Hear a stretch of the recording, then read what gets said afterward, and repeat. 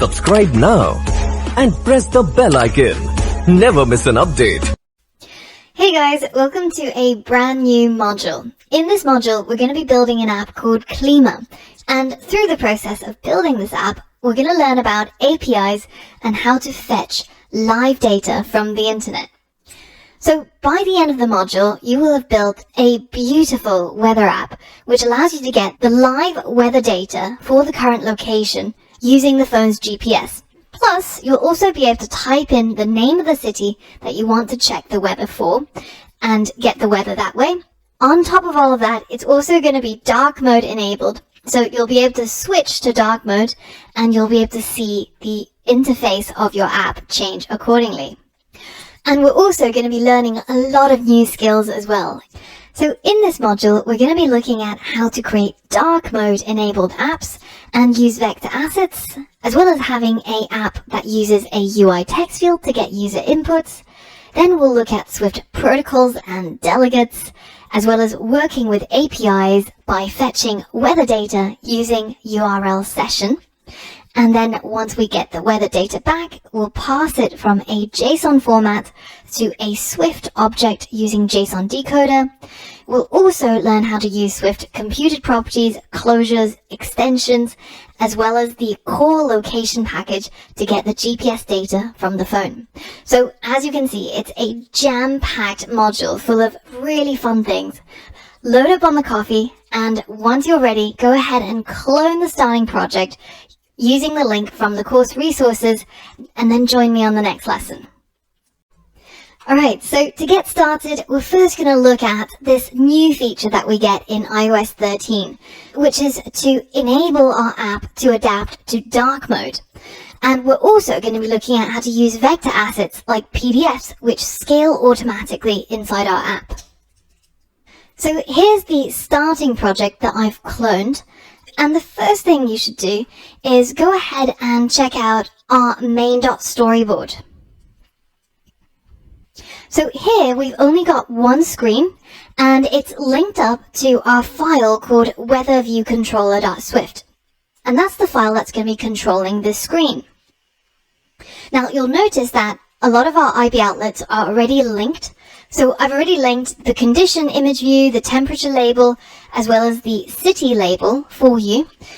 And one thing to point out here is that this image view, the image that we're using in it is from something called SF Symbols.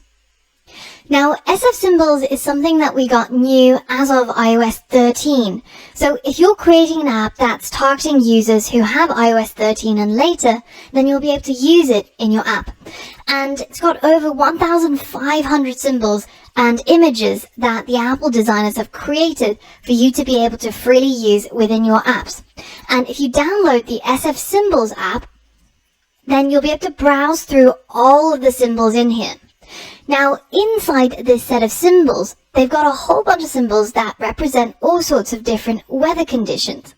That's what we're going to be using to populate our condition image view. So, for example, if inside the SF symbol browser we had our eye on the cloud.rain symbol, then we could go into our app, select our image view, and you can either click on the drop down to scroll through all of the images that are in SF Symbols. Alternatively, we can simply just provide the name that we found over here, which was cloud.rain. So once I put that in there, you'll see that it's automatically scaled, fully vectorized, and it will look good on all sizes without you having to do anything yourself. And now that I've got the clouds and rain symbol, it looks a little bit more befitting of London weather. And the other really exciting thing that we get is if you take a look inside the size inspector, you'll notice that there's this part which we haven't really used much yet. We've used the size inspector for devices, for different orientation, to see how it would look in our interface builder, but we've never used the interface style. Now, let me show you what happens if I switch to the dark style. You can have certain components on screen that adapt automatically when the user changes to dark mode. What do I mean by dark mode? Well, let me show you dark mode in Xcode itself. Notice how if you go into Xcode, Preferences, you can change the appearance to dark mode. And everything becomes black, and it's a lot nicer in your eyes when you're working at night. Now that can be set system-wide in your Mac by going to the System Preferences and General to change to Dark Mode. And as of iOS 13, users will also be able to set their iPhones to have the dark appearance system-wide. So once they switch to dark mode, then we want to design for their experience in dark mode. So how do we do that? Well, when we're setting the colors for our labels or for the tint, which sets the SF symbols colors, we can set it so that it uses one of the system colors rather than just a custom color. So you can see that if I select a custom color here by, say, using one of these random crayons, well, that looks good for this screen.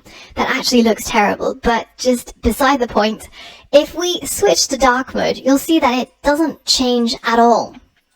But instead, if I'd used one of the system colors, system pink, system orange, or the colors that are assigned for different roles, say for the label color is usually black in the normal mode, and then it becomes white when I switch to dark mode.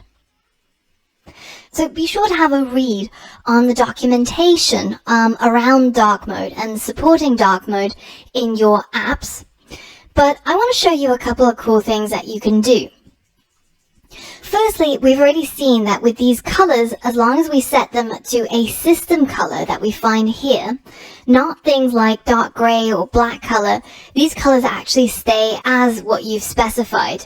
If it says white color, then it's going to be white color. But instead, we want to change to label color for the labels so that it adapts automatically. But what if we wanted a custom color?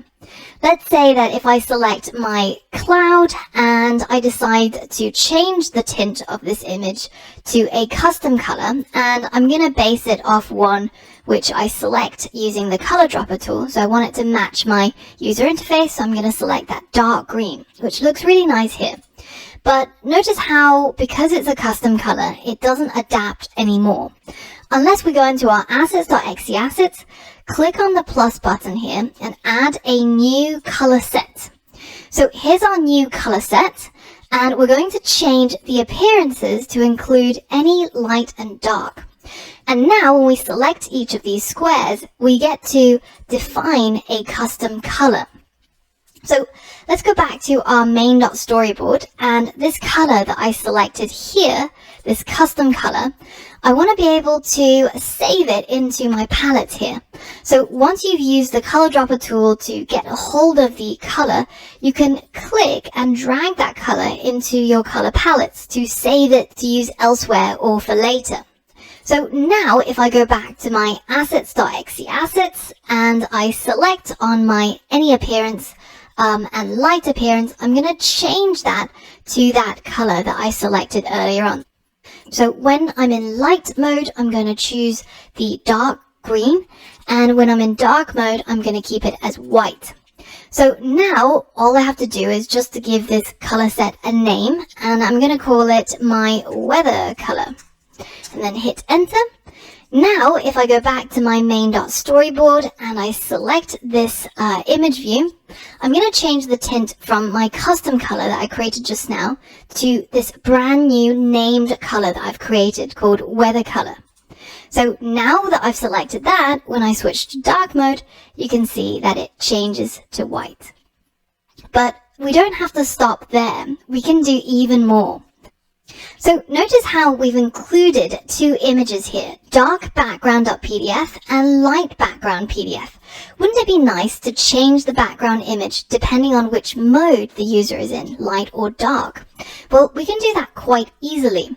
Now, the reason why we haven't added these into the assets folder is because I wanted to use it to show you that you can also use these vector images or PDF images, because up till now, we've only been using scalar images like PNGs or JPEGs. And the problem with these images is if I go ahead and show you this background image, which is background.png, if I go ahead and zoom into it, you can see that very soon it becomes pixelated, right? Especially when it's displayed in a large screen. So how can we fix that? Well, that's the reason why we have these 3x, 2x, and 1x image sizes, so that we can create the images in all the different sizes that are needed by the app. But there's another way of doing this. We could also simply use vector images. With vector images, when you zoom in on them, they don't actually pixelate, because it uses math to work out where each of these lines need to go and how they should appear, so they always stay sharp, no matter how much you zoom into it. So in order to use these images, we're going to replace our background image, which currently is a PNG image file. So I'm going to go ahead and click on this and delete it. And instead, I want to use my light background.pdf. So I'm simply going to click and drag it into place. And now, because I'm using a vector image, I have to check this checkbox to say that it should be resized to preserve my vector data. And then I'm going to change the scales from individual scales to a single scale. Because now that I have a vector image, I don't need 1x, 2x, and 3x. It can be resized using this vector image for all the different sizes. Now, in addition, I want to have a different background image depending on whether if it's in light mode or dark mode. So if you go to the appearances drop down here, change to any light and dark, we can now specify a different image.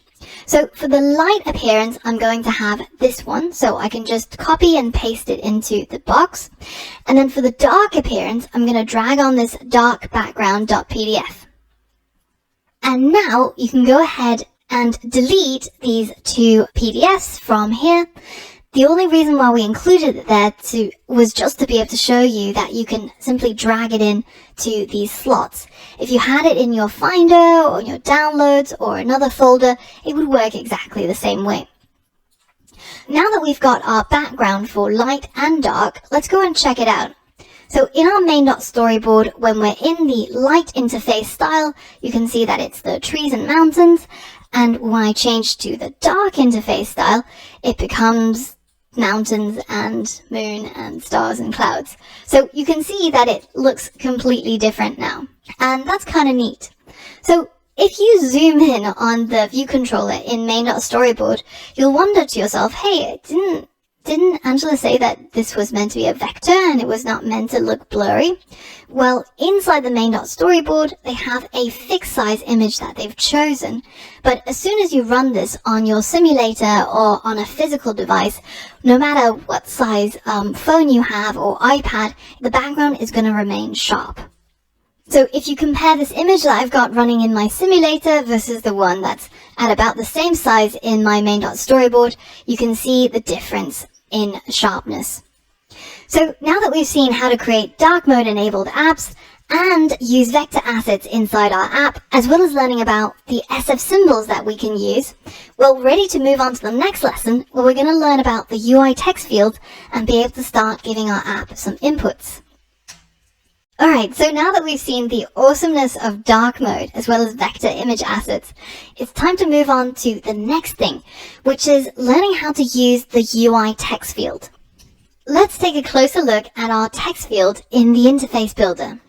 Notice how we've got a text field right here, which you can find from the object library, and it's right here. The text field is going to allow the user to use the keyboard on the iPhone and type in an input.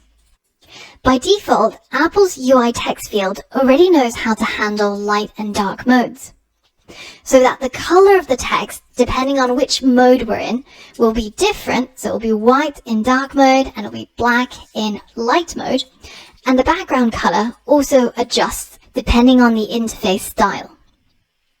Now, we can also set the type of keyboard that we want by changing these text input traits. So, for example, we could say that the capitalization for our inputs should be for each word, because our users are going to be typing in the names of cities. So, for example, this means that if they start typing the word London, then it will automatically capitalize the L here. And we've also got other things such as the type of keyboard. So you can change the keyboard that pops up to a number pad or one that is for email addresses or Twitter.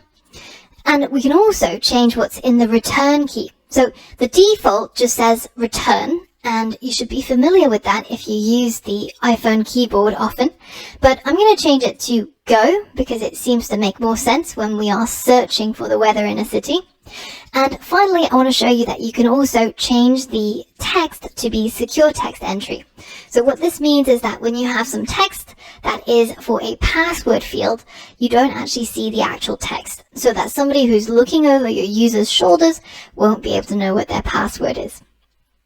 Alright, so now that we've seen this text field, let's go ahead and set it up. So I've left all of this for you to do, so you can see how to set up a UI text field from scratch.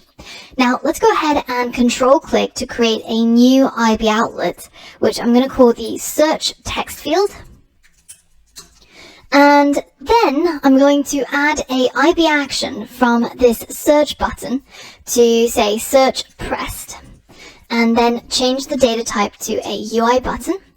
And now I can tap into this IB action and see what the user has typed in the search field. So the idea is that the user would tap on this field, type in the name of the city, and then press the search button, at which point we'll be able to see what they typed. So as you might guess, the text field has some pretty common properties, like the one that we saw earlier when we were setting it in the main.storyboard. So if you select the text field, you can see it's got a text property, like a label, but this corresponds to the text that the user has typed inside here. So we can get hold of it by tapping into the search text field .text property, which again corresponds to the text displayed by the text field.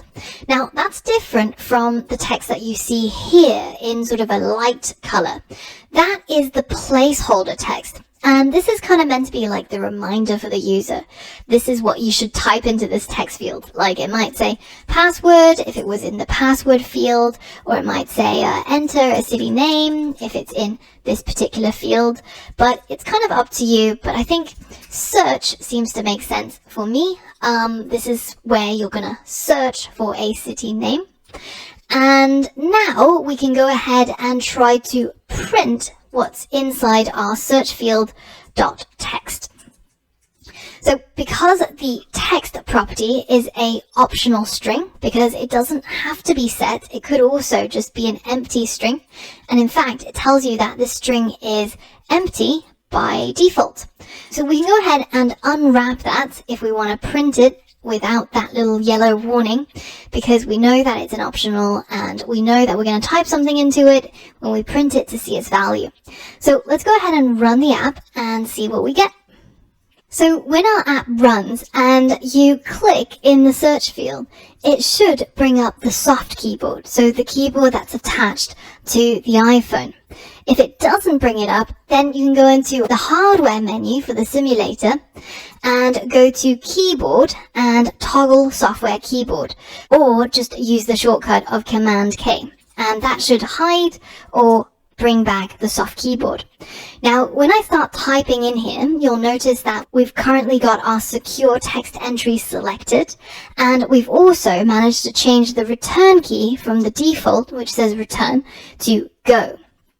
So I'm going to go ahead and uncheck that secure text entry so I can see my words being capitalized even without me hitting shift.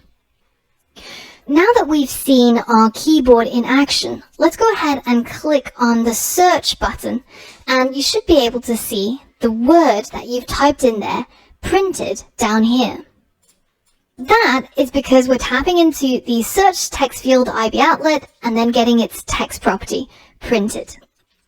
But you'll notice that when I type a word in here, let's say London, and click on the go button, nothing actually happens, even though you would expect that it would have the same behavior as our search button. So how do we tap into that go button? Well, it's a little bit different from what you might expect. We can't simply just create an IB outlet to the keyboard and get a hold of when the keyboard Go button gets pressed. Instead, we have to use something called a UI text field delegate. So the first thing we need to do is we need to add a comma after the UI view controller and type UI text field delegate. And this will allow our class, our weather view controller, to manage the editing and validation of text in a text field. So let's hit enter to add that. The next step is inside our view did load. I'm going to delete the comment there, but I'm going to tap into that search text field and tap into the delegate property to set it as this current class, which is of course accessed using that self keyword. Here what this line of code is saying is the text field should report back to our view controller.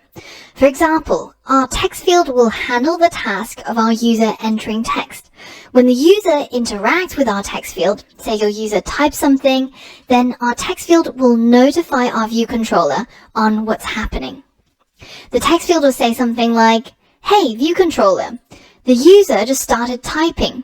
Or the text field will say something like, "Oi, view controller, the user just stopped typing." Or it might even say something like, "Yo, view controller, the user just tried to tap elsewhere. Should I let them deselect me?" The idea is that the text field can communicate what's going on. And the way we ensure that the view controller is notified by the text field is by setting the view controller as the delegate. Remember that self refers to the current view controller. So what this allows us to do, these two steps, is we can now create a method called text field should return. And this will ask the delegate, which is this current class, if the text field should process the pressing of the return button. In other words, the text field will say, "Hey view controller, the user pressed the return key in the keyboard. What should we do?" This is going to be the exact time point when the return button gets pressed, and I get to write some code to be triggered at this point.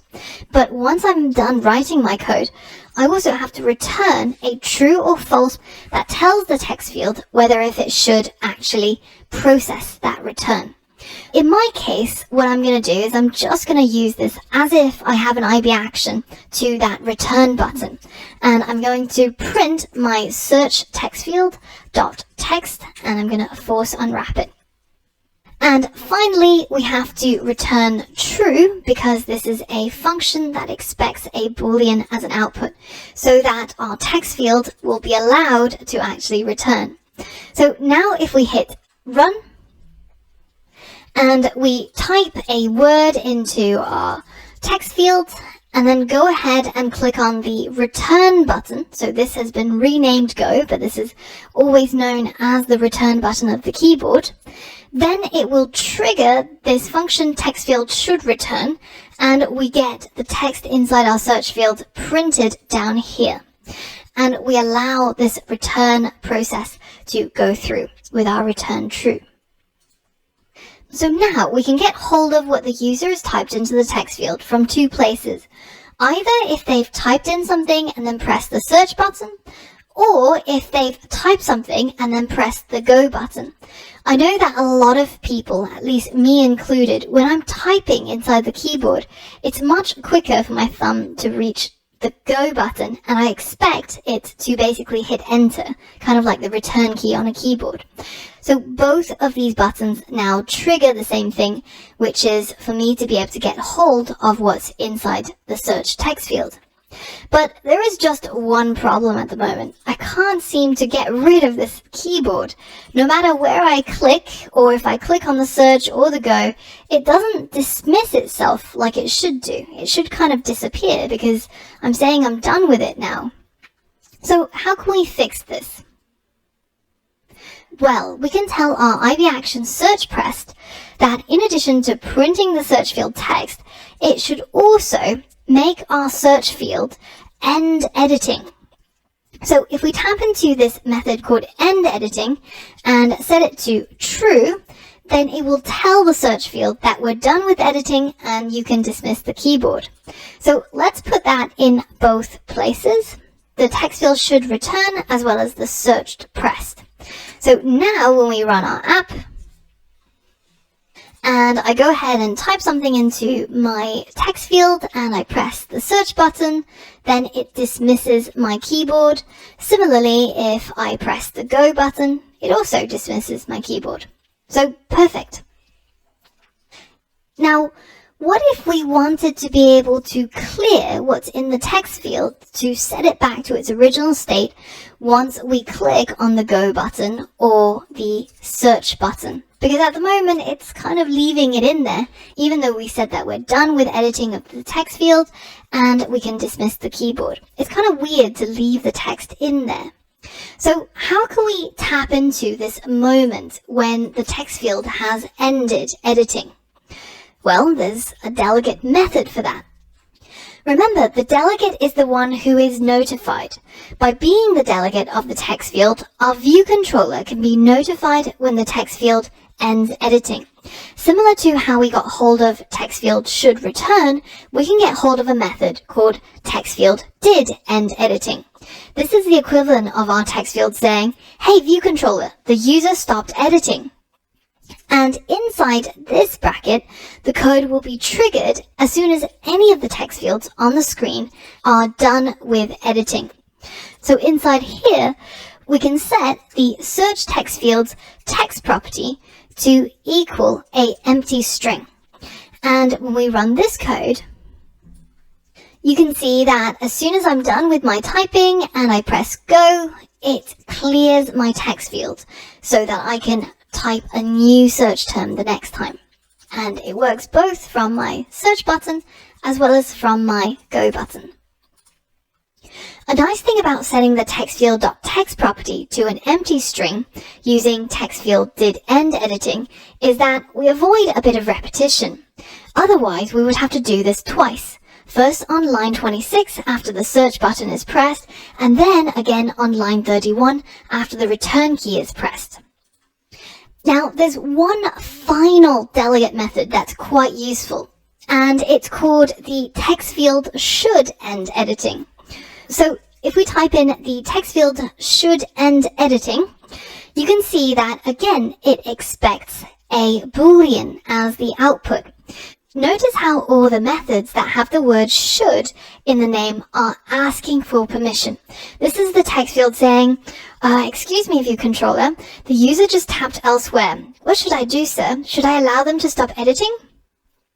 Here our view controller gets to decide what happens when the user tries to deselect the text field. But wait, why might you want to prevent your user to stop editing a text field? Why trap them in editing mode? Well, the text field should end editing method is actually really useful for doing some validation on what the user typed. So, for example, we might want to check to see if the text field .text property is not equal to an empty string, because the user should really type something in there.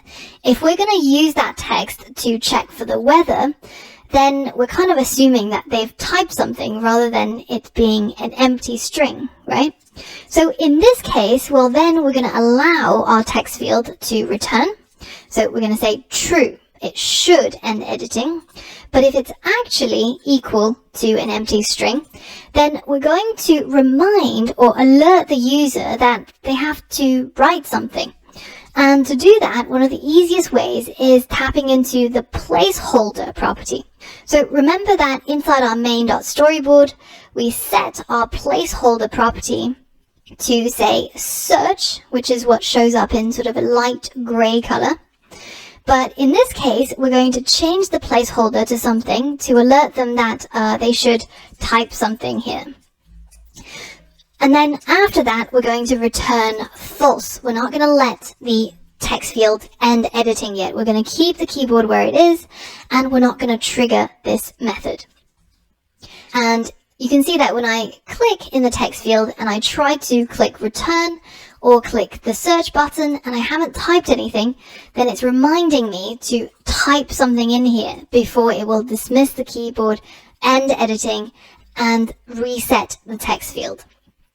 Now, one thing that I want you to notice here is that notice how in these methods I've been using that IB outlet we have created, the search text field, which of course is a reference to that text field we have in our screen. But down here in this new method, I've actually just referred to a text field. So where does that come from?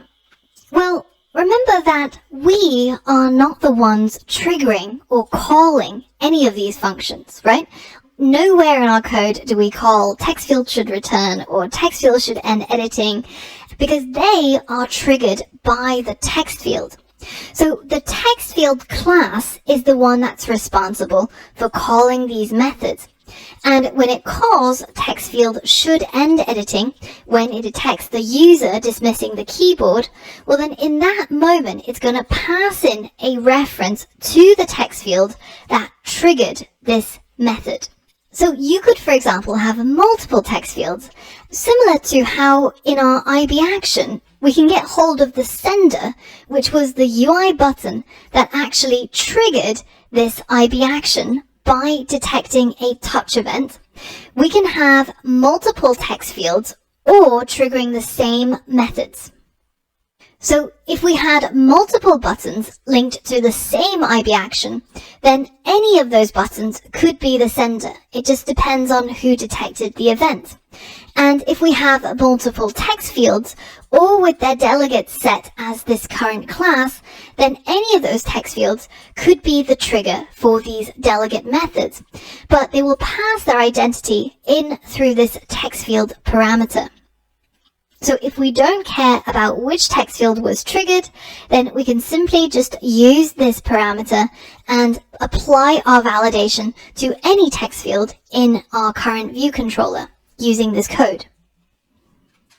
So now that we've implemented our text field, the final thing that we want is no matter if they pressed on the search button or if they pressed on the return or go button, we should be able to get hold of what it is that they wrote, which is the text field.text property.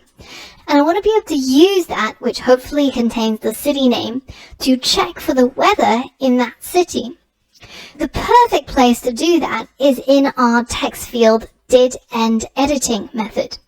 And just before I reset my search text field to empty text, I want to be able to go ahead and use the search text field .text. So whatever the user typed in here to get the weather for that city. And then, and only then, do I reset my search text field.text to an empty string. So that functionality would be the next step of building out our weather app. But let's pause for a moment because we've introduced a pretty big topic in this lesson, and that's this idea of delegates and protocols. So notice how this UI text field delegate is not a class, it's not a struct, but it's something called a protocol. And to understand what protocols are and why they're so useful, head over to the next lesson where we're going to do a Swift deep dive on protocols and extensions. So for all of that and more, I'll see you there. Hey guys, welcome to the Swift deep dive on protocols. In this deep dive, we're going to be talking about what Swift protocols are and what they allow us to do. So the way I like to think about protocols is imagine it as a certification that you have in your CV or your resume. So for example, in my LinkedIn profile, I've got a bunch of certificates that I've listed. And one of those certificates is something called Advanced Life Support. So this is something that every doctor in the UK has to complete. And it's a 2-day course where we learn a whole bunch of things, including how to deliver CPR to resuscitate people who might have had a cardiac arrest. Similarly, in Swift, we can create these protocols, or certifications if you will, that have a bunch of requirements. And when our classes or our structs adopt this protocol, it means that they are able to meet these requirements and have these skills. for example, performing CPR or resuscitating somebody who's unconscious. So the way that we define our protocol starts with the protocol keyword, and then we give it a name, and similar to structs and classes, it's also named starting with a capital letter. And then in between a set of curly braces, we can define the requirements of this protocol. So let's take a look at this in more detail. I'm going to head over to Xcode and create a new project, and I'm going to select the macOS command line tool to be able to allow us to see multiple files. I'm going to call this product name Protocols Demo, and then go ahead and hit next, and then you can save it wherever you want. Now inside my main.swift, I'm actually going to delete everything that's in there because we don't need any of it to write the code. Protocols is a fundamental aspect of Swift, and it doesn't rely upon anything else. Now let's write some code to see what problems protocols can solve. The first thing I'm going to do is I'm going to create a new class. And my class is going to be a bird class, and I'm going to define a bunch of things that birds can do. So for example, birds can usually fly, and so I've got a fly method in my bird class. And when my bird flies, all that it does is it flaps its wings and it lifts off into the sky. So I'm going to create a very simple print statement to represent this functionality of a bird. Now, in addition, if a bird is female, then they can also lay eggs, right? So let's create this lay egg functionality where we check to make sure if our bird is female, then in that case, we can go ahead and print the bird makes a new bird in a shell. So here we've got our bird class created. And based on what we learned in our classes deep dive, we know that we can inherit from different classes. So if I created another class, let's say I create a eagle class, and it's going to be inheriting from the bird class. So now I've got this eagle subclass, which inherits from my bird class.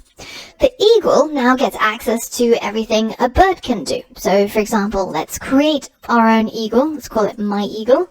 And it's going to be a new eagle object created from the eagle class blueprint. And then I could say, well, my eagle, you can fly. My eagle, if it's female, it can lay eggs. And we've set everything by default as female. So our eagle is able to fly and lay eggs. Pretty simple so far. Now, in our eagle class, let's say that our eagles are able to do something a little bit more specialized that maybe not all birds can do. Maybe it can also soar. So our eagle is able to take advantage of the air currents, and using the warm air, it's able to glide through the air using these air currents. And not all birds are able to lock their wings and do this, apparently.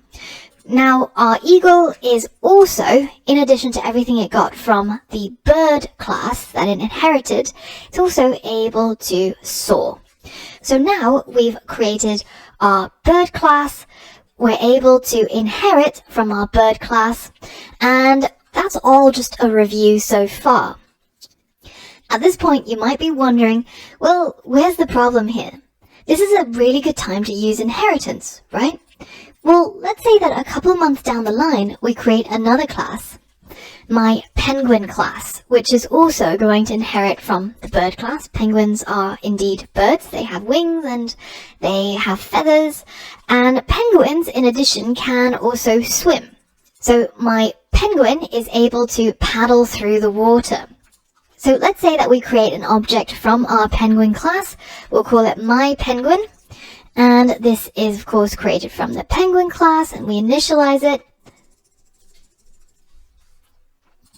And now my penguin is able to lay eggs, it's able to swim, but curiously, it's also able to fly.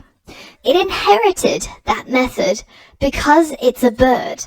But as you may already know, penguins can't actually fly.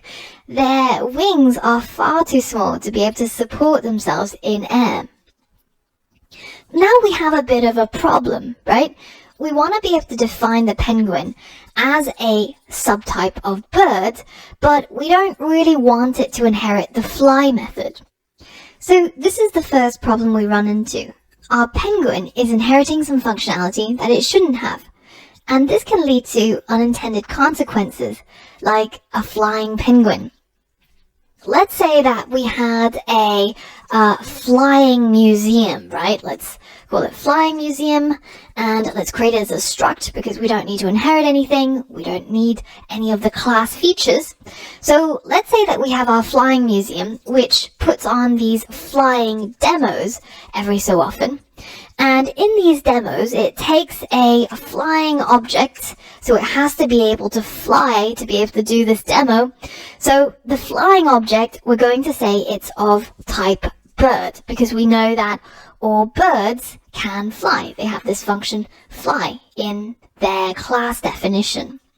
So now, when our flying museum puts on the flying demo, well, all it does is it collects all of these things that can fly, and it gets the flying object to fly. So now let's create our museum, which is a flying museum, and our museum puts on a show, a flying demo.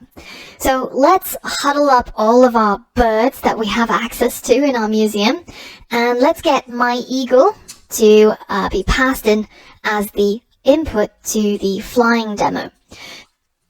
So now if I run this code as it is, you can see that once it's done running, I get the bird flaps its wings and lifts off into the sky.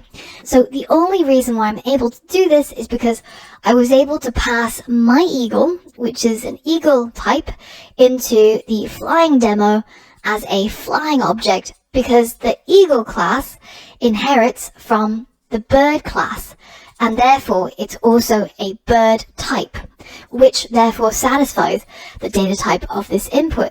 So it's able to be used in my flying demo. Now, similarly, if I create my penguin and I pass in my penguin, and when I run my code, we get a flying penguin and a very surprised audience at the museum's flying demo. This is the kind of unintended behavior I was talking about. The entire code base assumes that all birds can fly, but we have one bird that clearly shouldn't be flying. So the problem is that we're relying too heavily on inheritance and subclassing. Say your app has become a huge hit and now you want to have flying behavior in other parts of your code.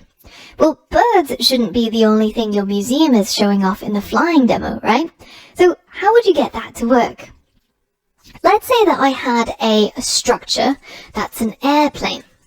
And my airplane, well, I also want to say that, well, airplanes can fly, right? So at the moment, the only things that can fly are birds. That's the one that has the fly method implemented. And if I want to be able to use my airplane in my flying demo, well, then it kind of has to be a bird type, because that's the only thing that I can put in here.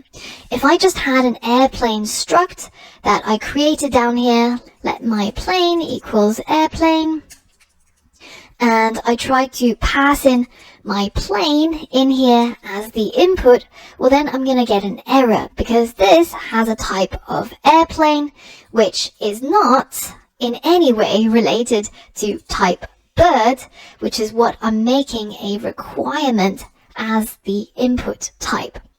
So what can we do? Well, we could force our code to work by making our airplane a type of bird. But now we have a problem because structures cannot inherit.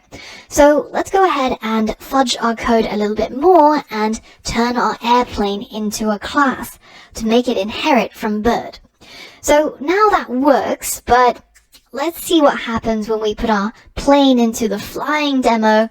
It says that the bird flaps its wings and lifts off into the sky. But actually, wait a minute, it's an airplane. What's going on here? Well, it's because the plane inherits from bird, which has the implementation of fly, and fly says that the bird flaps its wings and lifts off into the sky, which is fair enough for birds, but it's very weird for an airplane to flap its wings. So while we could, let's say, override our methods, fly, and, for aeroplanes, we could print instead that the airplane uses its engine to lift off into the air. And now I've kind of forced my code to work because this is now what we're getting in our flying demo. But there are headaches with this way of doing things. For example, my plane is now able to lay eggs, which makes absolutely zero sense whatsoever. So how can we solve this problem? How can we separate the flying behavior from the bird class? How can we have both classes and structures that can fly? Remember that inheritance only works for classes. So maybe we shouldn't be using inheritance to get hold of the flying functionality at all. And this is where protocols come to the rescue. So let me just clear up my code a little bit to make it easier to see what's going on. And right at the top, I'm going to declare a protocol. The name of my protocol is going to be called CanFly. And this is basically like the certificate that I mentioned before. So everybody that can fly, they've gone to the flying training, they have this capability of flying. But in order for you to be someone that can fly or something that can fly, well, we have some requirements. You must be able to implement a fly method. Now, notice how this fly method that goes into the protocol doesn't actually have an implementation. It doesn't have a set of curly braces which defines how it should be flying. And in fact, if you try to do this, Xcode will give you a warning saying protocol methods must not have bodies. So it only has this part. It can't have any curly braces and any implementation. Now that we've created this CanFly certificate with a fly method that must be implemented by everyone who says that they can fly, we can now go ahead and delete our fly method from our bird class because not all birds can fly. And instead, we can say that our birds which can fly, our eagle class, for example, well, they're going to adopt the CanFly protocol. And as soon as we do this, we get an error from Xcode telling us that you've said that eagles can fly, but you haven't actually implemented a fly method in here.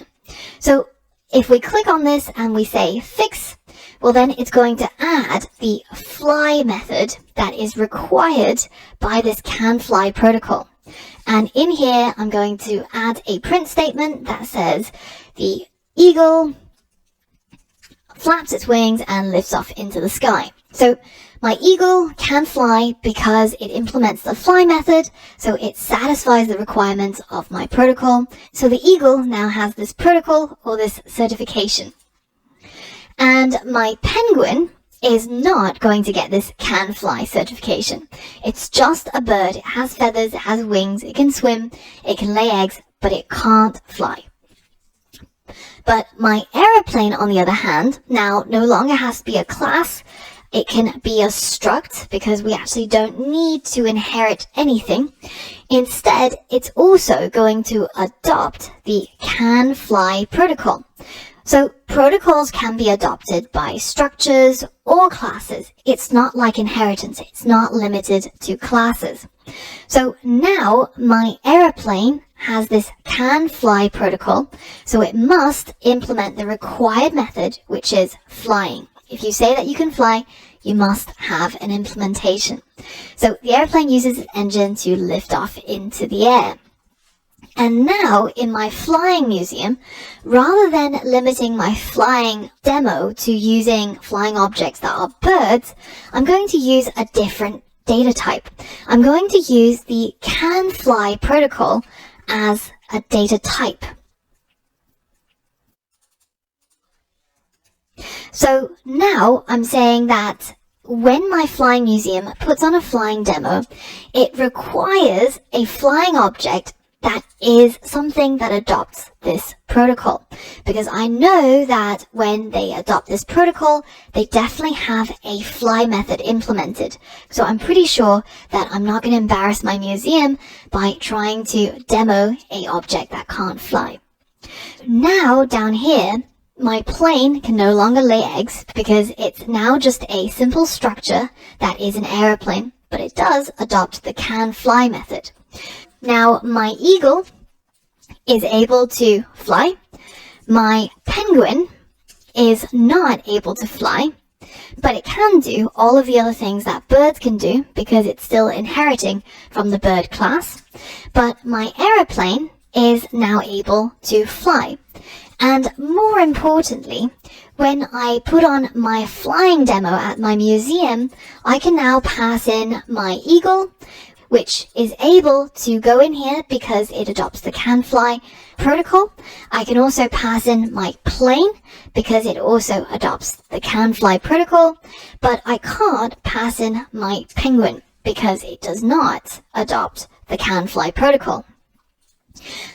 So now, instead of using inheritance, where I'm saying my eagle inherits from the bird class and my penguins inherit from the bird class, and if birds are able to fly, then all the subclasses of birds, eagles and penguins, all get this capability, which it may or may not actually need. But on the other hand, when my aeroplanes actually need this can fly ability, it can't really inherit from birds because it doesn't satisfy the other things that birds can do, like laying eggs. Now, because we've learned about protocols, we can make our code much better. We can simply adopt that can fly protocol everywhere where we need that capability. So our airplanes become a type that can fly, our eagles also become a type that can fly, and it means that we're assured that when we use an eagle or when we use an aeroplane, because it's marked as can fly, it will definitely have a fly method implemented. This is our protocol in action. And as we mentioned, structures can adopt protocols, classes can adopt protocols, but you can also adopt multiple protocols. All you have to do is after the name of your structure or your class, you add a set of colons and you add your protocols one after the other, separated by commas. Now, if you were creating a class and it needed to be able to inherit from a superclass, well, in this case, your superclass comes first. So it's going to be the name of the class, colon, the name of the superclass, and then the protocols come after the superclass, separated again by commas. If you'd like to know more about protocols and how they work in detail, I recommend browsing through the Swift language guide on protocols. As always, you'll find a link in the course resources. But let's get back to our app. So now that we've seen what protocols are, we can see that our UI text field delegate is in fact just a protocol with a whole bunch of requirements. And those requirements are methods for implementing the text field should begin editing, the text field should end editing, etc. And all of these things.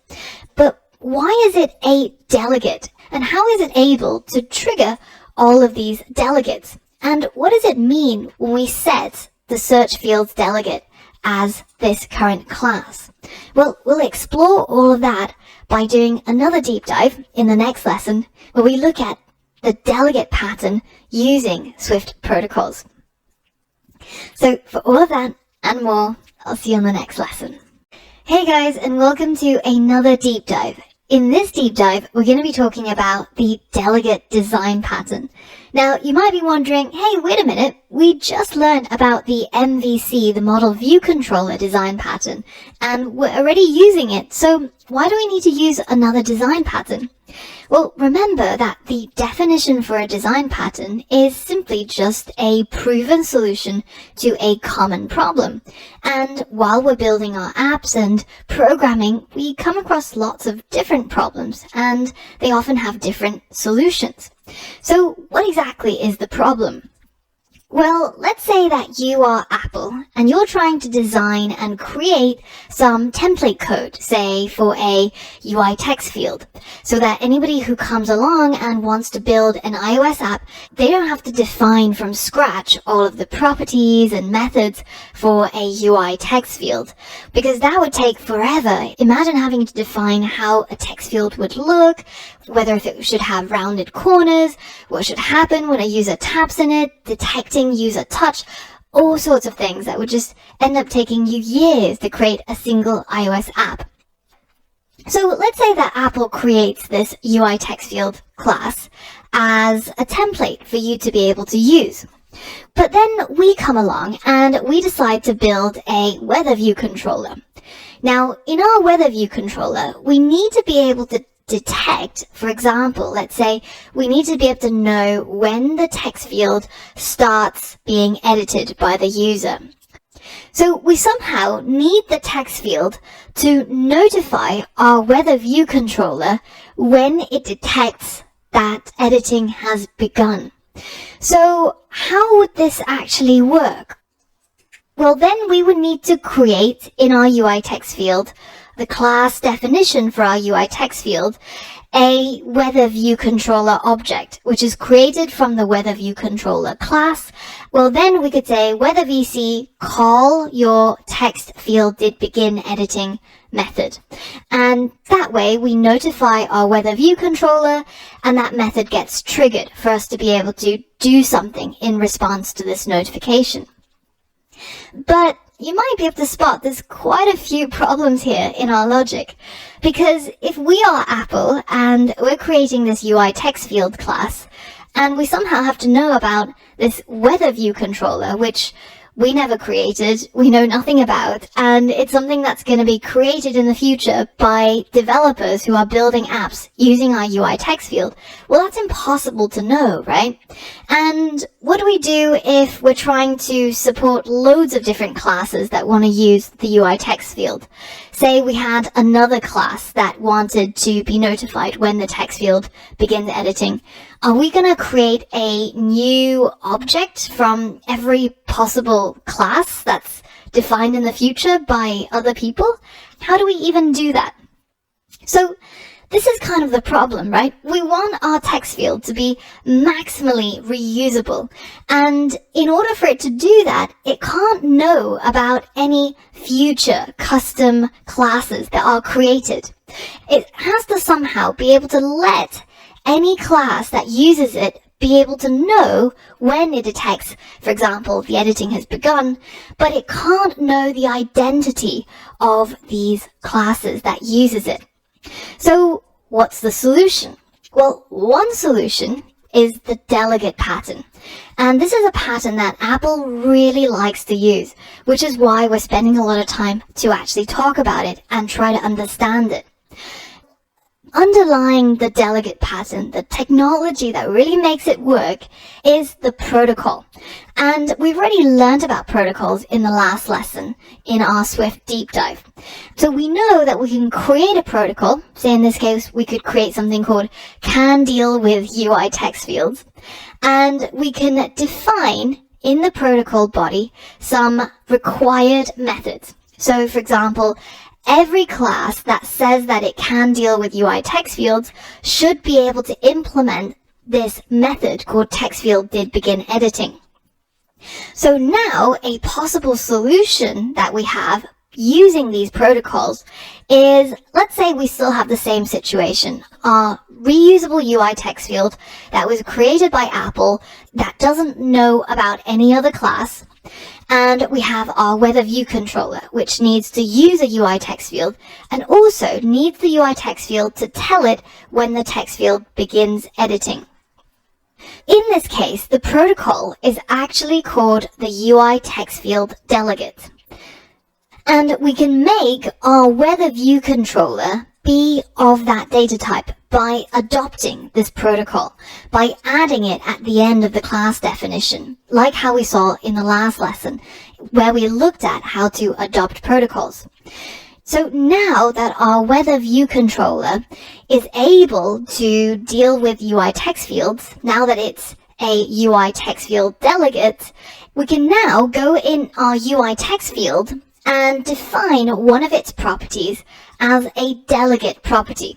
Now, this delegate property has a required data type. In order to set a class or a struct as the delegate of the UI text field, it must conform to this UI text field delegate protocol. So you must be of this data type. So just like in the last lesson, in order to be able to partake in the flying demo of the museum, you had to be of the can fly type. In this case, in order to be the delegate of the text field, in order to be notified when certain things in the text field changes, you must conform to this UI text field delegate. And in the methods of the UI text field, it might, at some point when it detects the text field being interacted with, trigger a method called text field did begin editing. And it can safely call this method in the delegate because it knows that in order for a class to have the type UI text field delegate, it had to adopt this protocol. And this protocol has the requirement of implementing this method, text field did begin editing.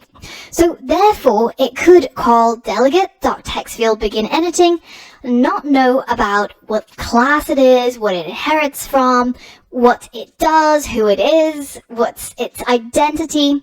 It knows it can do this because it knows that it has to be of this data type.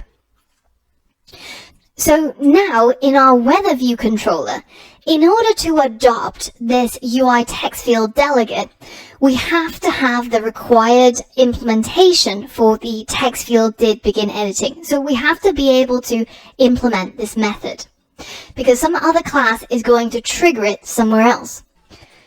Now there's just one final piece of the puzzle. How does the weather view controller actually sign up to be notified by the text field? Well, our weather view controller needs to have a UI text field object. So now that we have a new text field created from this reusable blueprint of a UI text field, we can set its delegate as self, which means its delegate is going to be equal to this current class, the weather view controller. So now that we've got our UI text field, our weather view controller, and our UI text field delegate all defined so we can see what the code looks like, let's see what happens when our app actually runs. What's the sequence of events? Well, the first thing that happens is this line. So we create a new text field from this reusable template of a UI text field. And so now we have this reference to a UI text field. Next, we set that text field's delegate property as self, as the weather view controller. So now this property called delegate in the UI text field is now equal to our weather view controller. And we can do this because our weather view controller adopts the UI text field delegate. So it matches this requirement for the delegate to be of this data type. The next thing that happens is our text field at some point detects that the user has begun editing in the text field. So it triggers this method which tells the delegates the text field has begun editing. And this method gets called in the delegate, which is of course currently set as our weather view controller, which now triggers this method so that we can do something when the user begins editing in the text field. So now, through the power of protocols and the delegate pattern, we're able to switch out our weather view controller with any other class, and it would work just as well. As long as we're abiding by all the rules and adopting the UI text field delegate, implementing the required methods, we can always get notified when the text field did begin editing. And the best part of it is that the UI text field doesn't have to change. It doesn't need to know about this other class. It doesn't need to know its identity. It doesn't need to know what methods it has, what properties it has. All it needs to know is that it conforms to the data type of the UI text field delegate protocol, which means that it's assured that whatever class it is has a method called text field did begin editing, which it can trigger by calling delegate.textfield did begin editing. Now, this is how we were able to use our UI text field, and we're getting a peek under the hood. But the shame is that because Apple's code, so UI Kit, everything that's say our UI text field, UI label, UI buttons, all of these components are proprietary Apple components, which means that the code is not open source. It's proprietary, which means we can't actually see how the UI text field implements the delegate or how does it trigger the delegate.text field did begin editing. So we're only seeing a part of the picture here when we use the UI text field. So to be able to get an even deeper understanding of protocols and delegates, let's create our own reusable class which has a delegate property and can trigger the delegate methods. Let's see the entire picture by creating everything from scratch. Alright, so previously we've seen how the UI text field delegate is implemented. We've also talked through how protocols work and the delegation pattern. But because this is quite a complex topic and it's quite abstract to wrap your head around, it's probably a good idea to watch these videos a couple of times before it'll actually start to sink in. In this lesson, I want to show you the full picture. So we're going to create our own protocol, our own delegates, and we're going to be able to see the entire process without any of Apple's code. And I want to make it easier to understand through the use of an analogy.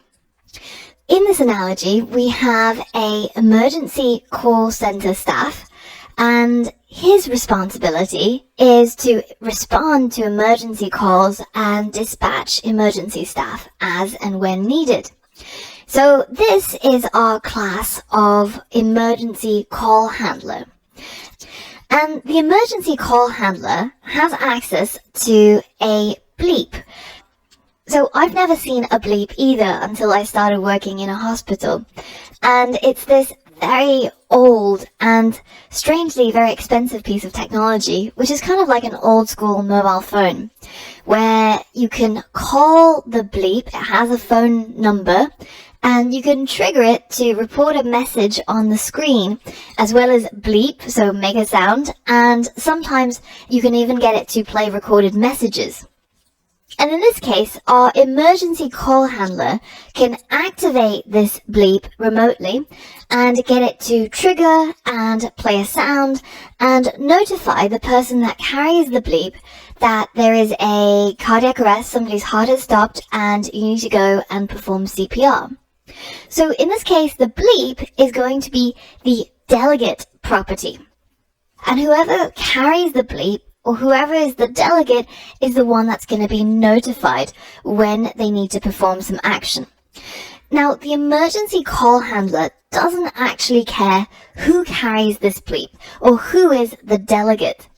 All it cares is that in order to be able to carry the cardiac arrest bleep, you must have first completed the advanced life support course. So this is a 2-day course where you learn how to resuscitate somebody or bring them back to life through the use of various methods. And one of the methods you learn is CPR.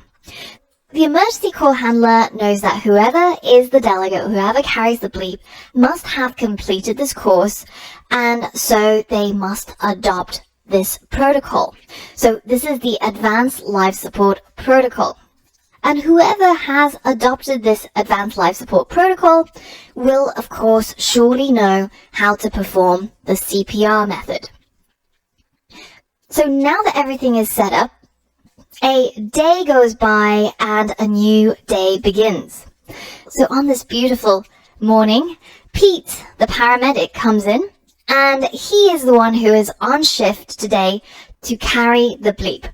So he's carrying around this bleep which can go off at any minute, notifying him where he needs to be to perform CPR.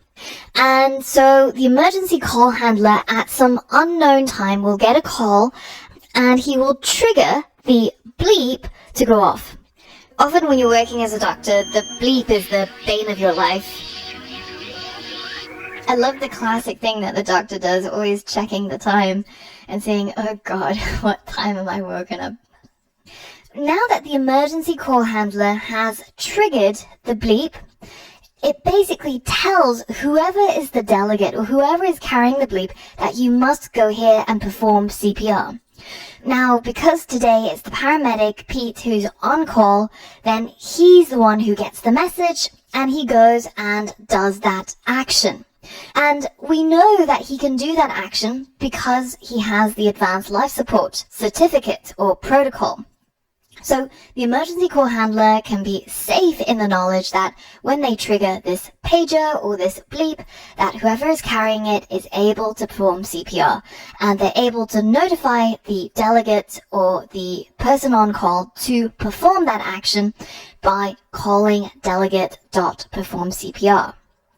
Now, the beauty of this is, of course, that it might be the paramedic Pete who's on call, it might be the doctor Dave who's on call, or it could be the surgeon Sally who is carrying the pager or the bleep. But to the emergency call handler, they don't need to care.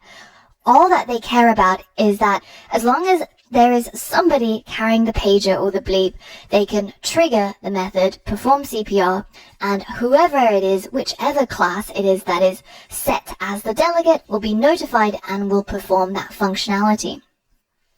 So let's convert all of this logic into code. Inside Xcode, I'm going to create another new project. And it's again going to be a macOS command line tool. And I'm going to call it Protocols and Delegates. So we're going to head over to our main.swift and delete everything as usual. And the first thing I'm going to do is I'm going to create that protocol. So I'm going to create that certificate effectively. I use the protocol keyword and I give my protocol a name, which in this case is going to be called the Advanced Life Support. Now, this Advanced Life Support protocol has just one requirement. In order to adopt this protocol, in order to get this Advanced Life Support certificate, you must be able to know how to perform CPR. And there's no implementation in the protocol. It's up to the person who is adopting this protocol to say how they're going to perform CPR, but they must know how to do this. So they must define this function somewhere within their class or their struct. Now comes along our emergency call handler, and this class is going to have an important property, which is the delegate property. And the delegate property has a data type. It has a Advanced Life Support protocol as the data type.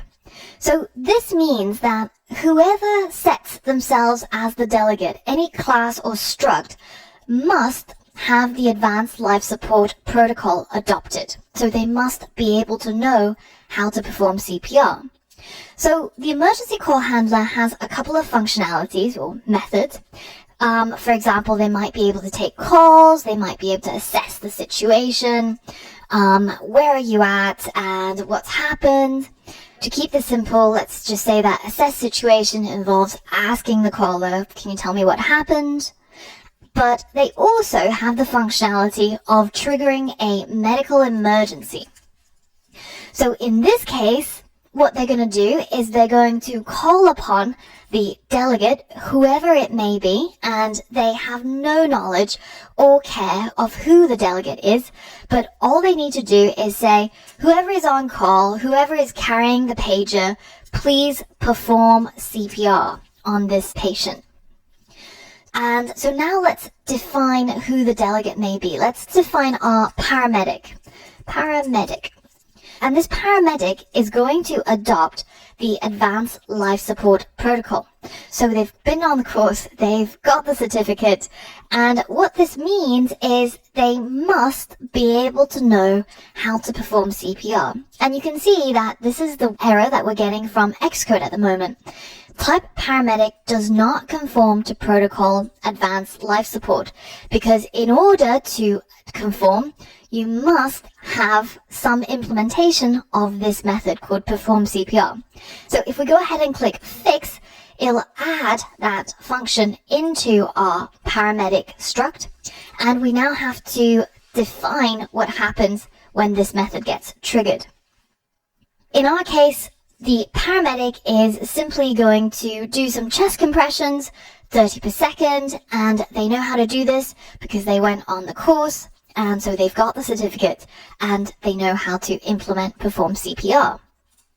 And in addition, when the paramedic goes on shift, when they are initialized, they get told who the handler is. So the handler is, of course, of class emergency call handler. So when the paramedic goes on shift, the first thing they do is they pick up the bleep or the pager and they set the handler's delegate property as themselves. So this is the equivalent of picking up that pager, which is the emergency pager, and they're now on call. And through this line of code, they've said, I am going to listen for notifications when I have to perform CPR from the emergency call handler. I know who the handler is, and when they tell me to perform CPR, that's exactly what I'm going to do. Now that we've defined all of our classes, structs, protocols, whatever it may be, it's time to create our objects from these blueprints. So the first thing we've got is an emergency call handler, so we'll call him Emilio, the emergency call handler. And then we've also got Pete, the paramedic, who's on call. And when the paramedic gets started with his day, he knows who the handler is. He gets notified that today you're on call and Emilio is going to be the one who's going to give you notifications, tell you when you need to go and perform CPR. Now we've got Emilio and Pete both working and on their shifts. So at some point, Emilio gets a call and he's going to first assess the situation, what's happening, what's going on, where are they based, and then he deems that this is an emergency. So he's going to trigger a medical emergency. And when that happens, so let's run our code. The first thing that gets printed is Emilio is assessing the situation, so he's asking the caller, can you tell me what happened? The next thing that happens is the medical emergency, and this triggers the delegate, whoever is set as the delegate, to perform CPR. And in this case, it is, of course, our paramedic who's on call, because he's set himself as the delegate. So when Emilio triggers the medical emergency, the bleep goes off, and it's the paramedic who's on call, so he goes and does the CPR. Now, this is all possible because of the fact that we can use the protocol as a data type. So in this case, the emergency call handler has this delegate property, which requires that whoever sets themselves as the delegate must have this data type. They must have the advanced life support protocol adopted. And the reason why they must have the protocol adopted is because the emergency call handler knows that if you've adopted the advanced life support, then you must have this functionality of performing CPR. So when they need to call upon the delegate to perform CPR, they don't actually care who is the delegate, what class it is, what superclass it might have. All they care is that they must be of the type advanced life support. So this means that we could create some other classes. Let's say I've got a class instead of struct here, and this is a doctor class. And the doctor class doesn't actually have a superclass, it's just a class as it is. But the doctor class has adopted the advanced life support protocol, so they've also been on the course. And that means that they know how to perform CPR. So let's add that function perform CPR in here. Now, when they perform CPR, all that's going to happen is they're going to follow the advanced life support protocol and they're just going to do some chest compressions 30 per second. Now, the doctor also has some other functionality, and maybe they could, maybe they also like using their stethoscopes. And when they do that, all that we do is we'll say they print listening for heart sounds. And the doctor, similar to the paramedic, the first thing that they do when they get initialized or when they start their shift is they set themselves up with the emergency call handler. So they know that there is a emergency call handler and they set themselves as the delegate. They put on the pager and they are saying that when I go on shift, I'm going to be the one that is going to be the delegate that's going to be notified when I need to perform CPR. And if the emergency call handler triggers this method, then that's exactly what I'm going to do. Now, in addition, there could be a surgeon class, and the surgeon class inherits from the doctor class. So that means they immediately, by default, adopt the advanced life support because it's inherited from the doctor class. And it also means that they already have access to the method perform CPR. But they can, of course, override it. So they could say, well, do what the doctor would do when they need to perform CPR. But in addition, because we are surgeons, we also like to do a little bit of singing while we perform CPR. So we're going to sing Staying Alive by the Bee Gees while we perform our chest compressions. Now, in addition, maybe the surgeon also has some extra functionality. Say they are really good with electric drills, which just make whirring sounds when you play with it. Use it. So there we go. We've now defined a doctor class as well as a surgeon class, and we're now able to put some other guys on shift. So let's say that today it's not Pete who's on shift. Let's say it's Angela, the surgeon, who's on shift. And the first thing I do, of course, is go ahead and set myself up with Emilio. And that means that I'm going to be the one carrying the pager and listening for when Emilio will trigger the perform CPR method. And so now when Emilio triggers a medical emergency, if we run the code, notice how we haven't changed any of the code that Emilio has performed. But as soon as the medical emergency goes off, it's actually the surgeon that does the chest compressions while singing Staying Alive by the Bee Gees. So it's of course this method that's getting called. So now we've seen how our paramedic struct can adopt the advanced life support protocol. Our class doctor can adopt the advanced life support protocol. Our class surgeon, which inherits from doctor, is automatically adopting the advanced life support protocol. And in this case, the emergency call handler, which is taking the role of our UI text field, can be completely blissfully unaware of who is going to be performing the CPR, which class, or whatever they may be.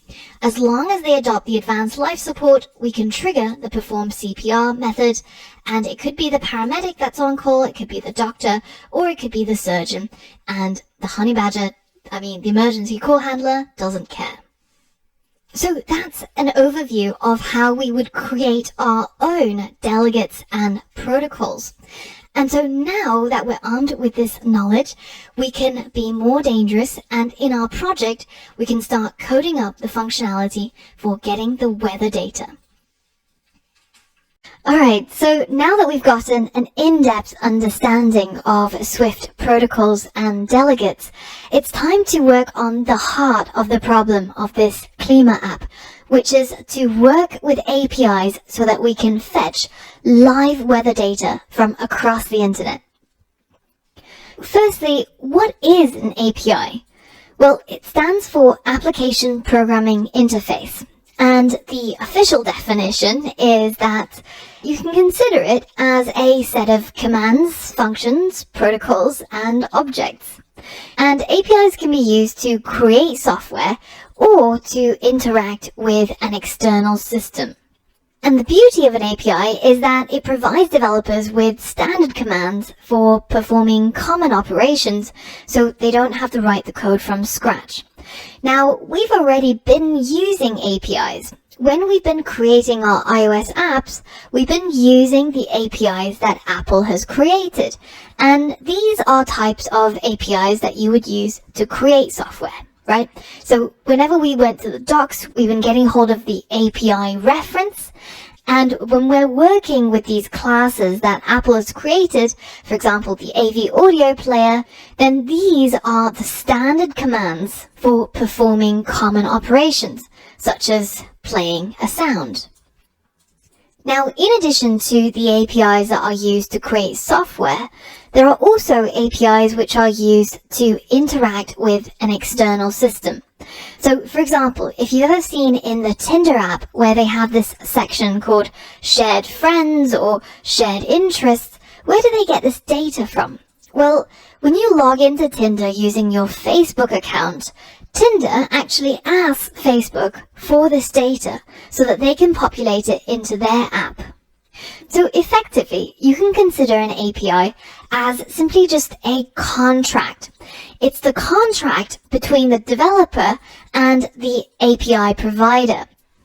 So for example, when we're building our weather app, because we need to populate our app with live weather data for all locations across the world, we're going to be using Open Weather Maps API that they provide. And in this case, by using the API, we're effectively entering in a contract where we say that we'll use the methods that you provide and we'll abide by the rules that you set out in your API docs, and in return, you'll promise to keep all of your requirements the same so that our app doesn't crash because you've changed something.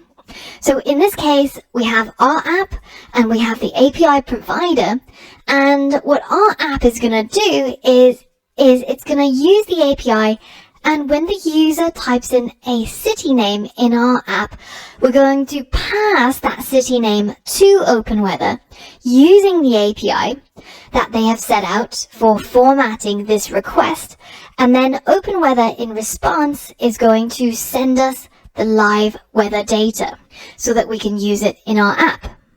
So if you head over to openweathermap.org/API, you can take a look at the documentation for the API that they provide.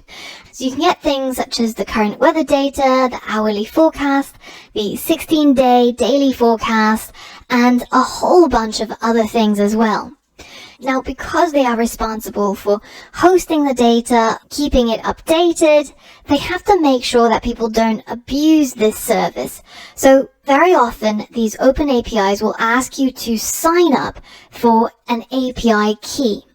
And that key is going to uniquely identify you as a developer.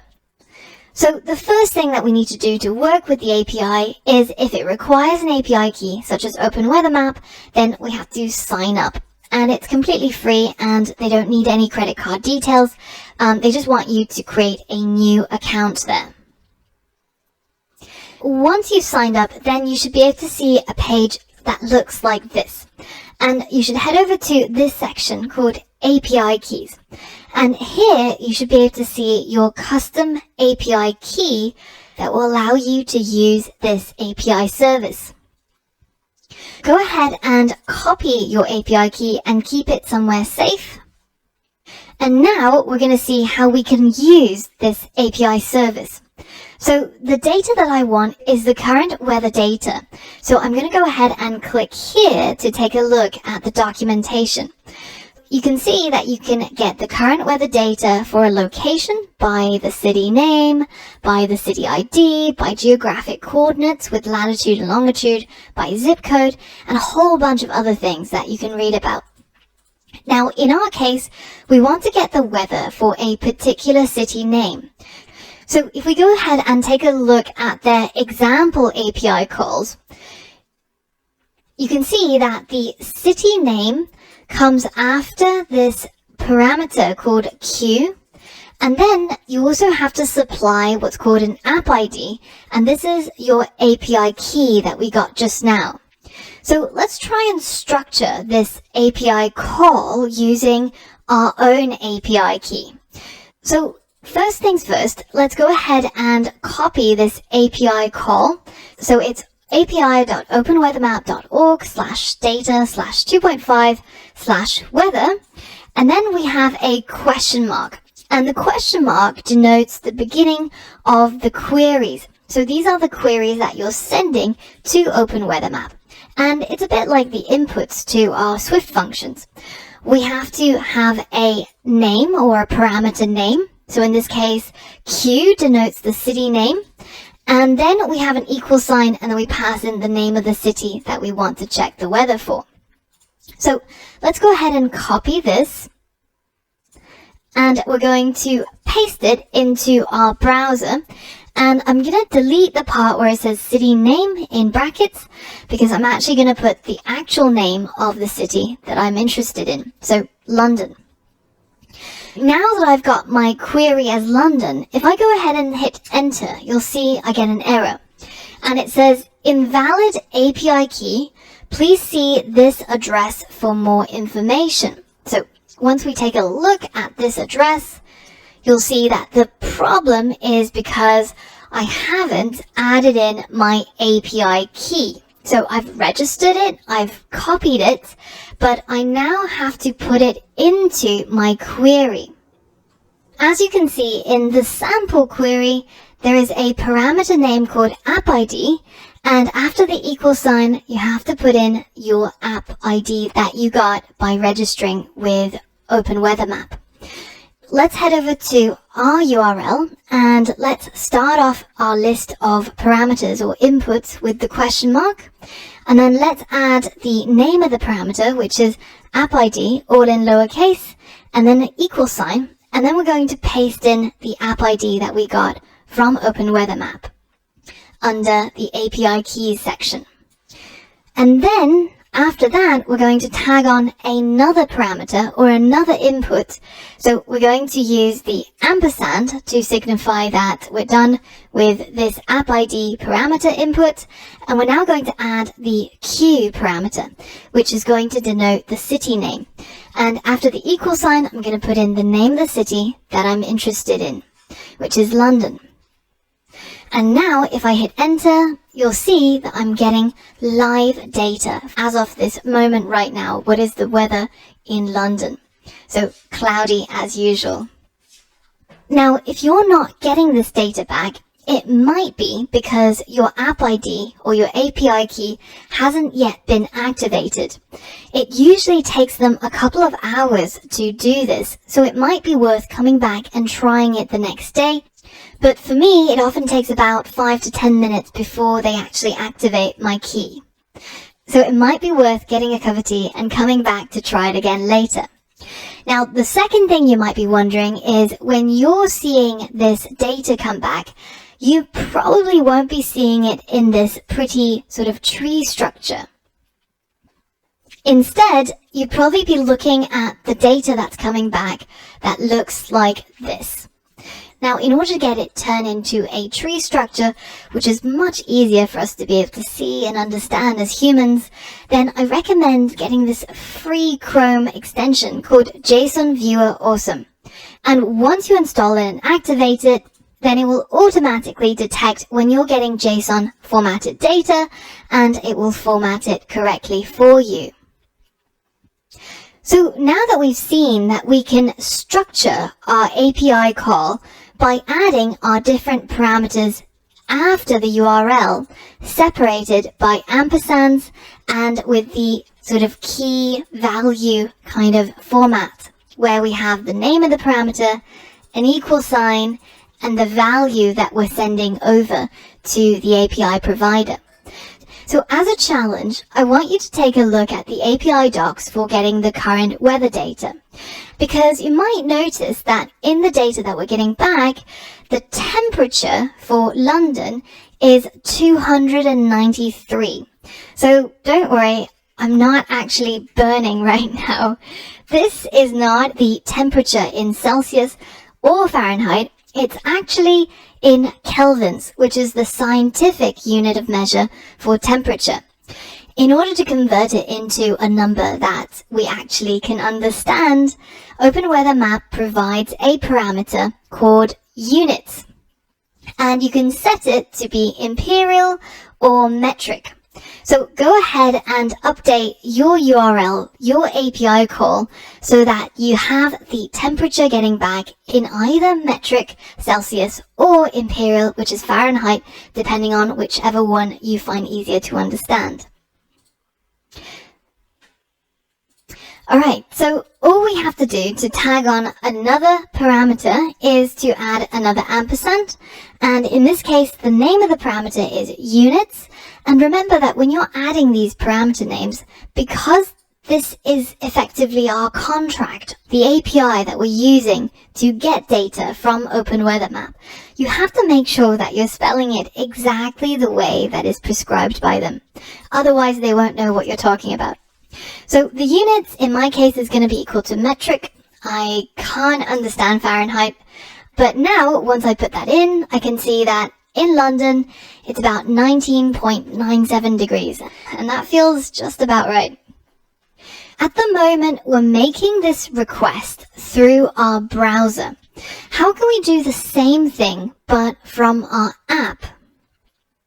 Well, let's get back to our project, and in the model folder, I'm going to create a new file, which I'm going to call the Weather Manager. So it's going to be a new Swift file, and I'm going to name the file Weather Manager. And inside this brand new file, we're going to create a struct, which is called Weather Manager.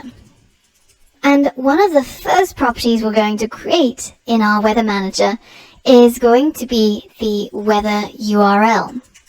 And in my case, I'm simply going to copy exactly what I have in my browser at the moment, and I'm going to paste it in here as a string. Now, the part of this URL that is going to change is going to be this London input, because I'm going to use different cities depending on whatever the user typed in. So notice how you can actually arrange each of these parameters in the URL in any order you like. You can have units equals metric, then Q equals London, that works, or you can even have the app ID right at the end, like so, and it would work. It doesn't actually care about the order. It looks for the keys and gets the values. So in our case, I'm actually going to get rid of this and Q equals London, because I'm going to add that programmatically a little bit later on using what the user typed into the UI text field. So I can create a method in my Weather Manager called fetchWeather, and this takes an input which is going to be the city name, and that's of course going to be a string data type. And then inside this method, I'm going to create the URL string, and it's going to be a combination of the base string, which is the weather URL that we've got up here. And then at the very end, I'm going to tag on another ampersand, the Q, which is the parameter name, the equal sign, and then in the string interpolation, I'm going to insert the city name. So now I should be able to go into my weather view controller and create a new weather manager and set it equal to a new weather manager struct and initialize it with a set of parentheses. And when my text field did end editing, and before I reset the text field's text, I'm going to use the text in the text field. So I'm going to write let city equal search text field dot text. And because this property is an optional, and I want to actually pass over to my weather manager a definite string instead of an optional string, I'm going to use an iflet to optionally unwrap my search text field dot text property. So now my city property is a proper string, and I can use it when I call weather manager dot fetch weather, and the city name is this city that the user has entered.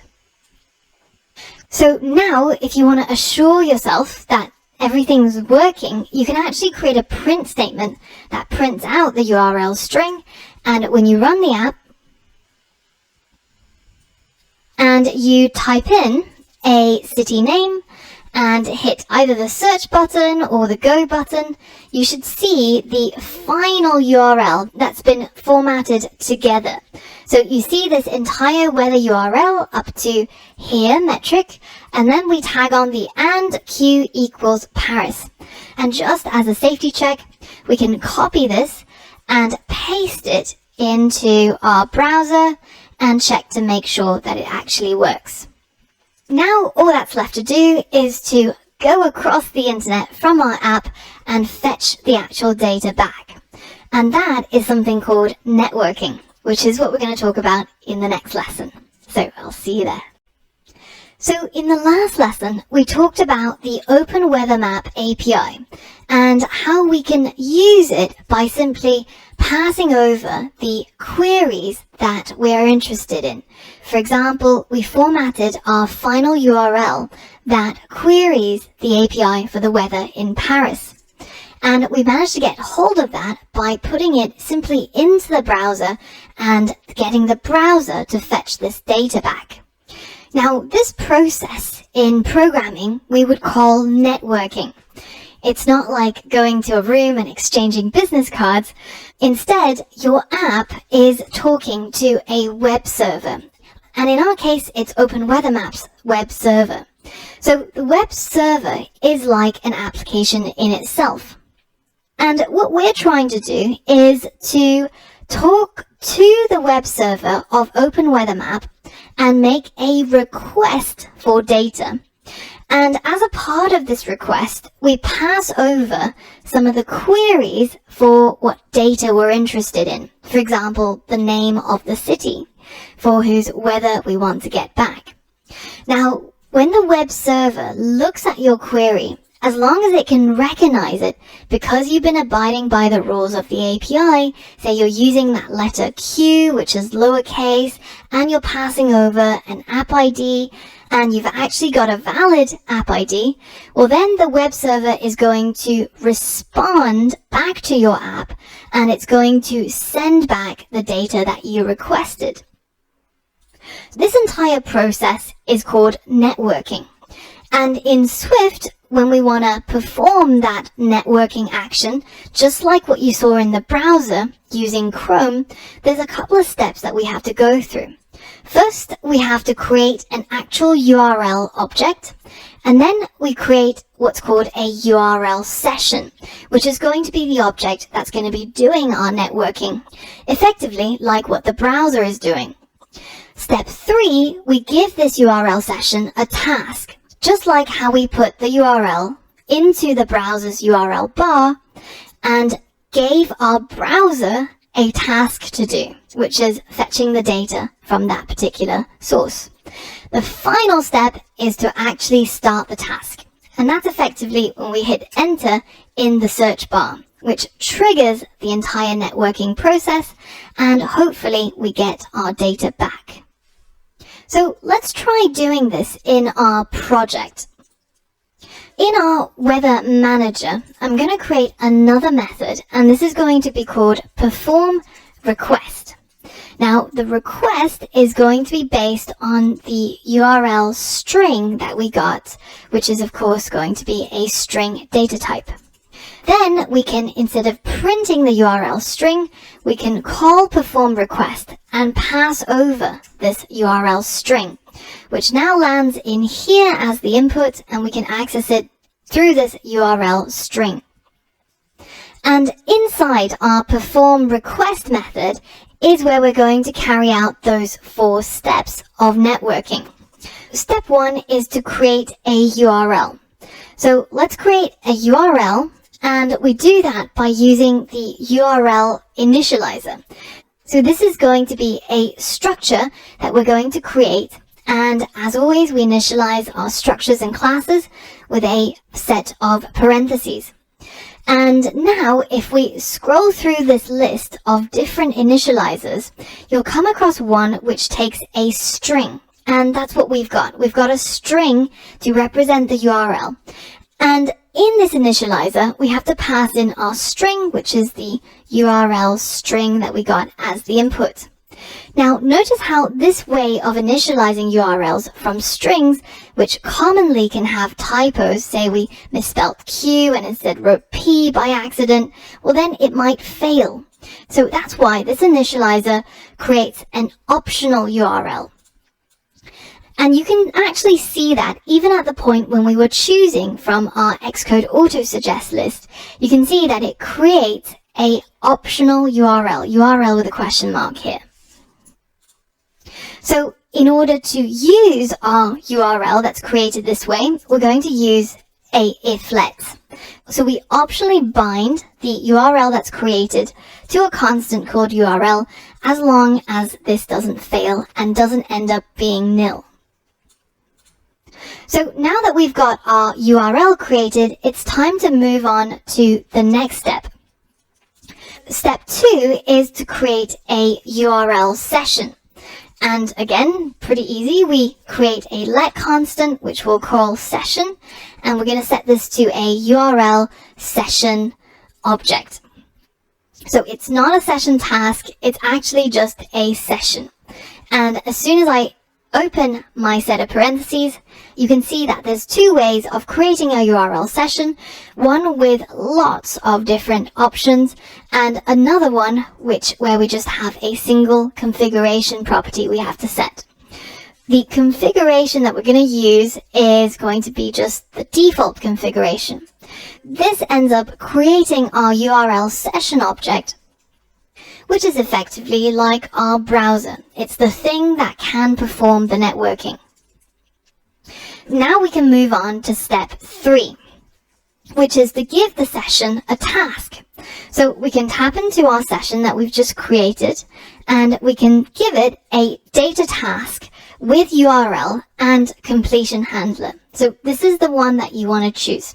Create a task that retrieves the contents of the specified URL and then calls a handler or a method once it completes. So let's hit enter and let's create that line of code. Now the URL is of course going to be the URL that we created just now. So that's this one right here. And the completion handler, we're going to leave for the moment. We're going to proceed forwards and finish the last step, which is to start the task. Now, this method returns a URL session data task. So we can set the output as a constant called task. So now we create a data task with our URL, and then we set it equal to this constant task. And in step 4, we can say task.resume. Now, the naming of this method is a little bit weird. Why is it not called start? Why is it called resume? Well, in the case of tasks, because they can be suspended, and in fact, the newly initialized tasks, just like what we've done here, where we've created a new task, they begin in a suspended state. So you need to call this method to start the task, basically. So all of this goodness is coming from documentation reading, as usual. So now let's address our completion handler.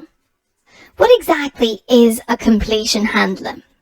Well, in programming, there's a lot of cases where you have very time-consuming tasks. And for example, in this case, when we create our task and we start the task, what this task is doing is it's effectively having to go to this URL, grab the data, go across the entire world and come back with the data. That can take anywhere between a fraction of a second to a couple of minutes, depending on your internet connection speed. Therefore, we can't just wait for it, right? Our app needs to do other things. So instead, we have a completion handler, which even though it looks like an input parameter, it actually takes a function as the value. And you can see that it's a function because it's got the classic things that a function has. The parentheses for the inputs, and then a hyphen and angle bracket for the output. Even though in this case the output is void, which means there's actually no output, it's just a method like this method, which doesn't actually have any outputs. But to represent and to show us that this is definitely a function, that's why it has the hyphen angle bracket void. Effectively, what it's saying is that it needs to take a function as the input. So let's give it a function. Let's create a function somewhere down here. So just before the last closing bracket, I'm going to create a function called handle. And this handle method is going to take all of the inputs that are prescribed right here. You can see there's the first input, which needs to be of data type optional data, then another one which is optional URL response, and then another one which is an optional error. A lot of optionals basically. So let's go ahead and add our data property, which is of type data optional, and then our response parameter, which is of data type URL response optional, and finally our error, which is going to be of type error optional. So here's our method, and if we wanted to signify that it's not going to return anything, then we can actually have the return void here as well. But this actually does nothing when we're just defining a method that doesn't return anything. We can also just actually not mention it. It does the same thing. Now that we've got our function defined, we can actually pass it in here. So as soon as I start writing handle, you can see that Xcode has recognized this as a method, and if I hit enter, it'll insert it in as the value of this completion handler input. And if I hit Command B to build and hit my app with a stick, then you can see that Xcode is completely happy with what I've done here, even though it looks a little bit weird. So let's break it down here. Effectively, what I'm doing is I'm passing in a call to the method handle, which I created here. And for each of these inputs, I'm actually not passing in any values. Instead, the completion handler is going to be triggered by the task. So when this session completes its networking and the task is complete, it is the one that will call the completion handler. And you can have a read of it by option clicking on the completion handler. And this handler, when it gets called, it's going to pass in those three things as long as it has them. An optional piece of data, an optional response, and an optional error. So effectively, we're leaving it to the task to trigger this method. But once it does, then we'll have access to the data, response, and error objects that it sends us. So now, inside our handle method, we could, for example, check to see was there an error in this whole networking process. So if error does not equal nil, well, in that case, why don't we go ahead and print the error? And because it's an optional, it needs to be unwrapped if we want to use it. And in this case, because we've already checked that it's not nil, this will now be able to let us check for errors. Now, what we want to do if there was an error is we want to simply return. Now, notice how there's nothing after the return keyword. When I simply just add the word return, it means exit out of this function. And don't continue, because the next step is we want to check what data we got back. So if there was an error, then I don't want to actually do anything else. It obviously failed, so proceeding forwards is probably going to create more problems for me. But if there were no errors, well, in that case, I'm going to create a iflet constant, which I'll call safe data, which is going to use optional binding to unwrap my data object that I got back. So if let safe data equals data, well, then I can take a look at this data. Now, data objects are not quite as easily printable as strings. If I simply just went ahead and printed safe data, you won't actually see the contents of the data. Let's first convert it into a string. So we can say let data string equal the string data type, and we're going to initialize it using one of its initializers. And if we go down this list of all of these initializers, there's one of these that takes a data object as the input. So that's what we need. We're going to pass our safe data in here, and we're going to pass it into a string. And the encoding for most of the data that we get back from the web is UTF-8. And this is just a standardized protocol for encoding text in websites. So now that we've got this as a string, we can go ahead and try to print our data string. Let's give this code a go and see if it actually works. Now let's give it a spin. I'm going to search for the weather in Paris, and then when I click search, you'll notice that we get an error in our debug. And it tells us that there's an error with an error code, and the resource that you're requesting could not be loaded because App Transport Security Policy requires the use of a secure connection. What does this mean? Well, notice how even back in the Chrome browser, when we were requesting the data from the Open Weather Map API, we were getting this warning from Chrome as well, saying, hey, this URL that you're trying to access is not secure. And the reason is because when we're sending this request, anyone who's intercepting this request can see our app ID, our units, which we might not care about, and our queries. In order for this to be secured and encrypted, what we have to do is we have to have an HTTPS request. So something that looks like this.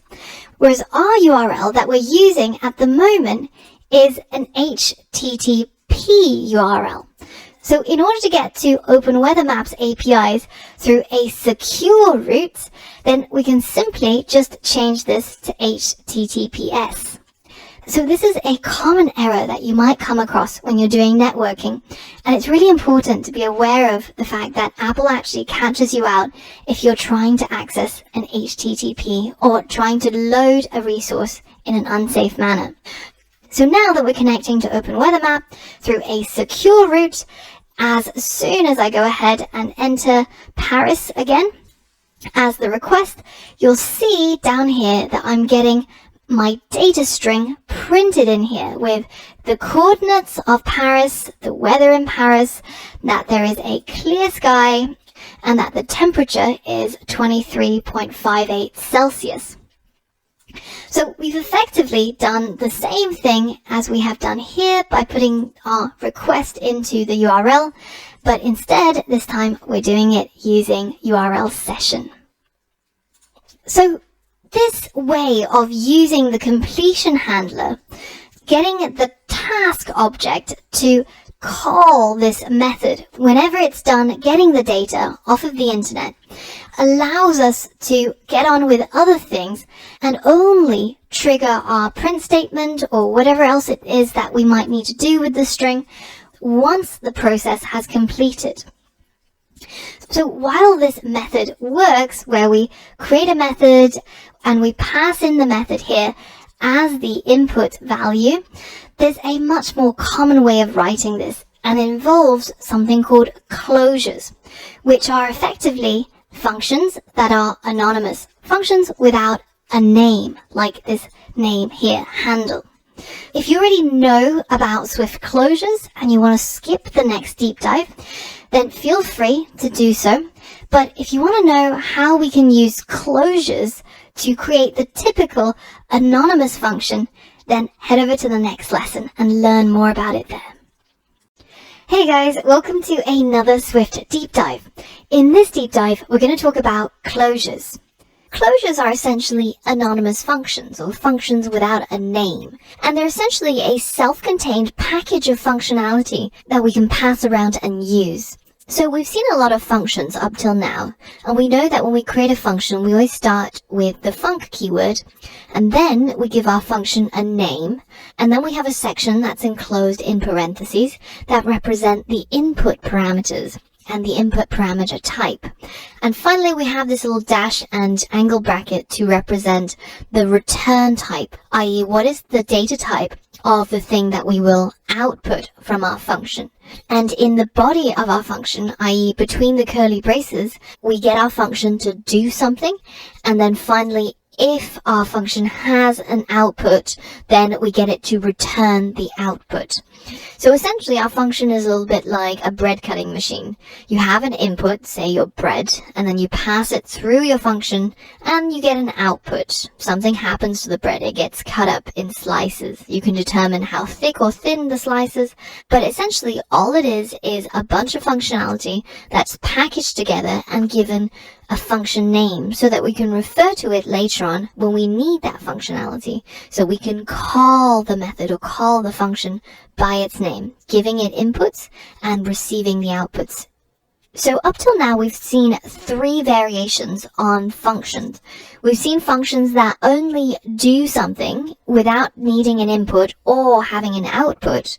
And then we've seen functions which take an input, and then we've seen functions which do all 3. i.e. a function that takes input and has an output and does something in between. But let's now look at a step beyond that. The interesting thing about functions is that you can actually pass a function as an input to another function. And you can also have a function as the output of another function. So I can show you this better in playgrounds. So I've got a blank playground here. What I'm going to do is I'm going to create a function that's called calculator. And what it does is it takes a number, n1, and it also takes another number, n2. And they're both integers. And the calculator also returns an integer. So all that our calculator is going to do right now is it's just going to add n1 to n2.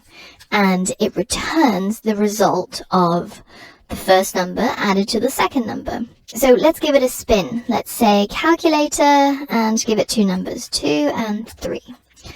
And we can see the output is 5. So all is working as expected. Now, say if we wanted to change the calculator to a multiplication calculator, then we would have to go into the body of the calculator and change the return statement. Now, what if we wanted to be able to pass in a function as an input to our calculator function in order to determine what sort of mathematical operation it should perform? So in order to do this, we're going to create another function. And I'm going to call my function add. And it, again, takes 2 numbers. So let's call it number 1 and number 2, and it returns a number as well. So now we're going to return number 1 plus number 2. So this is our basic addition operand, essentially. And we're going to go and modify our calculator so that it not only takes 2 numbers as inputs, but we're going to give it a 3rd input in the form of a function. In order to put this function in as an input, we're going to have to boil down this function into its data types. So if we have a look at this function, you can see that it takes 2 inputs, both in the form of integers, and returns an integer as an output. So if you boil down this function to its data types, essentially all it is int, returns an int. So if we take this representation of that function and we pass it in as the data type of our 3rd parameter, which we'll call operation. So as you can see, we've got 3 parameters as inputs for our calculator function. n1, n2, so those are the 2 numbers that we're going to give our calculator. And then finally, we've got a parameter called operation. And the data type of operation is in the format of a function, i.e. it's not just int, it's not just string, but it's actually the boiled down version of a function, i.e. 2 integer parameter inputs and returns a single integer. Now the next thing to do is to change this return statement. At the moment our calculator is still returning the first number multiplied by the second number, but instead what we want to do is we want to call this function that's currently called operation. So we can instead return operation and we can give it the required inputs. So as we specified, it takes 2 inputs and returns 1 output, and the 2 inputs have to be integers. So this is where we're going to pass in our n1 and n2. So now Xcode is complaining over here because this is no longer how you call the calculator function, because instead of having 2 parameters, it's now got 3. So let's try calling it again and get Xcode to type out the function for us. So the first number is again 2, second number is 3, and the operation is going to be add, so that we pass in this function as an input parameter. And essentially what happens is that 2 goes over here, 3 goes into here, and the operation, this function add, gets passed in over here as the operation. And what we return from our calculator function is we return by calling this function that's under the operation parameter, passing in the original inputs n1 and n2. So whichever function gets passed in as the operation will process these 2 numbers. So in this case, we passed in the add function as the operation, and the n1 and n2 then goes over here as the inputs, and we return n1 plus n2. So if I create another function, say let's call it multiply, then I can have again 2 inputs, so number 1, number 2, and it also returns an integer. So in this case, we're returning number 1 multiplied by number 2. So if I go ahead and change the function that we pass in to our calculator by changing it to multiply instead, then you can see that the result changes to 6. Because now, instead of this add function being passed in as the operation, we've actually got the multiply function being passed in here. So I hope you'll believe me now when I tell you that you can pass in functions as inputs into other functions. And you can also use functions as the return type. So now let's clean this up a little bit, because we've actually got quite a few lines of code to do something quite simple. So to make things clear, I've got a multiply function that gets passed into the calculator as an input, and it's used to perform the calculation. So at the moment, everything's very wordy and we've got quite a few lines of code. Now, if I wanted to cut this down, I can instead use a closure. So closures, if you remember, are anonymous functions, or you can consider functions as named closures. But essentially, they're just packages of functionality which you can pass around freely. So if we have a look at the structure of our function, which we're very familiar with, we've got a section that's the input. Remember, that's the part between the parentheses. And then we've got a part that's the output. So that's the part that comes after the dash and angle bracket. And then we've got this func keyword, which we've been using every single time we created a new function. And finally, we've got a part that represents the name of the function. So in order to convert this function into a closure, all we need to do is to remove the keyword func and the name of the function. And then we move this open bracket from the end of the line to the beginning of the closure, and we replace it instead with the keyword in. So now we've successfully converted a function into a closure. And as you can see, it's pretty anonymous. All you have is a block of code which you can pass around freely into other functions or set as a variable. So let's try and do the same with our multiply function. Instead of calling this multiply function, what we can do instead is we can pass in a closure. So remember, the first thing we do is we delete the func keyword and the name of the function. The next thing we do is we move this open bracket to the beginning of the block of code, and we replace it with the keyword in. So now we have our closure, and we can put it in here as an input parameter. So you'll notice that nothing has changed output-wise. It's still working as it did before, but we've now cut down on 2 lines of code. But it gets crazier than that. We can actually cut down this code even further. So as you know, Swift has the ability to infer data types based on the value. So if you have a variable a that contains a number, then Swift will automatically assign the data type int to this variable, and that's called type inference, and we can use that here as well. So instead of explicitly declaring the data type of these parameters, we can actually delete it and it still works fine, because when we pass in these inputs into this closure, the compiler will be able to figure out what the data type of these parameters should be. And you can do the same thing with the return type. So you can actually get rid of this part entirely. Because we have a calculation in here, i.e. the first number multiplied by the second number, the output has a data type based on the inputs. So we can actually get rid of this part too and get the compiler to infer the data type of the output. Now our code is beginning to look a lot shorter than it did before, and I'm not even done yet. We can also get rid of this return keyword because we're inside a closure and there is an operation that's being carried out. The compiler can infer that you want something to be returned based on the simple fact that you're processing something inside your closure.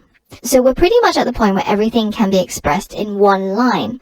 Now you might think that it can't get any shorter, but it can, because in Swift, closures has the ability to provide anonymous parameter names. So here we've given our parameters names, number 1 and number 2. And later we refer to those parameter names to carry out our expression. But instead of doing this, you can actually use the anonymous parameter names. So in Swift, a $sign with a 0 refers to the first parameter, and a $sign with a 1 refers to the second parameter, and so on and so forth.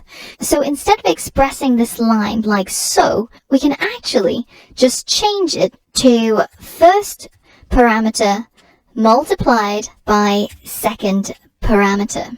So now if I assign the result of this calculator function to a constant, and then I print out this result, you can see that we've still got the same result as before. Even though we've cut down 4 lines of code, everything is still working exactly the same. And to take this to the extreme, we can actually cut down this line even further, believe it or not. Because in Swift, there is a rule whereby if the last parameter in your function is a closure, i.e. everything between the open and closing curly braces, that's what our closure has simplified down to, then you can actually omit the last parameter name and you can close the input section and simply just have the closure trailing at the end. So this is called a trailing closure. So again, as you can see, that has done nothing to change our result. Everything is still working as it did before, but instead of all of this, we now just have a single line. So one of the nice things about closures is that they can dramatically simplify your code and cut down on your code.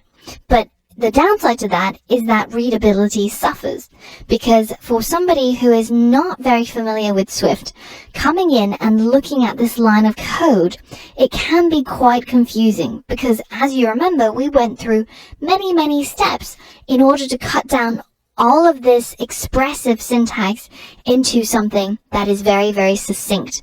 Now, you can argue that shorter is better, or some programmers might argue that this has way more style than something like this, which is true. But you always have to strike the balance between simplicity and readability. So that decision is mostly up to you. If you become more and more familiar with the language, you might actually have a preference of having a vastly simplified code file. Now, of course, this is just a made-up example to show you the process of passing in functions as inputs or passing in functions as outputs. This code doesn't stand up in real life because it's so much easier to simply just write n1 times n2 equals the result, right?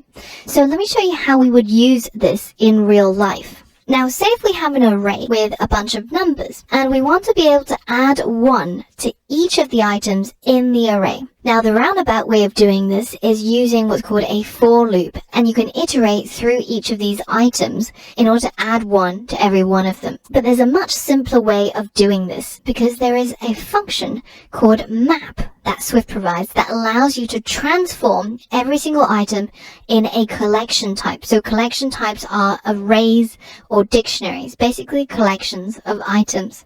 So let me show you how it would work. We first have to define a rule in order to transform our array. So if I create a function called add1, and all it does is it takes one number and it returns a number, but of course with 1 added to it. So essentially we return n1 plus 1. So that's pretty simple, right?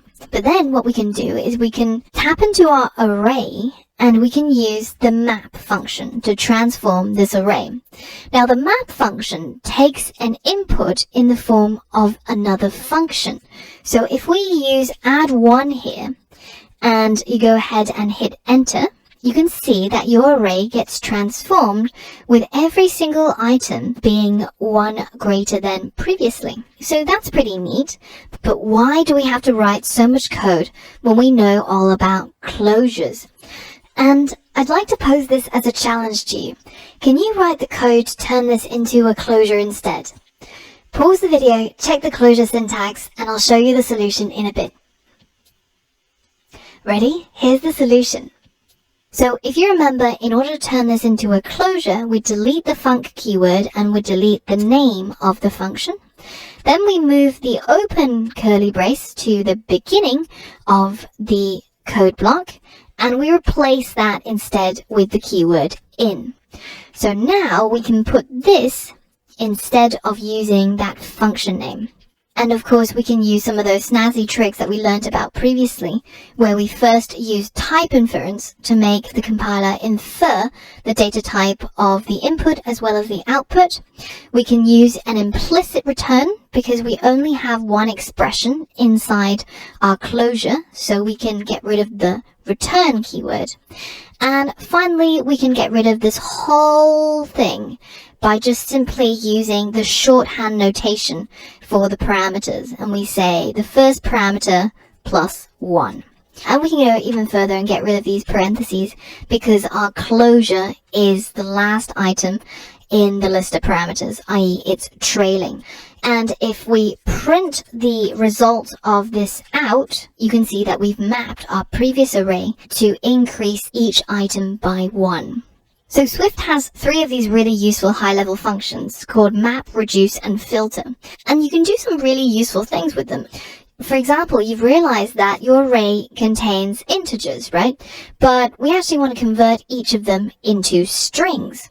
So what you can do instead is this. Let's say we create a new constant called new array, and we set it to equal array.map, and we use the string interpolation method where we enclose the integer inside a string. So now if we print out this new array, you can see that it's composed of entirely strings. So we've essentially stringified each item in this array by simply writing a very short bit of code and using the map functionality. So in essence, you'll find that closures can be a very succinct way of expressing your code. And in the cases where you're passing in functions into other functions, it can make your code a lot more readable. Now, of course, that depends on your own familiarity with the syntax and other people's familiarity if you're working on a project together. But all in all, closures allow you to package anonymous blocks of functionality and pass it around in your code. So essentially, this is the syntax for a closure. You have the parentheses that surround the input parameters. You have the dash and angle brackets that specify the return type, and the in keyword denotes the beginning of your closure body. So this is the functionality that your closure is going to perform. And everything is contained inside these curly braces. And the closure doesn't have a name or a func keyword, and you can recognize it by this syntax. If you'd like to know more about closures or review what we've discussed in this lesson, I recommend having a quick look at this section in the Swift language guide. As always, you'll find the link on the course resources page, and I'll see you on the next lesson. In this lesson, we're going to be learning how to parse the response that we're getting back from OpenWeatherMaps servers. So now that you've seen how closures work, let's convert our completion handler here to an actual Swift closure. Instead of creating session.dataTask with URL and passing in the completion handler as an actual method, I'm going to go ahead and initialize this data task again, because I'm going to borrow Xcode's code completion to help me. So I'm going to choose the one where I give it a URL and I end up with a completion handler that triggers once it's done with the task. And the URL is again going to be just the URL that we got from our optional binding. But here in the completion handler, well, you see this gray area, which is the code placeholder that is telling us what it's expecting. If you go ahead and select it, so turn it blue and then hit enter, it should format it into a trailing closure automatically for you. So now that we see this familiar closure format, we can go ahead and add in the names of the inputs. So that's going to be called data, that's going to be called response, and that's going to be called error. And now inside this code block, we're going to move in everything that used to live in our handle method, and it's now going to go inside our closure. And we can delete this separate method. And then I'm going to select everything and hit Control I, or whatever your shortcut might be if you go to Editor, Structure, and Reindent. So this is what I see. You might have something different. And now I've reformatted my code to look a lot more Swifty with my anonymous function here. And I've got my trailing closure, which is going to carry out this task once it completes with the data task. So now that we're done with getting hold of the data, we don't really want it as a data string, because this is impossible to read, even if I concentrate and really squint my eyes. Instead, we're going to parse this piece of data and turn it into an actual Swift object with properties and methods.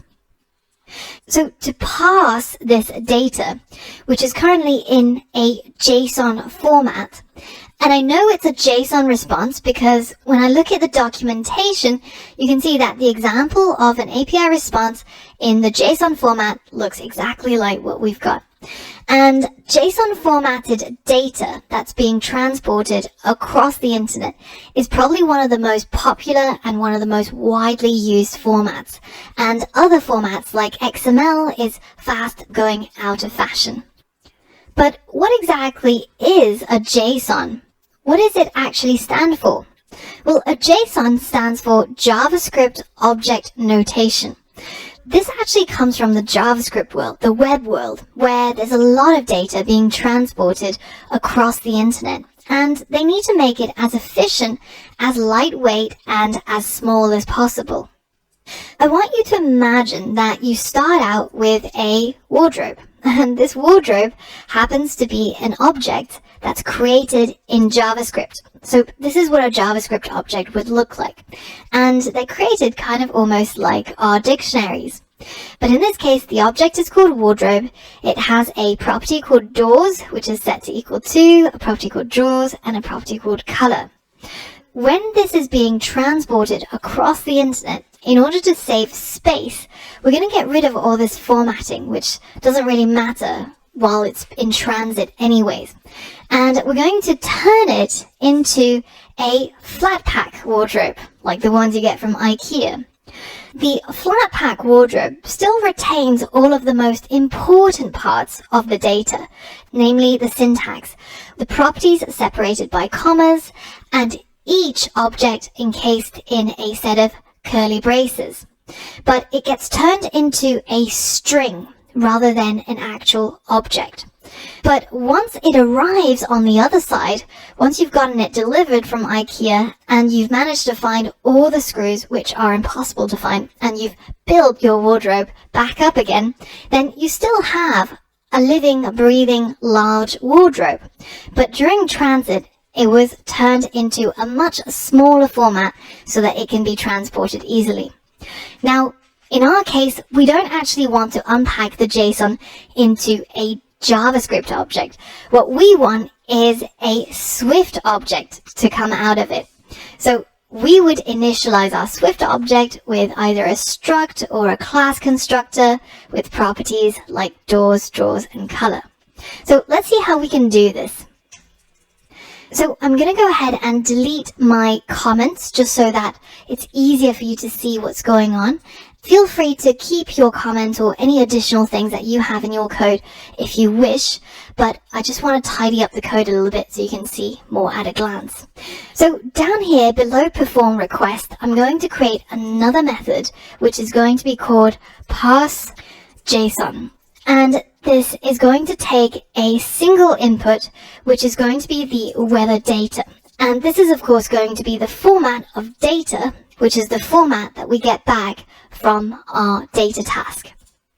So then we should be able to call our parse JSON method here and pass over this unwrapped safe data, which meets the requirements of being a data object.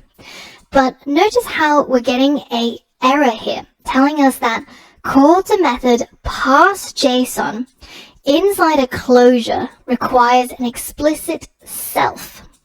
Normally, when we call methods, such as when we called perform request, we didn't actually need to say who was the object that owned this method perform request to call this method.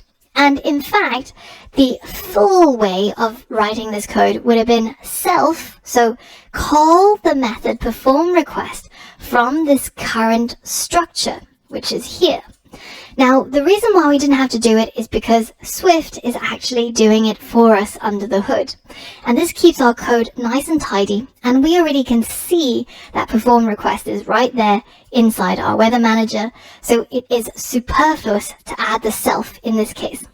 But when we are inside a closure, then it can get confused about where to add the self and where to not add the self and where the method you're calling exists.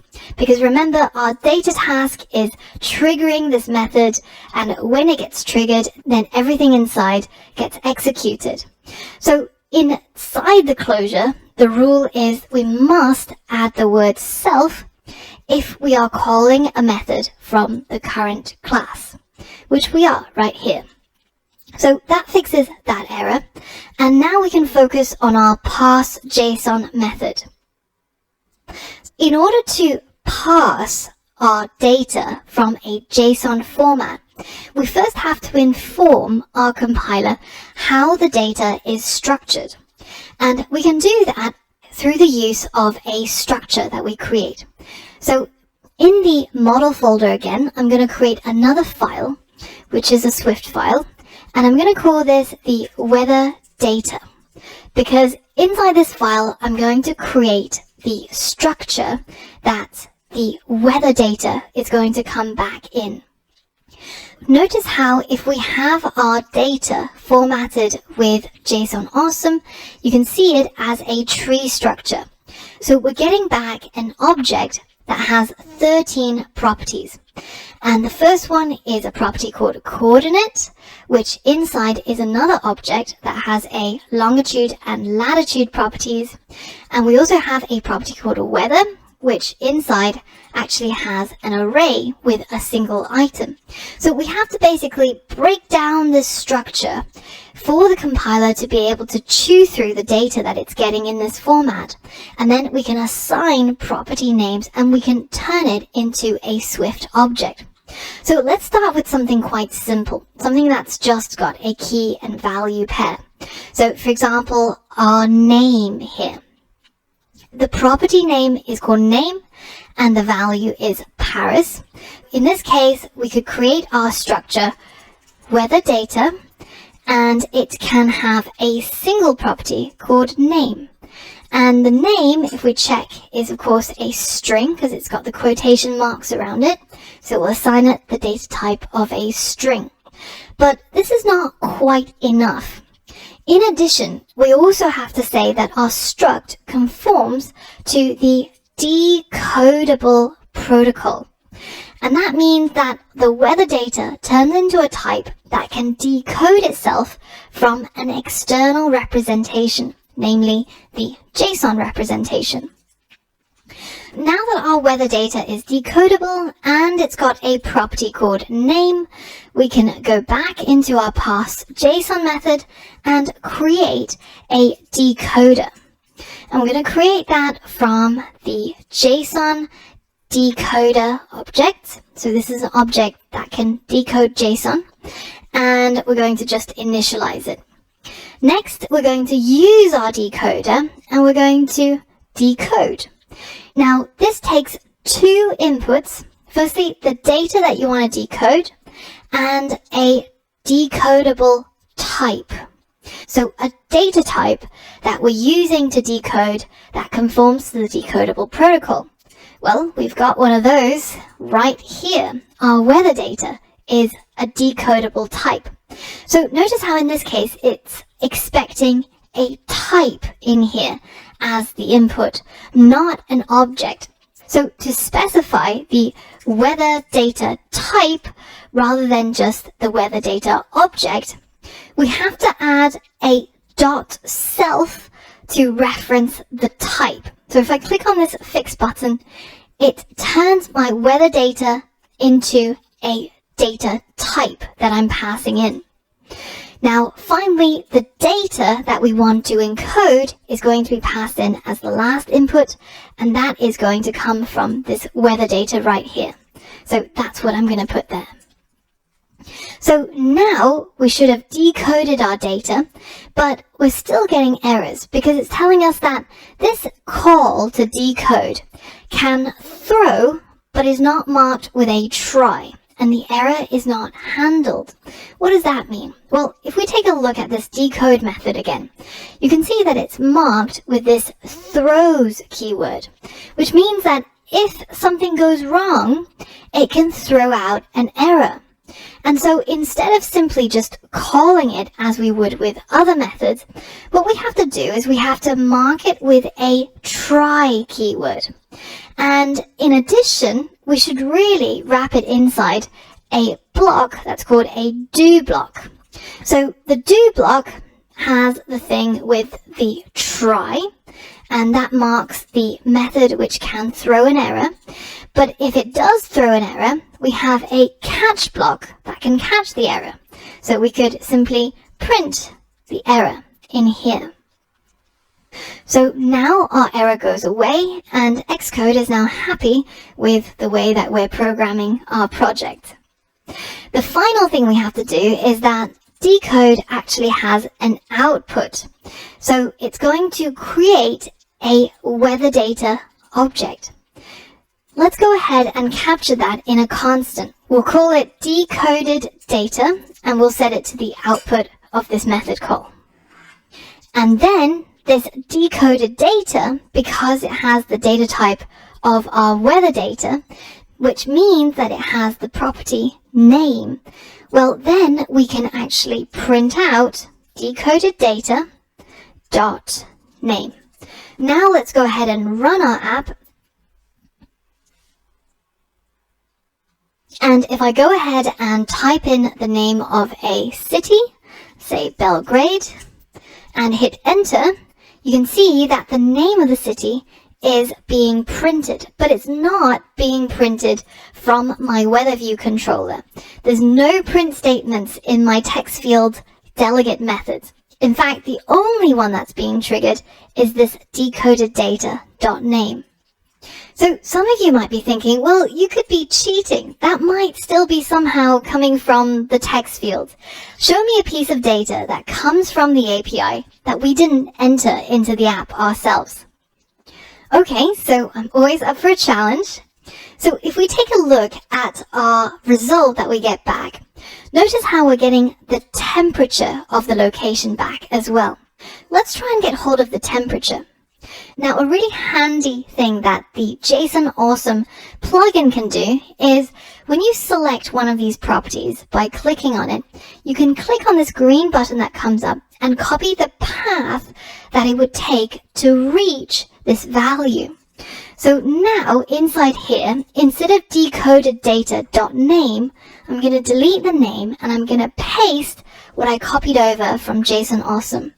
So it's telling me that in order to get to the temperature, I have to take the entire piece of data, go to the main property, and in the main property, go to the property temp in order to get that temperature.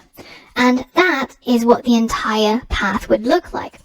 But right now, we haven't defined these properties in our weather data. So let's go ahead and do that to make these errors go away. Firstly, we've got the top level, which comes from our weather data, and the top level property name is called main. So that's going to be what we'll add in here, main. But what data type is it going to have? Well, it's actually an object with 5 items, and that object has these properties: temp, pressure, humidity, etc. That means we actually need another struct, which I'm just going to call main, and this again has to be decodable, and then this main is the one that's going to have that property temp. And remember that when you're creating these properties, it's a little bit different from how we would do it normally when it's entirely our code. We can't just name these property names whatever we want. For example, if I called this temperature, then this decoding process is not going to work. So I have to make sure that my property names match the names of the properties that I'm seeing in my JSON data precisely. So this temp that I get back is a number with decimal places. So let's make that a double data type. And now that we've created this main struct, we can use it here as the data type of the main property. So let's add that right there. Now this error goes away, but the error inside the weather manager also goes away because our decoded data, which is of data type weather data, now has a property called main, which holds a main data type, which has a property of temp. So 3 steps to get to the temperature, but if we go ahead and run our app, and I type in, let's see what the weather's like in Paris again. Hit enter. You can see that I'm getting the temperature printed now from our decoded data.main.temp. And in Paris, it's a lot nicer than in London, as usual. So now for the final thing that we want.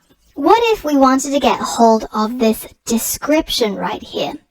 How would you go about getting it using our JSON decoder? So this is going to be set as a challenge for you.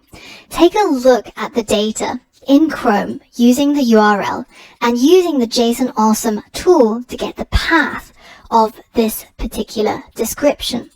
Remember that this weather property holds data inside an array. And that's my hint to you for making this work. Try and get this description printed when we request for the data in our text field for a particular city name, and pause the video and try and give it a go now. Alright, so the first thing I'm going to do is I'm going to copy the path, and again I'm going to replace my main.temp with whatever I copied over. So in this case it's going to be from our decoded data, going to go straight to the weather property, and then within the weather property, where I've got an array with a single item, well, I'm going to get the first item in that array. So now inside this array's first item, I've got an object that has a property name of description. So then description goes in at the end, and that's how I'm going to get hold of that description. So now all we have to do is to map that structure in our weather data file. The first thing we have is a property at the top level called weather. So I'm going to create a property called weather that matches that exactly. Next, I'm going to create my weather property, which is going to be a weather data type. And just like the main data type, we have to create a new object. But this time, instead of simply just having a weather struct as the value of the weather property, it's actually an array of weather items, right? So the weather property holds an array. How can I represent that? Well, I can go ahead and simply wrap this inside a set of square brackets. Now I can create my weather structure, which has a property called description. And so here, let's create our description property, which is going to be a string. And make sure that our weather struct is again decodable for our JSON decoder. Now, if we go ahead and run our code, then the errors go away. And let's check the weather for Beijing. And you can see that in Beijing, there is clear skies all around. And we're getting that through decoding our JSON data using the JSON decoder from Swift, and we formatted the data using these decodable structs, and finally we're printing it out. If it's still confusing, I recommend just taking a look at your JSON, trying to get hold of different values from this JSON, and having a practice by adding more structs and properties. But in the next lesson, we're going to use our decoded data and format the data so that we can put it into our UI. For all of that and more, I'll see you on the next lesson. In the last few lessons, we've managed to create a weather manager object, which is able to perform the networking that fetches the live data from OpenWeatherMap. And then we're able to pass the weather into an actual Swift object, which we can access in a Swifty format, like this.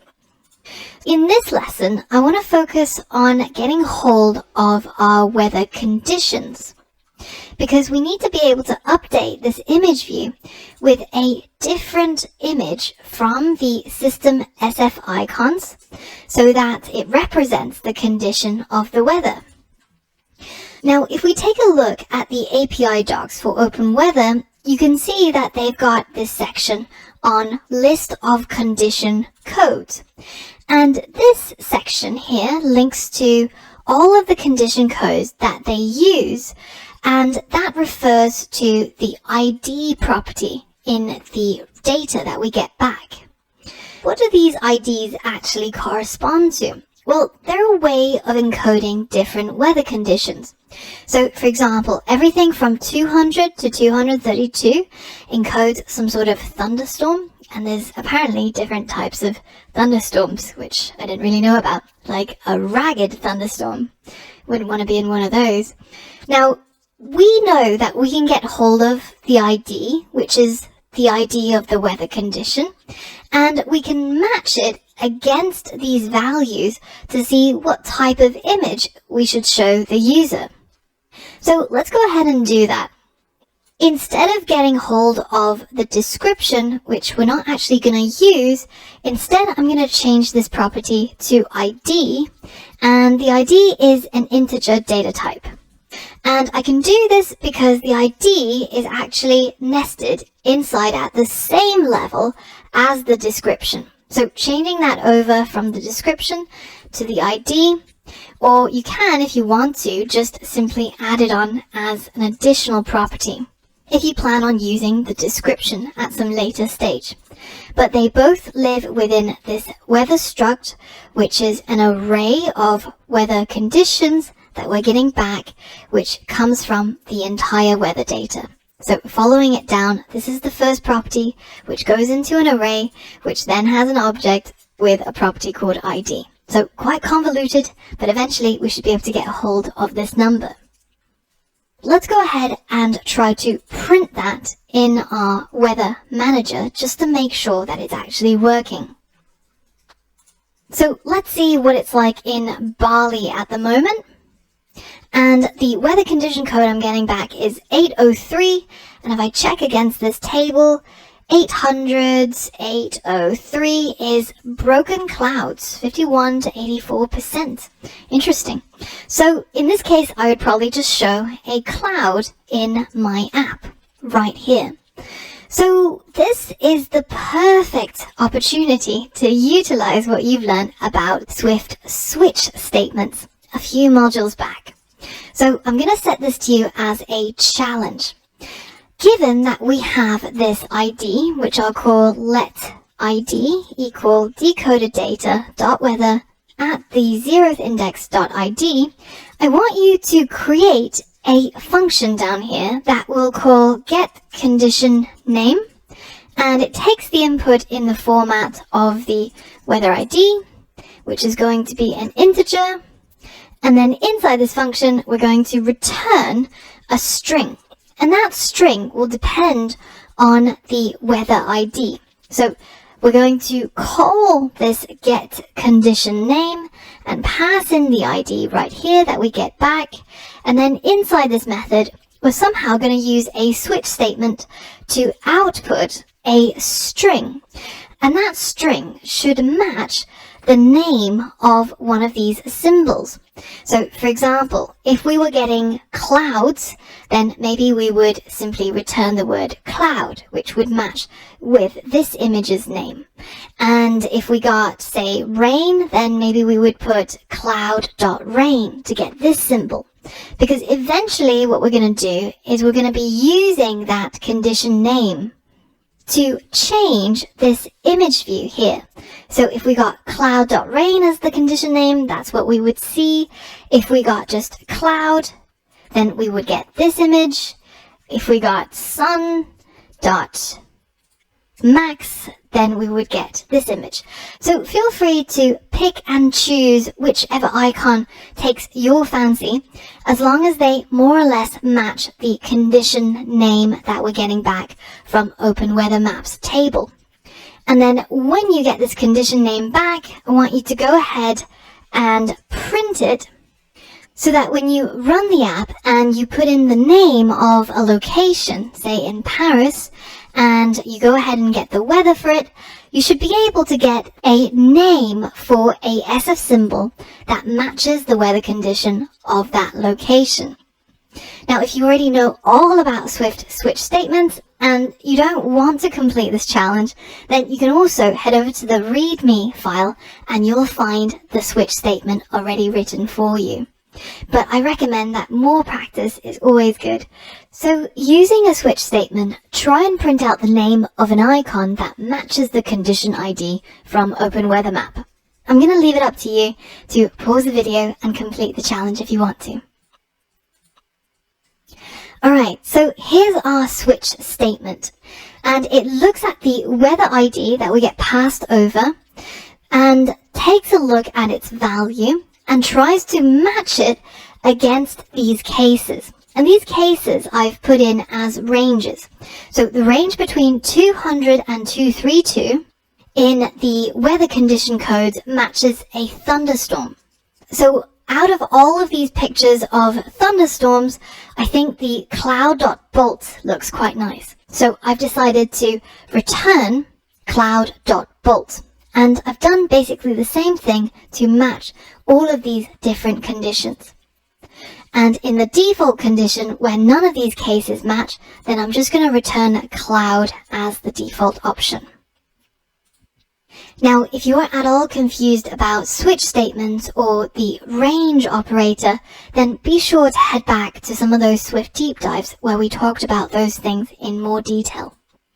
And that's the solution to the challenge. But now you might be noticing that this file is getting a little bit messy, and we're getting to the point where we kind of need to group some data in a custom data type. And that is, of course, the role of the data model. So let's do that now. Let's reorganize our code in accordance with the MVC design pattern. This means that we'll take some functionality out of the Weather Manager and put it into a separate file. That way, we'll have shorter and simpler files that are easier to understand. If I want to create a custom weather data model, which is able to figure out the condition name based on the condition ID, then I would need to go into my model folder and create a new file, which I'm going to call the weather model. And I'm going to use this file to model what a weather object should look like. Let's create it as a struct, and it's going to be called weather model. And it's going to have a number of properties. So we definitely need to have a condition ID property, which is an int. We also need to have a city name property, which is going to be a string. And finally, we also need a temperature property, which is going to be a double. So now I can go ahead and move this functionality of figuring out what the condition name should be based on the condition code or the weather ID. This is very much within the realm of the weather object. So let's go ahead and paste that in here. Now, back inside our Weather Manager, instead of having all these disparate pieces of information, I can create my ID as my decoded data weather ID. I can create my temperature or temp as the decoded data .main.temp. And finally, I'm going to create my city name, or I'm just going to call it name for short, from the decoded data.name property. So now that I've got all the properties that I want out of my weather data, I can create myself a weather object from my new weather model. So when we initialize it, we have to provide the condition ID, which is the ID, the city name, which is name, and the temperature, which is temp. Now, if I wanted to get hold of the condition name, then I can simply write weather.getConditionName, and I have to pass in the ID. But wouldn't it be nice if I could just have a property in my weather object that's called a condition name, and it manages to figure out what that should be, instead of getting my Weather Manager to call the method getConditionName in order to get the ID. This is a good opportunity to show you a cool thing that we can do in Swift, which is called a computed property. So we've got all three properties here, which are actually called stored properties, because all they do is they just store pieces of data. But I can also create a computed property. So I'm going to create it using a var keyword, and I'm going to call it the condition name. And it's going to have a data type of string, and then I'm going to open up a set of parentheses.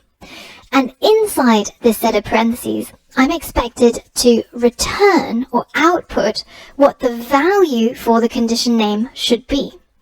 That would require me to work out the condition name, which luckily I've already got down here in the form of my switch statement.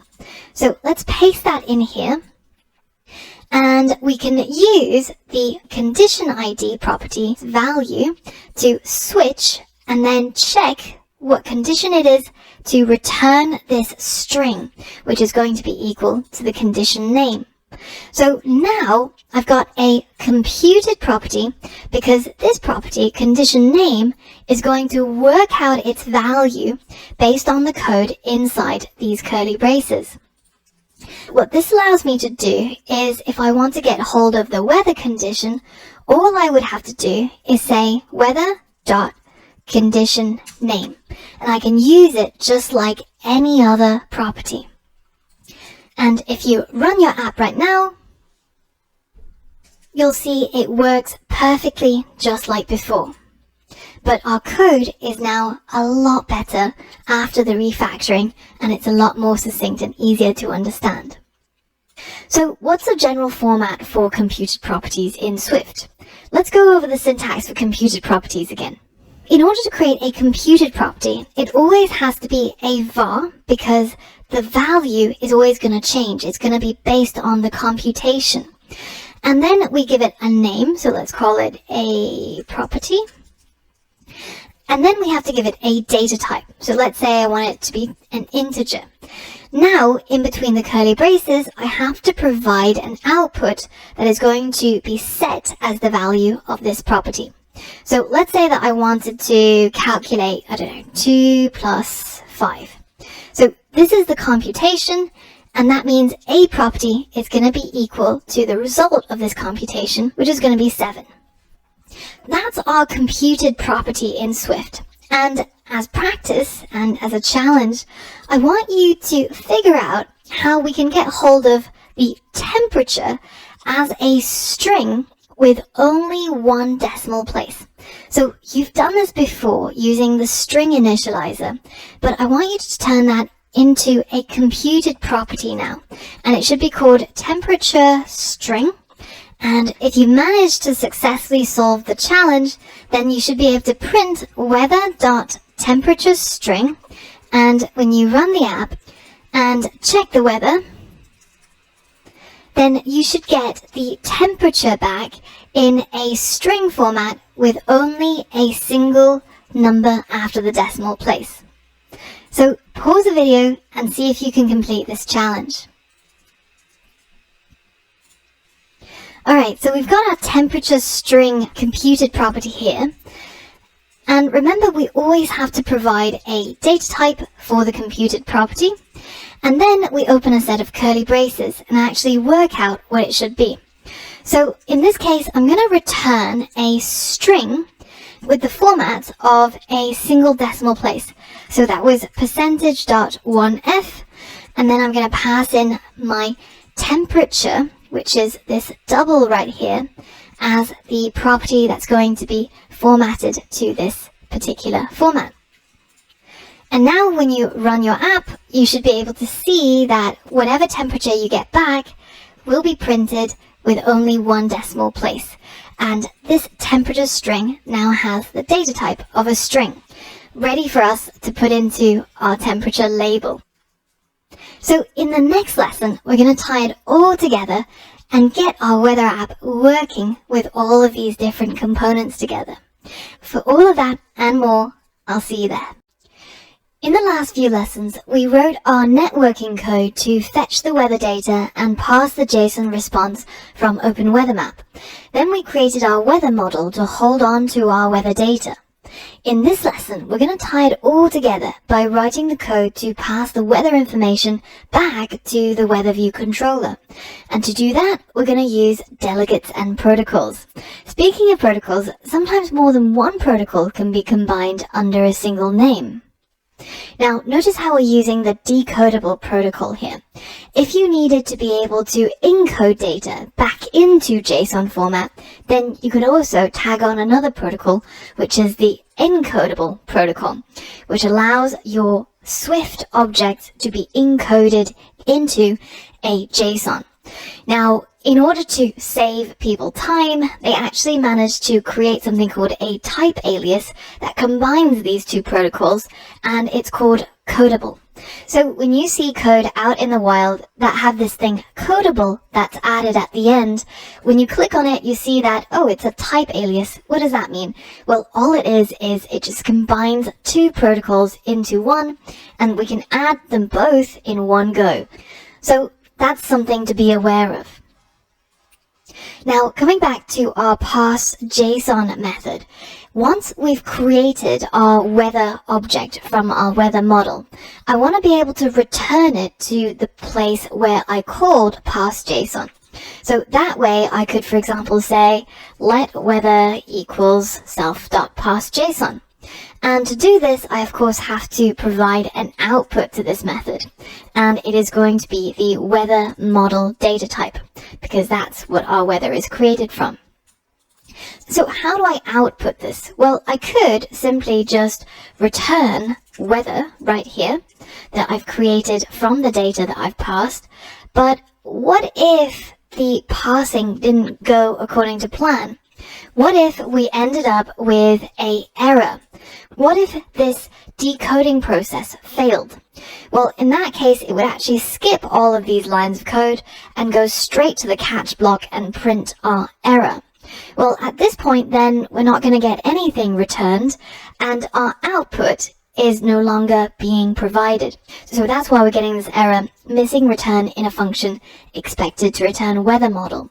So what can we do? Well, we could, in the catch instance, simply return nil, because we don't actually have a weather object to return. We didn't manage to successfully decode the data. But in order for us to be able to set something as nil, well then our weather model has to become an optional. So now we have this optional coming out of our parse.json method, and this is now an optional weather model. But of course, we want to be able to use it, so we can simply optional bind the weather object that comes out of parse.json as the output to something called weather. Now we can use this weather, which is an unwrapped weather model object. What do we want to do with this weather object? Well, we want to send it back to the place where we need it, which is the weather view controller. We want to use the condition name to populate the condition image view. We want to be able to put the temperature into the temperature label. So how do we get it back into the weather view controller? Well, one way that we could do this is to create a weather view controller object from our weather view controller, and then inside our weather view controller we could create a function called did update weather, and we would be able to pass in the weather model object as the weather, and then inside here we should be able to then print weather.temperature. And then going back to our weather manager, then we would call weather vc.did update weather, and then we would be able to pass in this weather object as the input. Now that would work, but if we come back to what we learned in our delegates and protocols lessons, by doing this we would basically render our weather manager single use. It would become like a plastic cup or a plastic tray. We have to limit its use to this current project. But in a future project, if we needed to get weather data, well, we could reuse this struct weather manager. And the way that we would do that is by not using any specific code in it that ties it to another object, say the weather view controller. So we could solve this problem by simply using a delegate pattern.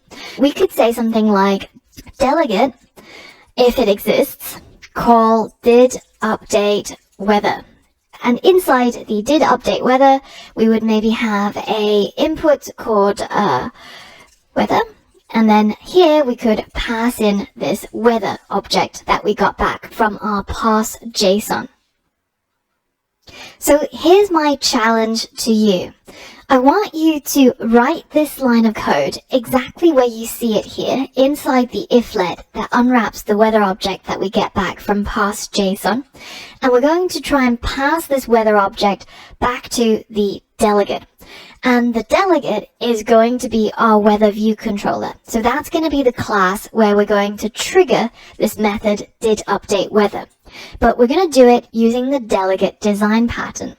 That means that in our weather manager, we would need a variable called delegate, and this should have the data type of weather manager delegate, and it will be an optional, so that whoever or whichever class or struct sets themselves as the weather manager delegate would have to have the implementation for this method did update weather, so that we can actually call delegate did update weather and pass over the weather that we have in our weather manager, and it should be able to land in our weather view controller, and we should be able to print out the temperature property of the weather.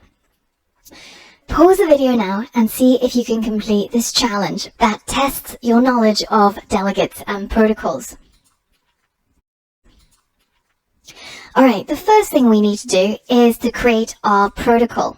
So right up here outside of the Weather Manager, and remember that by convention in Swift, we create the protocol in the same file as the class that will use the protocol.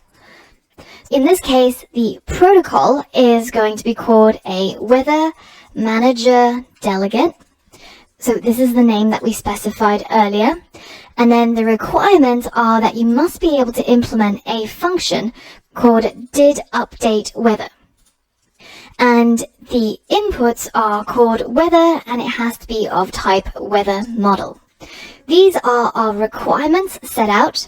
So now we set our delegate as a optional Weather Manager delegate. So if some class or some struct has set themselves as the delegate, then we would be able to call upon the delegate and tell it to update the weather.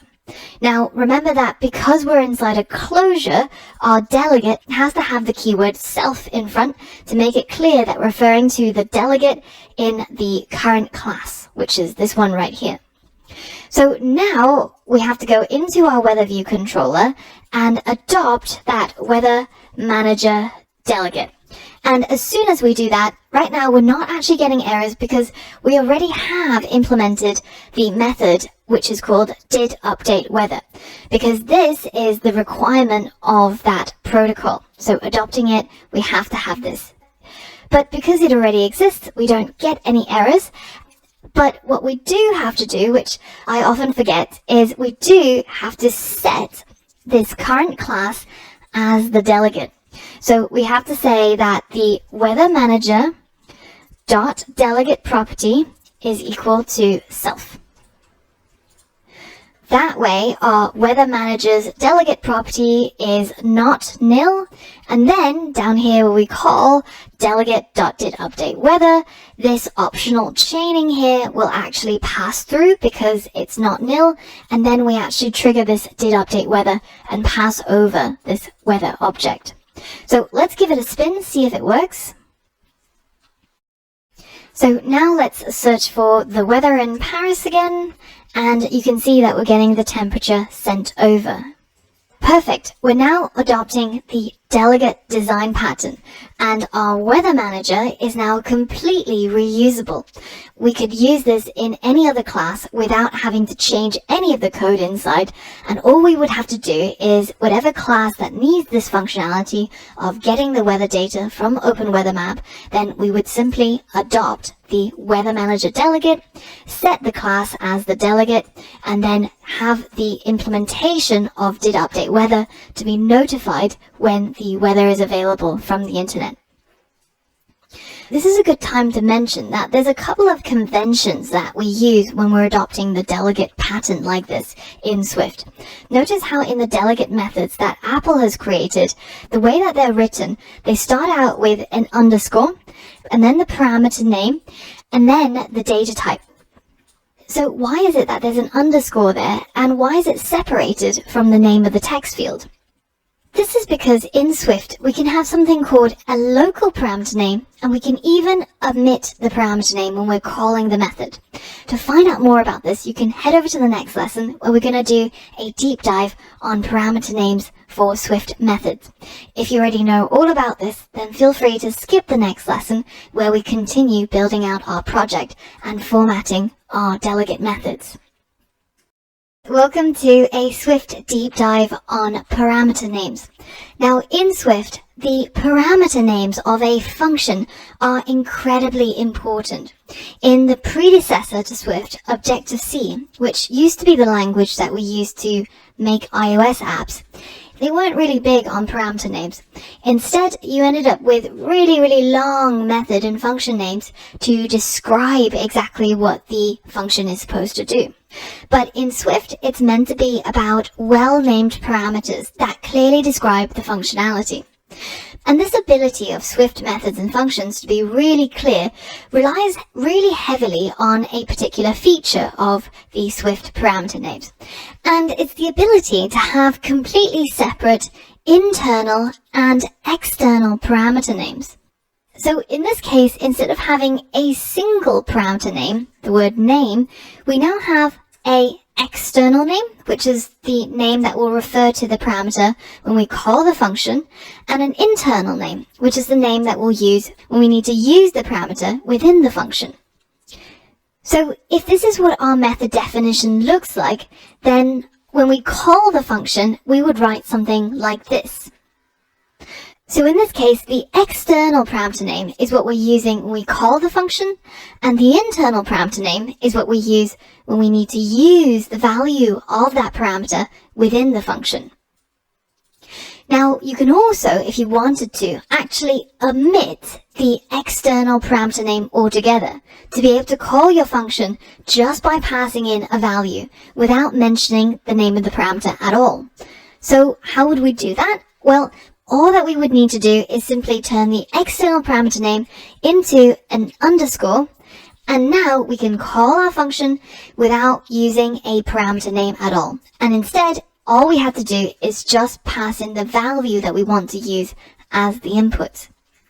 So in this case, we still have an internal parameter name, which we can use to refer to the value within the function, but when we call the method, we no longer have an external parameter name. So in the next lesson, we're actually going to use this in practice, and we're going to update our delegate methods to be more in line with the way that Apple does things. So now that we've learned about the different ways that we can use name parameters in Swift functions, let's go ahead and modify our delegate method didUpdateWeather to be more in line with the way that Apple formats their delegate methods. So you can see that the first thing that by convention we always have in a delegate method is the identity of the object that calls this delegate method. So in their case, it's the text field, which triggers the text field did end editing. And in our case, it would actually be the weather manager that does this. So this is obviously going to be of data type weather manager. And we can now separate out our two parameters. Now, notice how they actually have an omitted parameter name here. So we can do the same. And we can add an underscore here. And remember to separate the underscore from the internal parameter name. And we, of course, have to update this in the protocol that defines how our delegate methods are meant to look. So let's update that here as well. So now, when we actually call this didUpdateWeather, you can see it's telling us that we're missing the parameter for the first input, which is the weather manager. So the weather manager is going to be self, this current object, which is the one that triggered the didUpdateWeather, and it's also the one that knows all about the current weather conditions and passes over this weather object. So by using these omitted parameter names, we can actually clean up a lot of our method names and make them more succinct and easier to understand. For example, when we say parse JSON and we're passing in a piece of weather data, now that's quite useful within the function, especially when we want to actually use it to decode. But from outside the function, this is a little bit extraneous. Self.parseJSON, weather data, safe data. I think it's entirely possible to omit that external argument and simply just have parseJSON with this particular data. And in other places, you'll see that Swift likes to use words from English that make the method names a lot more readable. For example, here where we've got perform request, URL string, that feels a little bit extra as well. Instead, it would read a lot nicer and be more clear, in English at least, if we simply said perform request with URL string. So that method name now reads really nicely, and when we call perform request, we can say perform request with, and then we pass in the URL string that we're going to perform the request with. These are all ways of making our code more readable, more easily understood by other programmers and also ourselves in the future. Now, with this in mind, I'm going to go ahead and add one other delegate method. And the delegate method is going to help us be able to pass errors out of our weather manager. I'm going to call the method didFailWithError, and the input is going to be called error, and it's going to be of type error.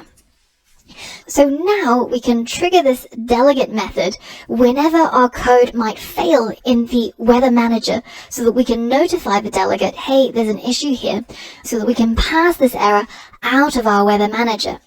And a good place to do that is, for example, here. If during our networking session we somehow, say, lost connection to the internet, went underground, some sort of issue there, then we'd probably end up with an error.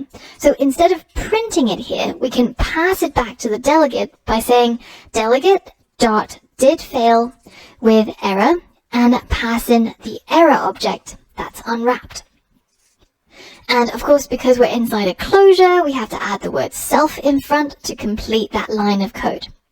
Now, down here, inside where we pass our JSON, we can also possibly fail when our data can't actually be decoded successfully. Say maybe we had an issue with the way that we constructed our weather data, or maybe in fact we got a JSON that doesn't even match this format that we've created. So in that case, we're going to catch the error, and we can again call our delegate.didFail with error, and we can pass in the error that we've caught. So now, back over in the weather view controller, we of course must implement this method, didFail with error, and we can handle any errors that occur while using the weather manager. So the simplest way is to, of course, simply just print the error, but depending on what kind of errors you might get, you might want to relay some of that back to the user. Now, in my case, because the errors that we're getting are couldn't pass JSON or networking errors, I don't think the user is going to understand what that's all about. So in fact, all that we're going to do is we're just going to print the error to the console, and during the testing of our app, say we could switch off the Wi-Fi, switch off the 3G internet, and see if we get any errors that gets printed. In the next lesson, we're going to update the weather that's being shown on the screen. In this lesson, we're going to update our user interface with the live weather data from OpenWeatherMap, and in the process, we're going to learn about the dispatch queue. Now that we are able to get hold of the live weather data inside our didUpdateWeather method in our weather view controller, which of course is able to command the condition image view and the temperature label, let's go ahead and use some of this data to set our user interface. The first thing I want to set is the temperature label, and I'm going to set its text property to equal the weather.temperature string. So remember, this was the temperature that's rounded down to 1 decimal places and turned into a string. Perfect for putting inside a label. So let's add that here. And right now, if we go ahead and run our app, it will actually crash. So let's again search for the weather in Paris. And as you can see, we've got some messages down here. We've got our red line right here, and in our debug console, we're seeing the error terminating with uncaught exception. So what's happening here? Well, notice how if we go back into our weather view controller, we've got this error that's occurred at runtime, so while our app was running. And it tells us that UILabel.txt must be used from the main thread only. What does that mean? Well, let's click on the question mark. That question mark takes us to the documentation and tells us what the problem is.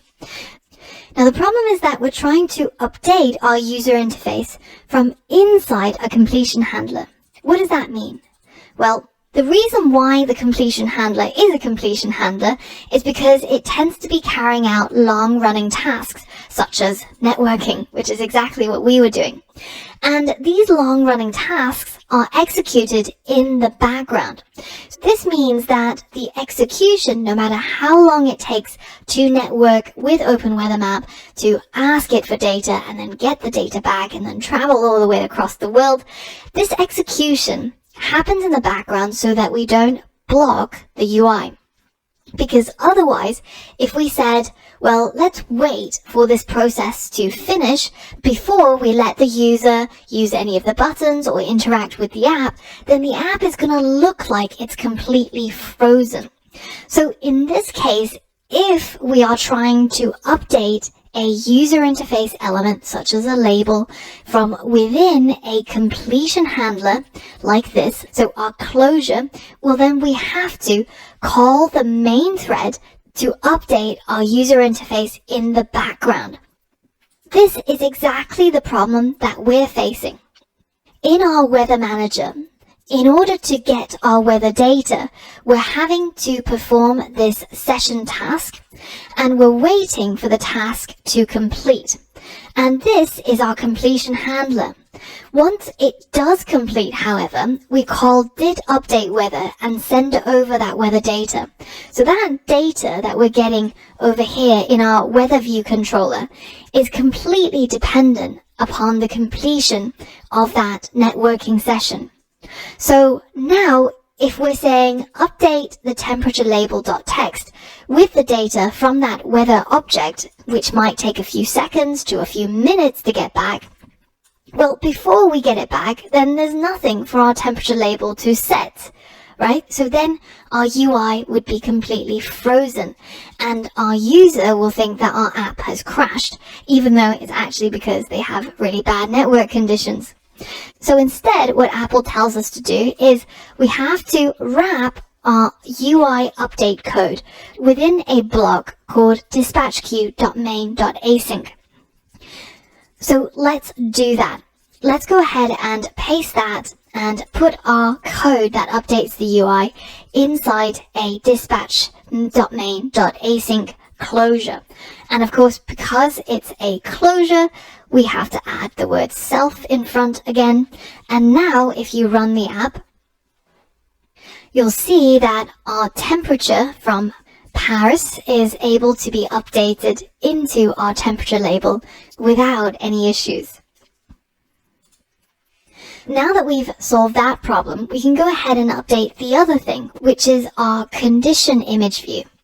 And our condition image view is going to have its image property set, and we're going to set it to a user interface image that comes from UIKit. And the way that we're going to initialize it is through using something called a system name.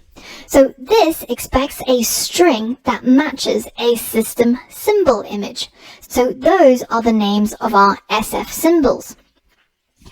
And remember that in our weather model, we've already got this condition name, which takes the condition ID that we get back from OpenWeatherMap and converts it into a string depending on which weather condition code it was. And then we return a name of the SF symbol that we're going to use. So we can simply tap into this condition name in our weather view controller in order to create our user interface image to put into the condition image view. And again, let's add self in front just to be clear. And when we run our app, we can now tap into the live weather data in any city we're interested in. So currently in London, it's kind of thunderstormy and it's about 18.5 degrees. What about somewhere nice? What about Bali? What's it like over there? Also thunderstorms apparently, but it's much warmer. So have a play with that, and you can try and add the code to update the city name as well. I'll be adding this a little bit later when we're requesting the device location. And in the next lesson, we're going to learn about Swift extensions in a Swift deep dive in order to be able to tidy up our weather view controller and refactor it. So if you want to learn more about that, I'll see you on the next lesson. Hey guys, welcome to another Swift deep dive. And in this deep dive, we're going to talk about Swift extensions. Now, recently I discovered that apparently the very first London Underground was built in 1863, which is actually crazy if you think about it. That was like the time of horse and carriages, but okay, maybe a little bit later than that. But imagine that if you build an underground or a train line, it's pretty likely that as your city grows, you're going to have to add extra lines, extra stations, and extend the train line. So this is kind of similar to how Swift extensions work. Extensions essentially allow us to add extra functionality to our existing classes, structures, or other data types. And so that means if you build a project and it was really, really great, but then your boss comes along and says, actually, you know what we need to do for the next quarter? We need to add all of these extra capabilities. Instead of diving into the original code and ripping bits out and switching things around, we can simply just extend the functionality of our existing code. So the way that we would create an extension would be something like this. We would have the extension keyword, and then we can have the name of an existing type. So that could be a class, that could be a struct, that could even be a protocol. And then inside the extension, we would get to add some new functionality to that type. So here I have a blank playground, which I've named extensions. And notice how I'm importing UIKit now, because I'm actually going to use it in the demo. So the first thing I want to show you is how we can extend a custom type. So for example, we know that we can create a double. Let's call it my double and set it equal to 3.14159, the value of pi. And we can round it down to however many digits we want to by turning it into a string. Let my rounded double equal string with a format of %.1f. Let's say we wanted to round it to just one decimal place. And then we put in the my double as the argument that we want to round. And now if I simply print my rounded double and run my code, then you can see that I get 3.1. So that's rounded to one decimal place. Success. But what if I wanted instead to not create a string? What if I just wanted another double, but it was rounded to however many digits I wanted it to be? Well, in that case, what would I have to do? Well, I could use an existing function that all double data types have access to, which is called .round. But unfortunately, what .round does is it will round it down to a whole number. So let's change this let to a var and run our code. And you can see that once that's rounded, my double.round has now produced 3. But I actually want to specify the number of decimal places. So for example, I could say round 2 and then I could say 3 places. So put an integer in there. But this method, round to however many number of decimal places, doesn't exist for the double data type. So what can we do? Well, we could simply create it ourselves, right? Let's create an extension up here. And we start off using the extension keyword. And then we specify the type that we want to extend. So we want to extend the native Swift double data type. So it doesn't even matter that we didn't create this data type or the fact that we don't actually know how it's done. All we need to know is that we're going to get hold of the existing double data type. We're going to give it some new functionality, some new superpowers. And this functionality is going to be in the form of a method, which is going to be called round as well.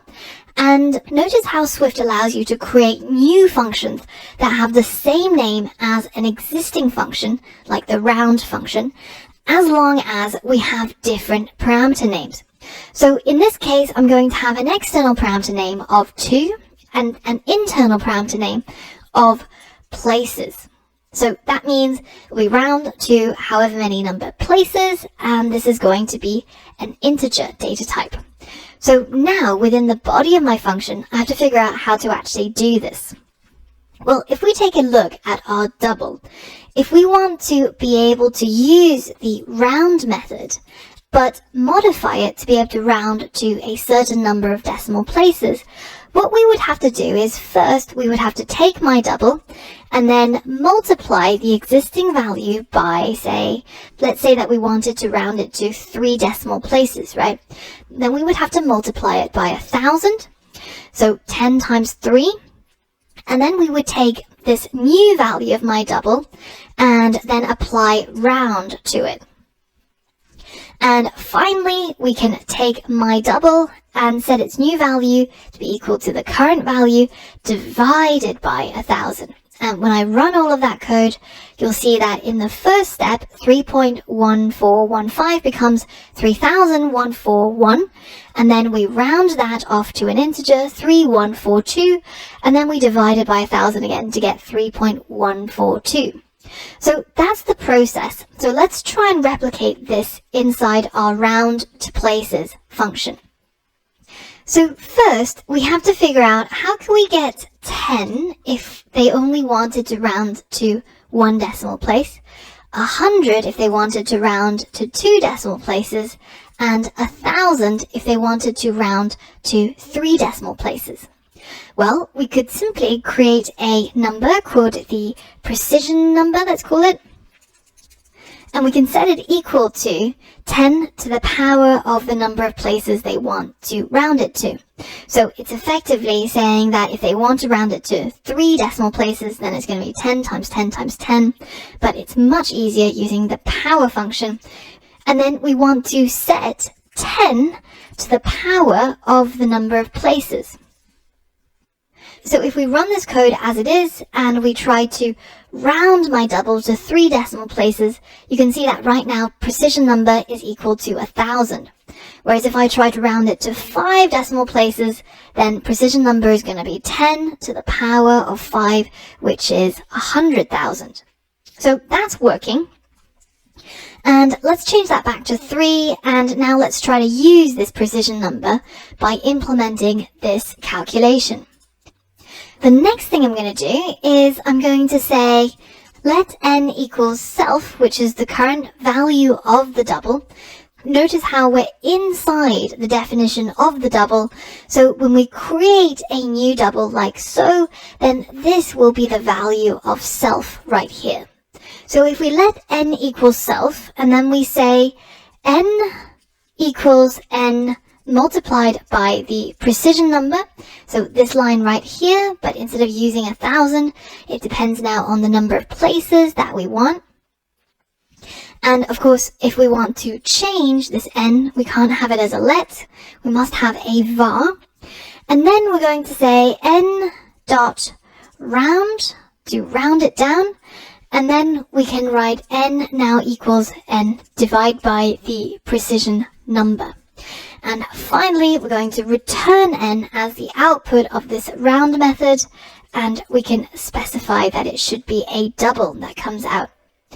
The very last thing we have to do is we have to convert this places, which needs to be an integer when the user is calling it, because we don't want them to try to round it to 2.3 places. That doesn't make any sense, so it has to be a whole number. But once it's inside here, we want to make sure that we're all working with the same data type. So in this case, because we have an integer to the power of an integer, we end up with a decimal number. But what we actually need is this to be a double so that we can multiply a double by a double, because otherwise our data types won't match and Xcode won't let us actually do the calculation. So in order to solve this, all that we have to do is just convert our places from an integer to a double. And now you'll see that we can now delete this code here, and I can simply round my double using this new round method that I've added that all doubles can now use, and I can specify the number of decimal places. And now I get 3.12 if I round it to 3 decimal places, and I will get 3.1 if I round it to just 1 decimal place. And now that we've added this extension, whenever we create a new double, we can simply tap into that capability that we've now given to all doubles, round to a certain number of decimal places. Now, because the double actually comes from the Swift standard library, which is in fact open source, so you can actually see the source code of it when you head over to the GitHub repository that Apple has. Now, if you dig through all of this, you'd actually be able to see the code of how it's implemented. But with other things, especially things that come from UI kits, say our UI view controller, UI text field, that of course is not open source code. So we actually can't see how it's implemented at all, and we don't have access to the code that's used to create a UI label or a UI button. But what we can do in this case is we can, in fact, extend those classes even though we don't actually have access to it and we can't see it. Let me demonstrate. So let's create a new button, which is going to be created from the UI button, and then let's initialize it with a frame. So the frame is going to be a CG Core Graphics rectangle, and I'm going to give it just 0, 0 for position, width and height, I'll say it's 50 by 50. So now that we've created our button, let's go ahead and give our button a background color so that it's actually visible. So I'm going to say it's a red background color. And now if I run my code in Playgrounds and click on this little square here right now, it'll actually show me that element that I've just created, my red 50 by 50 UI button. So now what if I wanted to have a round button? Let's say I wanted a circular button. Well, I could simply just tap into the button's layer property dot corner radius and set that equal to, I don't know, maybe 25, and then say that button dot clips to bounds equals true. Well, now once these two lines of code have run, you can see that my new UI button is now a circle because the corner radius is now 25 pixels, and if the width is 50, then that means it's actually just a circle. But I don't want to do this every single time I want to create a new circular button. So why don't I add this capability to the UI button? So I can do that using my good old extension, and I'm going to extend this code for the UI button class, which I can't see, I don't know what it looks like, but I do know that I want to have a function called make circular. And in this case, all that it's going to do is it's going to take the current button, so we can address that with self, set the clips to bounds to true, and then I'm going to set the self.layer.corner radius to be equal to the current button's frame.size.width, and I'm going to divide that by half to get a circular button.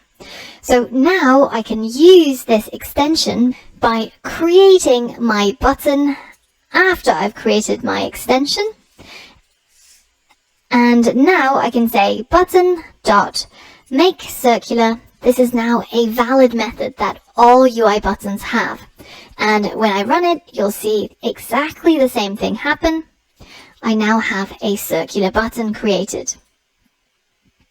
Now, another thing that we can do with extensions that's really handy is we can actually extend our protocols.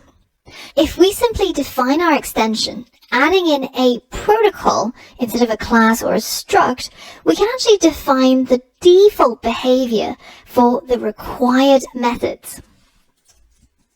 So here I've got that file, the protocols demo that we created earlier on when we were learning about Swift protocols. And one of the things that you might have worried about is that when we have a class, say bird, which has the functionality of fly, well, once we've defined this method, say the bird takes off into the air, then we can actually inherit this capability by inheriting from the bird class. And now we don't actually need to implement a fly method, and we can already simply say myeagle.fly. And that would actually call the method in the superclass bird, and we have it because we're inheriting from bird. Now, how can we do something similar with protocols? How can we avoid having to write out the same method implementation if we wanted to keep it the same? Well, in this case, where we've created our protocol can fly with a required method of fly, we can actually define a default implementation by extending our protocol can fly. So now that we've got this extension of our can fly protocol, we can implement the fly functionality, and we can say that whenever a class or a struct adopts this extension, it automatically has access to a default version of the fly method, which just says the object takes off into the air. So now, once we adopt can fly, we don't actually have that error anymore, which says, hey, you said you can fly, but you haven't adopted the fly method, because we've already got a default implementation that it's going to fall back on. So now when we say something like, let my plane equal airplane, and because this airplane already adopts the can-fly protocol, I can simply say myplane.fly, and it will already know how to fly because it's just going to look at the default implementation that comes from that protocol can fly. And once my code runs, you can see that's the one that it's executing. So this is also what's happening when we adopt our UI text field delegate, but we're actually not required to implement any of these text field delegate methods. You can see that even if I comment them out and I hit Command B to build, and we've got our UI text field delegate implemented, I'm not getting any errors here. These are all optional because they already have a default implementation. And in fact, when you take a look at the UI text field by option clicking on it, you can see that it's got loads of delegate methods. Imagine having to implement all of them. But in this case, we don't have to because they all have a default implementation. So that's the core functionality of extensions. You've created something already, you want to give it more functionality, you want to extend the train line, you create an extension of that data type and add the new functionality inside the curly braces. The last thing I want to talk about on the topic of extensions is that they can actually be really handy for organizing our code as well. Because for every data type, we can create an extension that adopts a different protocol.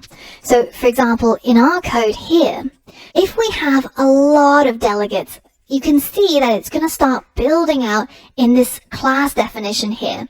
And our code is already getting quite long and quite messy.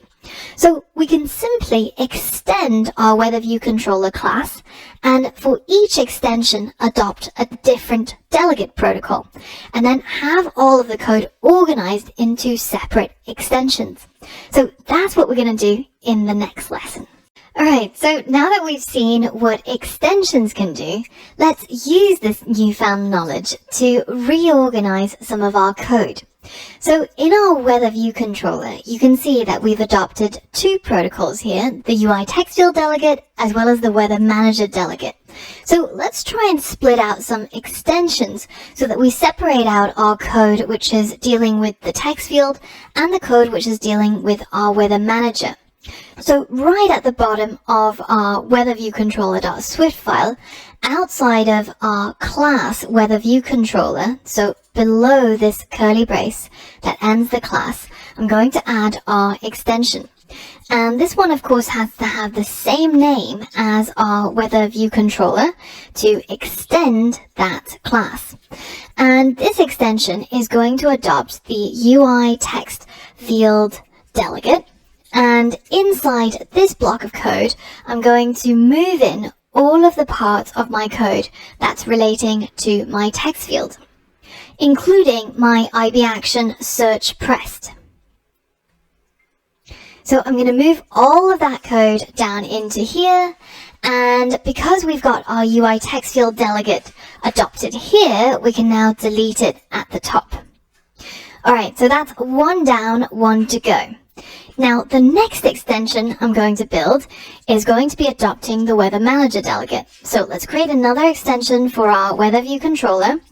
And this one is going to adopt the Weather Manager delegate. And then inside here, we're going to move the two Weather Manager delegate methods, the did update weather and the did fail with error. So we're going to cut that out and move it in here. So now we can again delete this one, and we're now just left with a Weather View controller that is subclassing the UI View controller, and all the code that's currently in here is now a lot simpler. And when we click over here, you can see we've now got our two extensions with all of the method names listed out and the property names at the top here.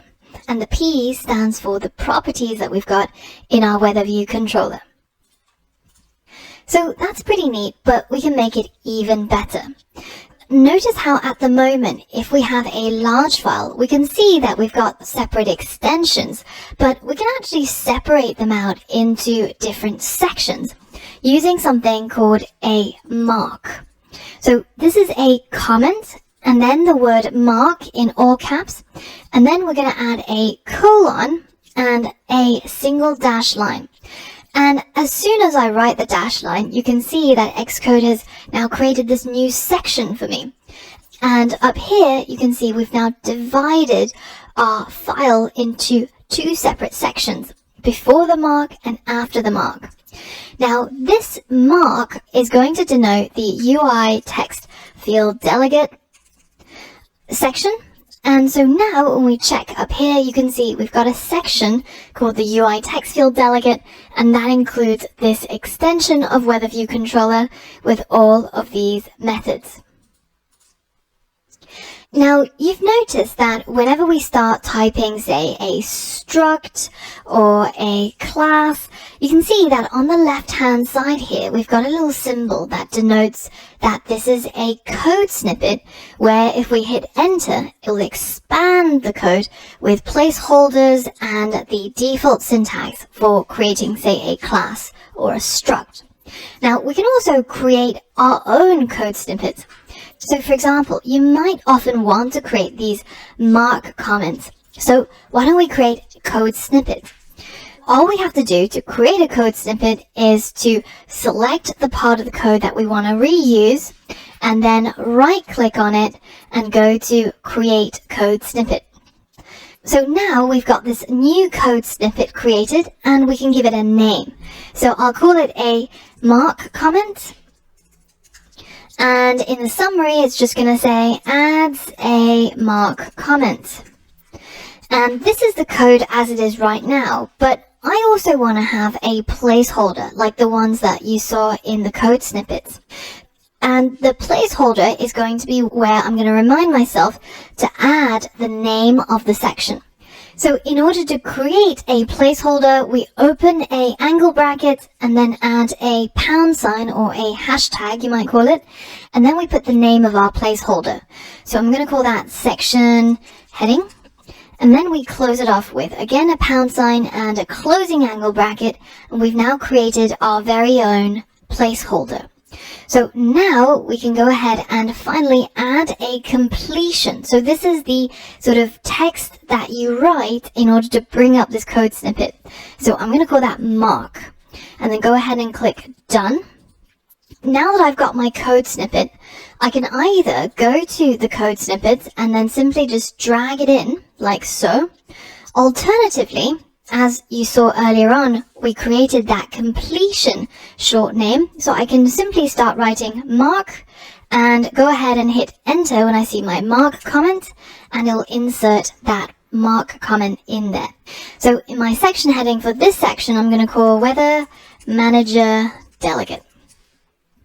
Now, when I go and look in my file structure, I can see I've got 3 clear sections. The first one is just the class, and then we've got all of our extensions, and we've given each extension a section heading to separate them out. Now, in the next lesson, we're going to be adding the functionality of getting hold of the current location based on the GPS data that the phone has access to. That's yet to come, and I'll see you on the next lesson. Alright, so now that our app is actually pretty much fully functional, other than the fact that we still don't have the location data, and we can't get the weather for the current location. So that's what we're going to tackle in this lesson. Now, the first thing we need to do to be able to get hold of the location data is to import a package that Apple has created called Core Location. And this comes with something called a location manager. So we can create a location manager here.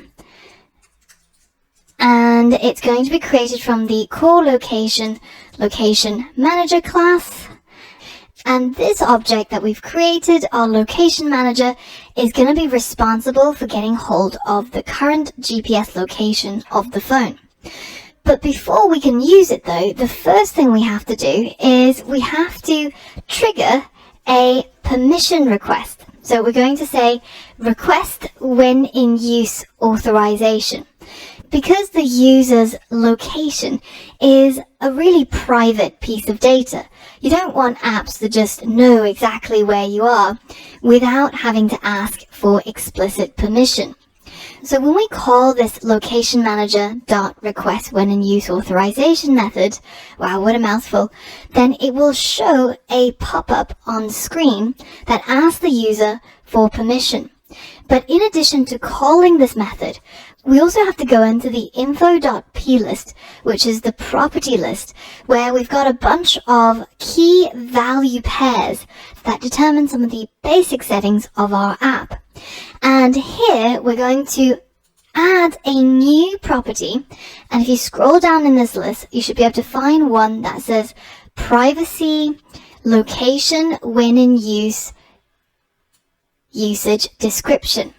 And for this key, we're going to give a value that's going to be the message that we're going to tell the user why we need their location. So we'll say, we need your location to get the current weather for where you are. So now that we've got a privacy, location, when in use, usage description, we can now head back and run our app. And as soon as the Weather View controller loads up, you should see a pop-up, which is in black if you're in dark mode like I am, or in white if you are not in dark mode. And it will ask you, do you want to allow Klima to access your location? And then here is that little string that we added earlier on in our plist. We need your location to get the current weather for where you are. So make sure that while you're testing, you always click on allow, because otherwise you're going to have to dig into the settings, the privacy and location settings to allow the Klima app to access the location. So now that we've gotten permission from the user to get their location, well then the next step is to use the location manager to request location. And this method requests for a one-time delivery of the user's current location. And because we're building a weather app here, where we don't need to track where the user is or where their car is, so if you were building a navigation app or a fitness app where you needed the turn-by-turn location data the entire time that they're using the app, then you might want to use something called Start Updating Location instead. And this basically monitors their location and constantly reports back when it updates. But in our case, the request location is sufficient.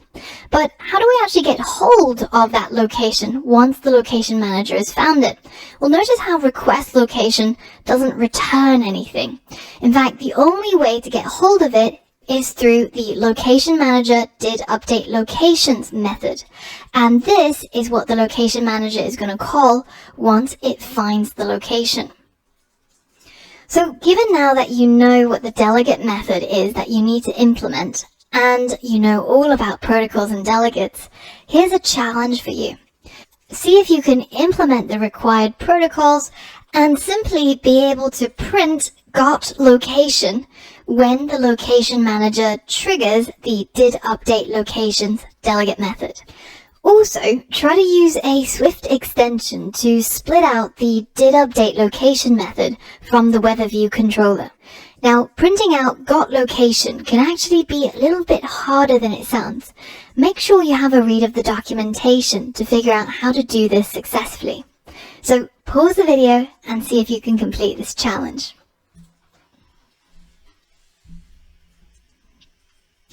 Alright, so firstly, we know that this method, once it gets hold of the location, it's going to trigger this delegate method.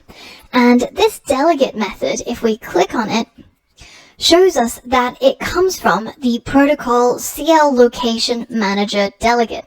So we have to adopt this delegate protocol in our weather view controller if we want to be able to assign ourselves as the delegate for the location manager to be notified of that location update. So we can either add our CL Location Manager delegate here. Alternatively, as we saw in the last lesson, we could simply create a brand new extension down here, which extends our weather view controller. And here we can add our CL Location Manager delegate so that we split out this part of the functionality of our weather view controller. And we can mark it out with our mark comment, and we can call this the CL Location Manager delegate. So you'll often see that people will split out their view controllers with sections that are named based on the delegate protocols that they are adopting. So this section is obviously related to the location manager. And the delegate method was called didUpdateLocations. Location manager didUpdateLocations. So if we hit enter, that should enter that method for us. Now you have to remember that in order to actually get the notification for this, we have to set our weather view controller, so this current class, as the delegate for the location manager. Without this property set, nothing is going to happen, even if you adopt the protocols and have the delegate methods. So now that everything is all set, we can simply print got location data, and then go ahead and hit run. And at this point, your app will crash. And if you scroll right to the top, you'll see that you have an error saying terminating app, so your app crashed, because of a reason. The delegate must respond to location manager didUpdateLocations. And you're wondering, hey, wait a minute, I did actually respond to location manager didUpdateLocations. It's right here. What's going on? Well, the reason is because we have to set the current class as the delegate to be able to register with the location manager and to be able to respond when request location actually triggers this method.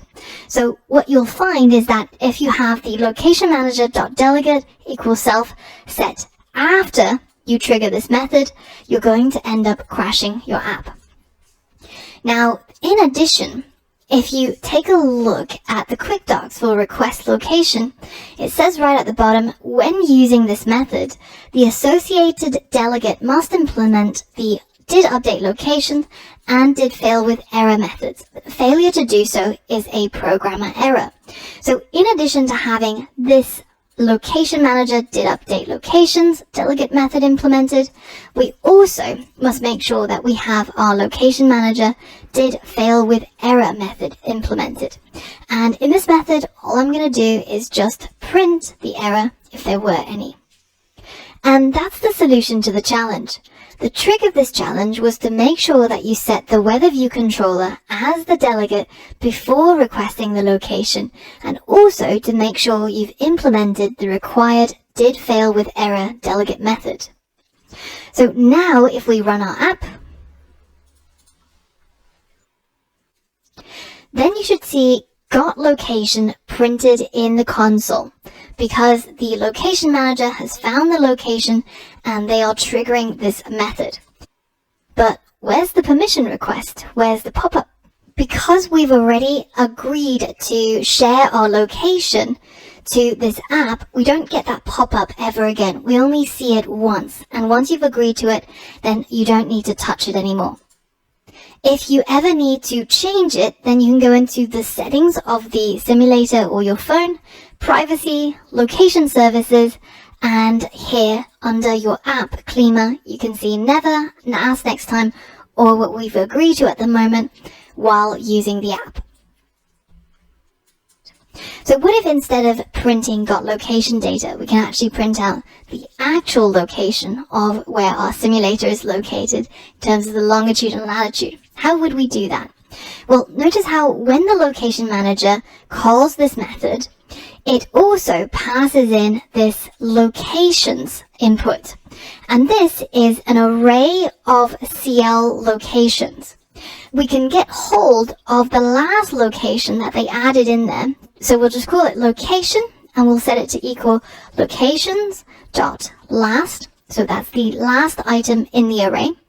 And generally, the location manager will try to get the current GPS location and hone in on a relatively accurate version of it.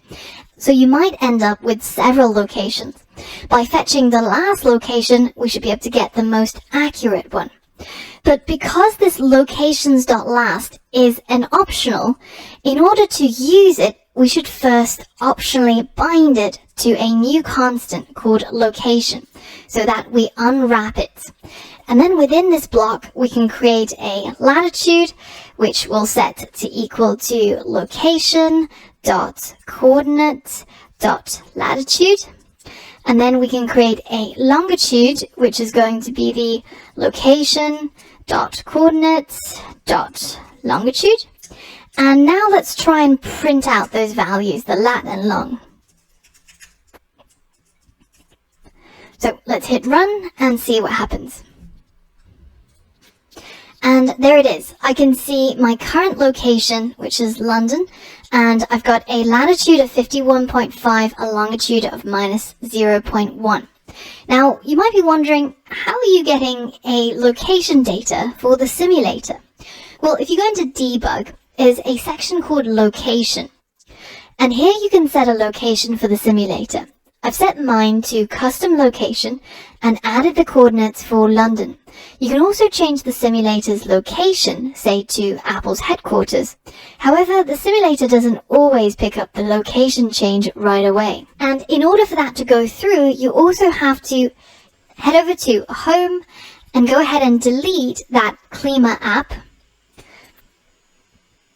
in order to run it again. And it will now report the updated latitudes and longitudes. And if you want to test this, you can also set a custom location with a custom latitude and longitude as well. But again, you'll have to go through the process of deleting the app and rerunning it again. So now that we've got a latitude and longitude, if we head over to the Open Weather Map API docs, you can see that in order to get the current weather data, we can either go by city name, or we can also go by geographic coordinates, which is what we've got at the moment.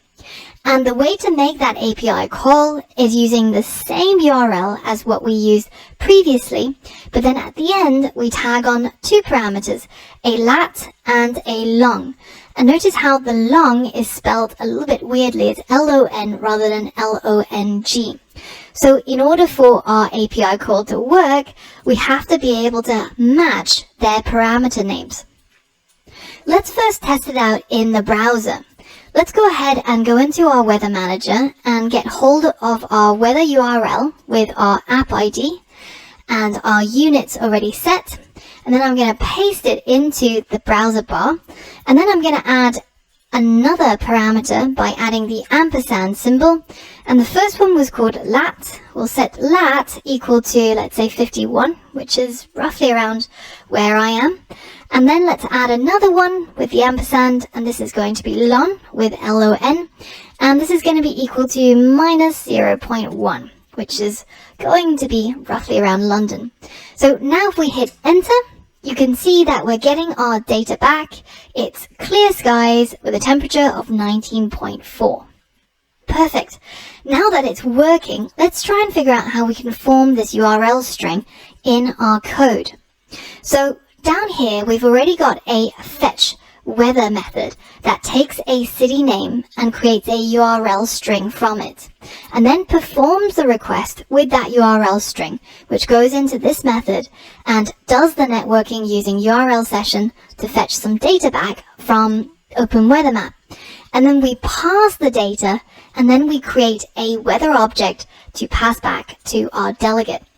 So this part is actually completely reusable. It's exactly the same process. So all that we need is another fetch weather method.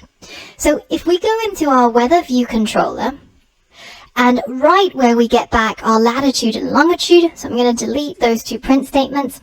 Instead, I'm going to call my weather manager, and I'm going to get it to fetch weather. But instead of using a city name parameter, I want to be able to use the latitude parameter and put in the lat constant that I've just got, and then the longitude, which is going to have the long property. And I want to be able to call this method in order to get some weather data. And when this goes through successfully and I actually manage to get the data, then the data is going to come back inside my didUpdateWeather delegate method. And it's here where it's going to update our temperature label and condition image view without any extra code on our part. So this is a time for your challenge. The challenge is to make this method work and get rid of all the errors. Write the method fetch weather with latitude and longitude in the weather manager so that when you run the app, it actually gets the weather for your current location. So pause the video and try that now. Alright, so let's go ahead and copy this method, and we're going to implement it in our weather manager. So down here, I'm going to create another function called fetch weather, and Swift is totally cool with methods which have the same name as long as they have different parameter names. So this fetch weather method is going to have the latitude and longitude parameter names, and it's going to take two pieces of data. Now, how can we figure out what data type we are going to send over? Well, if we head back to our weather view controller and we hold down Option and click on latitude or our longitude, then you can see the data type of the latitude and longitude is something called core location degrees. So CL location degrees. So let's go back to our weather manager and assign that as the data type that we're expecting. CL location degrees for the latitude and CL location degrees for the longitude. And once we get hold of the latitude and longitude, what we're going to do is we're going to create a URL string. And it's going to be equal to an interpolated string that's created, the first part being the weather URL. And then at the end, we're going to tag on the property lat, which is going to equal latitude that we got passed in. And then the second property that we need to add is the long. And remember to check that you've spelled it exactly the same as what I've got here, LON and LAT. This is a really common place where students fall down. And then we're going to set it equal to, making sure that there's no spaces anywhere, the longitude that got passed over from our location manager. Now that we're done with our URL string, all we have to do is trigger perform request with our URL string. And it will go through the same process as it did before with the city name to network and pass the data, and then trigger our delegate method didUpdateWeather, which will update our temperature label and our condition image view. So let's hit run and see this in action. So you saw it immediately update with the location-based temperature and condition. And now if I go ahead and type a city, say Paris, you can see that in Paris it's thunderstorms. That also works, but how do we get back to our location-based weather? And how can we update our city label to be able to tell us which city we're currently in when we're getting our location data? And I want to pose this as a challenge to you. Can you write the last part of the app on your own? Link up the button in the top left so that when it gets pressed, we get the weather for the current location displayed. Also, the label should update to show the name of the current location. On the other hand, when we type in a city name, we get the weather for that location, and the label will display the name we get back from Open Weather Map. Linking up the button will be the tricky part, so check the documentation in Stack Overflow to figure this out. I'll give you a few seconds to pause the video before I show you the solution. Alright, here's the solution. Let's tackle updating the city labels first. Now, if we take a look at the data that we get back from Open Weather Map, you can see that right at the bottom, we get the name of the location based on the latitude and longitude. So if I go ahead and update my latitude and longitude to my current location, then you can see that it's telling me that I'm currently inside the city of London. So we've already managed to get hold of that name property here. All we need to do is inside our weather view controller, where we're updating our labels, we should go ahead and set the self.citylabel.text to equal the weather.cityname property. So now that should populate our city label. Let's give it a run, see if that works. And as you can see that the label is now updating using the location name from the JSON that we got from Open Weather Map. At the moment, I've still got my simulator set to Cupertino. Let me change the simulator back to London using the custom coordinates.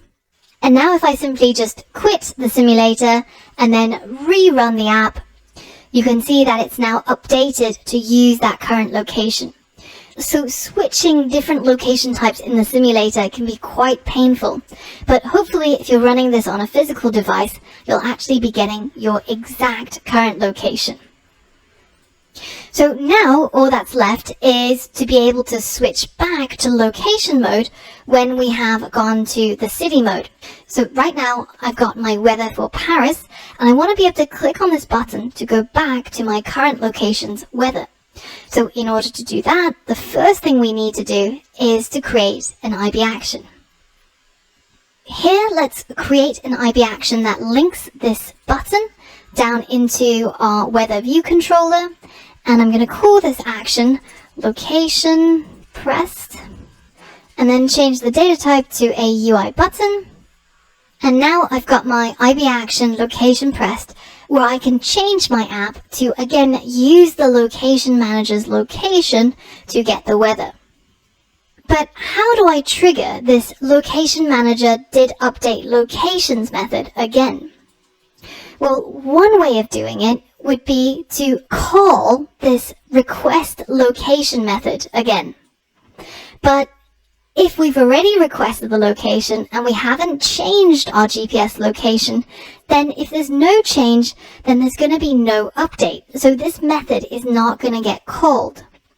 And you can confirm this by simply adding a print statement inside the location manager. So the way to solve this is we want to be able to call location manager.request location and trigger a re-update and call this method again so that we fetch the weather. But in order for this to work, once we've gotten hold of the weather, either at the time when we've loaded up our app or at the time where they press the location button, we want to be able to stop the location manager. So we're going to say location manager dot stop updating location as soon as it's gotten hold of a location. So now the sequence of events is first we set our locations manager's delegate as ourself, then we call request location. The location manager is going to be hard at work fetching the current location, and once it does, it calls this method, passing in the locations that it's found. And we look inside that array to find a location, and as soon as we found one, then we tell the location manager to stop, and we use the location to get the current weather. So at a later point, if we press on the location pressed button, then it calls this method again, and now our location manager has been activated once more, so it can call this delegate method again. Let's give that a go and see if it works. The first thing that we see is the current location's weather, and now I'm going to search for another location's weather, see what it's like in Beijing. And now if I want to switch back to location mode, I press on this button and I trigger the request location once more, where the location manager calls did update location, and I fetch the weather again. So that's it. We've managed to create our weather app that uses the current location to get weather, as well as using the city name that the user types in through the text field. And in the process, we've learned about text fields, protocols and delegates, extensions, networking with URL session, as well as parsing JSON data. So it's been a pretty jam-packed module, if you ask me. And it might be that you might have to review certain parts of this module over the coming days to be able to really digest it and make it your own. But once you've done that, head over to the next lesson and there'll be a challenge as usual for you. And I'll see you on the next module. Subscribe now and press the bell icon. Never miss an update. Alright guys, it's time for the boss level challenge. And in this challenge, we're going to be using what we learned in previous modules to build out the functionality of our app so that we can actually get real-time data for the price of Bitcoin, Ethereum, and Litecoins to give our app its full functionality. And we're going to be using the API provided by coinapi.io. So if you head over to this web address and take a look at their API docs, you'll see that they can provide a whole bunch of data on a lot of different coins. But what we're mostly interested in is the exchange rates. So if you head into REST API exchange rates, you can see that the way that you would be able to get the price of Bitcoin or any other cryptocurrency that they provide has a URL that looks something like this. So you have the base URL up to here, and then you have the cryptocurrency identifier. And then after a / you have the fiat currency such as US dollars or pound sterling or euros. And this will give you back a piece of JSON data that looks something like this, where you can tap into this rate object and get hold of the current value. Say, for example, in this case, the price of Bitcoins in US dollars. But that's not it. We also have to provide a way of authenticating ourselves, so an API key, just like what we did in the Klima app when we worked with the Open Weather Map API. So in order to get hold of an API key, you have to head over to coinapi.io/pricing, and we're just going to go for the free one, which limits us to 100 daily requests, but that's more than enough to complete our challenge. So now if you click on Get an API Key, fill in your email and your name, the title you can leave as student, and company size leave as 1 to 10. And then click on Get a Free API Key. And then go into the email that you typed in, and you should find an email from coinapi.io giving you access to your API key. So then the final URL that you're looking at will look something like this. So it's rest.coinapi.io/version1v1/exchange rate/the cryptocurrency and then /the fiat currency. And all of these symbols are already listed in the starting project, so you don't have to worry about that. And then at the end of the URL, we can tag on the API key, just like what we did with the parameters in the Open Weather Map API. And then we can set it equal to the API that they sent us through email, like this. And now when I go ahead and hit enter, you can see it gives me back that data and the current price of Bitcoin in US dollars. And this works for, of course, any other currency. So say if we wanted to know it in euros, or if we wanted to know the price of Ethereum. So this is going to be the URL that you're going to be working with in order to complete this challenge. Hey guys, it's Angela here, and I've got a brilliant module coming up for you. So in this module, we're going to be building an app called Flash Chat, which is going to be a messaging app. And in the process of building this app, we're going to learn about a lot of really awesome and advanced features of iOS Swift, as well as something called Firebase. So this is what we're going to be making. It's a chat application that has authentication built in, so you're able to register and log in users. So let me go ahead and log in with this account over here. And on this phone, I'm going to log in with a different account. So now I've got two accounts running the same app, and I'm able to write a message, for example, over here. Hello, iPhone 8. And hit send, and you'll see it pop up over here from you.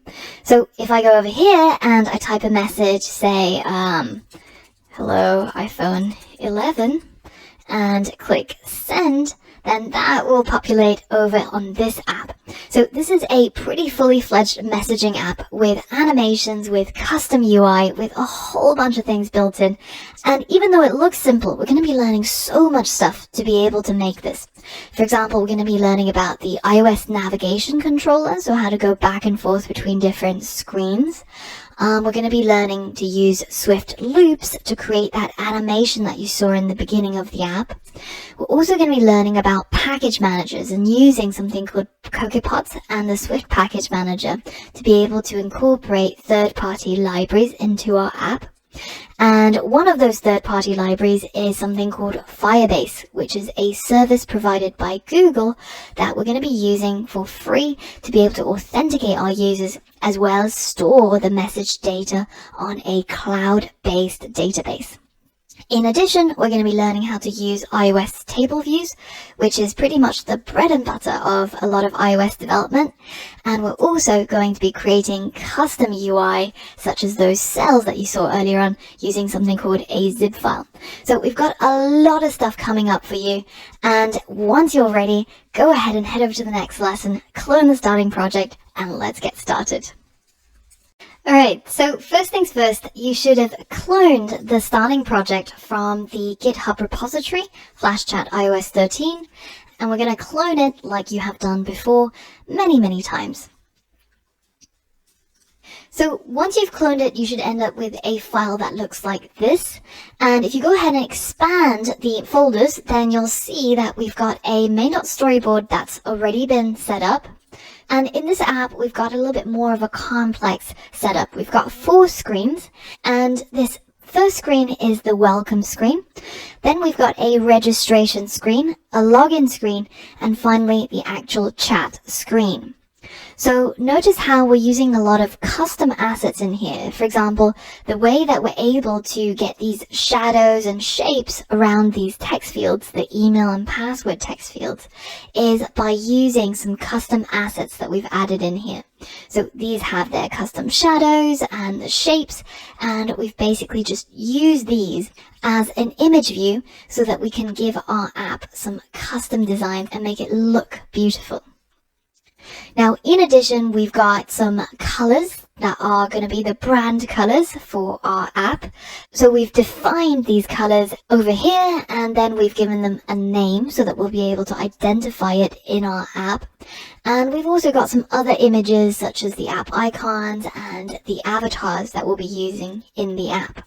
So heading back over to the main.storyboard, you'll notice that if you go into assistant mode, that we've already linked up some of these IB outlets and IB actions. So for example, over here on the welcome screen, we've got the title label that's been linked up. And then over here on the registration and login screens, we've got these text fields already linked up and the IB actions for the buttons. Now, if you don't see the files that are associated with these design files automatically showing up when you go to the assistant view, then it might just be that you have to click on automatic and select it manually, which is a little bit ironic given that it's called automatic. But essentially the reason why these are paired up, if you remember, is because we've actually linked it in the storyboard file. So when we've selected each of these screens and we've created these new view controllers, we've added it inside here as the custom class that's going to control this screen. And we've done that for each of these screens. So chat view controller is linked to chat view controller.swift. The login view controller screen is linked to the login view controller.swift, etc. But sometimes Xcode is a little bit weird and it shows you this file, which is actually the header file, which is not what we want. And instead, you want to click on automatic and select the Swift file like this. So let's go ahead and close down our assistant and let's head back to our main.storyboard.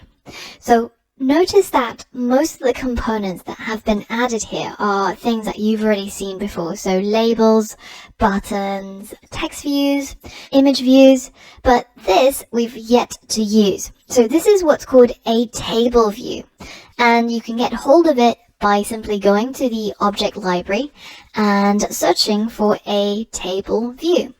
And you can read through this, but basically it's just a way for us to be able to display data in a list. So on Android it's called a list view, and it's probably a little bit better of a description rather than table view. But if you have an iPhone, then you've already seen table views. If you think about your Mail app, this is a bog standard table view without any modifications. And even if you think about the Chat app, this is actually still based on a table view because it's vertically stacked cells, and each of these are just simply customized to look a little bit more pretty than the standard table view. And we're going to be doing this later on ourselves as well, creating these custom views in our messaging app. So if in the future you need a table view or you need the functionality of this kind of vertically scrolling and stacked components, you'll know to get it from the object library, drag it on and link it up as an outlet as you would for any other component on the main.storyboard. So the other thing that you might have noticed when you've opened up this app is that we've got a couple of warnings here. And they're telling us that there's a couple of view controllers on our main.storyboard which is unreachable because it has no entry points. So what does that mean? Well, notice how we've got these 4 screens. We've got this arrow which determines where the app is going to start out, which screen it's going to show first. And you can drag this around, or you can simply select the view controller and click is initial view controller. It does exactly the same thing. I find it easier to just visually just drag that arrow around. But you can see that if this is the entry point, this is the first screen that the user sees, then in order to get to some of these other screens, we're going to need some segues, right? And at the moment, there are no segues because I've left it for you to set up. So I want you to see if you remember how to set up segues. And I want you to set up a segue between the register view controller and the chat view controller. So from this screen to this screen. And then another one between the login view controller and the chat view controller.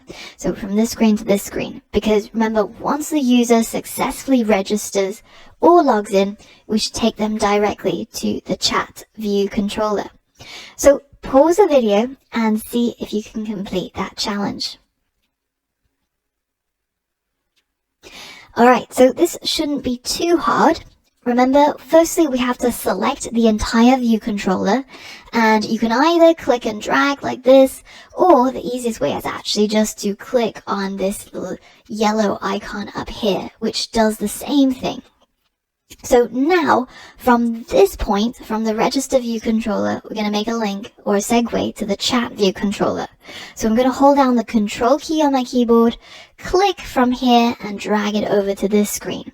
And then go ahead and let go. And now I've created a segue. And I'm going to choose a bog standard show segue as we have done many, many times before. And then I'm going to do the same thing for our login view controller. And now we have 2 segues set up. So if you're at all confused about this, then be sure to head back to previous modules or search in the course for segues, because we've covered this in detail before. So I'm not going to waste too much time talking about it again here. Now, the type of segue that I haven't shown you before is a much simpler type of segue, because these segues actually connect a view controller to another view controller. So they have to be triggered manually, and we do that using the identifier. So you've seen this before as well. But there's another type of segue which is much simpler. We can actually select the register button, hold down the control key on the keyboard, click and drag from it to the register screen. So this way, what we're saying is that we should show the register view controller when the user taps on the register button. And indeed, if you right click on this button now, you can see that there is now a triggered segue set up so that whenever this button is tapped, it goes straight to the register view controller. So let's go ahead and do the same thing for the login screen as well. And now if we go ahead and run our app, then you'll see that when I click on register, it goes to the register screen. And when I click on login, it goes on to the login screen.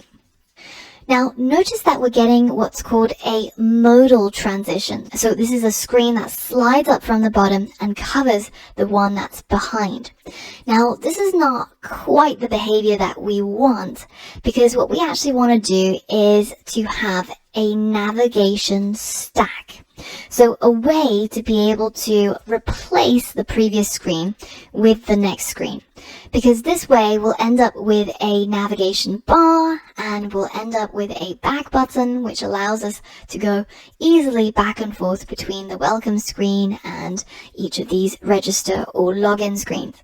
Now, how do we do this? Well, it's pretty simple. We select the first view controller. So this is what we would call the root view controller. It's the one that we started from. And we select it, again, using that yellow button. We go to Editor, and then Embed In, and then we select Navigation Controller.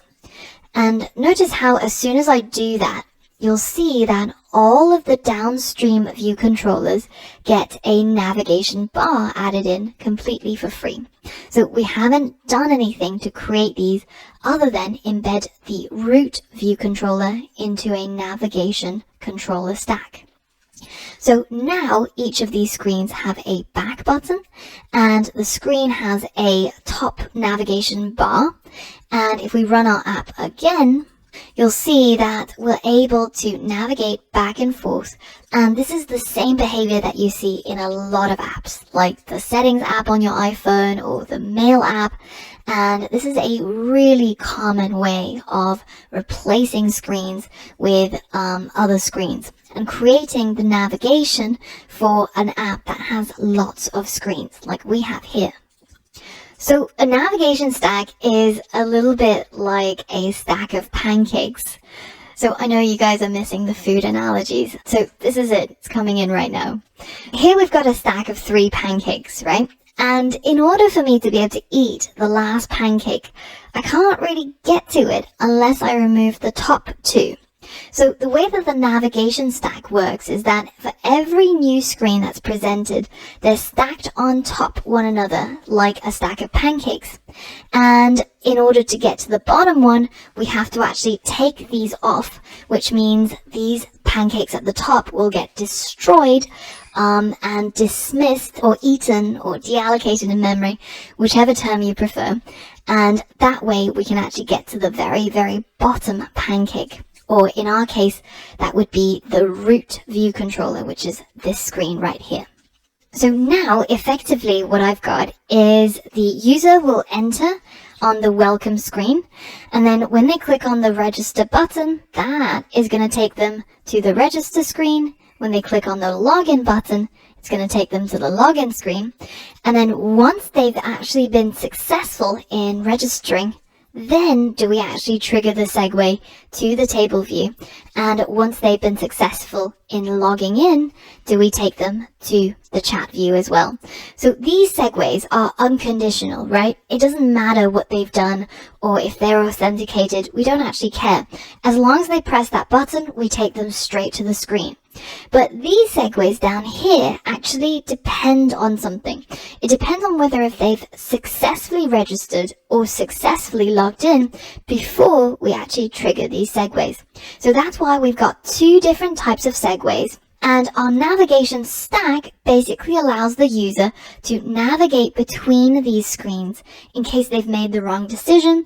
Say they've clicked on register, but actually they've already registered, so they actually need the login, etc. So that's a really common sort of pattern that you'll see.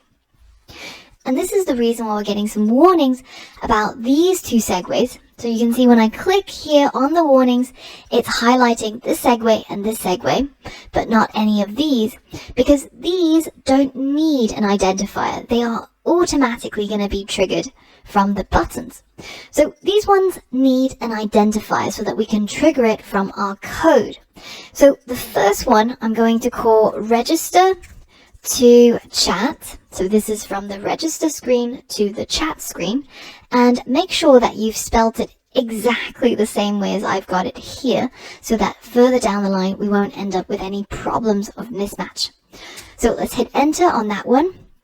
You'll see one of the warnings disappear, and in this one this is going to be called login to chat. And notice how login, the I, I've kept lowercase. So again, make sure that you've got exactly the same spelling as I've got here. So now when we hit enter and activate that, then we should be able to clear our warnings. So now if you hit Command B to rebuild our app and refresh those warnings, then all of the ones that shouldn't be there anymore should get cleared. And we've now gotten to our starting point, and we're ready to create some functionality in our app. In the next lesson, we're going to be adding some animation to our title here, the Flash Chat title.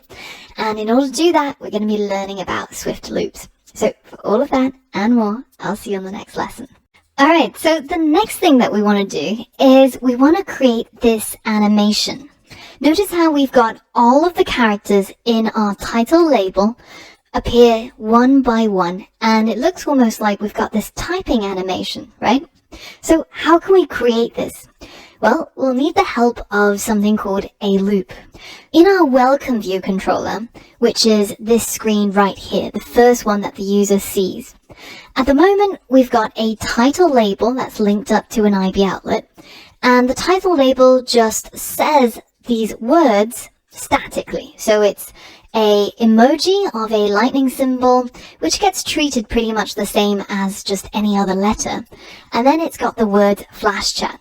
So how can we turn that title label text into something that looks like the animation that you saw earlier on? Well, we can create a loop right here in the view did load. Let's say that I had an array of items, right? Let's say I had a fruit basket. And inside this fruit basket, I've got an array of fruits. So I've got apple, pear, orange. So I've got 3 fruits in this array of fruits, and I can use a Swift for loop, which basically just looks like this. For fruit in fruit basket, print fruit. So in this case, what's happening is I'm looping through this array of fruits right here, and for every single item inside this array, so this one and then this one and this one, each of them are going to get printed into the console. So if we run our app right now, you can see that in sequence of how they were added in the array, they're getting printed. So what these 3 lines of code does is it looks inside this array, and for every single item, it's going to trigger this code. Now, we don't have to limit ourselves to arrays. We can also do the same with text. So let's say that we had something called title text, and I'm going to set it to equal the same string as you have inside the title label. So we've got this piece of text, which is a string that says this, and I want to print out every single character in this string. Well, I can do the same thing as I did before. So I can say for letter in title text, go ahead and print each of these letters. So now if I hit run, what you'll see is that it now separates out each of these characters in my string and it prints them out one by one. So the important thing to remember is that the code in here, in between the curly braces of the for loop, gets run for as many times as there are letters in the title text. So if we had other code in here, they're also going to be run each time we get to a different letter. Now you can see we're getting kind of closer to our end goal, right? Because we're able to separate out each of these characters. And all we need to do is to simply start out by emptying out our title label. So we say title label.text equals an empty string. And then we're going to add in each letter in the for loop. So we'll say title label.text.append, and we can append a character. So that's going to be our letter. Now, if you run the code as it is right now, you'll see that it's actually not quite what you might expect to happen. The entire string appears almost as if it happened at exactly the same moment. So why is that? Well, it's because our computer is actually working really, really fast. And it doesn't take it any time at all to loop through the letters inside the title text. So it does it in less than a fraction of a second. So we can't actually see that animation of typing. So what do we have to do? Well, we could create a timer so that we add each letter after an incremental amount of time. So maybe the first letter gets added immediately. And then after 1/10 of a second, or 0.1 seconds, we get it to show F, and then after 0.2 seconds, we get it to show L, and then A, and then SH, and then we end up with our typing animation. So how can we do this? Well, we can use our timer that we've seen previously in, for example, the egg timer lessons, and as well as other modules as well. We can get a hold of our timer, and we can use schedule timer with time interval. The time interval I want to create is 0.1 seconds, and I'm going to set repeat to false. I only want it to run once. And then inside this block, once you've got it highlighted like this in blue, so if you don't, you can click away and then select it. It'll get highlighted and then hit enter. Now, once you've hit enter, we can go ahead and give this timer a name. We'll just call it timer with a lowercase t. And then the part where it says code is going to be the code that's going to be triggered after this time interval. So that is, of course, appending our letter. Now, you're going to get an error saying that the title label needs to be clearly marked with self because we are, of course, inside a closure, denoted by this syntax that you should have seen before. And if you don't remember what closures are, then be sure to review the session on closures inside the Klima module.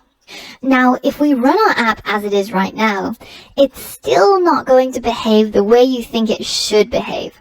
And everything actually still appears on screen at the same time. So what's going on here? Well, what happens in this for loop is for every letter in the title text, it schedules a timer that waits for 0.1 of a second, and then it adds the letter to our title label text. But unfortunately, we're setting up as many timers as there are letters in our title text. So the first timer is set for this emoji, the second timer is set for the F letter, and then for the L letter, etc. But all of these timers got started pretty much at the same time. So in order to fix this, we have to change the time interval so that it takes into account a delay for every subsequent letter. So we can do that by creating a variable. Let's call it character index, and we'll start it with 0. And then inside the for loop, we're going to add 1 to the character index. Now, if I go ahead and print the character index, as well as the letter that we're currently on in our loop, if I hit run, you'll see that the first time the loop ran, the character index was 0, and my letter is this lightning emoji. The second time the loop was run, the character index gets increased by 1 in the last loop, so now it's equal to 1, and the letter we're now on to is F. So what we can do here is we can use this character index to multiply the time interval. So if we had 0.1 times 0, it's still 0. So the first timer happens immediately. And then 0.1 times 1 is going to be a delay of 0.1 seconds. 0.1 times 2 is a delay of 0.2 seconds. Now we can delay each letter by 0.1 of a second so that they appear incrementally after each other. Now we're getting an error here saying that you can't multiply a double by an integer. So how can we fix this? Well, we could in fact change this into a double by casting it like so. Alternatively, you can simply turn this character index into a double by writing 0.0. And you'll notice that if you check this now, it has turned its data type into a double. Both of these options work to remove that error. And now what I want to show you is I'm going to print the value of 0.1 times the character index, and then I'm going to print the letter. And I'm also going to add a line just in between to show you when each time the loop has run. So now if I hit run, you can see that the first time the loop is run, the 0.1 times 0 is of course 0. So we've scheduled a timer with 0-second delay to print this character. Next time the loop is run, 0.0 times 1 is 0.1. So we've scheduled a timer to be delayed by 0.1 seconds to print the letter F, and then so on and so forth. So now when you run the app and you look at it, you can see that it prints out this typing animation by looping through each of the letters in our title text and adding them on after 0.1 second delay each time. And there are other ways of doing this animation. There's actually lots of other ways that I can think of. And the reason why we chose this is because I wanted to talk about loops. And if you've never come across this concept of loops and looping in programming, then I really urge you to head over to the next lesson where we're going to be doing a deep dive on loops and specifically look at the for-in loops as well as the while loops that exist in Swift. So for all of that and more, I'll see you there. Alright, so welcome to the Swift deep dive on loops. And loops are a really important construct in programming in general, not just in Swift. So let's say that we have a scenario where you want a robot to, say, drop a coin on every single tile. And you want him to repeat this process so that he covers all of the tiles on the floor. Now, you could write your code pretty much like this, where you just tell it to move one, put coin, move one, put coin. But notice how many parts of our code is being repeated. And while you could probably simplify this by putting move and put coin into its own function, as we learned previously, and then calling that function, but it's still quite repetitive. And what are we? We're programmers, right? And what does Bill Gates say? Well, he'll always choose a lazy person to do a difficult job because we'll find an easy way to do it. So how can we be lazy? How can we use programming and the computer to do all of these repetitive tasks instead of us having to type it all out? Well, this is where loops really come in handy. And the most common type of loop that you'll see is the for-in loop. So let's say that you've got an array of some names. Say these are the name of your contacts or your friends, and you want to be able to print out each of them in order. Because this is an array, so an ordered sequence of elements, we can simply write for, and we create this entirely new constant in here. So this name is a new constant that we've decided to call name, And then the in keyword is followed by the actual sequence. So in this case, it's our array up here. So now when we go ahead and print each of the names with a hello, then what's going to happen is this loop is going to run for as many times as there are elements in our array. So in this case, it's 1, 2, 3, 4.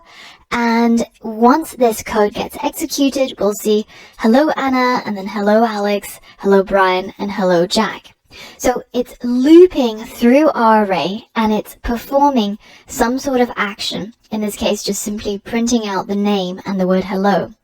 And it's doing this many, many times without us having to explicitly write hello name square bracket 0, hello name square bracket 1, etc.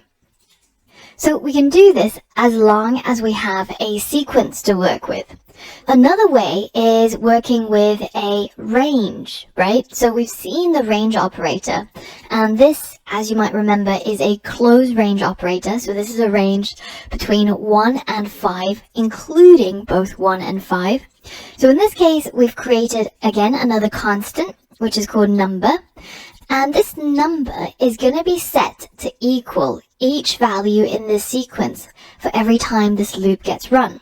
So if we decided to print out the number each time the loop is run, then what's going to happen is that this number constant is first going to be equal to 1 the first time the loop runs, and then this entire block gets executed and we should get the words hello 1 printed, and then the next time number runs, it's now equal to the next value in the range, so it'll be 2, and so on and so forth. So we'll get this looping effect running a total of 5 times, because our range goes from 1 all the way up to and including 5.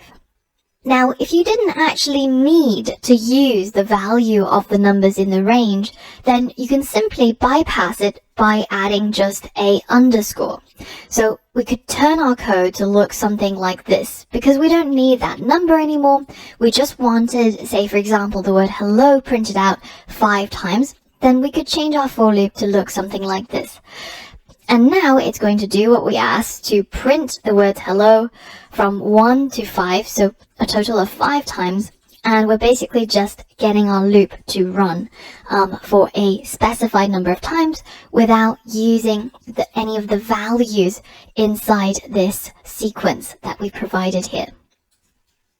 Coming back to our original example where we had our little robot, to simplify things, let's say that we only wanted to put it along this one horizontal line, right, where it's very much move 1, put coin, move 1, put coin.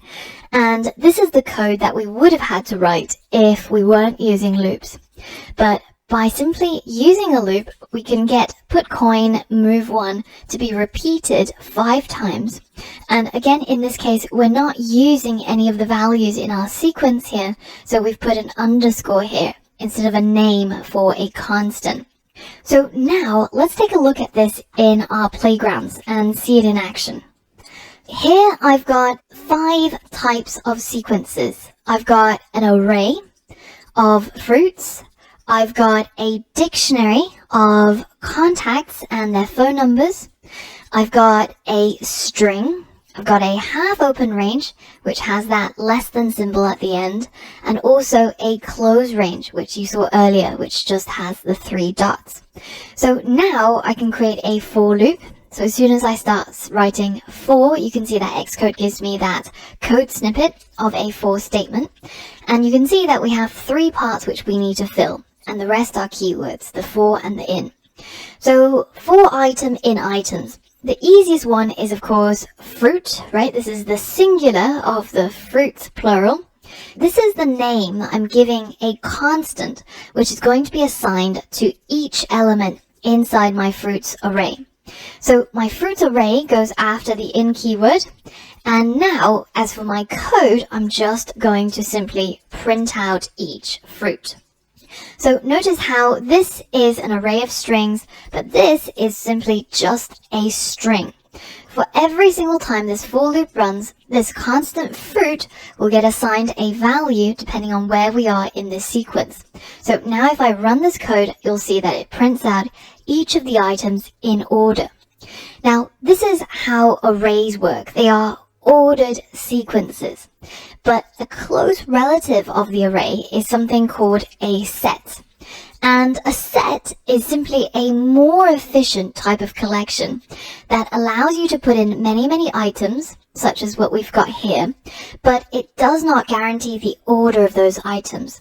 So that means that if I now try and print fruit in fruits, you'll see that I won't get the original order that I put it in, like I did with the array, where I'm guaranteed that it's going to execute it in the order that I created the array. Once it turns into a set, it's just going to do it in the most efficient way possible, and it's going to print out all the items in there, and it's going to loop through all of them, but it's not guaranteeing any sort of particular order. So in certain cases, you might value the efficiency more than the order, in which case you would use a set data type, and other times you really care about the order of the elements that went into that sequence, in which case you would use an array instead. The next thing is we've got a dictionary here, right? And we can do exactly the same thing. We can say for person in our contacts, we're going to print the person's key. So notice how dictionaries are composed of key value pairs, right? Each item that goes in there has a key and a value. So if we loop through our contacts, and every time this loop runs, we turn each of these items into a constant called person, and then we print person.key, we're going to get basically all of the names that's in our dictionary. And if we print person.value instead, we're going to instead get all of the values that are inside our contacts.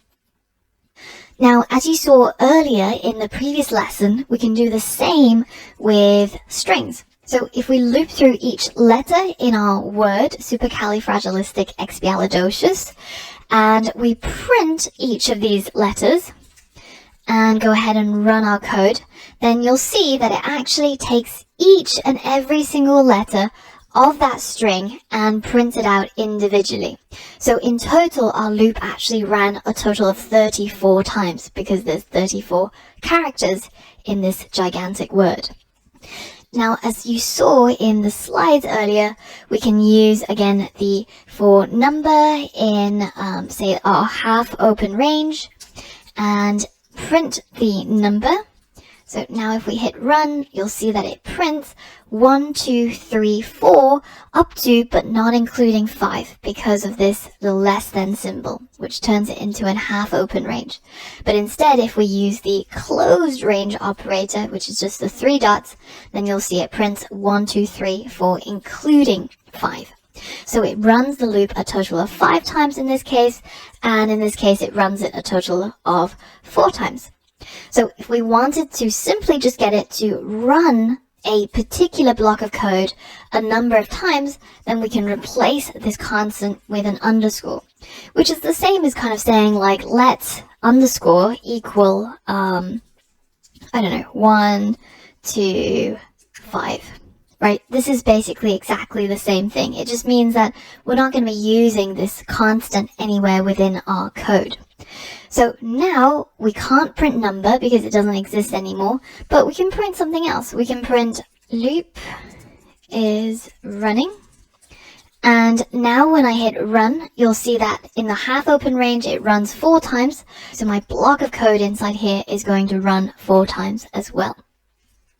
Now, another related type of loop is something called a while loop. And while loops work where you have a while keyword, and then you have something that is tested, a condition, right? And if this condition, say, A is greater than 5, or the sky is equal to blue, if that is true, then this entire loop is going to continuously run until this condition becomes false. As you can imagine, this can be dangerous if you expected something to turn false at some point, but it actually never does. Say you expected, the user to type a particular letter, A, but they never type the letter A. Well, then in that case, your while loop is going to run until forever, which is called an infinite loop. And if you search for one infinite loop in Maps, what you'll discover is actually Apple's headquarters. So, right here. This is how we programmers try to be funny by building large buildings representing concepts in programming. Going back to our playground, let's say that I wanted to create a while loop instead, right? So I start out with the while keyword, and again, Swift has a code snippet for that as well. And then I have to supply a condition. In this case, what I'm going to test is I want my while loop to run for a single second. So I can get hold of the current time right now by creating a variable called now, by setting to equal to date.timeinterval since 1970. And it's not going to recognize date because I need to import the foundation module in order to tell it about this date object, which is a single point in time. And the time interval since 1970 is going to give me the number of seconds since 0 o'clock on January the 1st, 1970. So this is a standard in Unix time. And what this means is that this now is going to be equal to the number of seconds since January 1st, 1971. I'm going to create a constant called 1 second from now.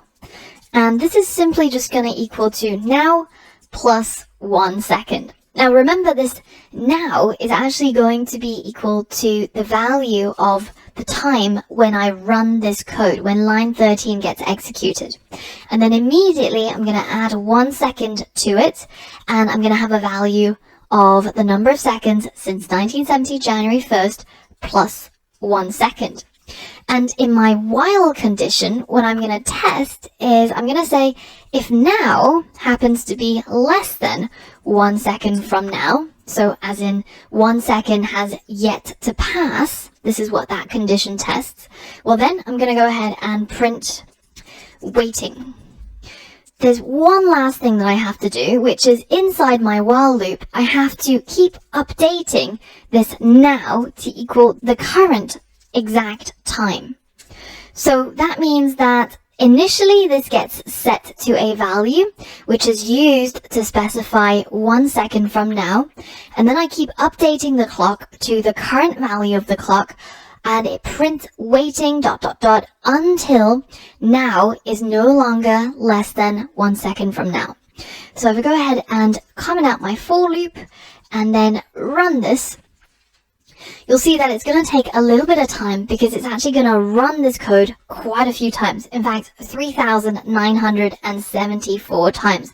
And it printed out waiting ... that many times. So this is an indication of just how fast these loops can actually run. Now, the reason why I say while loops are notoriously dangerous is because you have to make sure that this condition never ends up being continuously true until the end of time. Say, instead of checking while now is less than 1 second from now, in which case it will actually stop after a second, if I instead checked a condition where it's always going to be true, say 3 is greater than 2, until the end of time, 3 is still going to be greater than 2. Don't do this because your computer will actually crash, but I'm going to run it on my computer just so you can see what happens. So when I hit run, you're going to see that it's going to continuously go many, many times, and it's not really going to stop until the Mac realizes, well, actually, this process has been going on for a long time, and I probably should interrupt it. And in fact, even if you try to stop the playground, it's actually not really gonna stop your code because it's already running in the background. And at some point, Xcode actually just crashes. So while loops can generate these infinite loops, so you have to be really careful when you're working with them and ensure that the condition is clearly one that can turn false at one point. And the reason why you would use a while loop is because you have a certain condition that you know is eventually going to turn from true to false, but you don't know exactly when. So it could be something that is an unknown. Say, I don't know how long it'll take for a particular image to load from the internet. Well, then maybe the while loop is something you could use. But I recommend trying to use the for loop instead of the while loop, at least when you're starting out, when you're unfamiliar with it, because it's a notorious source of bugs and can generate these infinite loops, of which mine is still going on, by the way, even if I try to tell it to stop. So after this lesson, I recommend having a read of the Swift book on control flow, and that's going to include for-in loops as well as while loops that we talked about. So just get a little bit more background on that, and then we'll head back and continue building out our app. Alright, so in this lesson, I'm going to talk about third-party libraries, what they are, and how to use them using something called CocoaPods. What exactly are third-party libraries anyways? Well, let's imagine that you have an assignment where you have to write an essay about volcanoes. And yeah, you know a little bit about volcanoes already. You know that they're kind of pointy and they're kind of hot, and sometimes they emit a lot of gas, which could probably be said of my roommate too. But you might not know that, for example, volcanoes are named after the Roman god Vulcan, which is this blacksmith dude who's really good with fire. Or the fact that maybe the largest volcano is actually on Mars, and it's something like 370 miles across, which is like about 600 kilometers in diameter. So where would you find these kind of things out? Well, you might have gone to an actual library, right? And you could take out a book on volcanoes. So between this book and your knowledge, you can actually cobble together this essay. Now, I'm not saying this is how you should write essays, copy things from books or from Wikipedia, but essentially, a lot of times you don't have the knowledge or the capabilities or the time to be able to completely create something by yourself. So in the case of the app, you can actually combine your code with third-party library code that other people have created, and you're able to leverage these third-party libraries of code which contain individual modules for specific purposes. Say, for example, an animation library that helps you animate the components in your app, or a linter library which helps you fix and improve your Swift code, or something like Firebase, which we're going to be using a little bit later on in order to work with the databases on Firebase and in cloud storage. So essentially, you end up standing on the shoulders of giants, saving yourself lots of time, and also occasionally being able to do things that you might not have otherwise known how to do. So let's go ahead and see this in action. Now, the first thing I want you to do is to actually close down the project that you're currently working with. And in your browser, head over to cocoapods.org. This is the tool that we're going to be using to search for and incorporate some third-party libraries into our project. Now, when you go to cocoapods.org, there is a search bar, which admittedly sometimes it doesn't work that well, but most of the time, as long as the server's up and running, you should be able to type stuff in here. Say, for example, if I wanted to find a library that helps me create a typing animation, then I could search for the word typing, and you can see a whole bunch of different libraries that we can add. So this top one, which is a UI label with character-by-character typing animation written in Swift. So that sounds pretty good. That sounds pretty much like exactly what we want, right? So if you go ahead and click on it, one of the key things you have to do is judge whether if these libraries are well maintained and if they're updated regularly. So you can see some of this information over here. You can see that the builds are passing, so these are automatic builds and tests that are run on this library of code.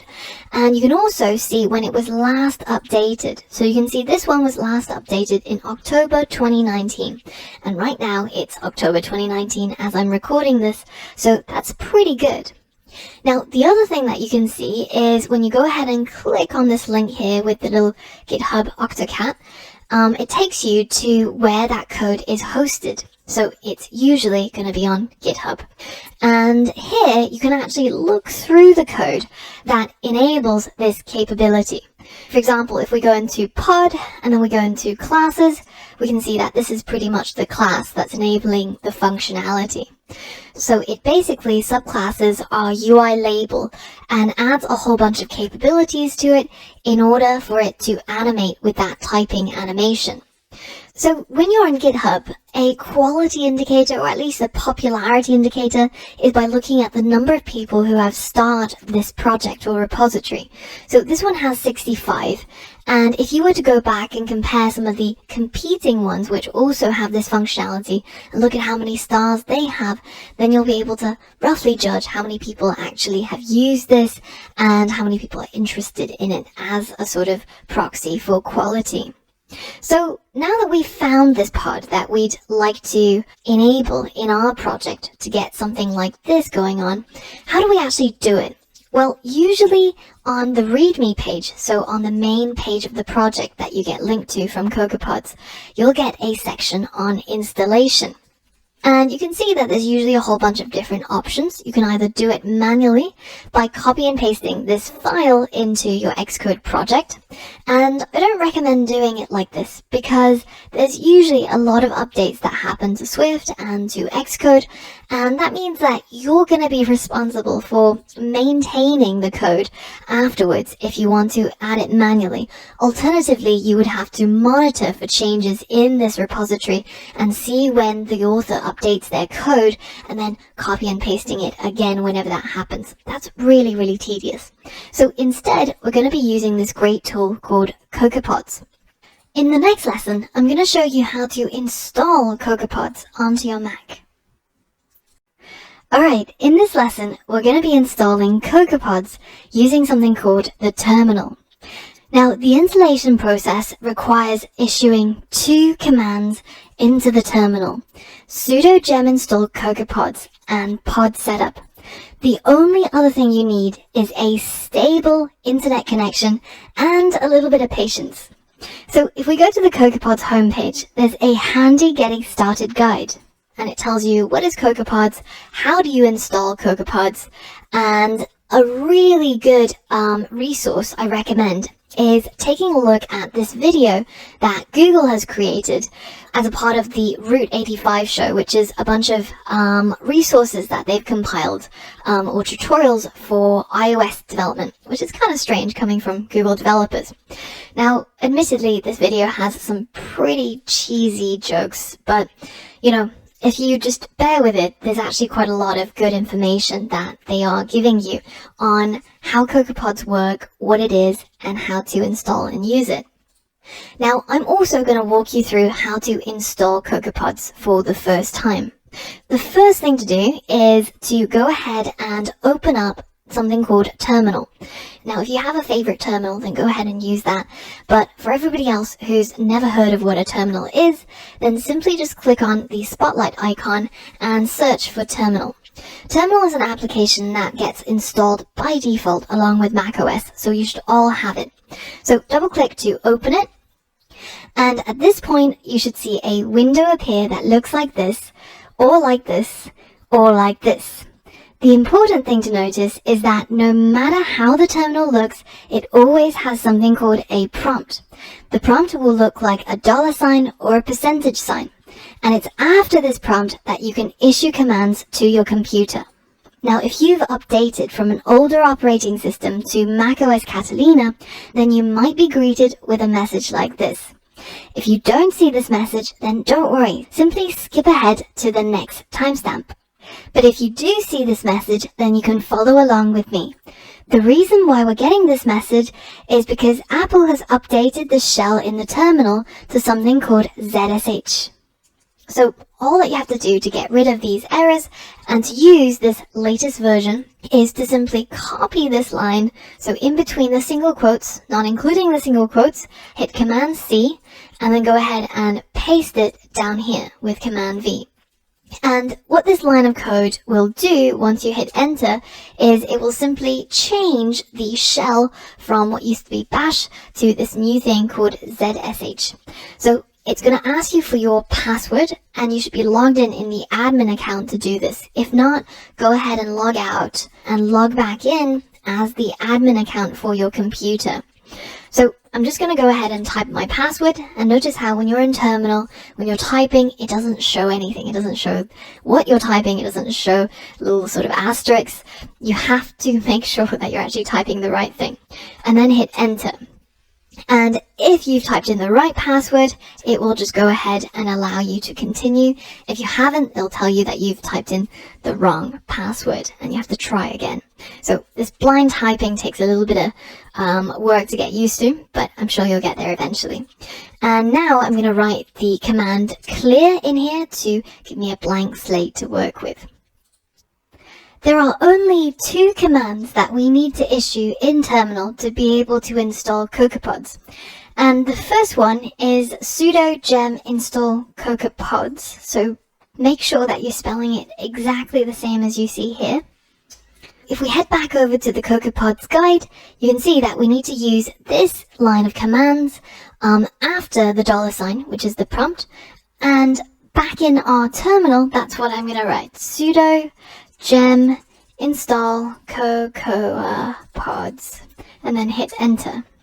Now it's going to ask you for your password, and this is the password that you're using to log in to your current account. And remember that that account needs to be an admin account. It needs to have admin permissions, because otherwise, even if you enter the password, it's not going to work. So just like when you install big applications onto your Mac, you always need to have an admin account to do that. So if you're not logged in as the admin, make sure that you log out and log in with the admin account before you proceed. So now when we write our password, notice how it's actually not going to show you any asterisks or any indications that you're typing at all. So you have to do it blind. So let me just put in my password, and you'll see that nothing has happened. But once you're sure you've typed out your entire password, then go ahead and hit enter. Now, as long as you've got your password correct, then it should start fetching and installing CocoaPods. Now, depending on your internet speed, this can take anywhere between, just now you saw, a couple of seconds to 5 to 10 minutes. So just be patient and wait until you see your prompt again, and you see this percentage sign as well as a flashing cursor, which tells me that it's ready to take new commands again. So that means it's done with the previous thing that you asked it to do. So be patient and just let it work its magic. So now that we've installed CocoaPods and we've got 9 gems installed, we've got no errors reported anywhere, then we're ready to proceed on to the next step. And step 2 involves the command pod setup. And then at the end, we're going to add the flag --verbose. And what this does is it's going to pull down what's called the master repository from CocoaPods, which lists all of the available CocoaPods, the same ones that you can find in search on cocoapods.org, as well as their latest versions and how to get hold of them. So this process can take quite a while, even longer than the previous step, and that's why at the end we've added this flag --verbose so that it tells us what's going on each step of the process, so it doesn't look like it's just stuck. So, but word of warning, this is going to take a while, and again it requires pretty reliable internet, and if it fails, just try it again until you get a success message and you see your prompt again. And that completes the setup. There's only one thing left to do. Check if everything is actually working and if installation was successful. So to check to see if you're set up properly with CocoaPods, I want you to enter the command. So after your prompt, be it a $sign or a percentage sign, go ahead and type pod --version. So this is 2 hyphens and then version, and there should be a space between the pod and the first dash, and then go ahead and hit enter. Now at the time of recording, my CocoaPod version is currently 1.8.4, so you should see a version like this, or hopefully it'll be higher for you, so it might be 1.8.5 or 1.9 point something. But as long as you see this after typing the pod -- version command, then it means that you've got CocoaPods successfully installed and set up and you're ready to go. But what if you see an error message instead, say doesn't recognize the command pod or something like that? Well, then I recommend trying the steps in the lesson again to install and set up CocoaPods. And if that doesn't help, then head over to the troubleshooting guide on the CocoaPods website. The troubleshooting page will show you some of the common problems and the possible fixes you can do. But in most cases, this should go through successfully without you needing to do anything else, although it will just take some time. Now, with the setup out of the way, we can harness the true power of CocoaPods. So for all of that and more, I'll see you on the next lesson. Now that you've successfully installed CocoaPods, it's time to install your first pod for your project. In this lesson, I'll show you how to work with a pod file and how to generate an XC workspace project that includes a CocoaPod. You should still have your terminal up and running. If not, go ahead and open it up. The first step is to navigate to the directory where our project lives. So let's first locate it inside our Finder. So in my case, it's pretty easy. The project folder is just nested in my desktop folder. So what I want you to do is notice how this is the containing folder for our Xcode project. So you want to select this parent folder.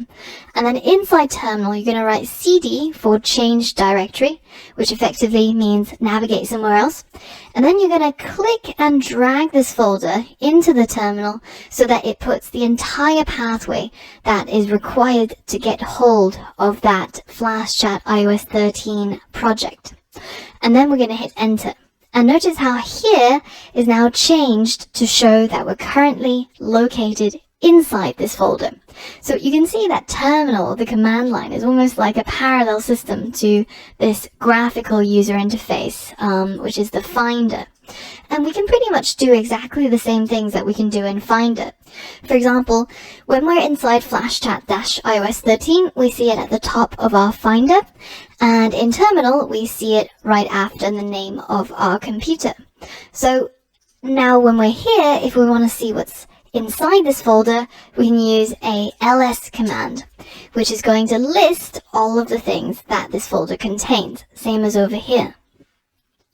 Now, what we want to do is inside this Flash Chat iOS 13 parent folder, so the one that contains the Xcode project, not this one, which is parallel to the Xcode project, it's here that we want to run the command pod init. And what this will do is it will initialize a new pod file. So once I hit enter, you'll see that pod file appear right here. And then we're going to open this pod file. Now you can do that in a number of ways. The easiest way is to simply right click and then click open with and then select other. And then we're going to find Xcode in here. And select Xcode and then select it as always open with this application. Go ahead and click open and it should now open that pod file using Xcode. So now we have to format this pod file so that we actually add the pod that we're interested in. And to get some practice with CocoaPods, the pod that we're going to add is the CL typing label. This pod contains a bunch of code that allows us to do text animations in our project. But let's first turn our attention back to our pod file. So first, some formatting. It wants us to define a global platform for our project. So notice how this code file actually looks quite different from what we're used to seeing. This is because this is actually written in a different language. This is actually a Ruby file. And in Ruby, instead of having comments like this, they have comments created using the £sign. So therefore, this line and this line, they're all commented out. So let's go ahead and uncomment the next line by deleting the £sign here to define a global platform. And what this platform does is it allows you to define the minimum iOS version that you want your app to support. So in this case, it's saying the iOS platform 9.0 or above. So you can, if you wanted to, say that, well, actually my app is going to only be run on phones which are running iOS 13 or later. And in certain cases, we're going to see a little bit later on, certain pods or certain third-party libraries have a much higher requirement because they're using more recent features of iOS or of Swift. In our case, we're going to leave it as 9.0, and I'm going to delete this top comment as well. And then down here, we're going to delete this other comment. So we now have a single comment that says pods for FlashChat iOS 13. And between that line and end is where we're going to add all of our pods. So if we go back to the CL typing label page on CocoaPods, you can see that it tells you to add this line to your pod file.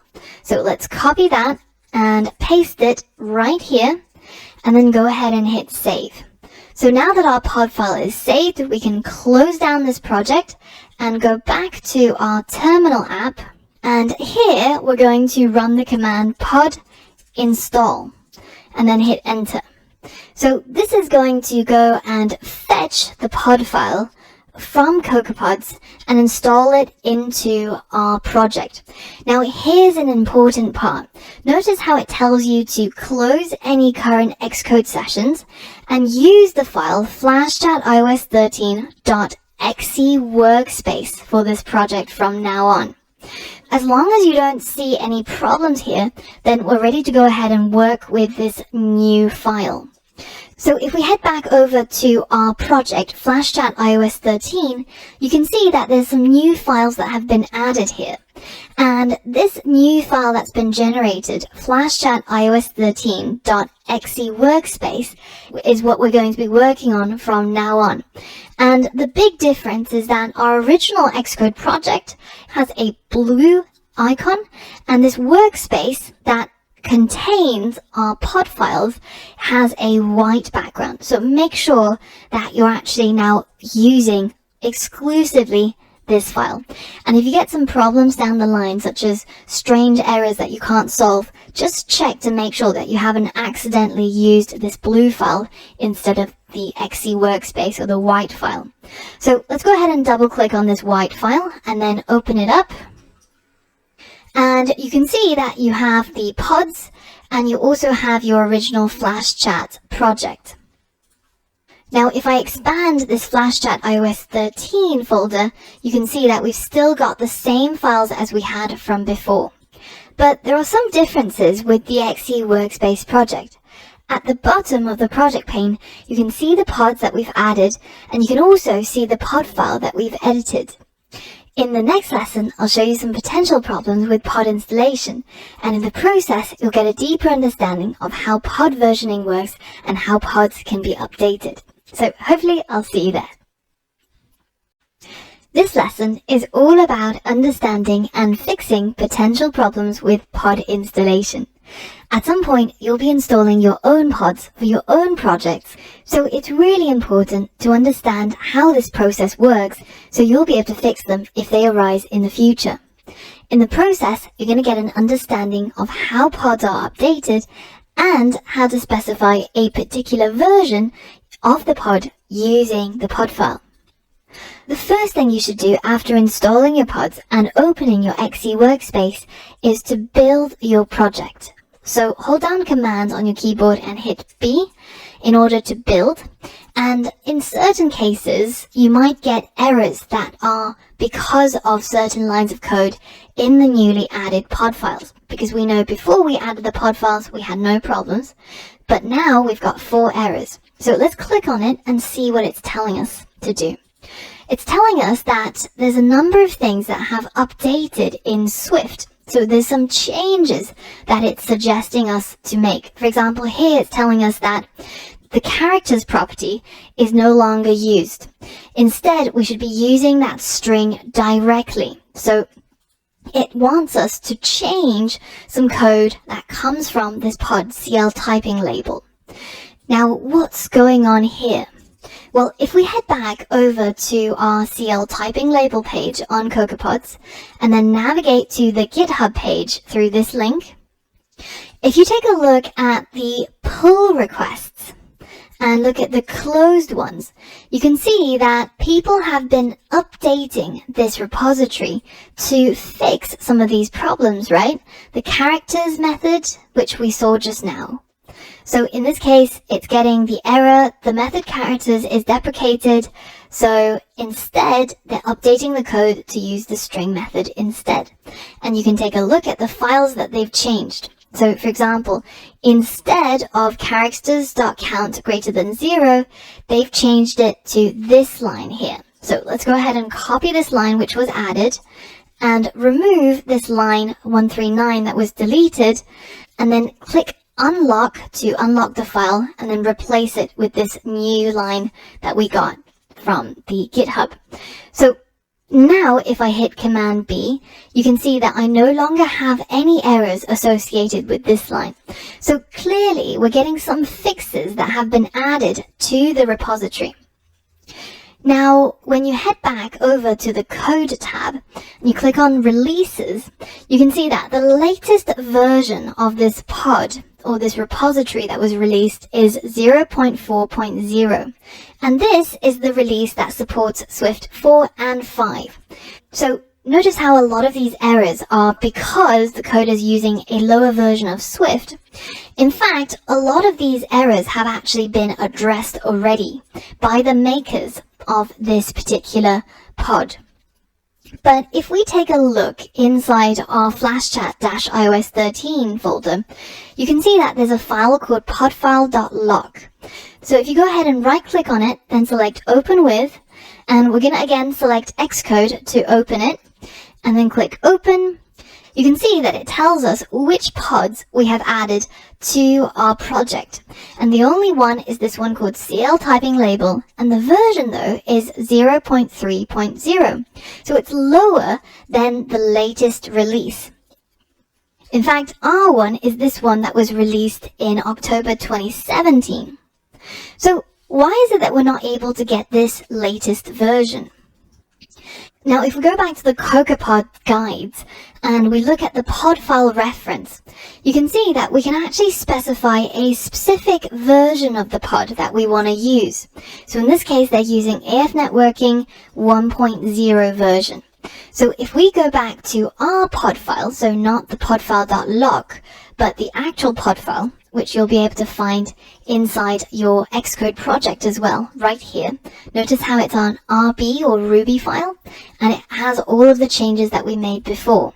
Well, instead of just telling it to use any old pod file, we're going to add the same syntax as we see here. So a comma followed by a single quote, and inside the single quote, we've got a tilde symbol, and then a right angle bracket, and then the version of that pod that we want to use.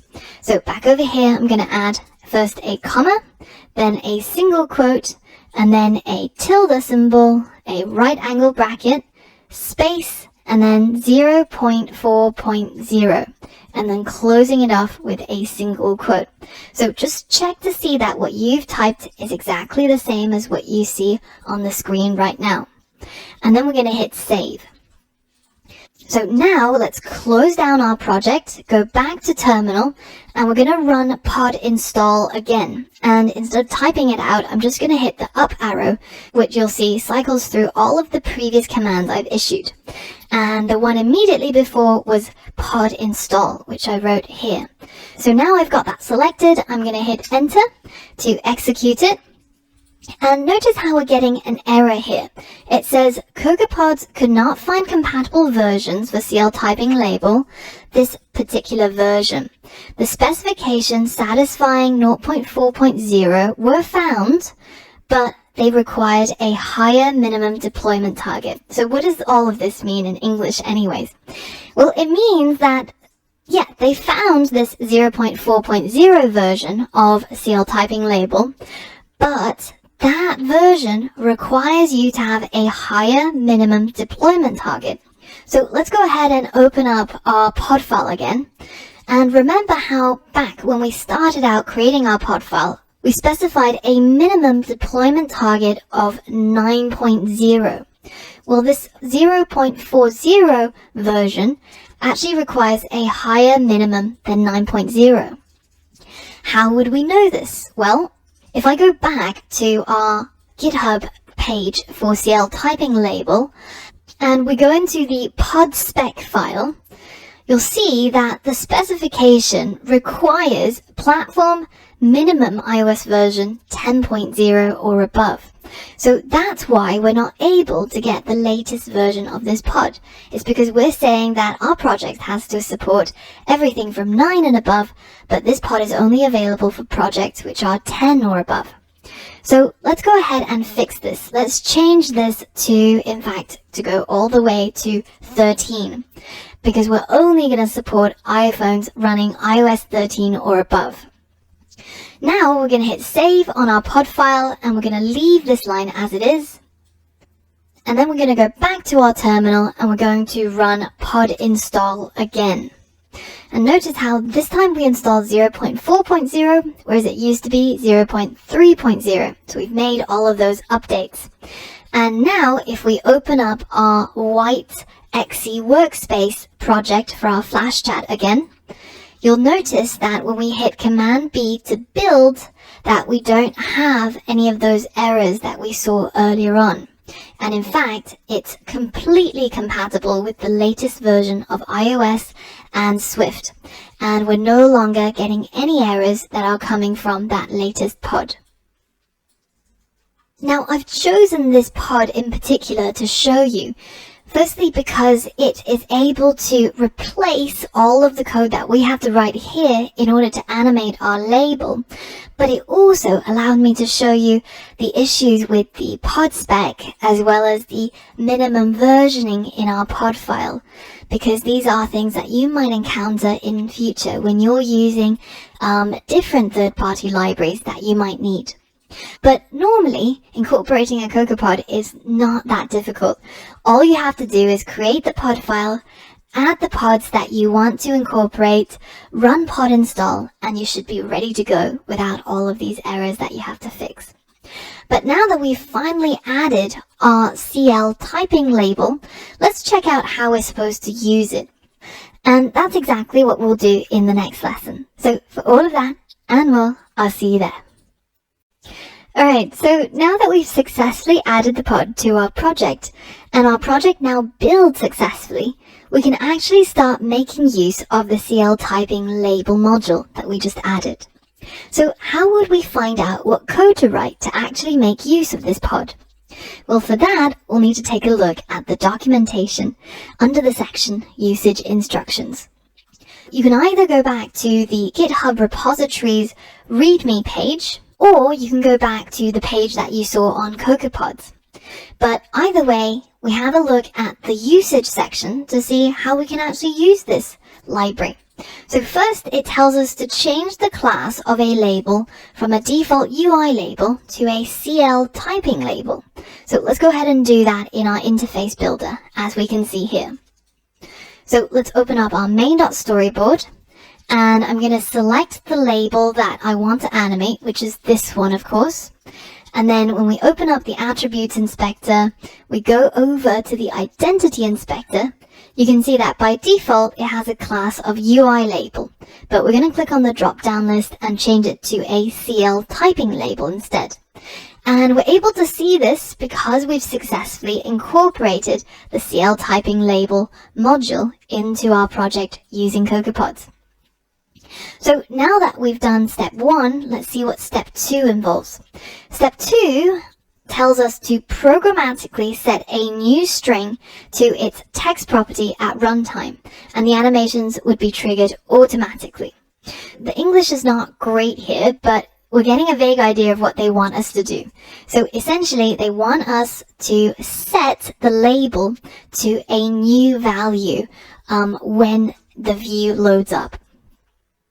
Let's go ahead and comment out all of this code that we've written and change this IB outlet for our title label, which used to have a UI label as the data type, but now it's actually a CL typing label. And when you put this in, you'll see that it doesn't actually recognize what a CL typing label is. So we have to remember to import the module that we installed using CocoaPods, which was called CL typing label. And once that's done and you hit Command Build, you should see that it now recognizes this data type. And inside our view did load, instead of all of these lines of code, which you can keep if you want, just as reference to how we use the for loop in here, but in my case I'm going to try and keep things clean and I'm just going to delete it.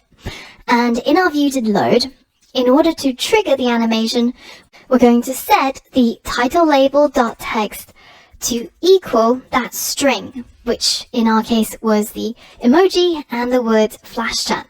So now by using this pod file, the CL typing label, which contains code that we didn't write, right? This entire file, CL typing label.swift, comes from this CocoaPod, and it sets up the animation, and it basically does similar to what we got it to do, but perhaps in a slightly better, more advanced way.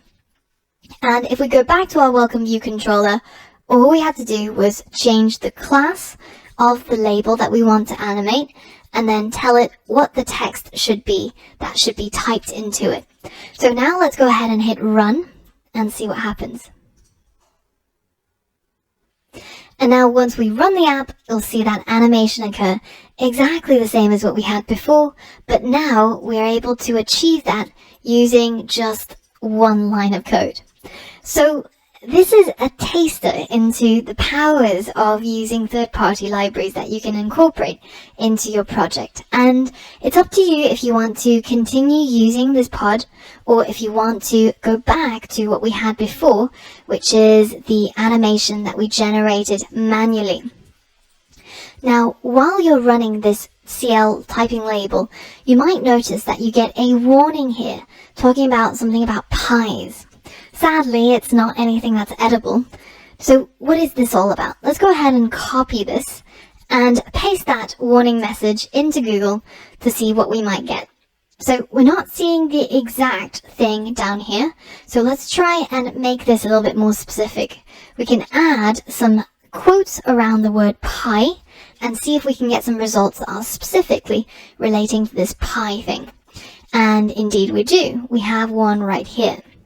So it seems like this pi relates to something called the position independent executable. And it's telling us that the way that we can disable it for our pods, which seems to be the problem we're getting, is to go over to our pods project, build settings, and then search for position, and then change this part to yes. So let's try that and see if it works. So let's go over to our pods project, select it here. And then let's select pods right here as well. And then we go to build settings and we search for position. And where it says generate position dependent code, we're going to change it to yes. So now let's hit run again. And you can see that this time we no longer get that warning. So that's the solution for that warning if you're getting it. And if you're getting a different warning, I also recommend the same system, just searching Stack Overflow or Google for the warning message. There's usually somebody else who's encountered it. Alright, so at this point we've seen how to create a pod file, generate an XE workspace, add a CocoaPod, and successfully use the pod inside our project. There's only one step that I haven't showed you yet, and that's removing a pod. In fact, I'm going to remove the CL typing label from my project. That way, you'll learn how to remove a pod if you're no longer interested in using it in your project anymore. Of course, you have the option to leave your code as it is and keep the pod, so you don't have to follow along with me. But I'm going to remove this pod in the completed version of this project and use the code that we wrote ourselves previously. Well, let me restore my title label to a UI label. And if you want to keep the pod, then you don't have to change your code. You can just watch me as I change my file. And then remove that import statement as well. And the other thing I had to change was to go into our main.storyboard and change the identity of this back from CL typing label to a UI label. So once I delete that class, you can see it defaults back to a UI label. So now the pod though is still right here living in our project. So it means that when we upload our project to the App Store, it's adding maybe a couple more characters. In this case, it's not particularly bad. It's a really small file. It's really not going to make much of a difference. But if it's a really large module that we've added, you might want to actually remove it from your project. So how do you do that? Well, we go back to the pod file, we remove this particular pod, this line of code, hit save, we close down our project, and then we go back into terminal and we run pod install again. But in this case, we're actually not installing, we're actually uninstalling. And you can see that it's removed our CL typing label from our project. Now, if we go back into our Flash Chat workspace, you can see that in the pods, there are actually no pods in here anymore. We don't have any modules that are being added to our project. But don't delete the pod file because we're going to be using it to add Firebase to our project very soon. In this lesson, let's take a minute to talk about why CocoaPods is useful and discuss some alternatives to CocoaPods.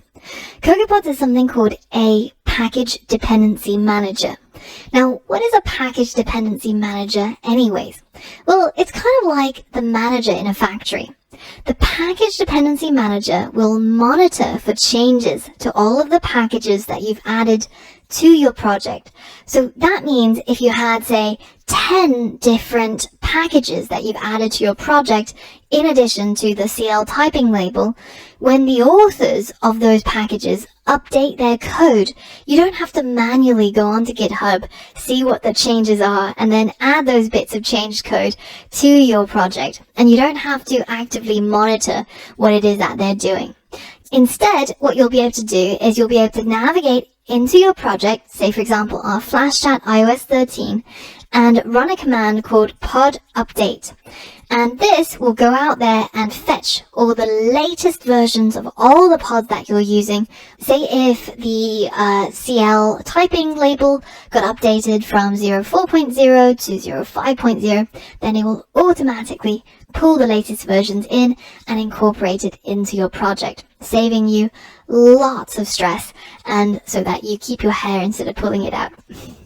Now, it's important to remember that CocoaPods is not the only player in this sector. So in addition to CocoaPods, the other ones that you might hear of along the way are something called Carthage, as well as the Swift Package Manager.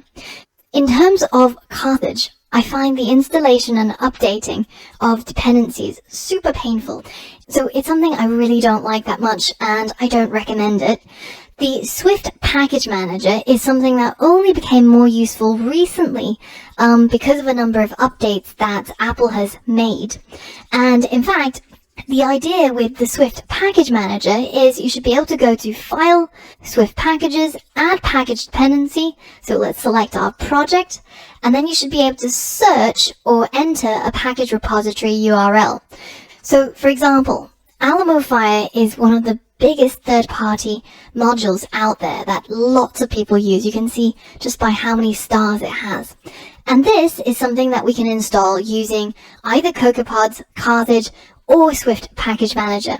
And all you would have to do is to select this URL, copy and paste it in here, and then hit next, and it will go ahead and install it for you. But, a big word of warning here is that at the moment, as it is right now in 2019, end of 2019, sort of going on to November when I'm recording this, the Swift Package Manager really does not play nicely with CocoaPods, which would be fine if we were only going to use the Swift Package Manager, right? It's Apple's tools, it's the native implementation, so what's wrong with that? Well, the problem is that there's very few developers at the moment who are able to support the Swift Package Manager. And the way that you can tell is when you go onto a GitHub repository for one of these third-party Swift libraries, if you take a look at this list of files, if you see something called something.podspec, it means it probably supports CocoaPods. And if you see package.swift, then it means it supports the Swift Package Manager, or the SPD. But notice how things like the one that we used just now, CL typing label, well, that doesn't have that file, right? So it doesn't support it. And even Firebase, which we're going to be using heavily, and it's something that's developed by Google, has a lot of manpower behind it, you'll notice actually doesn't support Swift Package Manager either. This might change in the coming days when SPD or Swift Package Manager becomes more popular, but effectively when I make a decision to see which particular package manager I use, it all really depends on developer love, right? If developers like distributing their third-party code using a particular package manager, which at the moment CocoaPod seems to win out, then that's probably the one that I'm going to be using, because it means I get access to a much wider array of different third-party libraries. So my recommendation at the moment is to stick with CocoaPods, and if this changes, I'll be sure to let you guys know through an educational announcement. So now that we've installed CocoaPods and we've learned all about how to use it, let's go ahead and put it into practice by adding Firebase to our project. So for all of that and more, I'll see you on the next lesson. Alright, so in this lesson, we're going to be setting up our project to be able to use Firebase. Firebase is a all-in-one suite of tools that is backed by Google, and it allows you to do lots of things, such as see what are the crashes that are happening on your app, or store data in the cloud, or authenticate users and store their passwords and login information securely, as well as other things such as incorporating Google Analytics or A/B split testing, loads and loads of things essentially. So in order to get started, you should sign into your Google account, and if you don't have one, then you might have to set one up. Now, once you're signed in, you can go ahead and click on this button here to go to your console. And then go ahead and click on this tab to add a new project. It's going to start by asking you for your project name. So I have lots of Flash chats, as you can see in here, but I'm going to call this one Flash Chat iOS 13, and then go ahead and click Continue. Now, I'm actually going to switch off Google Analytics for this project just because it involves a lot more testing, and I actually don't need any of these features right now. And then go ahead and click Create Project, and once this is done, it will tell you that your new project is ready, and you can go ahead and click Continue. So now we're in the console for our Flash Chat iOS 13 project, and we're going to go ahead and get started by adding an iOS app, which is what we have. So click on that button, and we're going to register our app. Now, the first thing that it asks you is the iOS bundle ID. So we should be able to find the bundle ID in the general tab for your app's primary target in Xcode. What does that mean? Well, if we head back into Xcode and we select our Flash Chat project, select Flash Chat iOS 13 as the target, then this is our bundle identifier right here. So go ahead and copy it and make sure that yours is unique so that you're not using code.appbrewery, because otherwise it might have difficulties registering you. So be sure to replace this with your own unique name or your website, and then copy this entire string over into this field right here. And then you can provide an app nickname or an App Store ID, which you won't have one just yet. It's when you've launched your app that you actually get this number. These two are both optional, so we're going to skip both of those and click Register.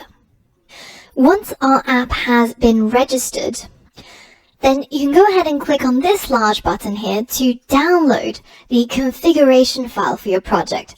And this will have to move into our Xcode project right here in the root directory of our Xcode project. So you should see it down here, but you should also be able to find it in your downloads. Now, a really important tip right here is if you download more than one of these Google Service info.p lists, say if I click on this twice or I click on it from a different project, then what Apple actually does is it appends at the end this bracket brackets 1 or brackets 2, depending on how many different versions you have of the same thing. And when we add it to our project, it has to look identical to this. It has to say Google service-info.plist. It has to be named exactly like this because it's what Firebase is going to look for. So make sure that you haven't got any duplicates in your downloads, and if you do, then just delete all of them and then download a fresh copy of your config file, and make sure that when you look at it in the Finder, it doesn't have anything between the word info and .plist. So now that we've got it here, we're ready to add it to our project. The easiest way to do this is to first navigate to our Xcode project, and notice how we're going to drop it somewhere near the original info.plist, and then let's bring up our Finder, so our downloads folder, and then click and drag it just below the info.plist, and make sure it says copy items if needed, so check that, and also check the add to targets flash chat, and then click finish. So now that we've added our Google service-info.plist, you should see it written exactly as I have here, and we're ready to move on to the next step, which is to add the Firebase SDK using CocoaPods. So this is Google's recommended way of working with Firebase, and now that we know all about CocoaPods and we've already installed it, then we can simply add this as a pod to our project. Now, normally, if you've created a new Xcode project that doesn't yet have a pod file, then you would use that keyword pod init in order to create a new pod file. But in our case, because we've already got one right here in our Flash Chat project, we don't have to do that. All we need is to add the pod files that we need. So sometimes I've noticed that this page changes. Sometimes the Google team like to put the pods that you might want. Other times it gives you a URL. But either way, if you go ahead and head over to this link, and you can see we're at this stage, step 4, adding the Firebase SDK. And we have to add the pods that we need. But because Firebase has lots of different services, we don't want to add all of them. We only want to add the ones that we're going to be using. So right now, the only ones that I need are authentication and Cloud Firestore. So I'm going to go ahead and copy pod firebase/auth, so Command C, and then paste that in here just between this comment and the end keyword. And I'm also going to add the pod firebase/firestore. So it's just these two that we need. Now I'm going to hit save, close down my project, and then go ahead and run pod install. So now back in our terminal, making sure that you're still within that parent folder, Flash Chat iOS 13, and then we're going to run pod install. Hit enter, and it should pull down all of those code bases that we need. So the Firebase core module is going to be incorporated automatically, as well as the authentication and Firestore modules. Now this might take some time, so just give it a little moment and let it do its thing. Now, you'll know that it's done once it says pod installation complete and you see your prompt and the $sign again. So you'll notice that it's actually installed a whole bunch of modules. And this is because the Firebase Auth and Firebase Firestore modules actually have dependencies, so other code and packages that they themselves depend on. So all of these things gets pulled down and added to your project. So now we're ready to get started working with Firebase. So you can close down terminal and go back to the Flash Chat console and click next. So it tells us to connect Firebase when your app starts up. We have to add the initialization code to your main app delegate class. So let's go ahead and do that in our project. And remembering again that whenever we add dependencies using CocoaPods, we need to be working with this white icon, the XE workspace, instead of the Xcode project. So let's double click on this white icon and then go ahead and open up our app.delegate.swift, which is under our Flash Chat project inside the Flash Chat folder. And right here, we've got something called did finish launching with options. And we're going to delete this comment and add the Firebase initialization code. So first things first, we have to import the Firebase module into this file. So let's go ahead and do that just below import UI kit. Next, we have to add this line firebase app.configure. So let's click this to copy that line of code and paste it right here above where it says return true. Now let's hit Command B to make sure that everything's working properly and that our Firebase pods have been incorporated without any errors. So this time, building our project will take a little bit longer than before because there's a lot more dependencies in our project now because we're building a more serious app. So just give it some time and maybe grab a cup of tea and it should be done shortly. Once it's finally done building the project, you should see succeeded up here and hopefully there are no warnings and errors left for you. So now we're done adding Firebase to our iOS app. And if you want, you can get started by reading the Firebase Getting Started Guide for iOS projects. And the thing to note is that Firebase has really good documentation, which, as we're getting used to Apple documentation, you'll notice a world of difference just to how much extra effort they've put in to their documentation. And once you're happy with that, in the next lesson, we're going to get started registering new users to our Flash Chat project. So for all of that and more, I'll see you on the next lesson. Alright, so now that you've successfully incorporated Firebase into your project, it's time to actually use it and register some users. So this is currently how our app looks. And essentially what we're going to be doing is from this registration screen, we're going to be getting the user to type in their email and their password. And once they've done that, we're going to, when they press the register button, we're going to route this request through Firebase. And essentially, we're asking Firebase to keep a note of this user's email and to encrypt their password. Now, once they're done and this was successful, then we're going to take them straight to the chat screen where they're going to be able to see the messages that's associated with their account. So let's go ahead and try this out. Now, in order to figure out how to do this, we're going to use the Firebase Getting Started Guide for iOS. And if you don't have that link, then you can simply just go to firebase.google.com/docs/iOS. And here, if you scroll down, you'll see a section called Authentication. And we're going to select iOS as our platform. Now, we're going to be using password authentication, which asks the user for an email and a password, and they're going to need their email address and password later on to be able to log in again.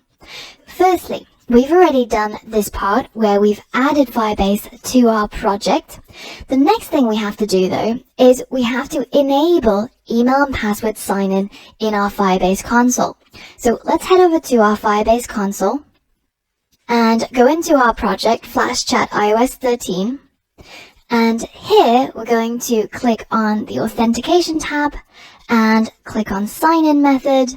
And then we're going to edit this email and password method of sign-in. So we're going to go ahead and enable it and click Save. So now that this is enabled, we can go back to the documentation and we can proceed to the next step.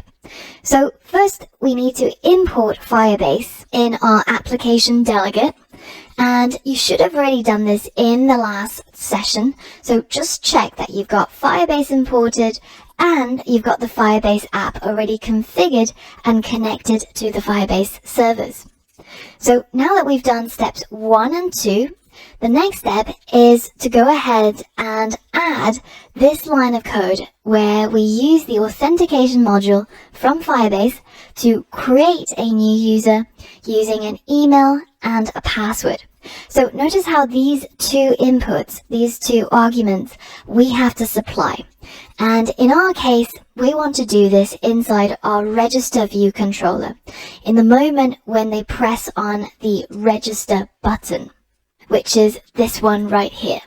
So they're going to type in their email, they're going to type in their password, and then they're going to press on the register button and we're going to trigger this line of code. So let's go ahead and copy this line of code and paste it inside our IB action and delete this comment right here. Now notice how as soon as we do that, we get some errors. Firstly, it tells us that it doesn't know about auth. So auth, of course, comes from the Firebase module. So just as what we did in the app delegate, we have to import the Firebase module here. So it knows about this authentication module, which contains a create user with email and password method. Now, the next two errors are easy because it tells us that it doesn't know what email is and it doesn't know what password is.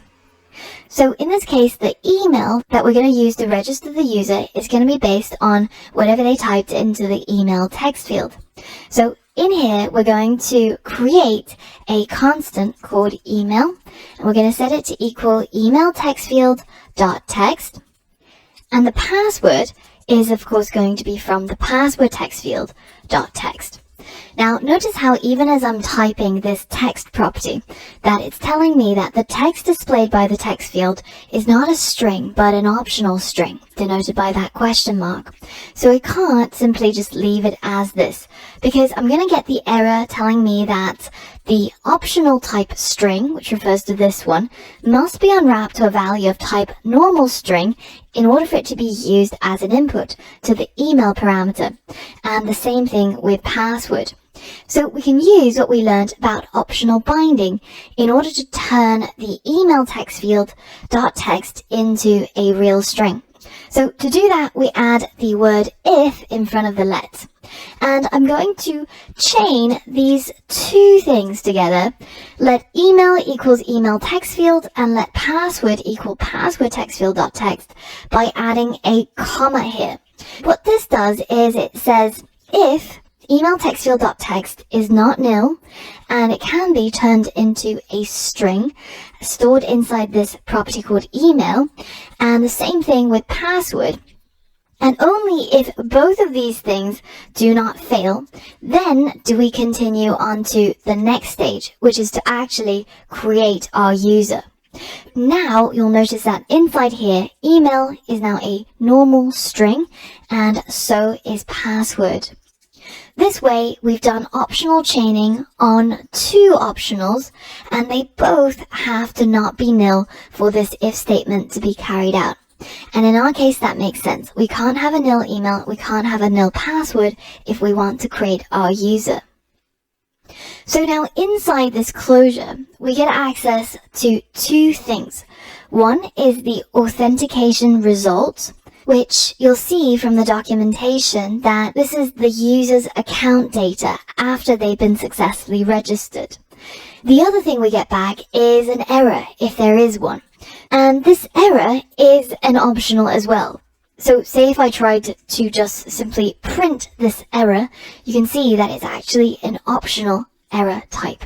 So what we're going to do instead is we're going to, again, invoke our trusty if-let to optionally bind a new constant, which I'll call e, to the error. So this is an optional, and we're going to turn it into a non-optional if indeed there was an error, so if error was not nil. And in this case, we're simply going to print the error. Now, if you wanted to build out this app for deployment instead of, say, for learning, then you might want to think about the ways that you can relay this error back to the user. Say, for example, creating a pop-up or a heads-up display like we did previously. But in my case, I'm just going to print it for me as the developer to know if there were any errors that were triggered. Now, the next thing is I'm going to add an else in here, because if there were no errors, or if error is equal to nil, then this block is going to get skipped and we're going to fall into here. In that case, then I've successfully registered my user without any errors. So what I want to do is I want to navigate to the chat view controller. So how do we do that? Well, if you remember, in our main.storyboard, we've already set up a segue between the register view controller and the chat view controller. And this segue should have an identifier called register to chat with a capital R, capital T, and capital C. So I'm going to copy that and I'm going to use it to trigger a segue inside this else block. So I'm going to call the method perform segue, which is down here with identifier, and the identifier is of course that string that I copied just now, which takes the user from the register screen to the chat screen, and the sender is going to be self, because this is the origin of that segue. It's attached from the register view controller to the chat view controller. And of course, because we are inside a closure, as denoted by this in and this syntax here, then we of course have to add the word self in front of any methods that we're calling on the current class. So let's go ahead and add that. And we should now be error-free and ready to test our app. Alright, so I'm going to go over to the register screen, and I'm going to type in an email and password to register with. So usually with Firebase, they have certain rules, just like you would find on any other service, that says a valid email must have some letters or numbers, and then an @ symbol, and then some more letters and numbers, and then a .com or .co.uk or something like that. So the simplest way to make sure that this is valid, I tend to test using something like 1@2.com. And then the password, I'm just going to use 123456. Now, Firebase also has some rules on passwords. One of these rules is that the password must be at least 6 characters long. And notice how the password field is being obscured, because in our main.storyboard, when we added that password text field, in the attributes, we selected secure text entry. And you should do that for all the password fields that you create in your apps, so that other people, when they're looking over your user's shoulders, they're not going to be able to see your user's password. So now that we've done this, let's go ahead and click register. And now, because the registration process was successful, we got taken to the chat view controller, this one right here, and we didn't get any errors printed in here. Now, you might say, but wait a minute, I do see an error. I see something in my console that's about the iCloud keychain. Well, this is actually a warning from the iOS operating system, and it's because we're testing our app using a secure entry field for passwords, but we're doing it on a simulator where we don't have the user's iCloud keychain details. This is not an error from Firebase authentication. And this is trying to tell you that you can use iCloud Keychain to suggest to the user a automatically created strong password.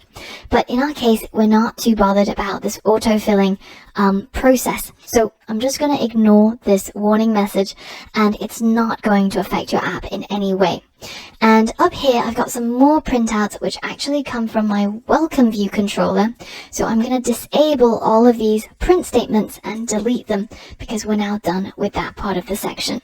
Now, you might have kept the CL typing label, so you won't get these print statements. But in my case, I'm just going to simply delete them.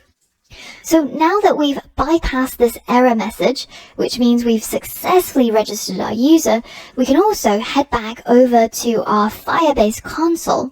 And if you select your project and go to the Authentication tab, you'll see that under the Users tab, you've now got a brand new user. And as convention with secure authentication, you should only be able to see your user's emails. You should not be able to see a text version of their password. And this is because if you store a user's password as plain text in any sort of database, it makes it really prone to hacking. And you don't want what happened to Ashley Madison to happen to you. So in this case, we're actually offloading this burden of securing the user's password to Google, who are pretty much experts at stuff like this. So that means all of your users' passwords are going to be securely encrypted and stored safely, and you don't have to think about cryptography or encryption or hashing or any of that stuff. It's all sorted for you. So now that we've successfully registered our first user using the Firebase authentication module, let's go ahead and see what are some potential problems that can happen in this process. Let's say that if I decided to register my user, and remember how I told you previously that you can't actually have a password that's less than 6 characters long. So if I just put in 1, 2, 3, 4 and I click register, you can see that in the console I get an error, and in the app I don't get to proceed forwards into the chat screen. So what's this error all about? Well, it says that the password must be 6 characters long or more. So if you wanted to, you can actually tap into the property called localized description. And this is a description of the error that is localized to the language that the user has selected for their iPhone. So if they're based in Spain, then this should be in Spanish, and if their phone is set to French, then it should display the description of the error in their own language. And this is really useful because you can use this localized description, which doesn't contain all of this funky stuff about error codes or auth or anything like that. Instead, it has something that the user can understand, such as the password must be 6 characters long or more, and that gives them really good feedback as to why it is that the app is not working and taking them through to the chat screen. Now, this module is long enough as it is, but if you wanted to, you could actually put this string into a label, say somewhere up here or somewhere down here, wherever you like, or even a pop-up if you wanted to give the user some feedback as to why the app is not letting them continue. So now that we've managed to register our very first user, 1at2.com, the next step is to log in this user, right? In the next lesson, we're going to be tackling the login route of our app, and we're going to be using the Firebase documentation to try and get our login working for this user and their password. And we're going to go through it together. So for all of that and more, I'll see you there. So in the last lesson, we learned about using the Firebase authentication module to register our very first user, this 1at2.com person. Now we're going to look at the login routes. So in this case, it's this screen right here. And we're going to be doing pretty much the same thing as what we did in the register screen. We're going to take the email and password that they've typed in, and in the moment when they press on the login button, we're going to take their details through to Firebase. And we're going to be using a login method to check that email and password against what we've got stored in our Firebase authentication database. And if that was successful, then we're again going to take them straight to the chat view controller. So this is the case where after the user registers for the first time, the next time they use our service, they're always going to be accessing it through the login route. So let's go ahead and tackle this. If we head back to the documentation and we go to authentication, iOS, password authentication, we can skip all the parts that we've already done and head over to the sign in user with an email address and password section. We've already done step 1 and step 2. We now have to move on to step 3. So the method is called sign in with email and password. And again, it takes 2 arguments or inputs. One is the email that they've registered with, and another is the password that they've registered with. And once this closure completes, we end up with an authentication result and an error if there was one. So the user's account data will live in this auth result object that we get back, and we can use it inside this closure block, or we can check to see if there were any errors. Again, I'm going to go ahead and copy this code, making sure that you're copying the Swift code and not the Objective-C code, which will look very strange anyways.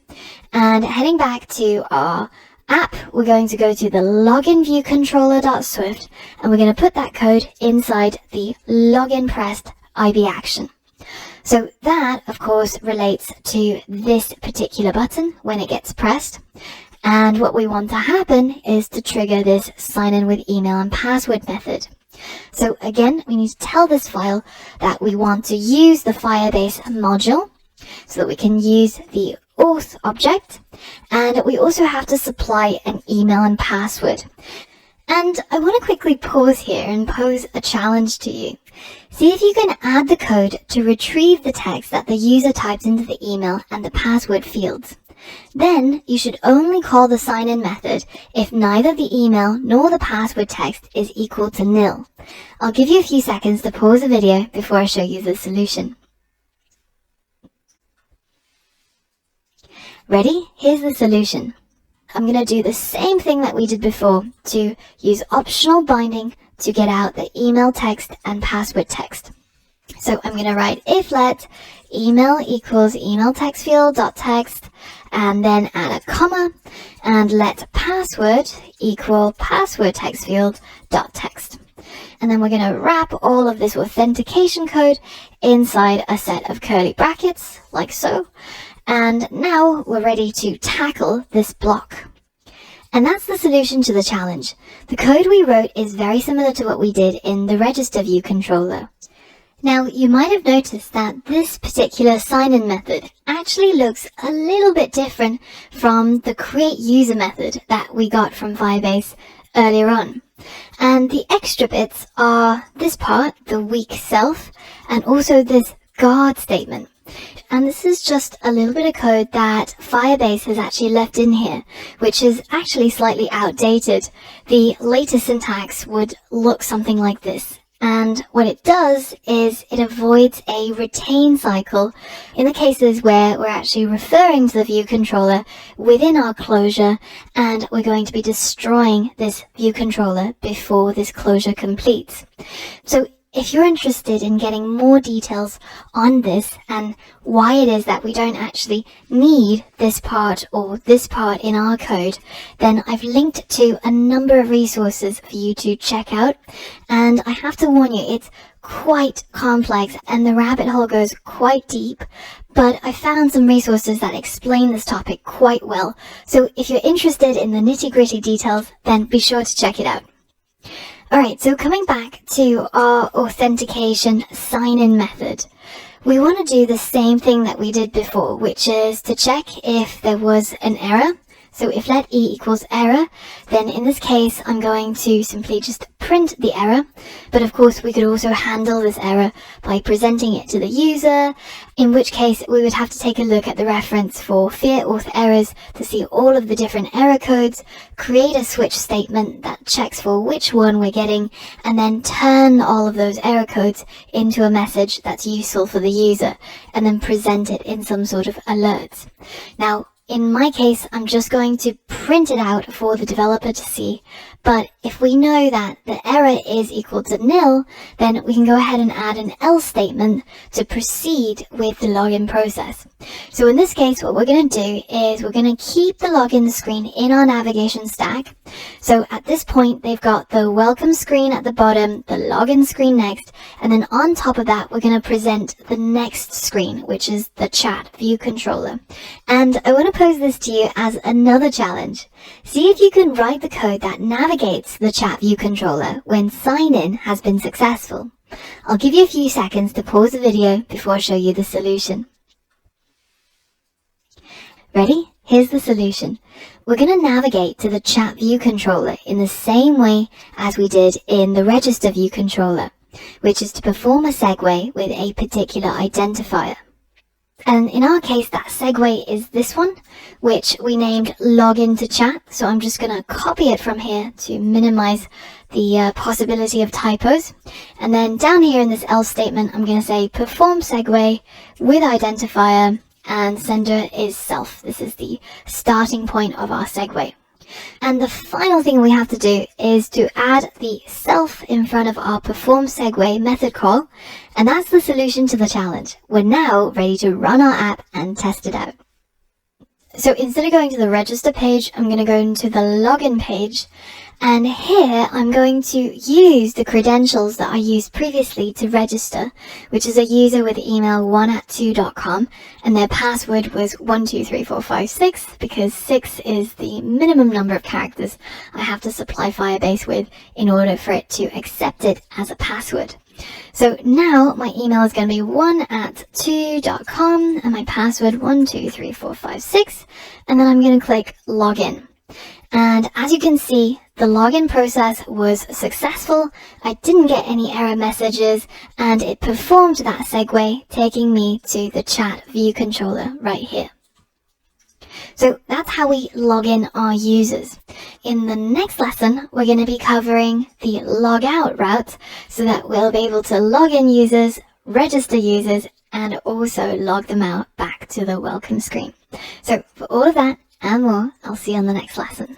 Alright, so now that we've managed the registration flow as well as the login flow for our users, the final thing to take care of is how do they actually log out and return back to the welcome screen.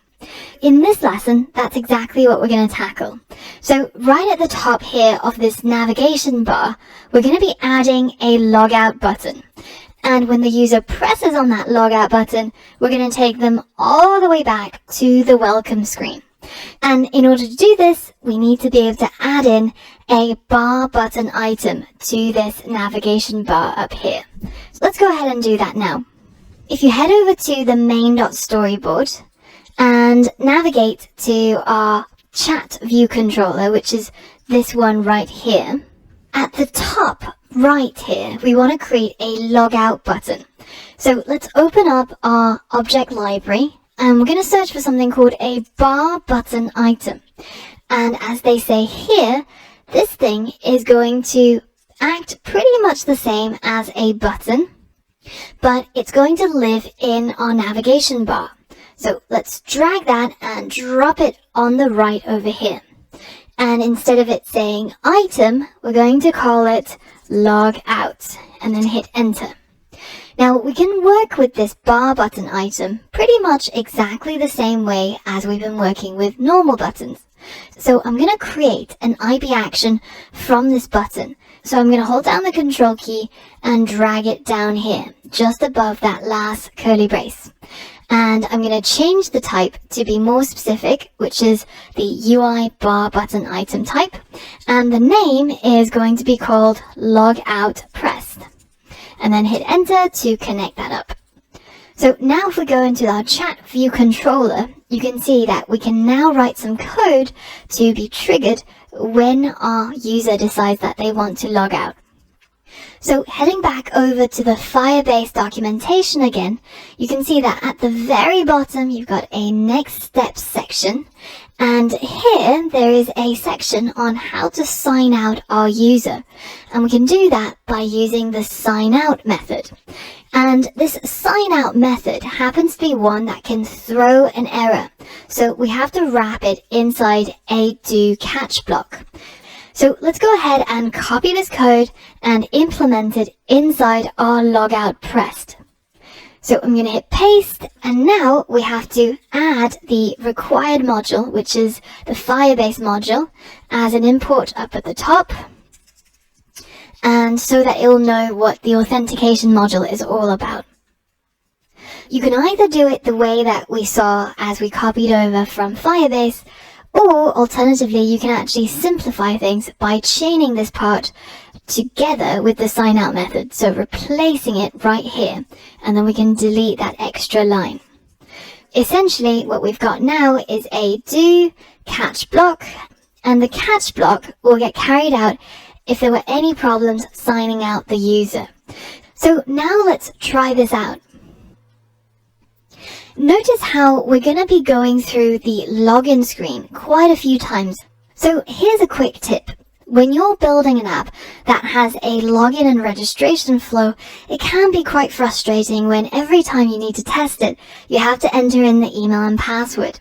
To save yourself this effort, what you can do is, while you're testing the app and while you're building it, is to simply go into the relevant screen and actually assign it a value. So in this case, my text for this email text field is going to be 1@2.com, and then the text for my password text field is going to be 123456. So those are the details that I use to sign up to my messaging service. And now, whenever I run my app and I go into the login screen, those details will be entered automatically. So I can just simply press login. So now that we've logged in and we're on our chat view controller, let's try out our logout flow. So when I pressed logout, nothing has happened in here, but I also didn't get any error messages. But let's think about what we would actually like to happen if the sign out process was successful. Well, we want to take our users all the way back to the welcome view controller. So how do we do that? Well, we would add that inside the do block after trying to sign out. If this process was successful, it's going to continue executing the lines of code inside this do block. So it's right here that we want to navigate our user to the welcome screen. But how do we do that? Well, the way that our navigation stack is arranged is such that we've got this at the very bottom, and then we went to the login screen, so this lives on top of this one, and then finally stacked on the very top is our chat view controller. So that's the one that we're seeing in the foreground right here. Now, if I was to click on the back button, that takes me back one level, so it dismisses that chat view controller, destroys it, and if I go back further, it takes me to the welcome view controller. But I don't want to go through 2 levels of back buttons. I want to go straight over here. So how can I do that? Well, there's something called a pop to root view controller method, and that is something that we get as a part of the navigation controller. So we can say navigation controller dot pop to root view controller, and this will pop and get rid of all the view controllers on the stack except the very root view controller. So we can select animated as true as well to get a brief animation if appropriate. And what it should do is it should take us all the way back to the view controller that is at the root of the navigation stack, which is of course our welcome view controller. So let's try that out and run our app. Let's log in once more and then log out, and it takes us all the way back to the welcome view controller. The very last thing I want to fix on this screen is I want to get rid of this back button, because while it makes sense to have a back button on the login and registration screens, because the user might have pressed on the register button and then realized, actually I've already registered, so I can actually log in, and they might have pressed login and realizing that they actually need to register. So that button I think makes sense. But once we get to the chat view controller, I don't think it actually makes a lot of sense in terms of user experience to go from here back to the login screen. So this is something that is up to you really, and it's kind of an individual choice depending on what you think is more natural for your app. But I think I'm actually going to get rid of this back button so that it's less confusing for users, so that they're able to log out straight to the welcome screen and to the screen that shows the name of the app. So in order to hide this back button, I'm going to set that up inside the view did load, and inside here I'm going to tap into the navigation item, and I'm going to tap into something called hides back button, and this is a boolean, so true or false, and I'm going to set it to true so that we actually hide this particular button here the next time that we run our app. And now if we log in again, you'll see that in the chat view controller we no longer have that button right there. But what if you wanted a title for the navigation bar? Well, you can do the same thing inside view did load. You can set the title property to whichever string it is that you want, and in my case I just want it to say flash chat with the lightning symbol. So I'm going to paste that in here as the title, and now if I run the app again, and once we get to the chat view controller, you'll see that title show up right in the middle, so that we can orientate ourselves to know which app it is that we're actually using right now. So that's all for the logout route, and in the next lesson we're going to be tackling some things to get rid of all of these strings that we're using all over the place. So for example, we've got a segue identifier here, which is a string. We've got another one right here, and these are really vulnerable because if you have even the slightest typo in here and it doesn't match the name inside the main.storyboard, your app will crash and it'll be quite hard to debug what's going on. So in order to minimize errors in the future, I want to show you how to create a constants file in Swift. So that's what we're going to be doing next, and I hope to see you there. So now that we've covered the registration, login and logout part of our app, it's time to take a moment and just review the code that we've written and see if there's ways that we can improve it. And one of the most obvious things is just the sheer amount of strings that we're starting to build up in our app. And remember that strings are kind of dangerous because when we type a string, we basically get rid of any sort of help that Xcode gives us in terms of code checking. So whereas when we write a method such as perform segue, if I made a typo in that method name, then I'm going to be called to attention on that because I'm going to get an error which tells me, oh, it doesn't know about this perform f segue. And if I look at that closely, as long as I'm sort of vaguely with it, then I'll know, okay, I made a typo here, and once I fix it, my error's gone and my syntax highlighting comes back on.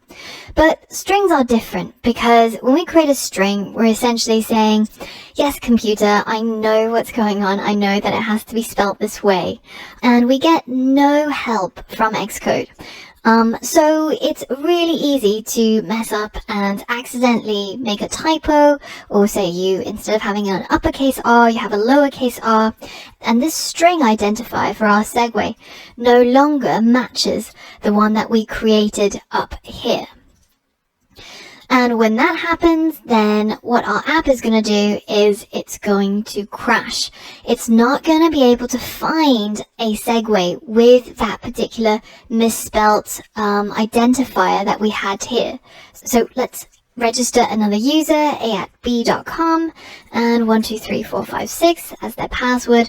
Click register, and our app now crashes. And the reason? Well, it says that terminating app because there is no segue with identifier register to chat. So how can we make our lives a little bit easier? And more importantly, how can we make our future lives or our colleagues' lives easier? Well, we can reduce the number of times that we type strings in our app. So, for example, once we set up a string, we want to make sure that we always access it using code rather than just typing it out like so. And to do this, we're going to create something called a constants file.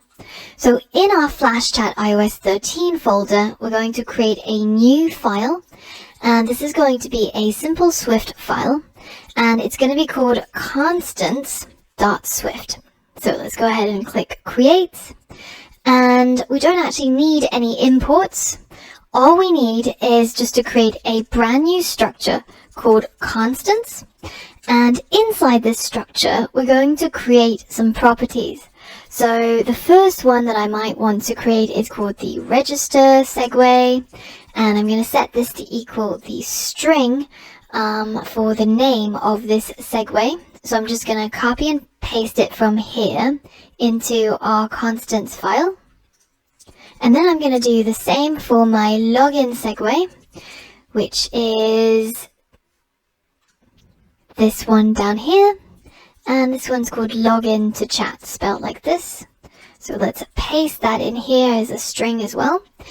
And now there's one extra thing I can add to these lines of code to make my life a little bit easier. I'm going to add a keyword called static in front of the word let.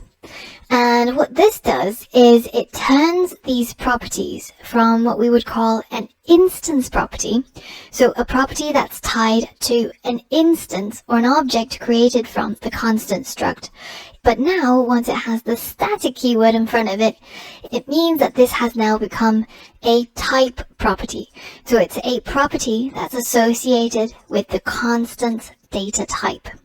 So what this means is that inside my register view controller, instead of using this string, I can simply write constants dot register segue. And you'll notice that here I'm not actually creating a new object from constants, in which case I would be adding my parentheses here, right? So instead, I'm actually accessing the type, which is constant, and then I'm getting hold of that register segues value. So let's take a look at what's actually happening behind the scene. So in my structure, I'm going to create what's called an instance property, and I'm going to set this to equal just ABC, and then I'm going to create a static let, and this is called a type property, and this is going to be set to equal 1, 2, 3.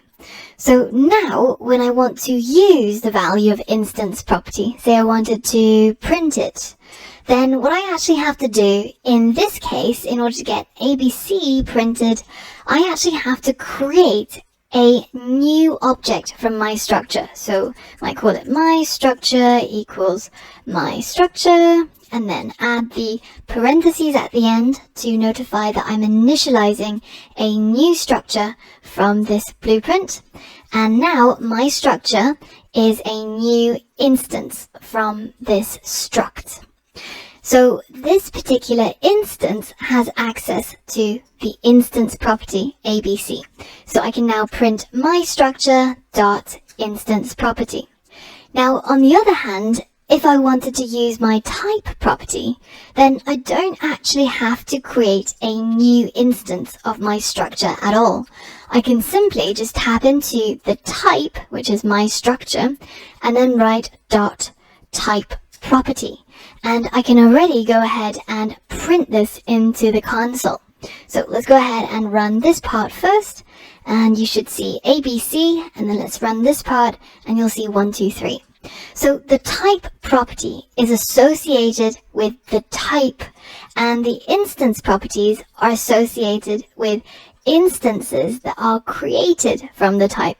So small differentiation, but big effects. I have a little bit of background reading for you as a reading assignment. If you head over to this link, which I'll add to the course resources page, and you go to this button on this page and select type properties, I want you to have a read a bit more about the background of how type properties work, what they're like, and a little bit more detail on it. And at the same time, if you take a look at type methods, then you'll notice that it's very similar to what we saw with type properties. So if you create a method, let's call it instance method inside our structure, versus if you create the static func, which is now a type method inside our structure, then you can activate or call those two methods in the same way that we've done with our properties. So that instance method, the one which just has the func keyword, requires an instance. So this my structure that I created on line 16. And then I can use the dot notation and call that instance method. But with my type methods, all I need is to access the my structure type and then use the dot notation, and I can access and call the type method already without having to initialize an object from that structure. And you can do the same thing for classes as well. It's not something unique to structures. Now, by convention, you'll normally see a lot of people type, instead of constants, they'll have the name K for constant, because it's cooler to spell it with a K. Not really. But it does mean that it's much shorter. So whenever you need to access each of these segues, instead of typing constant, you'll just write k.register segue or k.login segue, like here.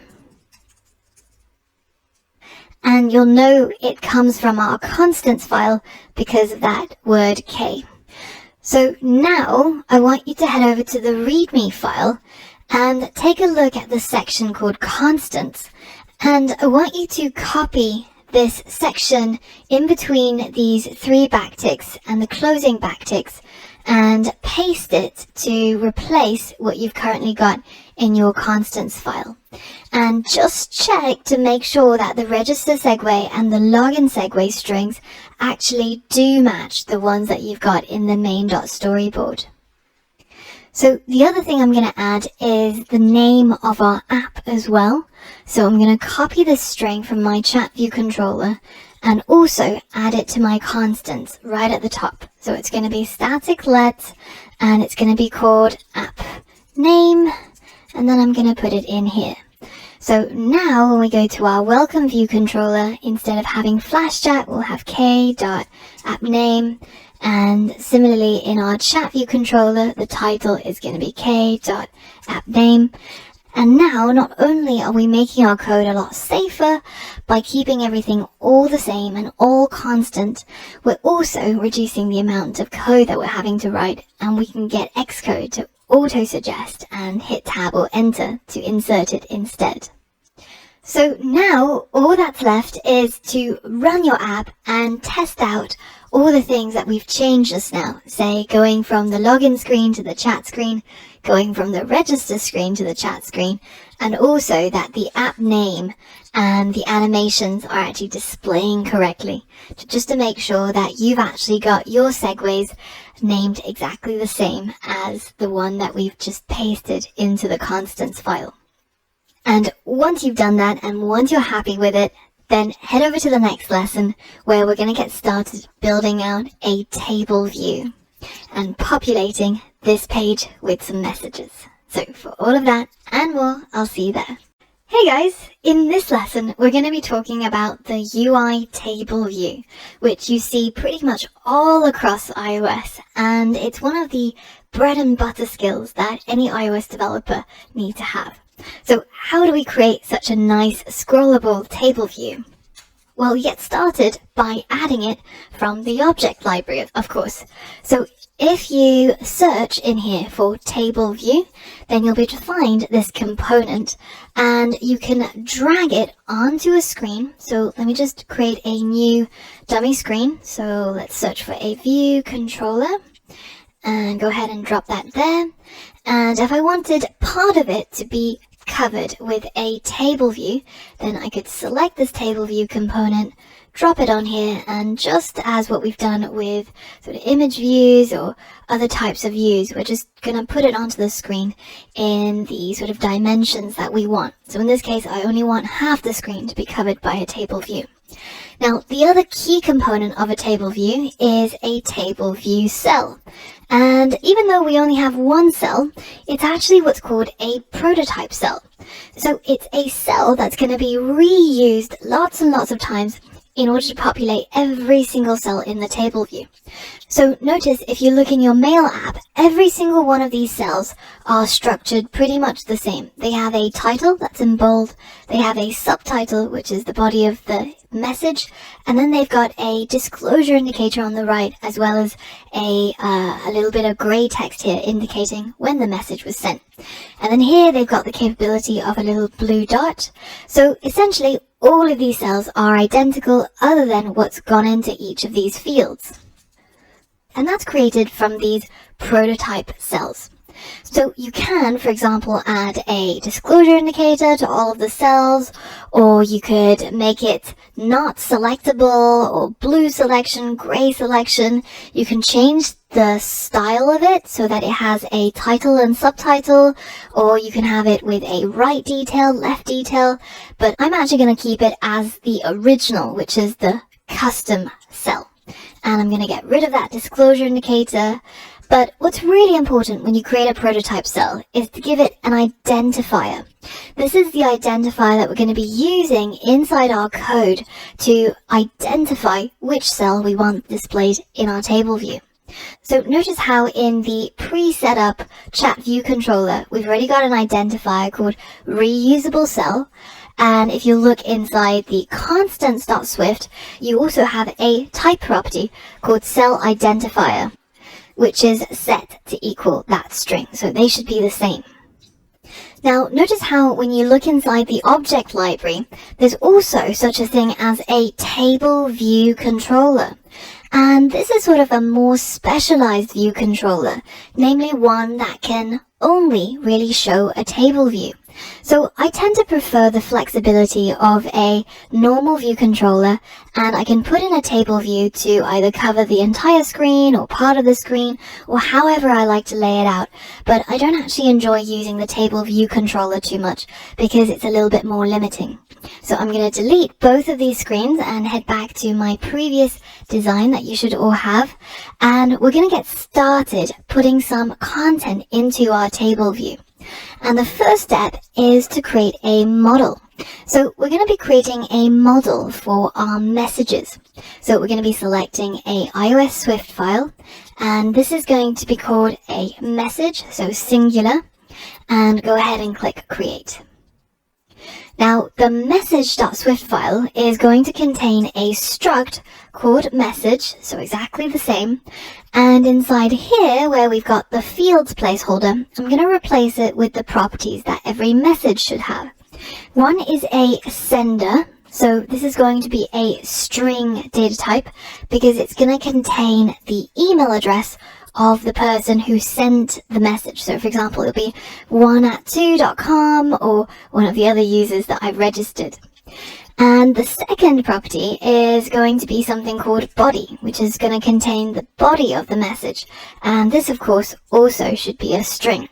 So that's it. We've created our message structure, which is going to be the model for creating messages from now on. So if we head back into our chat view controller, at the very top, just below the IB outlets, I'm going to create a new variable, which is going to be called messages. And this is going to contain an array of message objects. So let's go ahead and set that to equal a new array. And inside this array, I'm going to populate it with just 3 messages to begin with. So the sender for the first one is going to be 1@2.com, and the body of the first message is just going to be, hey. Now I'm going to add a comma to separate the first item from the rest of them. Now I'm going to populate it with 2 more messages that I've written already, so you don't have to watch me type. But essentially, we've got 2 senders here, 1@2.com, who's talking to a@b.com, and the 1@2 said, hey, and then got the reply of hello, and then said, what's up? So that's all we've got. 3 items in our messages array, which has a data type of message, which is the data type that we've used to structure our messages, so that it can have a sender and a body. So how do we get these displayed in our table view? Notice how I've already linked up the table view as an IB outlet. And if you need to do this in the future when you're creating your own table views, then it's done exactly the same way as you've done before, where you simply select the table view either in the document outline or in the interface builder, hold down Control and drag, and then you'll end up creating an outlet. So this outlet is connected to our table view in the chat view controller, and its name is table view. So now we can access this table view and we can populate it with some data. The way that you populate data in a table view is slightly different from how you might imagine it to be. So you might think that somewhere in view did load or somewhere else you might say table view dot cell, etc. But actually it works with delegation. Let's scroll down to the very bottom of our file, and outside of our existing chat view controller, let's create an extension. And we're going to extend our chat view controller so that it can adopt the UI table view data source protocol. So that means that when our table view loads up, it's going to make a request for data. And in our view did load, we're going to say that the table view's data source is going to be set as self. So it's going to look to our chat view controller and trigger the delegate methods in order to get the data that it needs. That's why down here we've got some methods that are required in order to conform to this protocol. So let's click fix so that it will automatically insert the methods that we need. The first one is table view number of rows in section. So how many rows or how many cells do you want in your table view? And it expects a output. So you have to return an integer in this delegate method. And that integer will be used by the table view to allocate the required number of cells or number of rows. In our case, we know that we've only got 3 messages, so you could simply return 3. But this is pretty bad because it's hard-coded, and in the future, when we have new messages, it's not going to adapt. So let's change this instead to use the messages array and use the count property to return a number dynamically, depending on how many messages there are in this array. So that's the first delegate method tackled. The next one is table view cell for row at index path. So the index path is the position. So essentially this method is asking us for a UI table view cell that it should display in each and every row of our table view. So here we have to create a cell and return it to the table view. So let's do that now. Let's create a cell, and we're going to set it to equal tableview.dq reusable cell with identifier for index. So what this does is it returns a reusable cell object for the specified reuse identifier and adds it to the table. So what is the reuse identifier? Well, that, remember, is what we set in our table view prototype cell. So if you select the reusable cell and you go to the attribute inspector, you should see it right here. And I've also included that in the constants. So we can access it simply by accessing our struct k.cellIdentifier. Let's do that right here. k.cellIdentifier. And that will be our cells identifier, and then the index path is simply the current one that the table view is requesting some data for. So this method is going to get called for as many rows as you have in your table view. So currently our message.count is 3. So this is going to return 3, which means that this method is going to be called 3 times, and each time it's asking for a cell for a particular row. Now let's go ahead and add the index path property that came from this delegate method in here, and we've now created a brand new table view cell. It's still giving us an error saying that we're missing return in a function expected to output a UI table view cell. We will do that eventually, but we're not in a hurry. The next step is I want to give the cell some data, right? So I'm going to tap into that cell and I'm going to edit the text label property, and that will correspond to the main label in the cell. And then I'm going to tap the text property of this text label, and for now I'm just going to set it to equal the word "this is a cell." And finally, now I'm ready to return the cell, and that is going to be slotted into my table view. Let's go ahead and give it a spin. So let's log in, and you can see we now have 3 cells. This is a cell, this is a cell, and this is a cell. And we have 3 of them because of this method, and they have a text label with the text "this is a cell" because of this method. So what if we wanted to say something different in each of the cells? For example, what if we wanted the actual row number to be printed? Well, we can get access to the row number by tapping into this index path property. So we can say index path dot row. And that is going to correspond to the row number that's currently requesting for some cell data. Now, because this is an integer, in order to turn it into a string, I'm going to use the string interpolation method and put it inside some double quotes. So now let's run our app again. And now you can see that we're getting the row number being inserted as the text label's text. The first row is row 0, then row 1, then row 2. So how can we use this index path.row in order to pull out the body of the message from our messages array? Well, that should be pretty simple.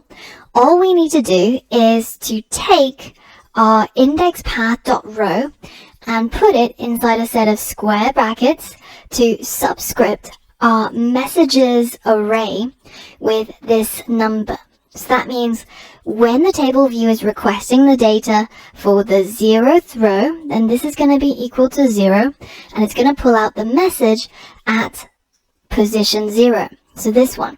But this is not enough because this currently has type message. Instead, we actually want the body property out of this message to be put into the cell's text label, right? So now let's run our app. And you can see we've now got all the messages that came from our messages array being populated in each of these cells. Now, you might be wondering, hey, this looks a little bit different from what I've seen in Mail. Where are the separators? Well, we can actually go into our storyboard and set a setting on the table view. So if you go into the attribute inspector and you take a look at the separator property, I've actually set it to none. But you can of course set it back to default, which gives you that separator that you're probably familiar with from the Mail app. Like so. But in terms of our messaging app, that doesn't really make sense. So I'm going to set that back to none so that we have our messages showing up later on in speech bubbles without these separators. Now, the final thing I want to show you about table views is that in addition to a table view data source, they also have a protocol called the table view delegate. Now, the difference here is that the data source is the protocol that's responsible for populating the table view, so telling it how many cells it needs and which cells to put into the table view. But we can also create an extension for our chat view controller that has the UI table view delegate protocol adopted. And in order to use this, we of course have to go back up to our view did load, take our table view IB outlet, which is linked to the table view in our interface builder, and set its delegate to self. Now what will happen is whenever the table view is interacted with by the user, say for example if a particular row in the table view was selected, then we're going to get this method triggered in our chat view controller because we've set this current class as the delegate. So let's go ahead and print the indexPath.row of the table view that was selected. So let's go ahead and hit run. And what we're expecting is that when I tap or when I click in the simulator on one of the cells, then it's going to print the index path of the cell that was tapped on. So this should be cell 0, so let's click that and we get 0. This should be cell 2, so we get 2, and this should be 1. So now that means that we can receive messages from the table view when the user interacts with our table view, and we'll get to know which cell they interacted with so that we can do things. For example, say if we had a to-do list, then we might check each item off and we might change these cells, etc. But in our messaging app, we actually don't want the user to be able to interact with each of these cells. So I'm actually going to go ahead and delete all of this code here, as well as setting the delegate down here. And the other thing I'm going to do is I'm going to go into my main.storyboard, select that prototype cell, and change the selection property to none. So this way, when the user taps on each of those cells, instead of turning gray but doing nothing, it's actually now going to not allow any sort of interaction. So when you click on it, nothing happens, which is kind of the normal behavior of a chat message. So that's it. In this lesson, we learned about the UI table view and how to set up the UI table view data source protocol, as well as the UI table view delegate protocol. In the next lesson, instead of having these plain old messages and the bog standard table view cells, we're going to jazz it up and we're going to create some custom UI views to put in here, and we're going to create some message bubbles. So for all of that and more, I'll see you on the next lesson. In the last lesson, we got to grips with the UI table view and figured out how we can populate it with message items from our message model. Now in this lesson, we're going to improve the design of our table view a little bit by using some custom cells instead of these bog standard UI table view cells that comes preloaded. So the first thing we're going to do is I'm going to go into the views folder, and it's here that I'm going to create my new files. So right click on the views folder and create a new file. And this is going to be a Cocoa Touch class from iOS. And it's going to be a subclass of a UI table view cell. Like this. And it's going to be called a message cell with a capital M and a capital C. And remember to tick this box to create a design file, which is called a zip file, that's going to be associated with this class of message cell. Make sure the language is Swift and then go ahead and click Next. In the next screen, make sure that it's going to be added to the Views folder in here under Group and that the target flash chat is checked. And then click Create. Now it's going to create two files for us, the messagecell.swift, which is this file right here, and something called a messagecell.zip. So the zip is a design file which is going to be used by our message cell. So when it says awake from nib, the nib is an old name for the zip. So essentially what's happening here is it's going to initialize whatever it is that we put into this design right here. Let's go ahead and design it. The first thing I'm going to add is a UI view onto the screen. And I'm going to resize this view so that it pretty much just fits along the left. And I'm going to change its background to one of the custom colors that are from our assets folder that you should already have preloaded. And we've called them the brand blue color, brand light blue, light purple, and purple. So I'm going to change the background here to the brand purple, and inside this UI view I'm going to add a label. This label is going to go inside this view. Next I'm going to head back into my object library and look for an image view to put onto the right side of the cell, and this is going to show my avatar image. Once it's in place, we're going to go ahead and drop our view and our image view into a stack view. And because they're stacked horizontally, immediately we get a horizontal stack. So now I'm going to select my image view and I want to give it some width and height constraints. So I want the width to be 40 and I want the height to be 40 as well. And then let's go ahead and hit enter to add those. The next thing to do is I'm going to select my stack view and I'm going to add constraints 10 from every single edge. And when you click the drop down, it should be relative to the content view, which is going to be the size of the cell. So once you've added all of those and turned them red, then go ahead and add those 4 constraints. The very final thing we have to do is to define some constraints for the label inside our view. And in this case, it's also going to be 10 points away from the edge of that purple view. So let's go ahead and add those 4 constraints. And now you'll see that all of our errors and warnings have disappeared, but our view is a little bit off the screen. So we can resize our cell just to make it fit the actual content. And now that we've got our constraints in place, we can leave it like this. The final thing I want to change is to select the stack view and change the spacing between the items from 8 to 20 to give a little bit more space between the image view and the label. And finally, I'm going to change that image view to have the me avatar image inside. So it's starting to look a bit like a message bubble now, right? Now, just as what we've done with our main storyboard, the view controllers in it, and these Swift files, we can also do the same thing in our messagecell.zip. We can go over here and show the assistant editor, and because our message cell here is linked to our message cell class, then this is the file that's automatically going to show up from the right.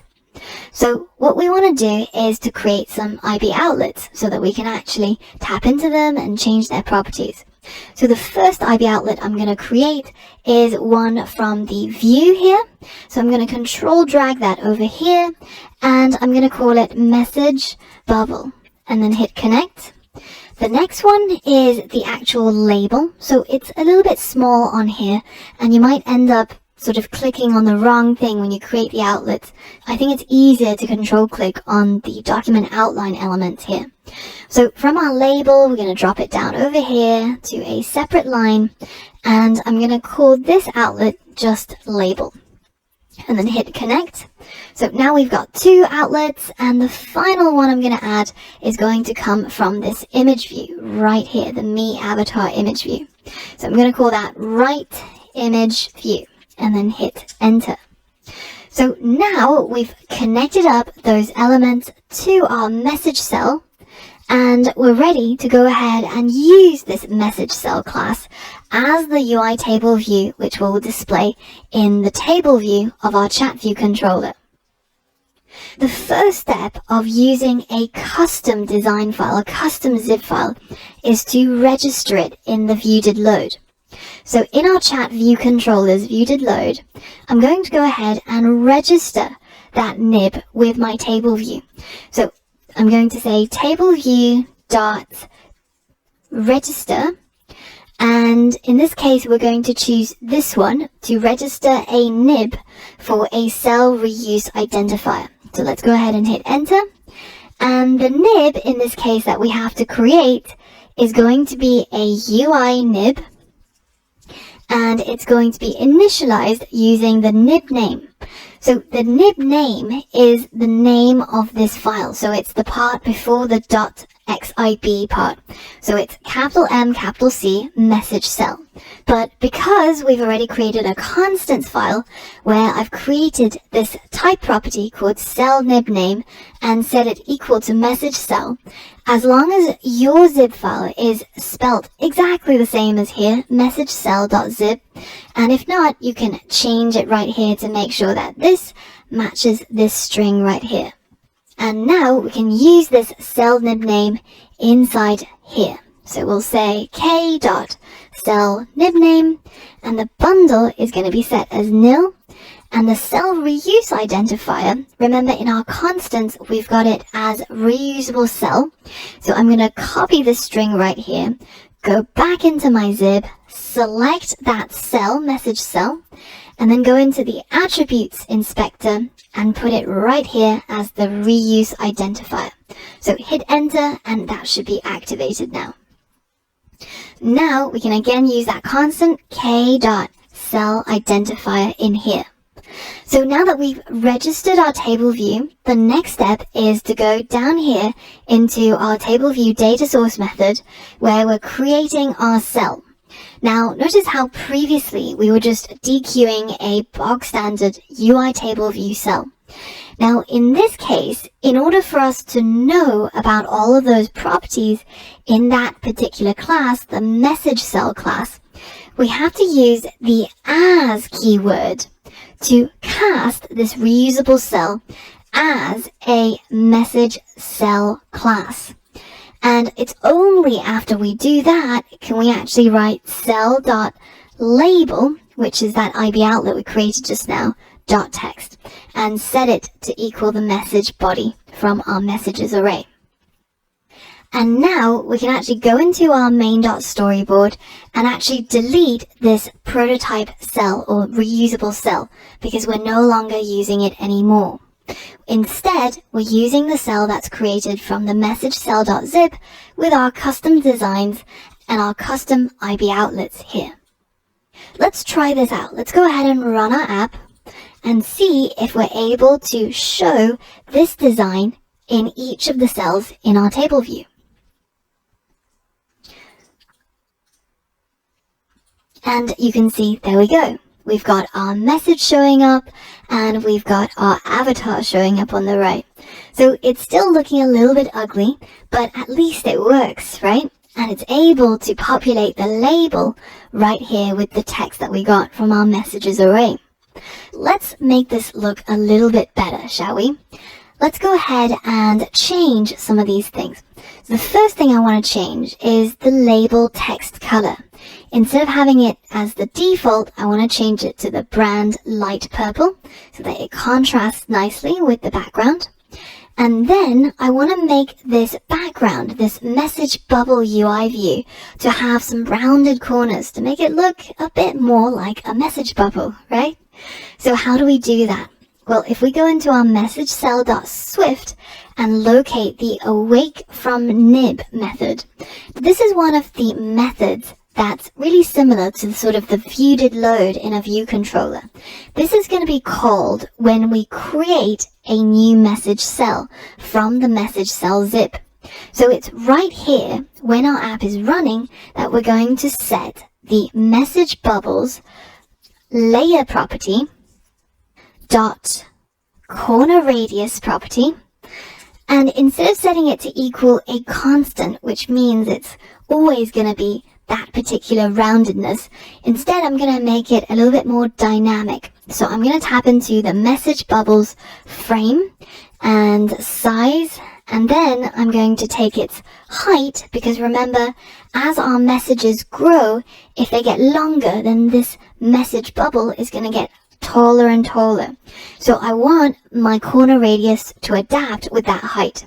So my corner radius is going to be equal to the height divided by 5. And now let's run our app and log in. And you can see we've now got some message bubbles.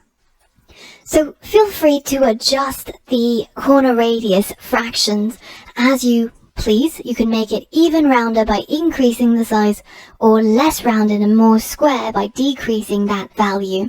But essentially, we've now got some very bubbly looking cells. The very last thing that you should be aware of is that by default, labels only get to have one line. So that means if you had lots of text in your message, I certainly know a lot of people who like sending me long messages, then notice what happens. It actually gets cut off and truncated here. So what we have to do is change the label's lines property to 0. And what that does is it allows that label to expand, and in turn makes the UI view behind it grow as well. And when it grows like this, it looks kind of weird when the avatar is kind of in the middle. So we can also select the stack view and make the alignment to the top, so that this is the person who sent the message and their message will extend this way. So let's give that a run and see what that looks like. Cool, so that's it. We've got our message bubble set up, we've got our avatar image, and we're using these custom zip files as well as custom components in order to fill up our table view. So in the next lesson, we're going to be sending some actual messages to our Firebase Cloud Firestore. So that's all to come, and I'll see you on the next lesson. Hey guys, before we proceed onwards and start using Firebase Firestore to save our messages and send messages over for storage, I wanted to quickly take a moment to do a swift deep dive on something that you might have seen in the last lesson that might still yet be a little bit confusing. So notice how in this line here, line 54, we created a cell by calling this method dequeueReusableCell with identifier. We provided the identifier that comes from that cell that we created in the custom zip, and we were hoping that our table view would just create this cell and slot it in. But right at the end here, we used this syntax as !message cell. What exactly does this do, and what does it mean anyways? So in this swift deep dive, I want to talk about exactly this. I want to talk about typecasting, because that's pretty much what that as keyword does. Now recently, I went to this workshop in Wales in the UK where we were casting sword from stone. So we were adding copper and tin into a crucible that was heated really hot, and then it was poured into this soapstone mold. And after the metal cools down, you end up creating a completely different shape, right? The shape of a bronze sword. Now, there was a lot more to creating a bronze sword, including 2 days of polishing the sword in Wales, which is freezing. But by the end, you create this beautifully shiny mirror-like surface of a sword, and it was really, really cool. So how does this relate to what we're trying to learn? Now, as you're coding and as you're looking at other people's code, you might notice these keywords as question mark, as exclamation mark, and is. And in this lesson, I want to explain to you what all of these keywords do and when we would use them. So here I've set up a playground, which has something that you should already be familiar with from learning about classes and object-oriented programming in previous lessons. Here we've got 3 classes created, one called animal, one called human, and one called fish. The animals all have a name, and when you create any new animal, you initialize that new object with a name. Now, we've also created our human class to be a subclass of animal. It's inheriting from the animal class. So that means all humans also get to have a name. And similarly, our fish class is also inheriting from the animal class. So these are what you would call subclasses, and this is the superclass. Now, humans and fish can do all the things that animal can do, which is why it inherits, but it can also do some specialized things, like humans might be able to code, and fish might be able to breathe underwater. So there's really nothing new in this code here. And if any of this looks unfamiliar, then I recommend having a quick revision of the lessons that we did on classes and objects and object-oriented programming. So now that we've created our classes, let's go ahead and create some objects or instances from these classes. So let's say that I decide to create me, so Angela as a human, and we automatically get this initializer from the superclass, animal class, because human inherits from animal. And the name is going to be my name, of course. And then let's create another human. Let's create Jack, who's also a human, and his name is Jack Bauer. And then let's create somebody called Nemo. Nemo is a fish, and his name is Nemo. Great, so we've got 3 objects created from our classes, 2 humans and 1 fish. So let's say that we decided to create an array called neighbors. And these neighbors who live really close together are me, Jack, and Nemo. At this point, we've created an array using objects of different types, right? We've got Angela, who has a type of human, Jack, type of human, but Nemo has a type of fish.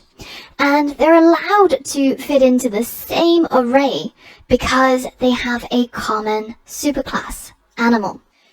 So this neighbors array is an array of animal objects. That means if I was to pull out an item, say the item at index 0 from this neighbors array, you'll see that it still is an animal class. It doesn't revert back to the human class, even though we know that this is definitely of type human. Because the array has mixed types, in order to store them in this mixed array, they have to find some commonality, and that is of course the animal superclass. So now is where some of those typecasting keywords come in handy.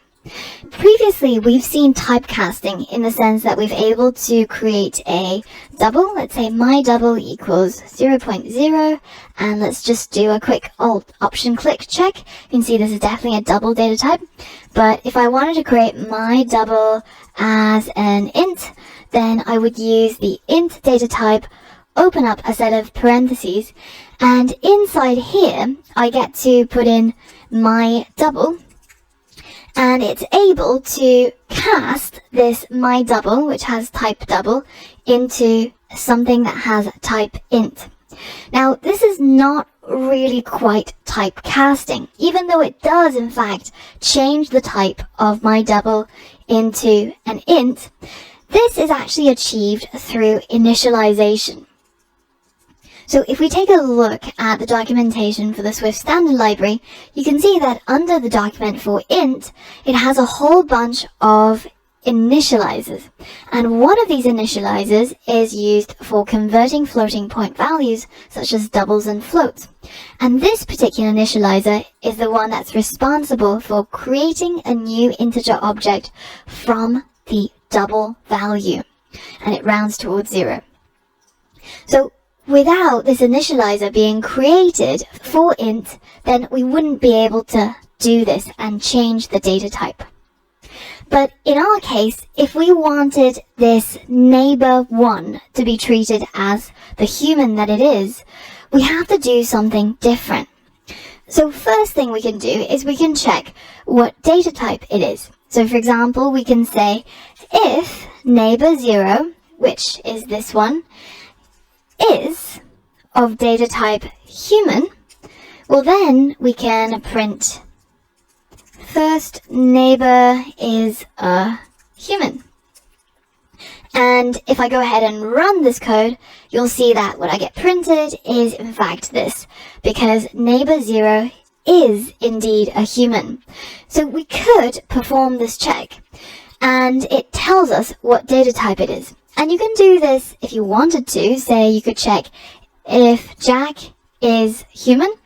And the thing is, we already know that Jack is human, and this is why when you try to write this code, which is extremely obvious already without any sort of checking, the Xcode compiler will actually tell you that this particular test is always going to be true, because there is no uncertainty about the data type of Jack. Whereas in this case, when we're tapping into the neighbors array, where everything is of type animal, and we said, let's say, try to get the item at index 2, so 0, 1, 2, and we said, well, what if neighbors at index 2 is human? And then in this case, we actually get nothing printed, because neighbors at index 2 is in fact of type fish. So this is keyword basically allows us to have a object from a certain data type and then check whether that object is of that data type. So in this case, if we had a cell created from a UI table view cell and we check if it is indeed that data type between the left hand side of the is and the right hand side of the is.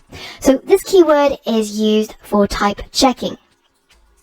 So let's say that I decided to go and create a function. Let's call it find Nemo. And this function takes a input in the form of an array of animal objects. So we're going to say find Nemo from as the external parameter name, and then inside the function we're going to refer to it as the animals. So now we've got our function created, and we're going to go ahead and loop through our animals array. So let's say for animal in animals. So in this case, we're looping through the array animals, and for every single animal in that array, we're going to run the code in here. We can either simply just print animal.name. So this is pretty bog standard sort of for loop kind of functionality that you've already learned about. And in this case, when the code runs, when I call find Nemo from our neighbors array, go ahead and hit run, then you can see that we've got all the names of our animals in our neighbors array being printed out. So that's just a simple for loop. But what if I actually wanted to find Nemo inside this array of animals? Well, I could say that if the animal that we're currently looping on is of type fish, then that seems pretty suspicious, right? Maybe that's going to be Nemo. So let's go ahead and print that animal's name property. So now what will happen if I run find Nemo from neighbors is that we're going to get Nemo printed out, because it's looping through all of the animals and checking each of them to see if they match the data type of fish. And when it does, then it prints out the animal name. Now, notice how in this case, inside this set of curly braces, we're pretty certain that this particular animal that we've currently got access to is definitely a fish, right? Because we've checked if this animal is a fish before we actually trigger this block. But notice how in here, even though we're certain of that data type, we can't say something like, well, this animal dot breathe underwater, because that's what all fish data types can do, right? They have this functionality, breathe underwater. But in fact, it says value of type animal has no member, breathe underwater.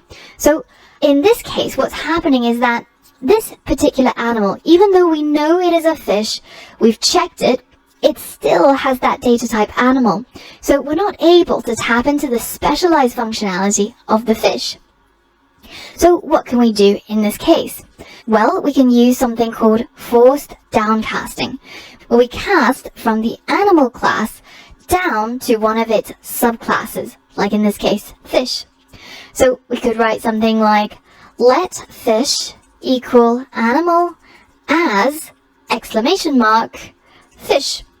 So what this now does is it takes that animal, which we've already checked and made sure is definitely of type fish, and we use the as exclamation mark to cast it down to one of the animal's subclasses, namely the fish class.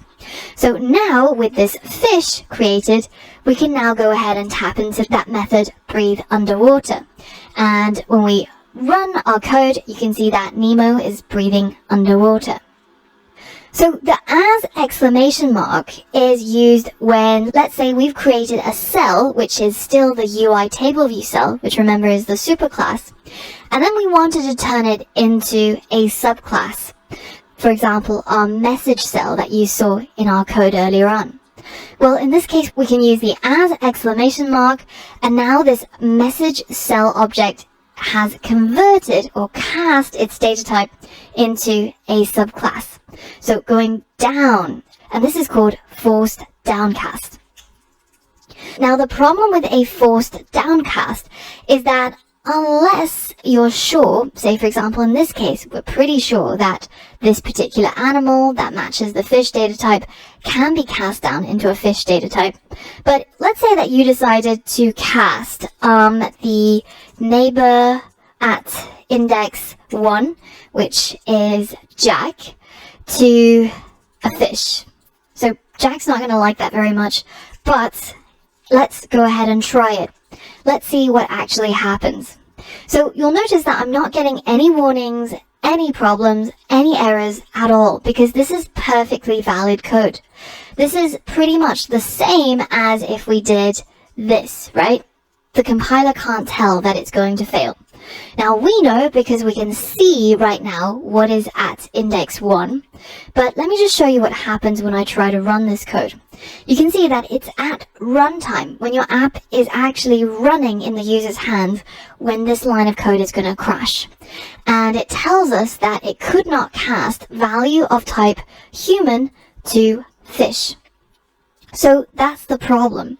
Now, very often what happens is when we're dealing with data that we're getting back from the internet or from APIs, they often have a JSON or some sort of array where we're not really quite sure what's actually in it, right? Otherwise we wouldn't be fetching it. So in these cases, unless you're certain that this cast is going to work, then a better option is to add a question mark instead of an exclamation mark. But what this does is it turns this object that's cast from this object to a fish data type into an optional. So now if I check this data type, you can see it's a fish question mark. So that means if you wanted to be able to do something like fish.breathe underwater, then you will either have to use the optional chaining, like how it's inserted this question mark here, which says basically if fish is not nil, then call this method. Alternatively, you would have to use a optional bind, say if let the neighbor at index 1 can be cast as a fish, we'll then go ahead and run this code. Now, if I run this code again, you'll notice that it doesn't actually crash anymore because this is actually being skipped.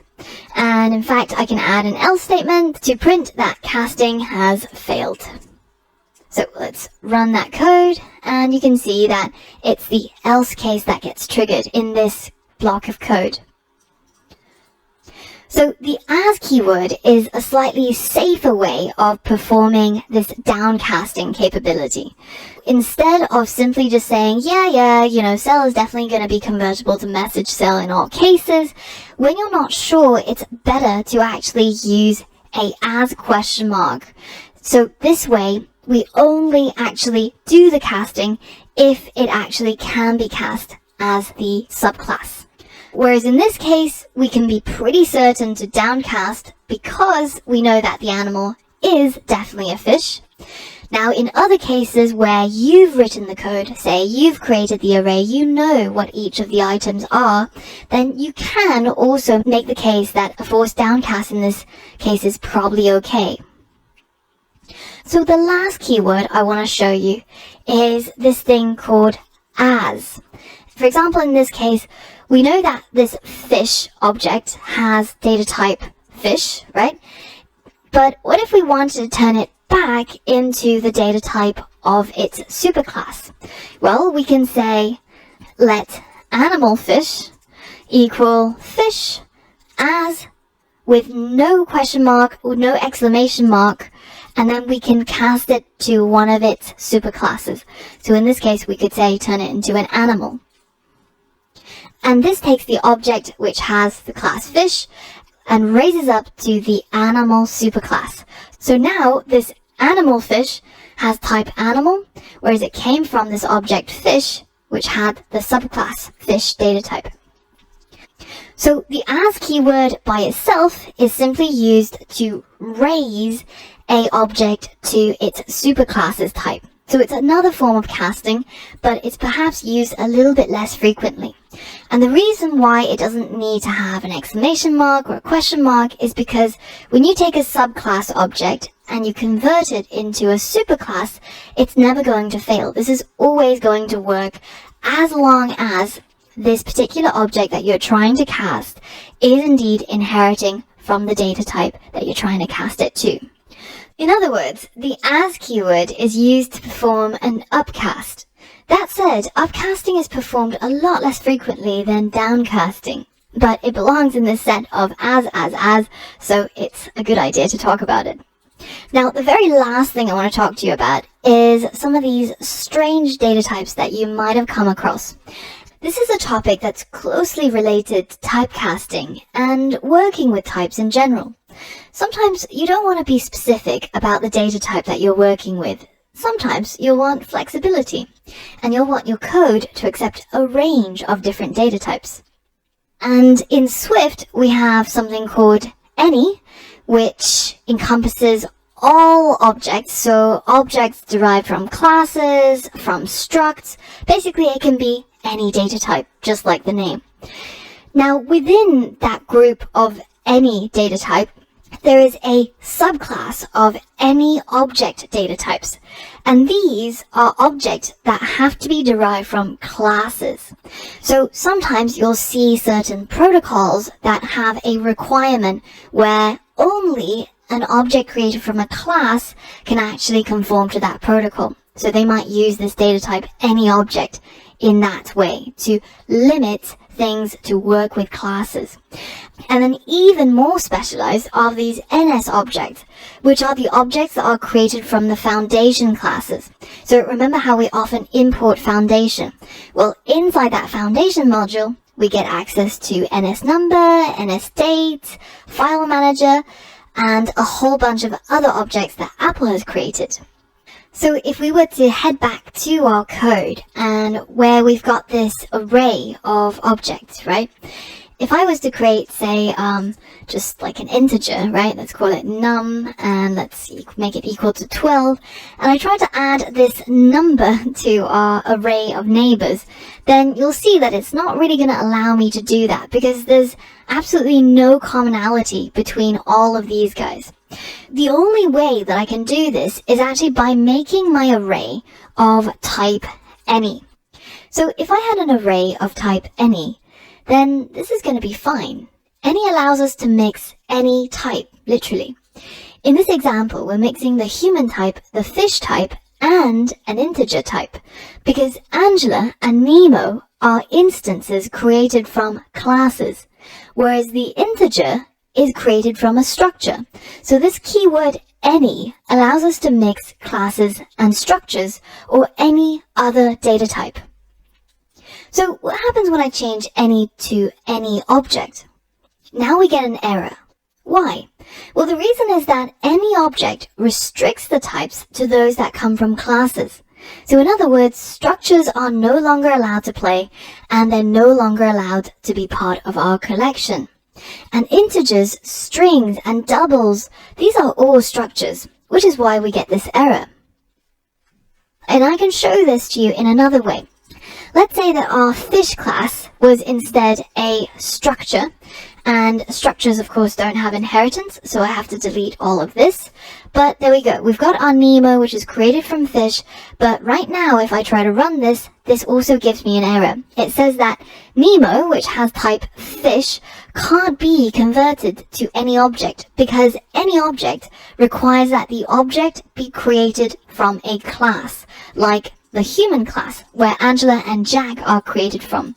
But Nemo is created from the fish struct, which is not an any object.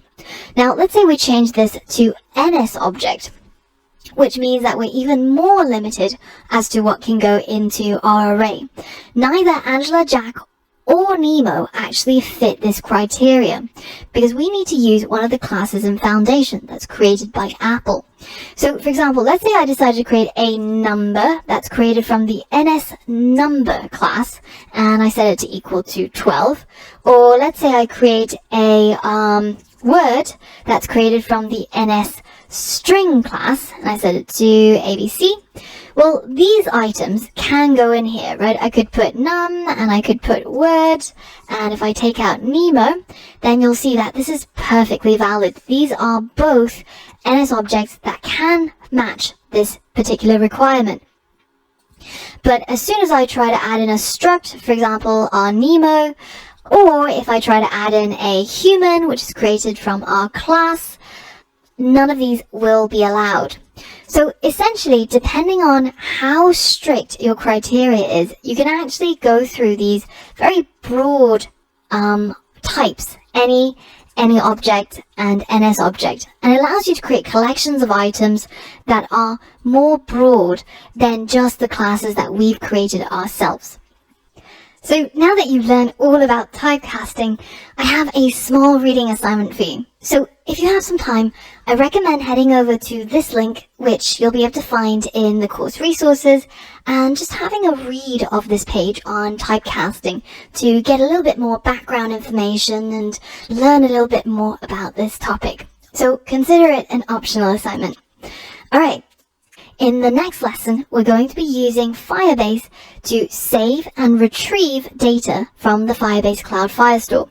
And when we retrieve the data back, we'll have to use some form of casting in order to convert it into a data type that has the capabilities that we need.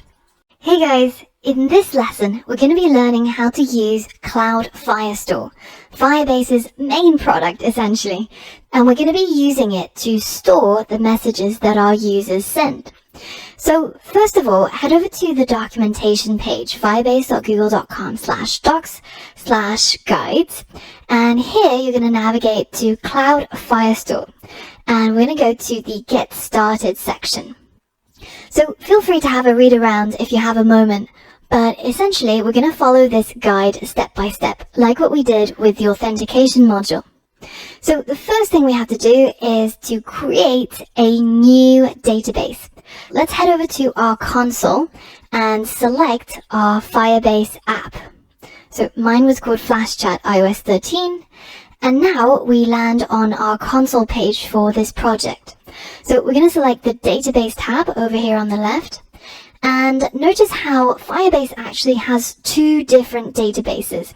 One is the brand spanking new Cloud Firestore, which has now been officially released, and the other is the real-time database, which was their original product. Now, there's actually a section on find out if Cloud Firestore is right for you, so choosing between these two databases. But basically, the overview of it is that Real-Time Database was their initial product, and it was just a way of being able to save JSONs in the cloud. But as more and more people started using Firebase, they wanted more features, and especially things like querying and ordering, and the kind of things that you get from modern databases like MongoDB. So Cloud Firestore is the solution, and that is what we're going to be learning how to use in this module. Now, in terms of the dynamics at Firebase, even though they are still supporting real-time database, you can see that they're really trying to hide it by putting it all the way down here. And I have a sneaky suspicion that because it's Google, you never know what they do with the older products. And if there isn't enough demand, then I don't know how long they will still maintain that real-time database. So let's learn the latest and greatest. Go ahead and click on this button, Create Database, under Cloud Firestore. Now we get to set the rules for how to access our Cloud Firestore. We can either start in production mode, which will not allow any third party, so any of the apps or any users, to read and write, which is going to make it very hard to test our app. Or we can start in test mode, which allows anyone with a reference to our database to be able to read or write to it for 30 days. And this is perfect while we're getting up and running and testing our app.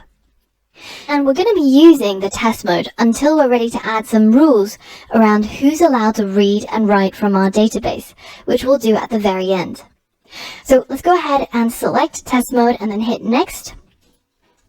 And now we get to choose a Cloud Firestore location.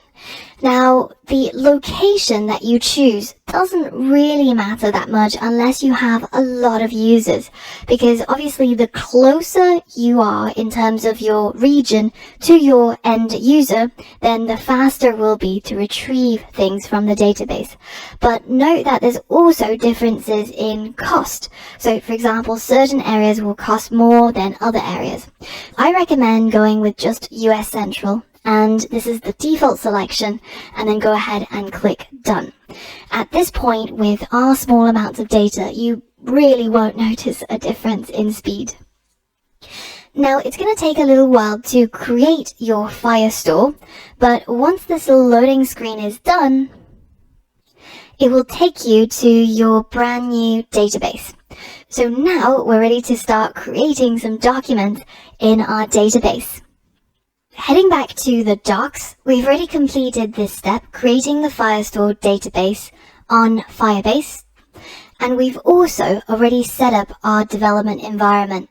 So when we installed the Firebase authentication module, we also added the Firebase Firestore pod. So if we take a look in our project and you take a look down here where you've got pods and pod file, you can see we've already got Firebase Auth and Firebase Firestore. Now, notice how here they've also added Firebase Core, which is the core module that these Firestore modules and authentication modules all depend on. But since a few months ago, it no longer is required for you to explicitly add the pod into your pod file. So we're actually good to go. And this optional pod for using Swift extensions, we actually don't need either. So the only thing you need is this Firebase Firestore. And in order to check to make sure that that's already been added, if you go down here and you expand the pods folder, you should be able to see a module called Firebase Firestore. If you see that, then you're good to go. So the next step is to initialize our Cloud Firestore. So in our app-delegate.swift, we've already imported Firebase and we've already configured the Firebase app in order to use Firebase authentication. But now we're also going to use the Firestore module to create a new database.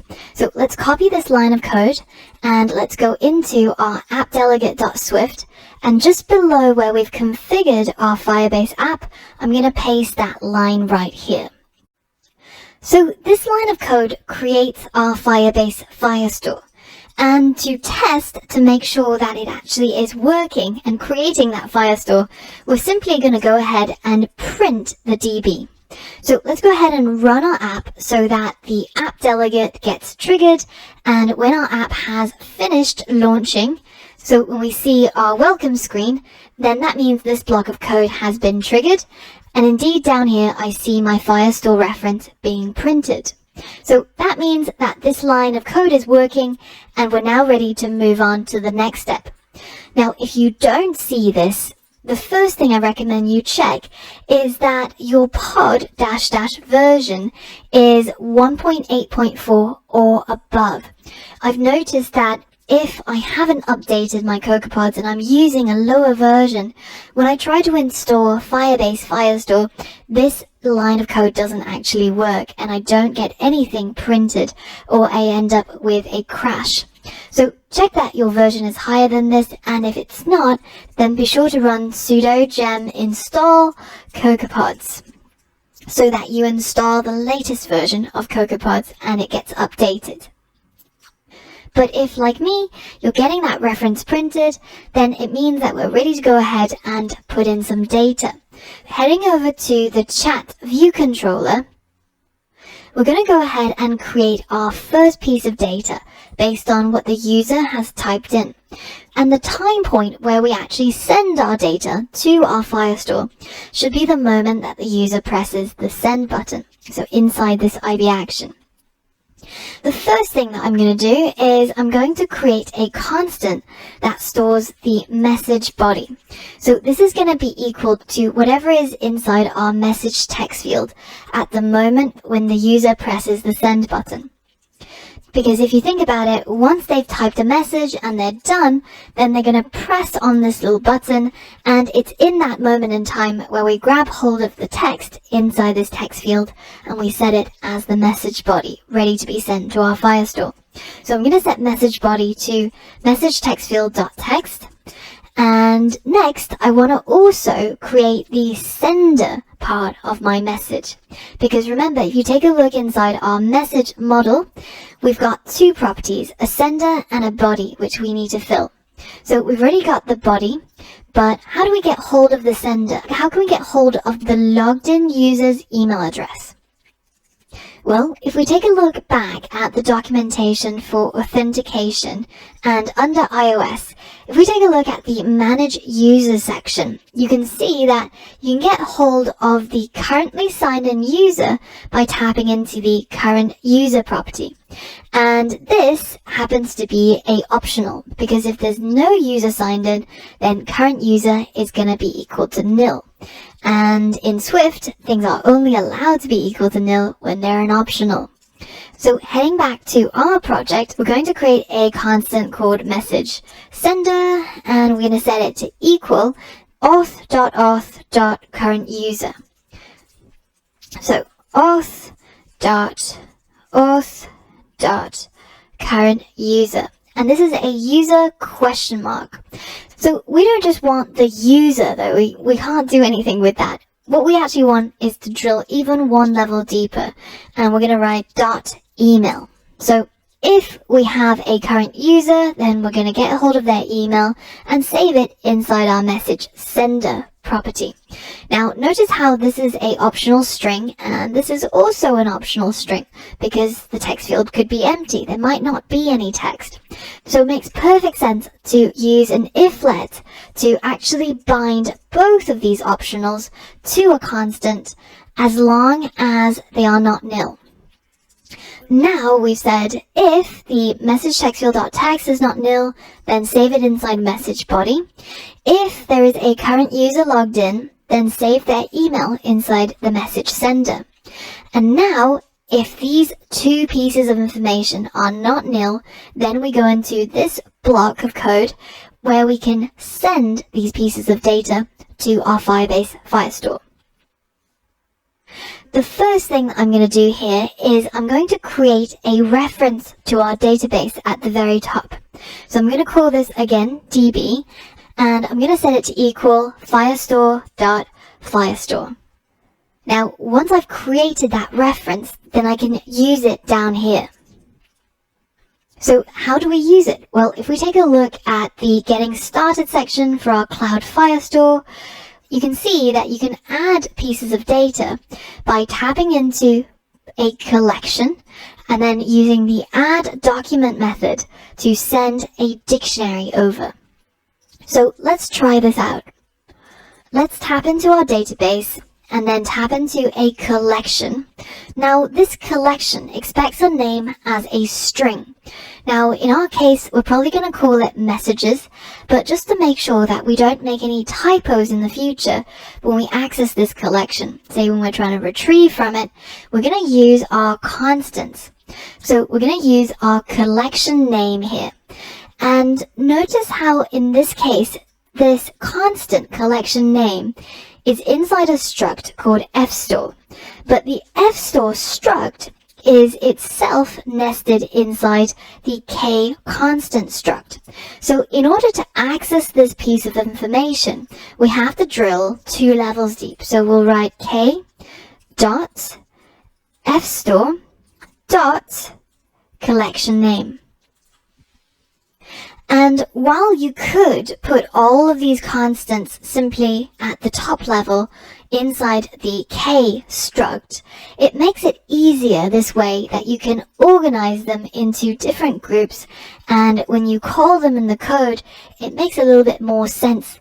Say the collection name is associated with the Firebase Firestore from the constants file. At least I think this is more readable and slightly better code. So now that we've tapped into this collection, which is called messages, let's go ahead and call that method add document. And we're going to call the one which has a completion handler so that we'll hear if there are any errors. Let's go ahead and hit enter to insert this bit of code. And the data that I want to send is of course going to be a dictionary. And so it's going to have a key value pair. And notice if I just back up a little bit that the key has to be of type string, but the values can be any data type. So it can be an object from a struct or a class, and essentially it doesn't matter what it is. Firebase doesn't actually care. So let's go ahead and add our data. And the first piece of data is going to have a key using the k.fstore.sender field, and then after a colon we're going to add the value. So in this case the value is going to be that message sender here, so we'll call it message sender, and then we're going to add a comma to add the next key, which is going to be k.firestore.body field, and this is going to be equal to the message body that we created up here from what the user typed in the message text field.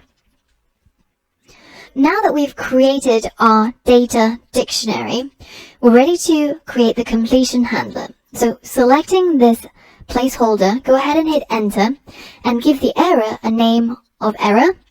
And inside this completion block, we're going to check to see if let e equals error. So remember, this is an optional. We might get no error at all. Well, in this case, we're going to print out the error.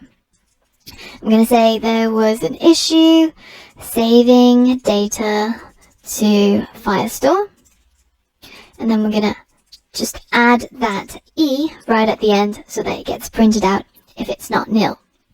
But we're going to have an else statement as well. So if there were no errors, well, in this case, let's print successfully saved data.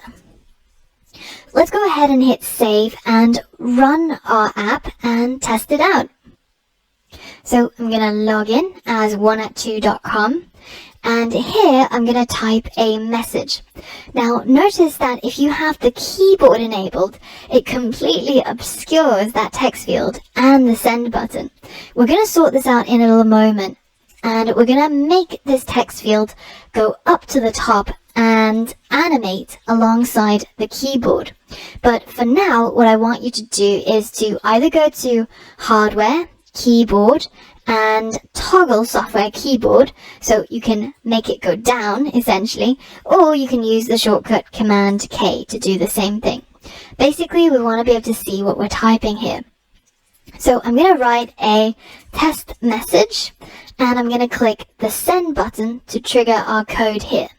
And notice how we've already got that callback completed and we've got successfully saved data printed.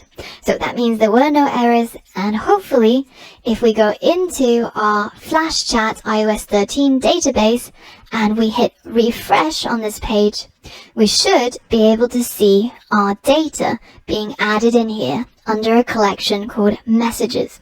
And indeed there it is. So we've got the body, which is test message, and we've got a sender, which is 1at2.com. And then we've got this ID for this piece of data, which is automatically created whenever we add a new document to the Firebase Firestore. That's it. There it is. We've managed to save our very first piece of data to our cloud-based database using Firebase Firestore. In the next lesson, I'm going to show you how we can retrieve data and read from our Firebase Firestore in order to populate the cells of our Flash Chat app. So for all of that and more, I'll see you there. In the last lesson, we saw how we could use the Cloud Firestore to start saving our users' messages to our cloud-based database. In this lesson, I want to show you how you can read from the database so that we can populate our app and all the message bubbles.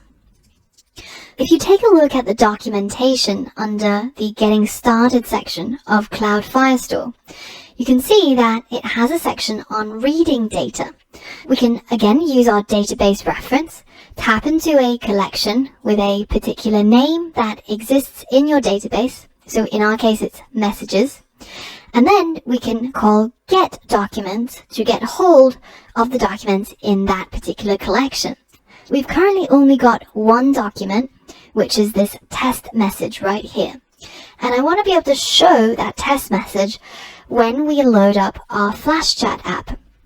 So I'm going to log out and go back to the home screen, and I want to be able to modify the code so that inside View.Load, when that chat view controller is being loaded up, I want to call a method called load messages, and this method, load messages, should be able to pull up all of the current data that's inside our database.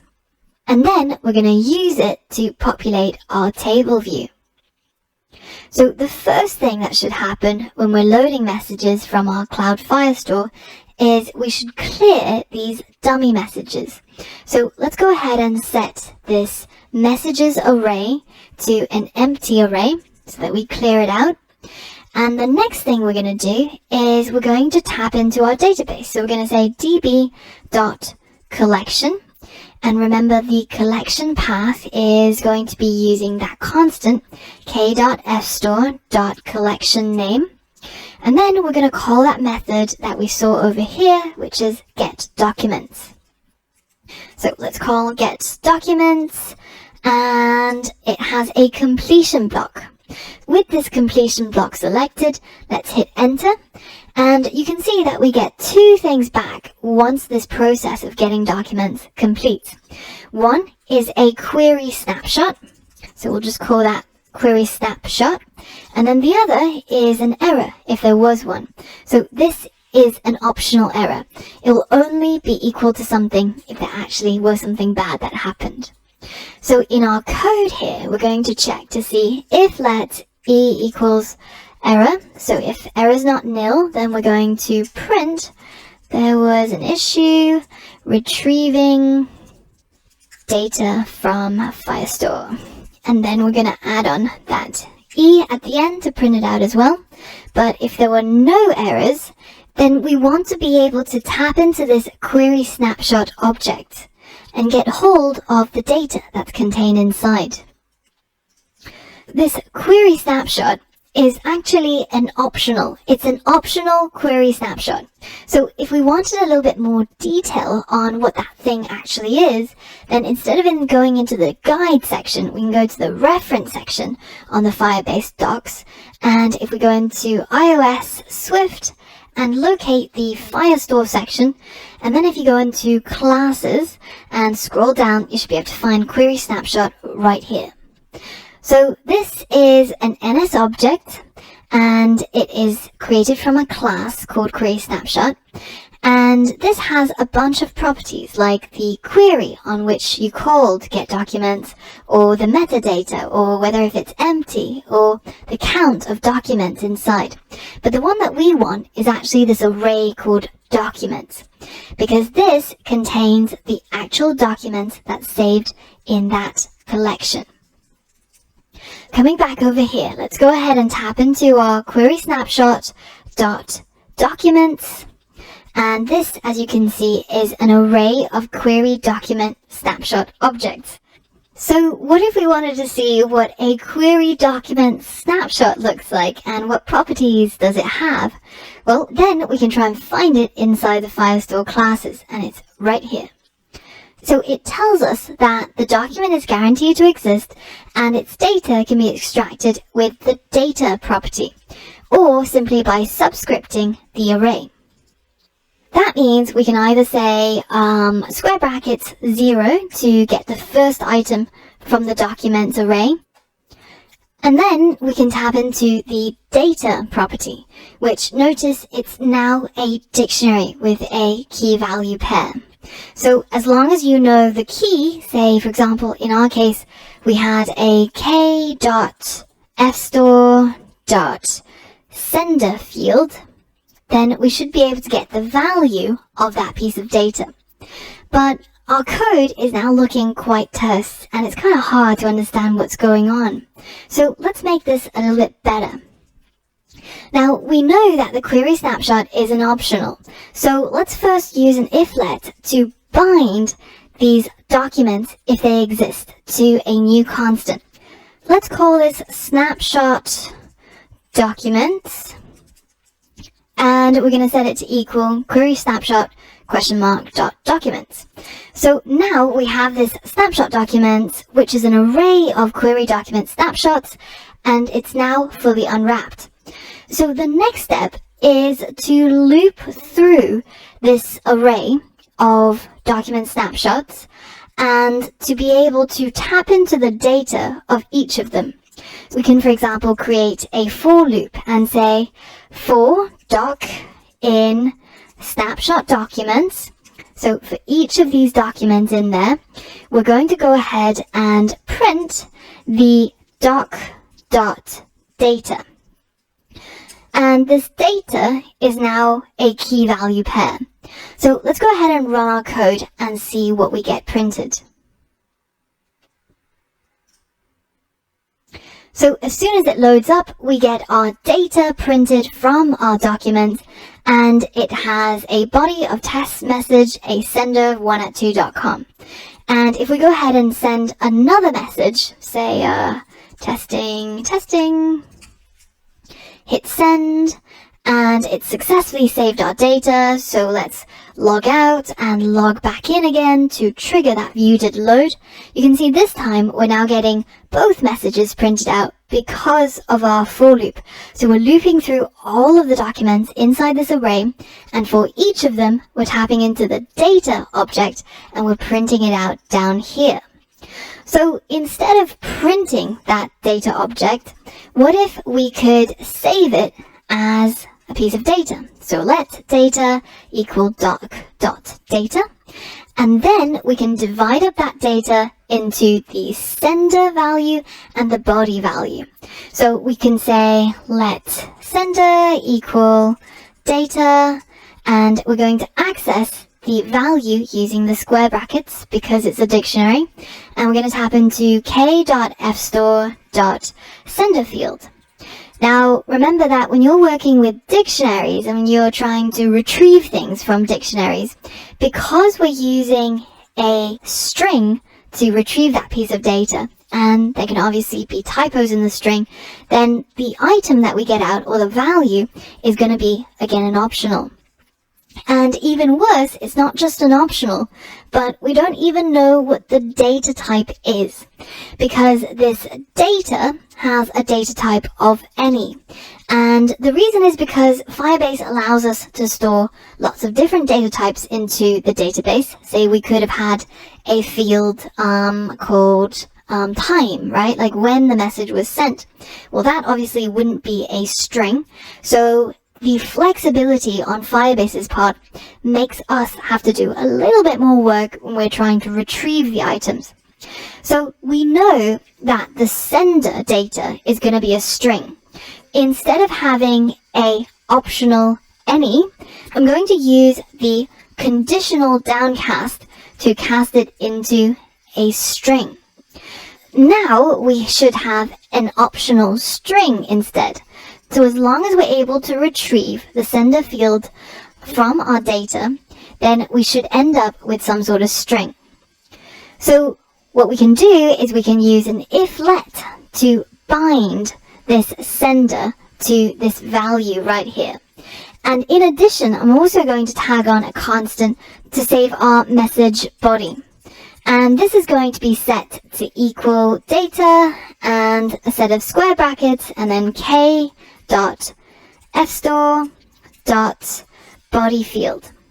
And then here, this is also going to be a question mark any. So we also have to conditionally downcast it to a string because we know that the message is also a string data type. So if both of these pieces succeed, then we should end up with a sender that is now a non-optional string and a message body which is also a non-optional string.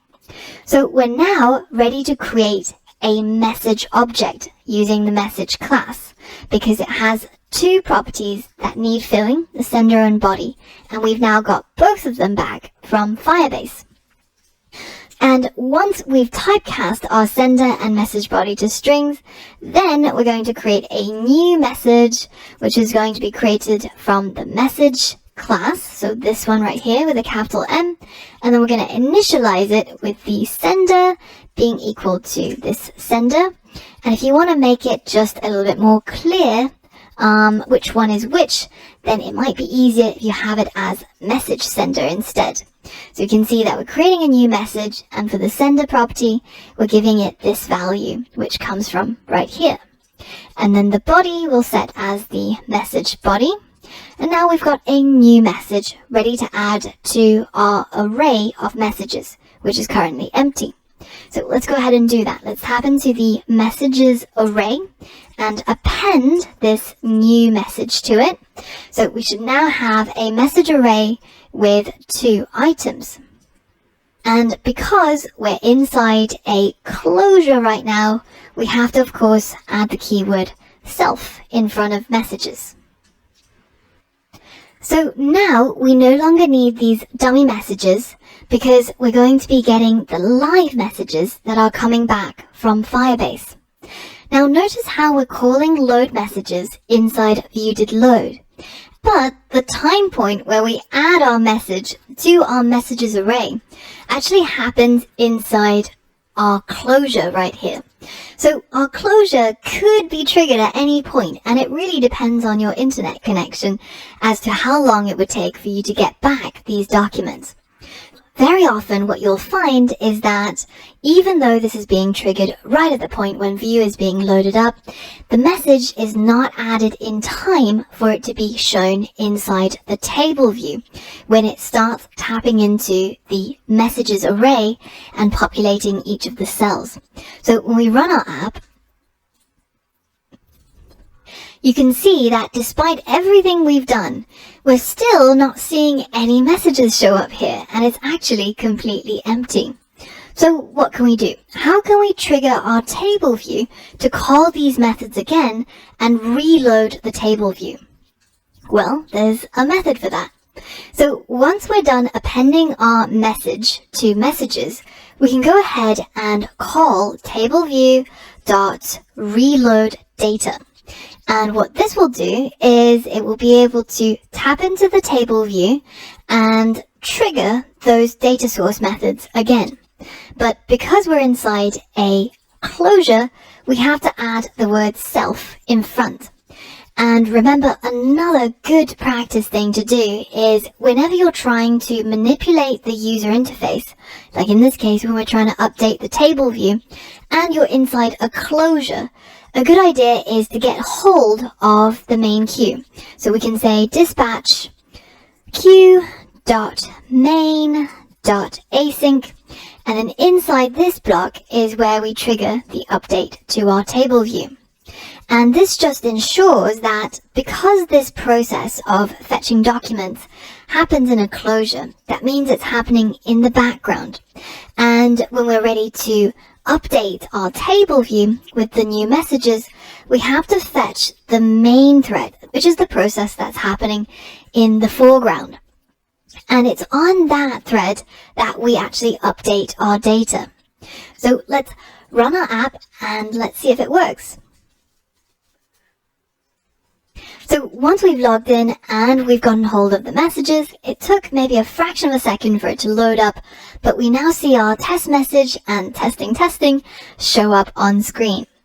And the one last thing that we should fix while we're here is notice how when I type a new message and I click send, nothing actually happens in our table view, even though we've successfully saved our data. So what do we need? Well, we need another call to get documents. Or, alternatively, we can use another functionality that Firebase has, which is to listen for changes in our database collection. And that is what we're going to tackle in the next lesson. I'll see you there. Now, in the last lesson, we saw how we were able to get hold of documents by calling this getDocuments method, which has a closure, which will get triggered once we've actually managed to get hold of all the documents from a particular collection from the Firebase database. But at the moment though, this getDocuments is very manual. You have to call it every single time if you want to get hold of the latest documents that have been added to the collection. If we take a look back at the Firebase guides and we take a look at Cloud Firestore, you can see that under the Read Data section, there's something called Listen for Real-Time Updates. And what this allows us to do is to add a snapshot listener so that whenever new documents are added to a particular collection, we get our code to be triggered again. So if you wanted to get data just once, then you would use the getDocument method. But as we have a messaging app, it would be great if every time a new message gets added to our database, then we simply just trigger this block all over again so that we can add the messages to our messages array. To do this, instead of calling getDocuments, we're going to change it to add snapshot listener. So we're going to write add snapshot listener, and the rest of the code we're going to keep exactly the same. So now if we run our app again and we log in and I write a new message and hit send, then you'll see that it reloads our table view and adds that new message into our table view. But it does a little bit more than that. It actually doesn't clear out the previous items inside the messages array. So how can we fix this behavior? And I want to pose this as a challenge to you. Can you modify the code inside the load messages function so that when a new message is added, there are no duplicate messages being displayed inside the table view? I'll give you a few seconds to pause the video before I show you the solution. Ready? Here's the solution. We know that the add snapshot listener is going to listen for changes in this collection. Whenever a new item is added, it's going to trigger all the code inside this closure. So instead of having our messages array being emptied right at the top, we're going to empty it inside our closure like this. So this way, whenever a new item is added to our collection, we empty out our messages array and add the fresh messages into it from scratch. And of course, in order to tap into our messages property inside the closure, we have to insert the self keyword and a dot in front. Now let's run our app and see what happens. let's go ahead and add a new message, which I'll just put as 123456, tell the world my password, and hit send. And you can see that it now gets added in without having all of the previous messages being added alongside. And that's the solution to the challenge. Adding a new message now no longer results in duplicates being added to our table view. But you'll notice that the order is a bit weird, right? Why did it go in the middle instead of what we would expect, which is at the very bottom? Well, the reason is because if we take a look at our database, you can see we've got all of these messages in here, and you can see that they're ordered in this collection by their IDs. But the IDs are generated pretty much automatically by Firebase. So we have really no control over this ID. But it's through the use of these IDs that our messages are getting sorted in our database. So for example, we're starting with numbers, so 2 is less than 8, and then we go to the alphabet, and B is before N. What we would like though is for this to be ordered in terms of the timestamp that it was sent. So how can we do that? I'll give you a moment to have a think about it, and I'll see you on the next lesson where we'll walk through it together. Alright, so our goal for this lesson is to be able to sort the messages that we retrieve from our database in order of the time that it was sent. So the first thing that we need to figure out is how do we add a timestamp to the documents that we save into our database, so that when we create our document, in addition to the message sender and the message body, we also want to add a key value pair that is k.fstore.date field. And the value here should be the current time, so the moment when this message was sent. And then once we have that value, then we'll be able to sort it when we get our messages back from Firebase, and we'll be able to order our messages chronologically. So the way that we would get hold of the current time in Swift is through the use of a date object. So this is a specific point in time. Let's initialize this date object, and we're going to tap into one of its methods, which is called time interval since 1970.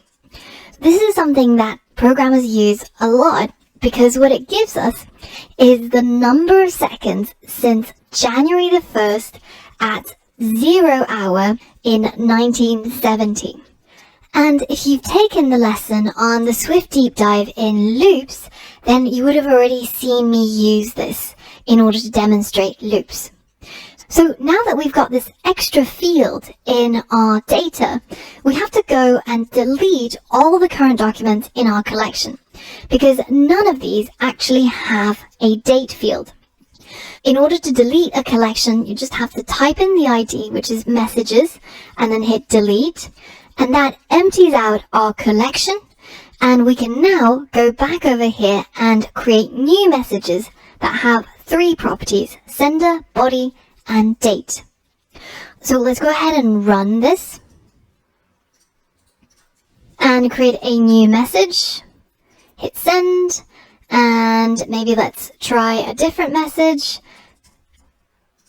So we've now got 2 messages in here, and they should, if we take a look inside our Firebase Firestore, they should have a date field now attached to each of these documents. And indeed they do. So this is the number of seconds since 1970, and we can now use this instead of the arbitrary ID to sort our messages collection. So if I go ahead and add some more messages, say the most recent message, at some point the order breaks down like what you saw previously. For example, this terribly auto-corrected Jill Ali's Kazjid actually got inserted in a really random position, right? So let's go ahead and sort the collection inside our load messages method. And the way that we do that is, of course, by ordering our data. So we can call a method called order by and provide the key or the field name. So in this case, it would be that date field. And we can also say order by descending or ascending, and we can even add other methods like limit the number of results that come back, plus lots of different types of queries that Firebase provides. Let's try and implement this order by method. Notice how our db.collection sort of method call is getting lots of methods chained on to each other. So I'm going to go ahead and order the collection that I get back before I add my listener. So right here, I'm going to write dot order, and I'm going to order by a string, which is going to be the field path, right? And that is going to be stored under k.fstore.date field. So now when I get my collection back, I'm going to order it by the date field in ascending order, and then I'm going to add my snapshot listener to listen for changes. Now, if this is getting pretty long for you, then an easy way of formatting these chained method is simply by hitting enter on each of these dots. So you can see db.collection, then .order, then .add snapshot listener. Just make sure you don't add anything here in between, because effectively this is just shorthand for them all to be continuous. But this way it's easier to read on a screen that's not so wide. So now let's run our app again. And you can see our messages are now sorted in the order that they were sent. So if I were to send a message A, and then B, and then C, you can see that they're being displayed in the same order that they were created. But when you take a look at our document in here, for example, B is way ahead of A. And we're now ignoring the IDs of our documents and instead sorting by the date when they were created. The last thing to remember before you move on is at the very beginning when we created our database under Cloud Firestore, we set our rules so that basically anybody can read or write to it for 30 days. So if you head over to the Rules tab, you can see that we've still got the initial rules set, which allows anyone to read or write to our database. So now that we're done with testing Firebase, we're ready to update our rules so that our database can be more secure.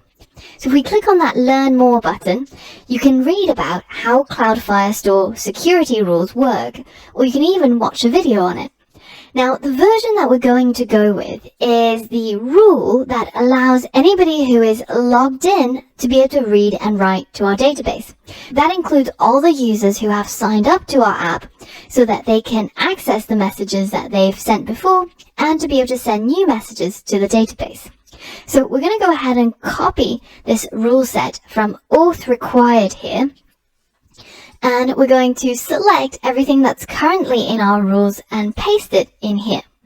And then we're going to go ahead and hit publish. So now we've secured our database. It only allows read and write from people who are authenticated, and we can now rest safely. So now we've seen how we can use Firebase Firestore to save data, to retrieve data, to listen for updates on data, and also to sort and query our data. In the next lesson, we're going to be spending some more time on improving our user experience. Because at the moment, if you were to run this app on a physical device, there would be no way for you to send a message because the keyboard that pops up completely obscures that button. So we're going to be solving those problems and more on the next lesson. So I hope I'll see you there. Alright, so now that we've gotten all the serious parts of our coding out of the way, we've got our messages being saved to our Firebase Firestore, we've got our login and registration routes planned out and working. Now it's time to tackle some of those small user experience problems and improve the look and feel of our app. And one glaringly obvious problem that our app has at the moment is that when the user taps in this text field, the keyboard, if it rises up, will completely cover the text field as well as the send button.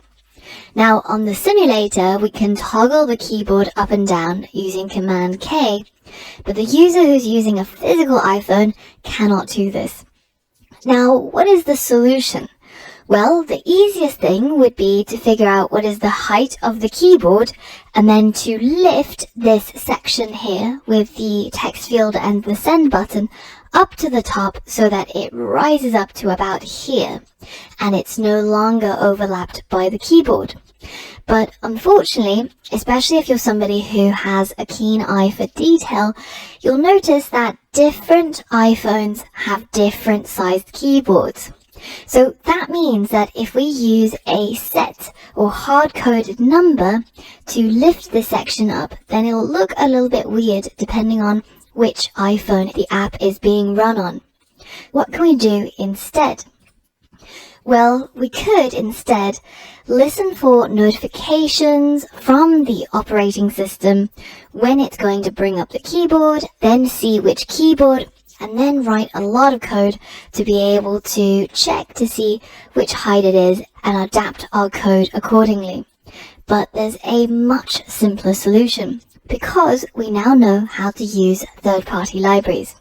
So because this is such a commonly needed functionality, whenever you create text fields, it's likely that you'll need some sort of way of moving it up so that it doesn't get obscured by the keyboard. Lots of people have already written their solutions to it, and they've packaged it into a module so that they can reuse it themselves when they're building new apps. And some of these developers are kind enough to share their solutions with the rest of us, and we can tap into this functionality without very much work at all. So the package that we're going to be using in this lesson is something called iQ Keyboard Manager Swift, and this is a package that's developed by Mr. Karashi, and the best feature of it is it works codeless. So we don't actually have to write any code, we don't have to change anything about our app. It simply works in the background and lifts our text field so that it doesn't get obscured by the keyboard in all orientations and on all devices. If we scroll down, you can see that there's actually many ways of installing this particular package, and the most commonly used one is probably doing it via CocoaPods.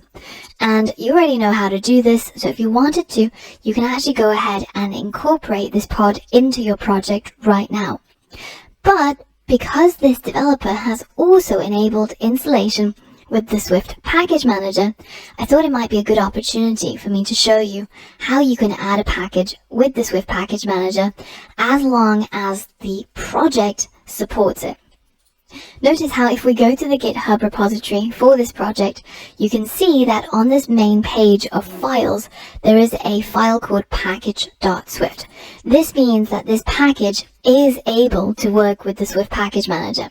But however, most third-party libraries, including the Firebase modules that we incorporated, don't have this feature enabled yet. So it's only for a small subset of third-party libraries that we can actually use the native Swift Package Manager. But how would we go about installing it?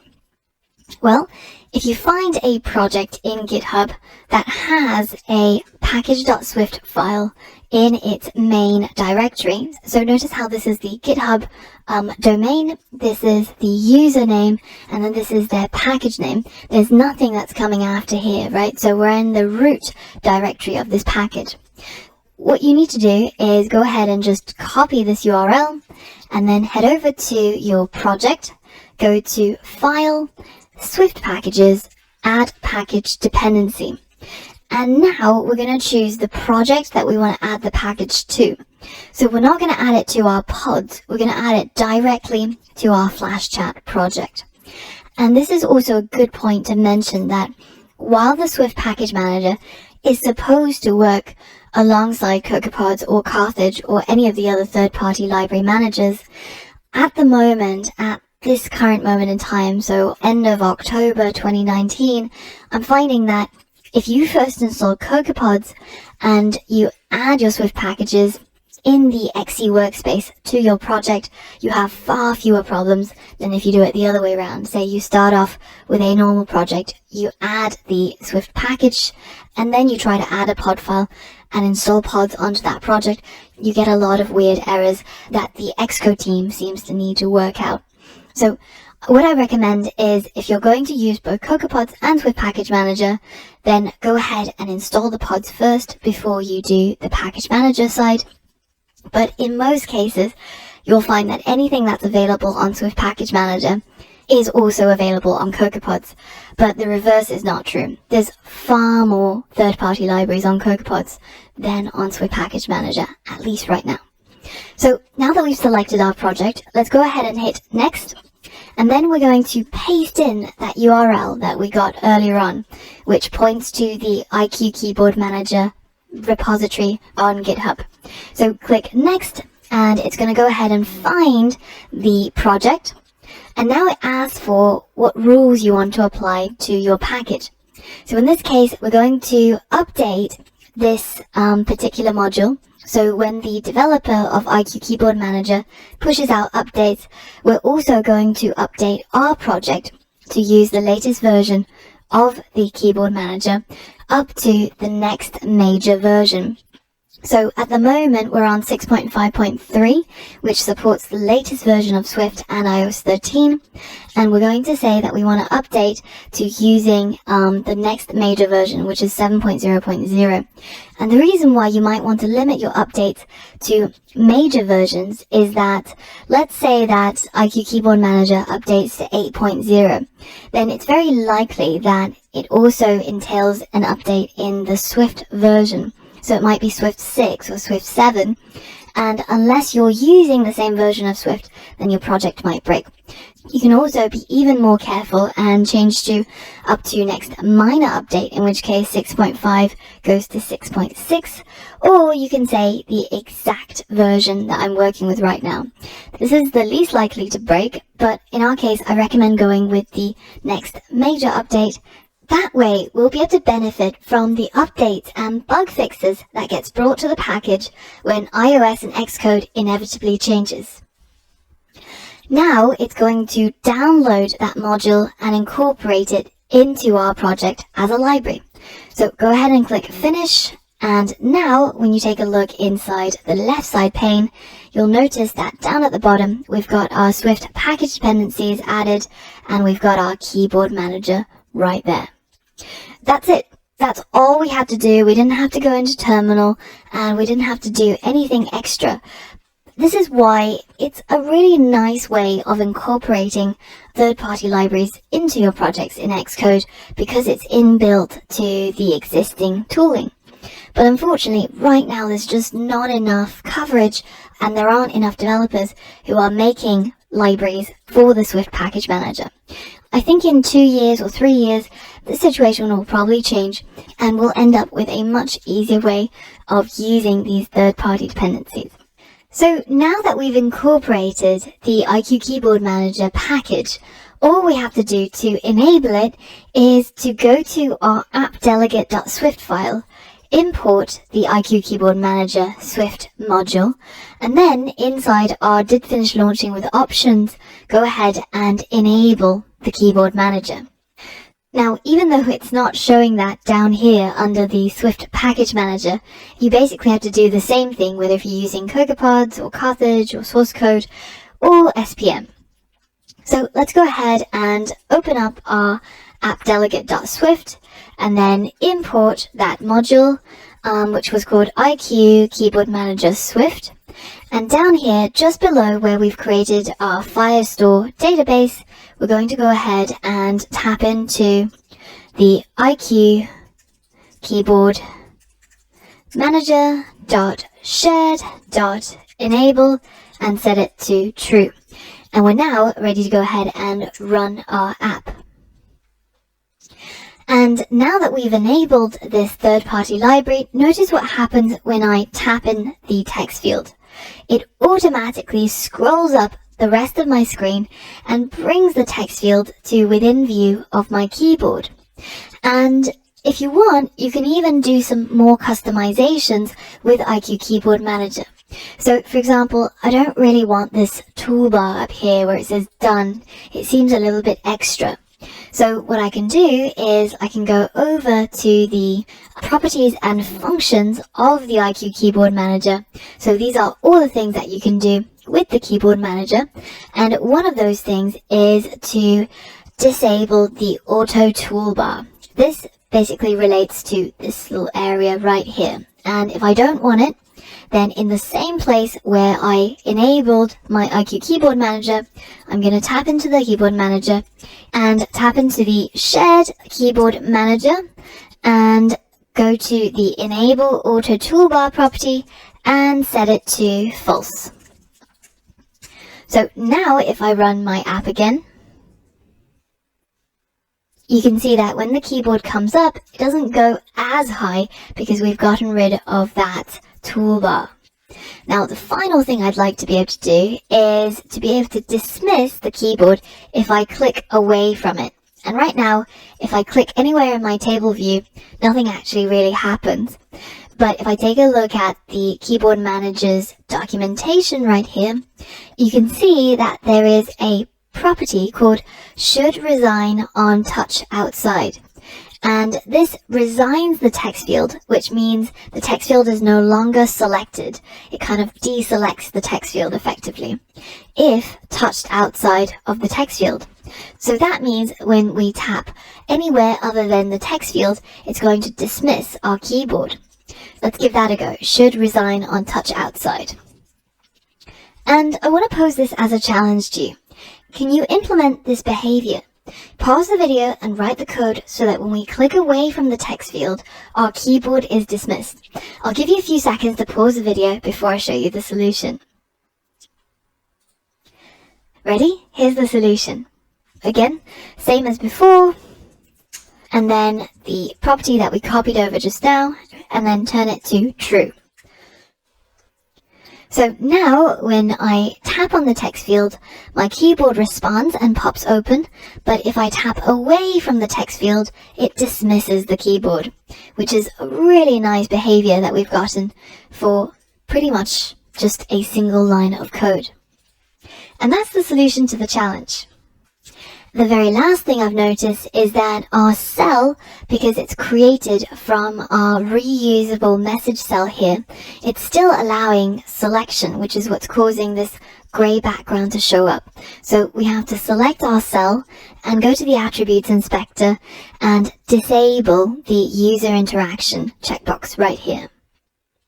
And then now, even if we select these cells, they won't turn grey, like as if it'll do something when we click on it. So that's it. That's all you had to do in order to get this brilliant behavior, this automatic animation we're basically getting with no code at all. And it means that we can focus on creating the custom parts of our app, making our app different from other apps, using our creativity rather than doing a lot of this boilerplate and routine stuff that we might need in a lot of apps. In the next lesson, we're going to be tying up some loose ends, and we're going to see how we can get our app to display a different format of message if it came from a recipient versus if it's a message that we sent. For all of that and more, I'll see you on the next lesson. Hey guys, in this lesson, I've got 3 goals that I want to achieve before the lesson ends, and they're all to do with creating a better user experience and also creating a better user interface. So let me show you what we're going to achieve.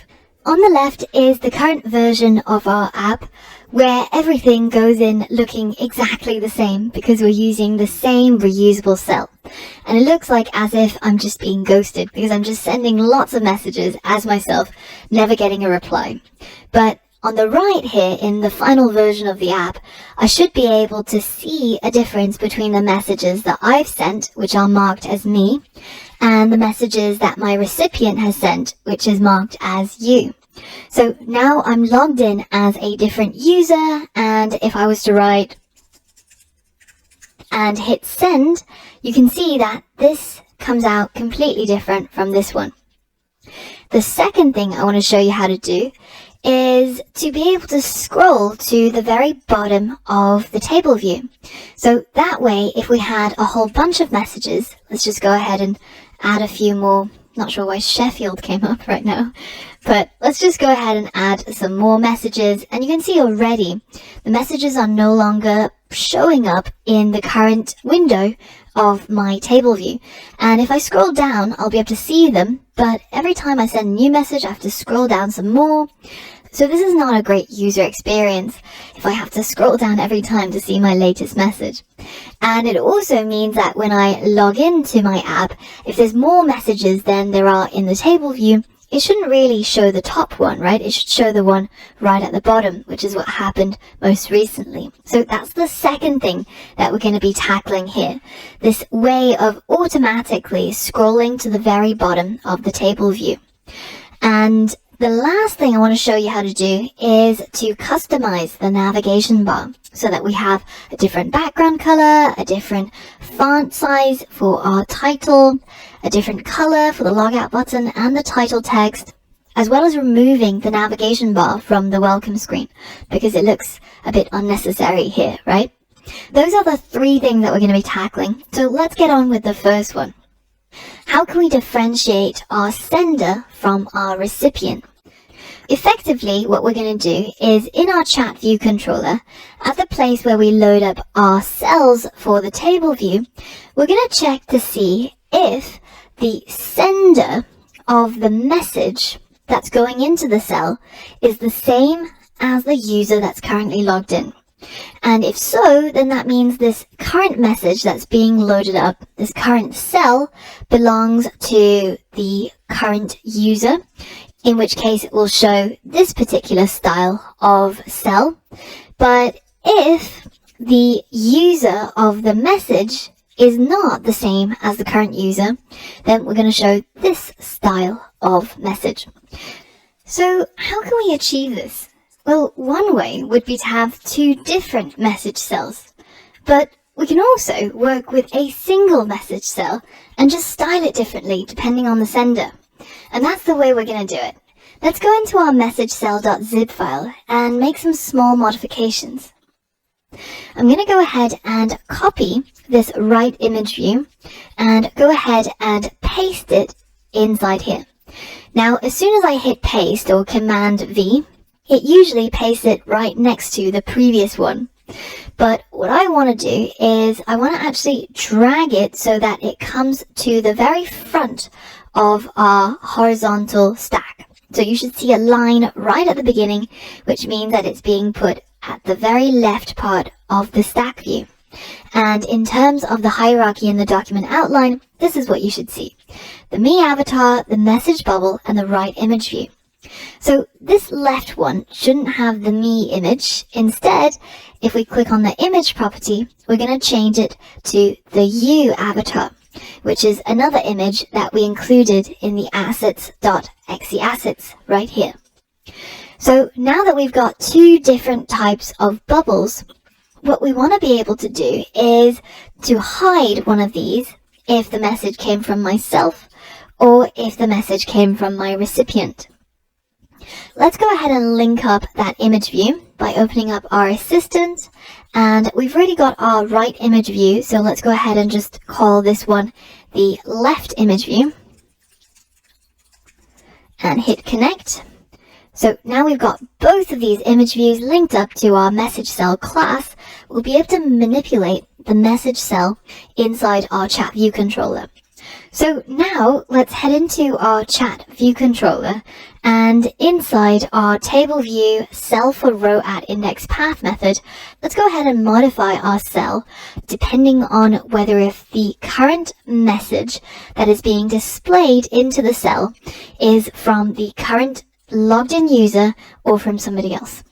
And to do that, let's go ahead and create a new constant called message, and we're going to set that to the current message at index path row from the messages array. So this first part before the dot body.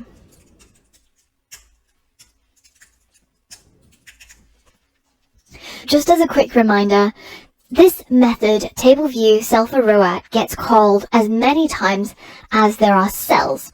So in our case, we're saying create the number of cells that match the number of messages, and for each of those cells, call this method to figure out what needs to be displayed in it. In our case, we're going to be using a message object to populate the cell. So we can now change the cell label.text to message.body. And if we want to get hold of the sender property of the message, then we can just tap into message.sender. And we can use an if statement to check if this is equal to, so 2 equals, the current logged in user. So we'll use the auth module auth.auth.current-user.email. So remember, this is the same thing that we used when we created each of the messages. So when we said let message.sender equals the current user's email, and then put that message sender into the sender field of our new document, which gets saved in our messages collection. And that messages collection is what we're retrieving and putting into the messages array. And then for each of the rows in our table, we're getting hold of the message and we're checking to see if its sender is the same as the current logged in user. So that means that all of these messages that match this criteria are the ones that the current logged in user sent. So that means that the cell that they should see is the me avatar and this particular message, and then we have to hide this you avatar, so the one on the left, the one that's linked to the left image view. Let's go back to our chat view controller, and inside this if statement, so this means this is a message from the current user. And in this case, we're still going to be creating a message cell from the message cell class and the message cell zib, but we're going to modify it slightly differently. So let's go ahead and move these 2 lines of code to above where we actually make the adjustments. So right here. So now that we've added the message into the cell, we're ready to go ahead and customize it. So the first thing we're going to do is we're going to say cell.leftImageView.isHidden is set to true.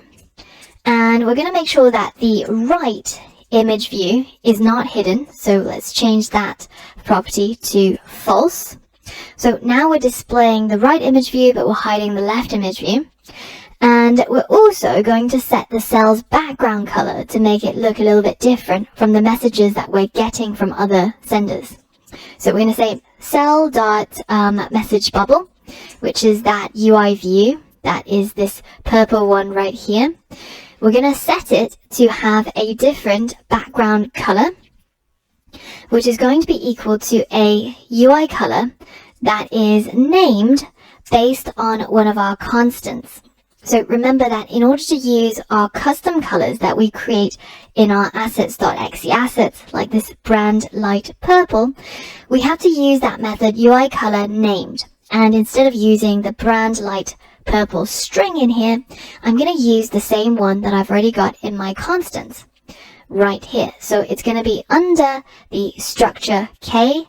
Inside K, we've got a structure called brand colors, and then inside that, we've got a property called light purple.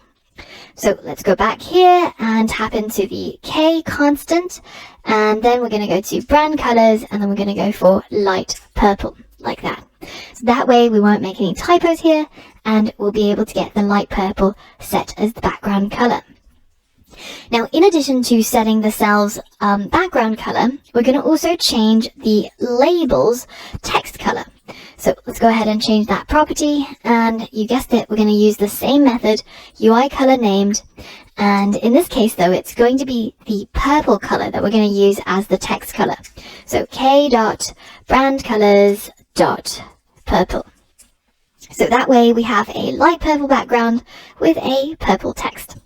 And in the case where this is a message from another sender, well, in that case, so the else statement is going to have the cell's left image view dot is hidden set as false, and the cell's right image view dot is hidden set as true.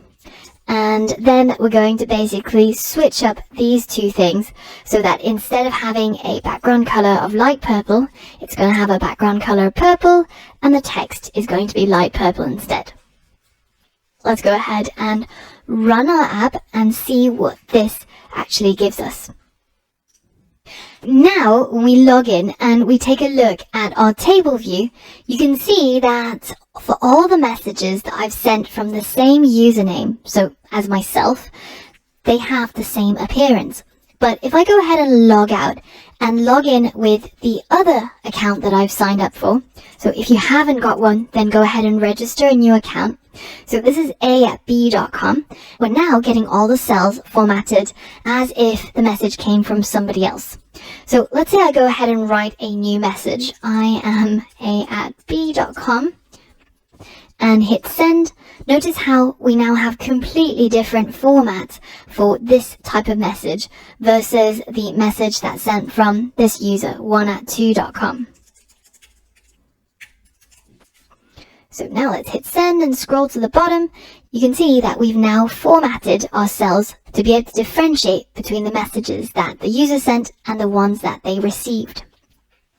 Now, this is a good point to mention that if you had formatted your cells to be rounded for the previous dimension, so previously in our message cell.zib, we only had this message bubble and the right image view. But now, in addition to that, we've also got the left image view. So given that our stack view has 20 points of space set between all the elements, we've now changed the dimensions of the cell. So if you're wondering why it is that your message bubbles no longer look right, or the same way that you had before, well, it's because of this line of code.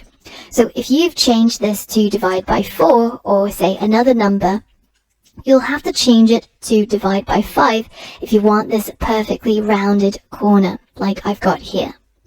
If you wanted to have it square or any other different shape, then feel free to keep it the way that you've got it. This is just a quick tip in case you're wondering why it is the shape has changed. So let's tackle the next problem. Notice how every time I send a new message, it gets put right at the bottom and we have to scroll manually to be able to see it, which is quite painful. So let's try and change that. In our chat view controller, the point where we can do this is inside our load messages method, because it's here where we have our snapshot listener added to our collection, and every time there's a change in our database, we trigger this closure, which empties out our messages array and adds all of the new messages back into that messages array. So at this time point is where we call reload data to trigger these two delegate methods and put the cells into our table view. Now, if we wanted to scroll to the very bottom of the table view every time there's a new message added, then all we have to do is to call a method, which is self.tableview.scroll to row. Now, this particular method expects a index path provided. So we're going to have to create that as a constant as well. So let's call it index path, and I'm going to initialize a index path object, and I'm going to choose the initializer that asks for a row number. This is basically saying scroll to row, and in this line we're creating which row we want to scroll to. We want to scroll to the very end of our messages array. So we can simply write messages.count. But this is not enough, because let's do the maths. Let's say that we had an array with two items, right? Just A and B. Well, in this case, the array.count is going to be equal to 2. There's just two items. But if we try to get hold of the last item in the array by tapping into the item at index 2, then that's going to be 0, 1, 2. So it's going to be out of bounds. So in addition to writing messages.count here, we have to subtract 1 to be able to get hold of the last item in our messages array. And we also have to add the self keyword because we are inside a closure. The next thing it asks for is the section number, and we're going to set that as 0 because we actually only have one section. Now, if we were inside, say, the settings page of our iPhone, then you'll notice that it has lots of different sections. Here's section 0, section 1, section 2, but we've only got one, so we can set that as the first section. So now that we've created this index path object, we can now use it inside here to specify which row we want our table view to scroll to. And then the position for the table view is to position that row at the top. And then the animated property, you can either set to true, which is going to give you an animation of that scrolling to this row, or you can set it to false if you just want it to go straight there without the animation. Let me demonstrate so you can see what's the difference. Let's log in, and you'll see that it scrolled, right? It just did that animation to go to the very bottom of our table view and show the latest message, which is the effect that we wanted. If I change that to false, however, you'll see that once the screen loads up, it goes straight to the bottom of the table view without that animation. So I'm going to leave this up to you. Depending on whichever way you prefer your app to be, then you can set that property however you want, true or false. But we've now solved this problem, because every time I write a new message now, if I hit send, you can see that it pops up right at the bottom, so I don't have to manually scroll to see it. But there is something that we can still improve here though, because when I create a new message and I hit send, the old message doesn't disappear from my text field, so I have to manually delete it in order to write a new message, which is a bit painful, right? And I want to pose this as a challenge to you. Can you modify the code so that when the send button is pressed, the old text is deleted? I'll give you a few seconds to pause the video before I show you the solution. Ready? Here's the solution. The key is locating the time point in our code when we send a new message. And that time point is the IB action send pressed. So all we need to do here is add a little bit of code. If the message was successfully saved, then we can go ahead and tap into our text field, our message text field, and set its text property to an empty string. This way, the text field will empty out whenever we're done with sending the message. And because we're inside a closure and we're trying to update the user interface, remember that we should tap into the dispatch queue.main.async method so that this actually happens on the main thread rather than on a background thread, which is where the code enclosures tend to take place. And that's the solution to the challenge. Now let's run our app and see this behavior showing up. Let's go ahead and write a message and hit send. And now that message goes in and our text field clears up. Perfect. Now all that's left to do is the last thing that we mentioned, which is to format our navigation bar. The first thing I said we wanted to do was to change its color and change some of the properties. Now, to change this particular nav bar, you don't actually change it in this view controller. You change it in the navigation controller. So selecting this navigation bar from the navigation controller, which controls all of these screens, then we can go into the attributes inspector and change the bar tint color. So let's go ahead and select our brand blue to go in there. And you can see that that color now goes in all the screens where it's being displayed. And we're also going to change the title color. So that will change the text that's going in to the navigation bars as the title. So at the moment, we're setting that title right here in our view did load, where we said title equals k.appname, which of course corresponds to our constant app name, which is this right here. An alternative way of setting the title is to click on this navigation item and put it right here, where it'll show up. So depending on whichever one you want to use, you can set it either in the interface builder or as code inside the chat view controller. Now let's go back to our navigation bar and change the title color to white and change the font size to system font and black, so really bold, so much bolder than bold, and change the size to 25 to make it a lot bigger so that it shows up. So now let's go ahead and give it a spin. And once we go to the login page, you can see that there is this clear difference between the navigation bar and this blue background screen. So if you want this to look identical, then the way to address that is by selecting the navigation bar on the navigation controller and then changing that translucent property to false. So now let me run that app again. And on our login screen, you can see that those two colors now match perfectly. Now, the final thing I want to change is to make that back button stand out a little bit more, because at the moment it's blue on blue because we've changed the color of the navigation bar. So again, selecting the navigation bar from the navigation controller, let's go ahead and change the tint color to white. That way, all of the bar buttons will turn into a white colored button item, like so. Now, all that we have left to do is the last thing, which is how can we disable this navigation bar so that it doesn't show up on some of the screens? For example, it makes sense for it to be here because we might want to press back, but on the welcome screen, it looks kind of ugly just to have it hanging around not doing anything. Let's go into that welcome view controller. And in order to disable that navigation bar, the property that we can set is called is navigation bar hidden. But the time point where we want to hide it is at the point where the view will appear. So this is just before the view shows up on screen.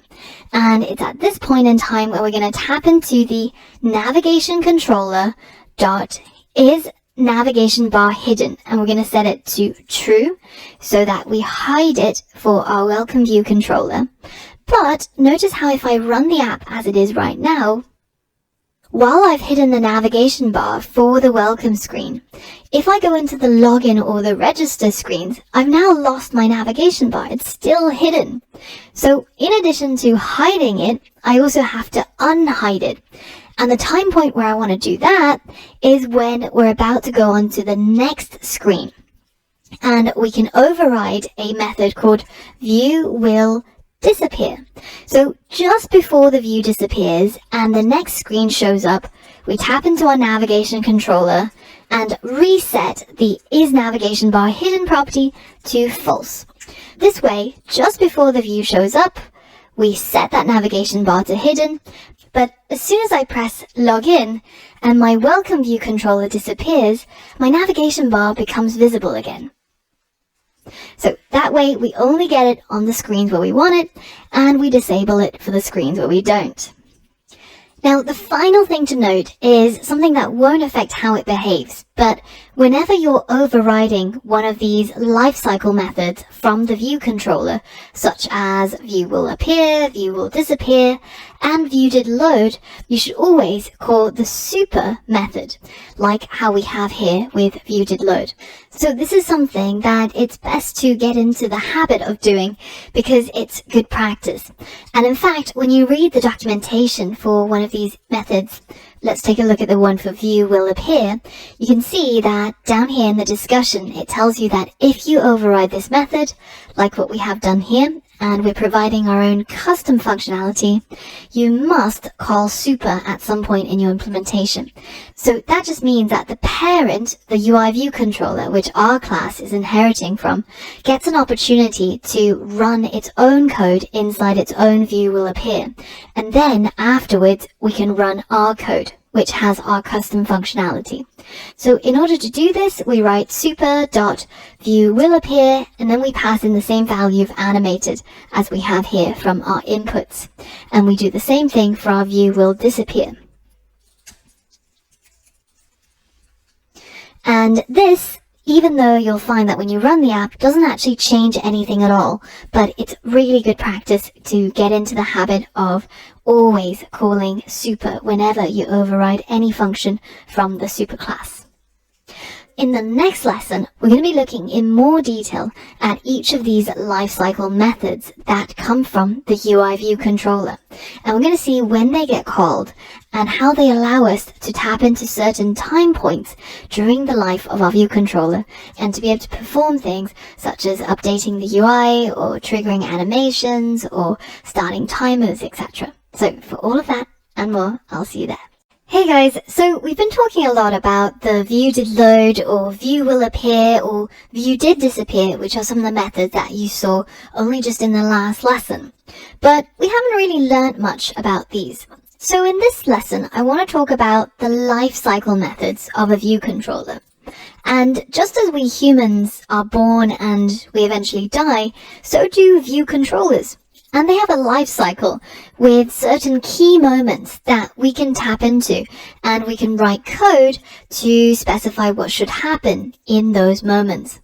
The first thing that happens is the view gets loaded up. So in this case, all of the IB outlets, IB actions, all of the view related objects gets connected up and is now accessible. Now it's really important to note that the view did load method is only called once when the view is created, whereas the next method that we'll see in the lifecycle can get called many times. So after the view has been loaded up, then the next thing that the operating system will call is view will appear. And this is called just before the view actually shows up on the screen. So the user's not yet able to see anything, but it is, however, a good time point for us to be able to hide or show certain UI components, like what we did in our FlashChat app when we hid the navigation bar. Because the user is not yet able to detect any changes in the view, and it's only when the next step gets called, which is view did appear, are they able to actually see things on the screen. And at this point, if you tap into this method, then the view is already on screen and the user is already able to see the view controller. So this is a good time point to, for example, start a countdown timer if you were going to do that on the screen, or start an animation, anything that the user can detect, basically. Now, after view did appear, the user might do something to trigger the next method, which is view will disappear. Say, for example, if they navigated back or if they somehow dismissed this current view controller, then this is the first method that's going to be called to allow you to write some code to prepare for this event. So, for example, you probably want to stop your animations and you might want to change the appearance of UI. Say, for example, like when we hid our navigation bar. Now, the step after view will disappear is, of course, view did disappear. And at this point, the view is already off the screen. And this is basically the last moment where we get to change anything about that previous view before it disappears off the screen. Now, just because the view has disappeared, it doesn't mean that it has been deallocated or has been deleted from the memory of the phone. And in fact, as you'll see in the next demonstration, the view did disappear literally just means that the user can't see it. It doesn't say anything about whether if the view controller is going to be destroyed or if it's just going to be kept in the background in the navigation stack. So I've created a really simple example where I've added all of these possible methods that we can override from view did load to view did disappear. And I've added a print statement in each of them to show you when they get called. And I've linked up a second view controller, which basically has the same code, all of those lifecycle methods, but instead it says view controller 2 view did load called. So this allows us to have a real-time view as to which of these methods are being called when. Now, if we take a quick look at the main.storyboard, you can see that it's a really simple interface. It's just got two view controllers, view controller 1 and view controller 2. And the first one has a button which has a segue that navigates to the second one. And on the second screen, I've got a back button which then calls the dismiss method, which allows us to go back to view controller 1. And it will destroy and dismiss this second view controller. So let's go ahead and run our app and see what's being called when.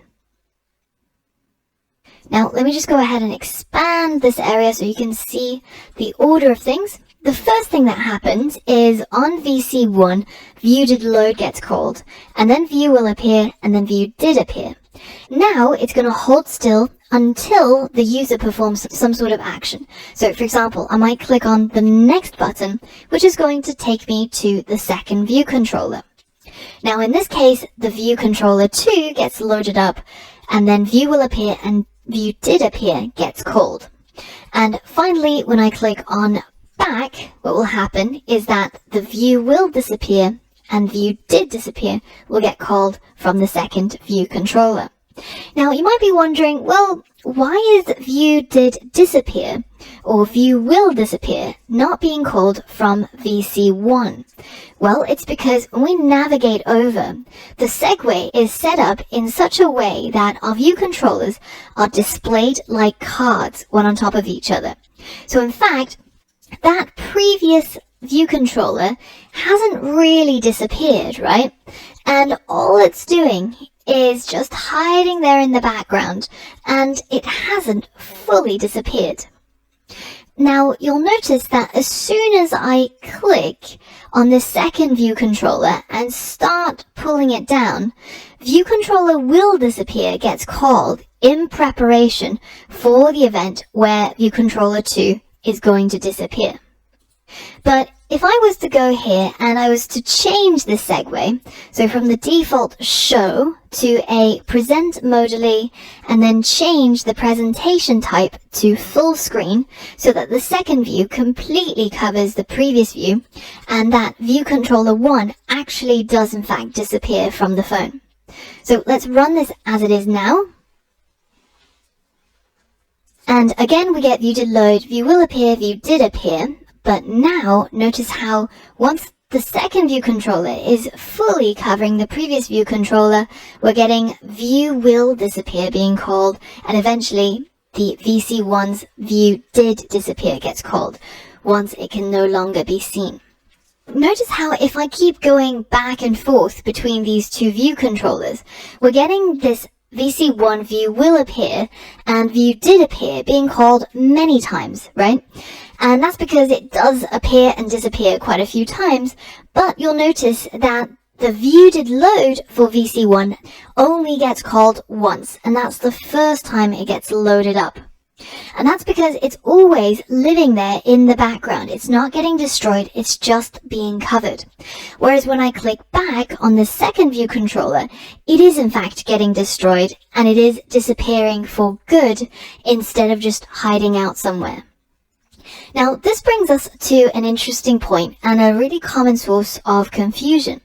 Say, for example, because we have this segue that goes between the next button on VC1 over to VC2, if I was to go into View Controller 1 and add a prepare for segue method, then this is going to get triggered as soon as that segue happens. So let's create a destination VC from the segue.destination property, and we're going to downcast it as a view controller 2. Now, if this is at all confusing, just be sure to take a look back at the previous lessons where we covered the segues and downcasting in more detail. So now that I've got hold of a reference to the destination view controller, which is basically going to be a view controller 2 type, notice how here I've got an IB outlet that's linked to a UI label, and that corresponds to this label right here. Well, what if I wanted to prepare for segue by tapping into this destination VC and setting its label to have a text of hello? So let's go ahead and run this code, and I wonder if you can predict what happens. So we've got our standard viewDidLoad, view will appear, view did appear being called, and now as soon as I click next, it triggers the segue, and it should, if our code was working, it should try to set that destination VC's label. And you can see right here that this destination VC is a view controller 2 data type, and it is a living, breathing object. But at this point in time, that UI label has still not been created, and nor has it been linked up to the view controller. So if I try to run this code, I actually get a fatal error and a crash. And it's because it found nil when it was trying to access that label. This is why the viewDidLoad method is really, really useful, and we use it so much in our iOS development. It's because this time point inside these curly brackets, if you decide to write some code that's related to the view, say a label or a button or anything that's on screen, you are guaranteed that it has already been set up and created.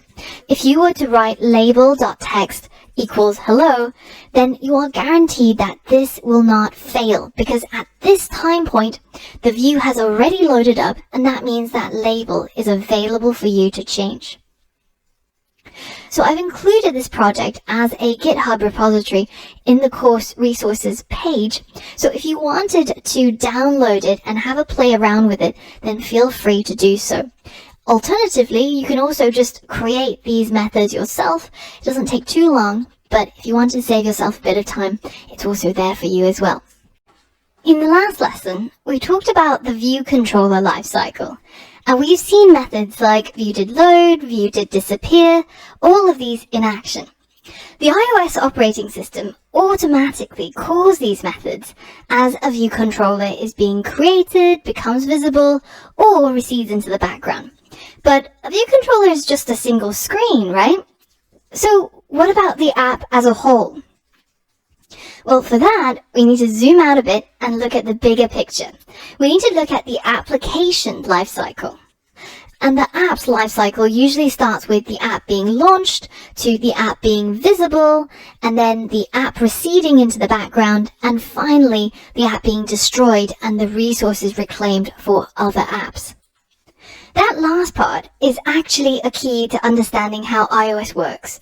Resources like CPU time or memory are limited, and the operating system always has to decide how to allocate these resources. So how does iOS decide what to prioritize? Well, it prioritizes whichever app is running in the foreground, because that's what the user is looking at, and that's what they're using right now. But why does this matter to you as the app developer? Why should you care about the app lifecycle? Well, imagine your users are playing your game and they just beat a boss, or your users just filed a super long registration form. If your app now goes into the background and iOS decides to reallocate your app's memory to another app, then your users will lose all of their progress and all their data, unless you've already saved the app's data. But how would you know at which time point to save your users' data? Well, you should do it at the point in the life cycle when your app is going into the background.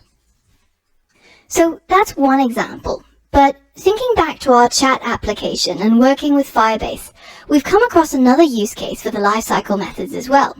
Say you need to do something before any other part of the code in your app is executed. Well, in the case of our chat application, the very first thing we needed to do was to configure the app. And that's why we added Firebase app.configure into the application did finish launching with options lifecycle method. That way we could configure our app and read the Google service info.plist from the disk before anything else could happen. So that means application did finish launching with options. This helped us respond to the event of our app being launched and guaranteed that this code was executed before anything else.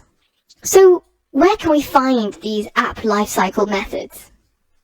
If we take a look at our bog standard sort of template for any iOS app, you'll see that from iOS 13 and any new apps created using Xcode 11, you get a app delegate and a scene delegate file for free anytime you create a new iOS app.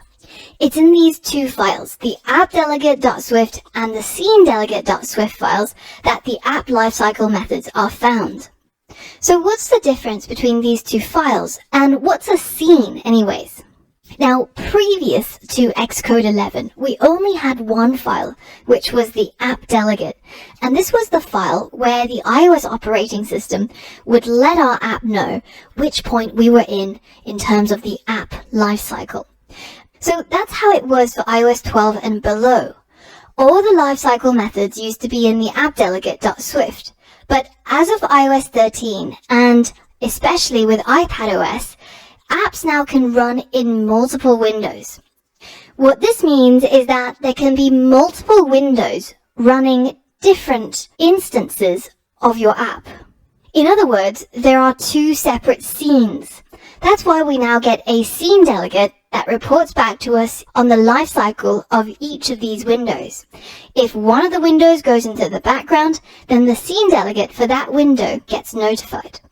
So if you're a developer who's come from iOS 11 or iOS 12 development, don't be surprised by the scene delegate. All it does is it treats each of these windows being open as a separate scene. So the way it works in apps that support scenes is that events that are common to the app are handled in the application delegate, and all the other lifecycle callbacks are in the scene delegate. So what's common to the app as a whole and handled by the application delegate? Well, it's things like being launched or receiving a time change from the network carrier. And what about the scene delegate? What does the scene delegate handle?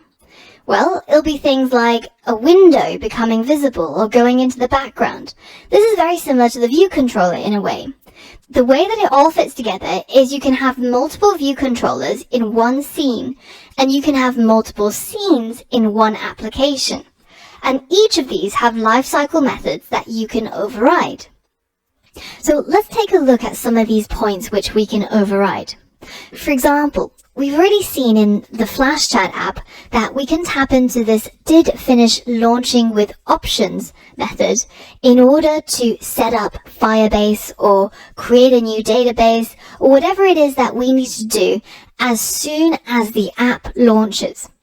And then later on, at other points of the lifecycle, for example, if our app was interrupted by a phone call, right? Let's say mom calls us, and we were in the middle of filling in a form, then it's a good idea for the app's developers to put some code in here to deal with any of these temporary interruptions.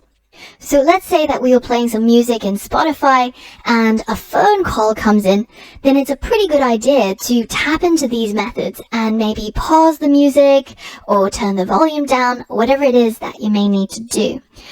And then there's other methods like scene did enter background. And this is the moment when your app goes from the foreground to the background. And this is a really good time to save a user's data.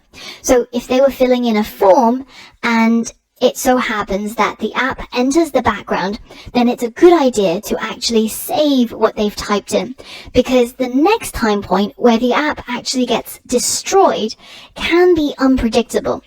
Let's say that the user decided to play Fortnite on their phone and it's requesting a lot of resources, then your app that's resting in the background might actually just get killed silently. So as soon as your app or your scene enters the background, then you can use this part to save any data that's associated with the user so you don't lose it. And the next time that the scene enters the foreground, so when the window comes back online, then you can use the data saved there to repopulate any of the fields that might be empty. So similar to before, I've added some print statements in each of these methods so that we'll get to see at which time points they get called. Now I'm using this syntax where I'm writing print #function, and what this will do is it will print the name of the function. So in this case it will be application did finish launching with options. So let's go ahead and hit run and see which of these methods get called when.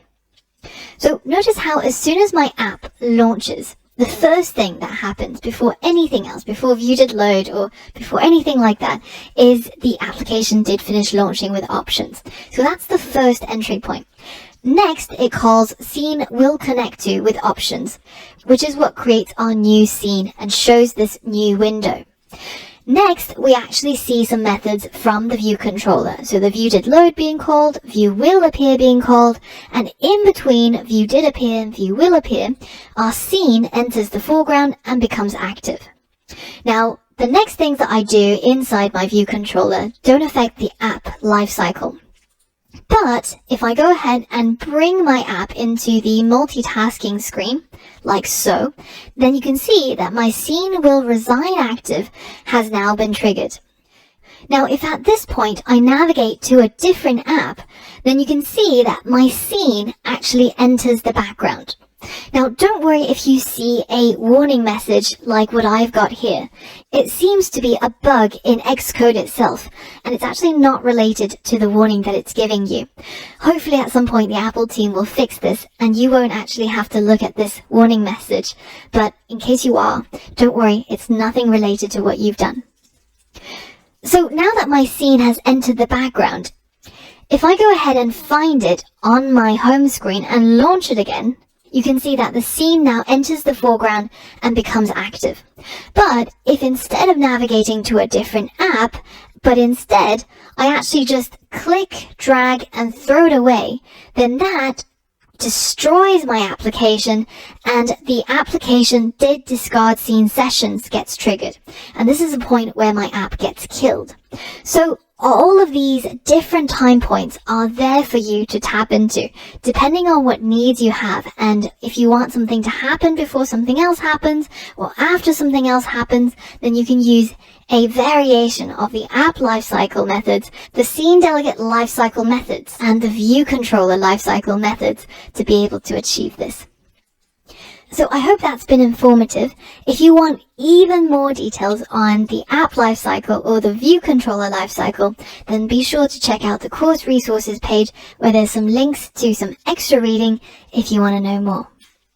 But now that we've completed the Flash Chat app, it's time to review the code that you've written, and if there's anything in there that you don't understand, then be sure to review the lessons where we talked about them, so that you're ready to move on to even more advanced stages in the next modules. So that's all from me for this module, and I hope to see you on the next one. Subscribe now and press the bell icon. Never miss an update. Alright guys, in this module I'm going to teach you something really cool and really useful as well, not just in iOS development but in your future life as a developer for any other technology, web development or back-end development. The command line is going to be your friend. So let us introduce you to your friend. So in order to use the command line on a Mac, we will be using the terminal application. And the terminal is a way of accessing something called the bash shell. So when you're a beginner and you're getting to grips with the command line, there's a whole load of new words that you will come across, and I'm going to try and debunk some of the most common ones you'll come across. So what is the bash shell? Well, to understand the bash shell, we first have to know what a shell is. And this graphic is a good way of tackling that.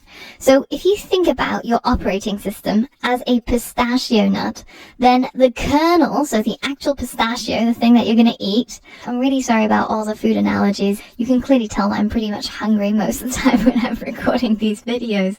But let's get back to the topic. So if your operating system, macOS, is a pistachio, then the actual nut is the kernel. And in computing, the kernel refers to the actual program that interfaces with the hardware. So it's the core of your operating system. Now the shell of your pistachio, or the shell in computing, refers to the user interface for you as a human to be able to interact with the kernel. And in turn with the hardware of your computer. And there's two variants to the shell. There are graphical user interface shells. So for example, when you open up Finder, you're using a graphical user interface to access and find your files. But there's also a command line interface, which is what we're going to be talking about and what we're going to be learning about in this module. So this is an alternative way of interfacing with the kernel. Now it can seem intimidating at first. Now as a beginner it can seem quite intimidating, but I want to show you that it's actually super simple, and once you understand it you're going to see that it's actually a really useful tool at your disposal. So coming back to the shell that we're going to be using, which is a bash shell, and it stands for the Born Again shell, and it's named after a Mr. Bourne, but not this Mr. Bourne, but this Mr. Bourne, and I can attest that they are equally badass. And the bourne again shell, or the bash shell, is a CLI, or a command line interpreter, for the Unix system. And you find Unix-based systems or Unix-like systems all over the place. So for example, Linux is a Unix-like system, and a lot of servers will run on Unix, and even the Mac that you're using right now, Mac OS X, or the newly named Mac OS, runs on a Unix-like operating system. And this is a completely different family from the Windows side of things, which uses DOS and Windows. So why is any of this interesting? Well, once you're familiar with the bash shell, you're going to find the skills that you acquire to be useful not just for installing libraries on Mac OS like we did in Klima, but you're going to be able to use it in other projects, other cases, other operating systems as well. A lot of things that you can do with the command line can be done using the graphical user interface. So why use the command line at all? At the end of the day, what it all boils down to is about greater control. And in your journey of becoming a better developer, you will need to understand and exert more power over your tools, that is the computer hardware. But on a more day-to-day basis, you will find that if you're a regular command line user, that it's actually easier and faster to do a lot of really common things. For example, inside the terminal, if I wanted to make a music folder, then it's as simple as make dir music, and now there it is, there's my music folder.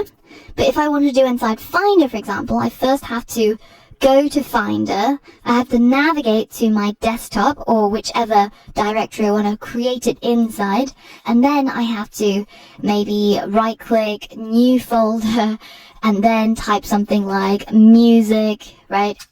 And that takes a lot of effort, whereas, say if I wanted to create music 2, right, make another folder, it's as simple as hitting the up arrow and hitting 2. So for me, it's a lot about speed and a lot about control. The other thing that you notice that is very prevalent with the Mac sort of environment or the Apple ethos is to try and hide a lot of the unnecessary things from the common user. So that includes things like files and folders as well. For example, by default, your library inside your Mac is actually hidden. Now, of course, I haven't been able to show students how to navigate to certain places using the graphical user interface, but by default, Apple's stance is to make the user interface as simple and avoid confusion as much as possible. But it's slightly paternalistic. But with the command line, you have full control and you have a lot of flexibility. So, for example, right now, let's just delete these 2 folders that I won't need. On my desktop, you can only see one folder with no files called app development, right? So I'm on my desktop at the moment inside Finder. But actually, if you use terminal, you can actually list all the files. And if I just add this -a flag, you can actually see that I've also got a folder called secret stuff. And you can create these hidden folders by simply writing make dir dot, say, secrets. And now if I list again, I've now got 2 secret folders. And later on, when we're going to teach you Git and version control, we're going to be using the command line really heavily to show you the easiest and probably the most popular way, amongst developers at least, of using Git and version control. So I hope I've sold you on the virtues of the command line. So without further ado, let's get started learning how to use it, what are some of the most common commands, and some tips and tricks as well. So the first thing that we're going to do is to open up Terminal. So if you don't remember how to do that, just simply go to Spotlight Search. So you can click it over here, or you can simply hit Command Spacebar. That's the default setting for bringing up Spotlight. Alternatively, you can just go into your Applications folder and you'll be able to find it there as well. But in Spotlight, I'm going to search for Terminal, and here is my brand new bash shell, and you can see it is a bash shell because it tells you so up here. So the first thing that you might notice is that my preferences or my display or the skin on my terminal might look different from yours. So if you want to change it to whatever you like, then you can simply head over to preferences and change it inside profiles. Now I have it this green on black just because I do a lot of development at night and it helps my eyes and it helps me going to sleep afterwards.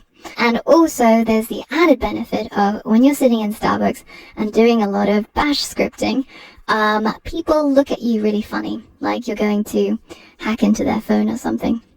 And if you really want to take it to the extreme and you've never seen this website called hackertyper.com, you can actually pull it up on your browser and you can basically just bash the keys and you look like you're writing some insane piece of code. This is actually part of the Linux kernel in case anybody's interested, and it's written in the C programming language. So that also is something that you can impress your friends. Now, coming back to our actual lesson, let's talk about the first command that we're going to learn today, which is ls, which stands for list. And this lists all the items inside a particular directory. So you can see the location of where you are by whatever shows up after the colon. So at the moment, this tilde shows me that I'm in my user directory. So that in the Finder world is basically here. So for example, if we go back, so the root or the highest level in the hierarchy is your Macintosh hard drive. And then the next one is your users folder, and on this computer my username is Angela Yu, and when you see that tilde sign, you are at this level, you are inside this folder right now. So if I wanted to list all the items that are inside that folder, then I simply write the ls command and hit enter. You can see it prints out all of the folders and files, so I've only got folders inside my root directory, and you can see that it's exactly the same as what you see in Finder. Now this is the location that you're taken to by default when you open up your terminal. This is the starting point. Now what if you don't want to be inside this folder? What if you want to navigate to a different directory, right? Say for example, if I wanted to go into my documents and I want to go into learn, and I've got this folder called languages, and right now I'm learning German and the International Phonetic Alphabet, in case anybody's interested. So how do I get myself from here all the way inside here? Well, this is where the change directory or the cd command comes in handy. So we know that we are here right now because of the tilde sign. Let's navigate one level down. Let's go into our documents folder. So I can simply write cd documents. Now I can type out the entire thing myself, but as a developer, we're always looking for lazier ways of doing things and faster ways of doing things. So if you start typing doc and you hit tab, you can see that the terminal will autofill the remainder of your folder name. Now you need enough letters for it to know what you're talking about. So for example, if I just wrote DO, then it will tell me that there's documents and downloads. Which one do I want? So if I add a W and then I hit tab, then it knows that it can only be downloads, for example. Okay, so let's change directory to documents. And you can see that the location has changed. This directory name after the colon is now saying documents. So that means I am currently inside here. I am at this level. So if I wanted to go into this level, I would have to navigate into the Learn folder. So if you're following along, what would you type? Give it a go. Similar as what we did before, we're simply writing cd learn and hit enter. So now we're inside Learn. Now it's a little bit tedious to navigate through directories one by one by one, right? So if we already knew that we want to go all the way into here, then we can actually specify the entire path to get there. So for example, right now I'm inside Learn. So let's go back to our root. So I can say cd tilde and hit enter. And now I'm back at my root directory, which is here. So let's map out the path that I need in order to get to here. I need to go into Documents, and then Learn, and then Languages. So I can simply write cd Documents, Learn, Languages. And now if I hit enter, I am inside Languages, which is over here. And that's a lot more succinct and a lot quicker than going through the directories one by one. Another really time-saving feature of Terminal is the up and down buttons. So if you wanted to use the last command that you typed, all you have to do is just hit the up button. And you can see that I can use that change directory command again. But in my case, I actually want to use the ls command. So obviously it's easier to simply type out ls rather than cycling through all those, but I just want to show you that you can actually go through your entire history of previous commands, and you can then hit enter to execute it. And you can see that inside the languages folder, I have two other folders called German and IPA. So you can tell that we are at this level in our directory. Now, sometimes typing out an entire path like this might seem like it's a lot of work. So I want to show you another neat trick that you can use when you have the Finder open and you just want to navigate to a deep directory without having to type out the entire path. So let's cd back to here, to our root directory for your user. So do you remember how to do that? If you do, go ahead and do it now. So I'm going to cycle back. And I found it. It's the cd tilde. And if I hit enter, I am now back at my user's root directory. So now I want to show you a different way of getting to languages without having to type out the entire path. So the way to do that is simply to write cd space, and then all I'm going to do is just click and drag this directory into the terminal. And you can see that it prints the entire path to this folder. So if I now hit enter, then I am again inside this languages folder over here. And that might, in some cases, be a faster way for you to navigate in your directories. Now, once we're inside this languages folder, how do we change directory back to the parent folders? How do we go backwards in this path? We're still going to be using the change directory or the cd command. And then after a space, we're simply going to type 2 dots. And this takes us back one level. So from languages, I'm now in the learn folder. So I'm now here. And I can keep doing this until I'm back at my root directory right here. So it took me 3 cd dots to get back to my root. And the reason why you might want to do this is because say if I was inside the languages folder, so I'm now at the languages directory, and I wanted to navigate now to my music directory, for example. I can't simply write cd music. That's not going to work because it's looking inside this languages folder. It's looking to go forwards.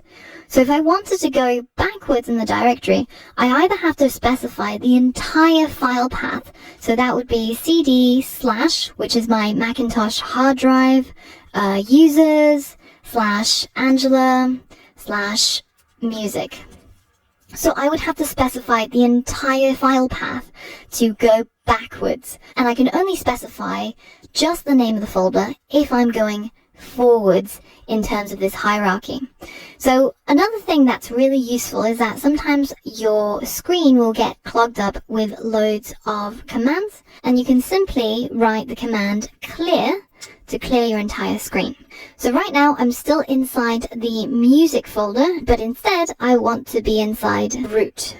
So the next thing I want to show you is that if you've been used to a graphical user interface, and this is something that people tend to request. So for example, let's say we're going to use the cd command again, and we're going to go into languages.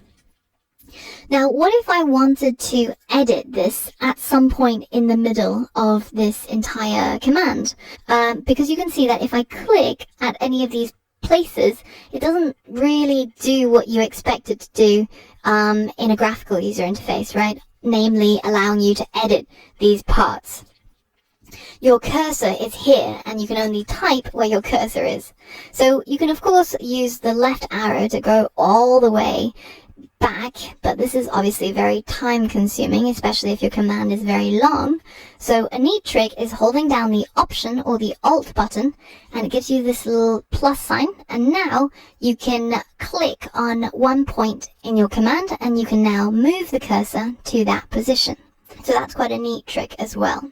Now, for people who have come from a long history of using graphical user interfaces, such as, your Mac OS or your Windows, having these little tricks like the CD and then dragging in the folder or using the Option click can be quite neat. But if you are a puritanical command line user, then ideally you're aiming for never having to touch the mouse. And you can do most things that you would want to do with the mouse very easily and quickly just using your keyboard. So, for example, if I wanted to go to the beginning of this line, then I can simply hold down Control and press A.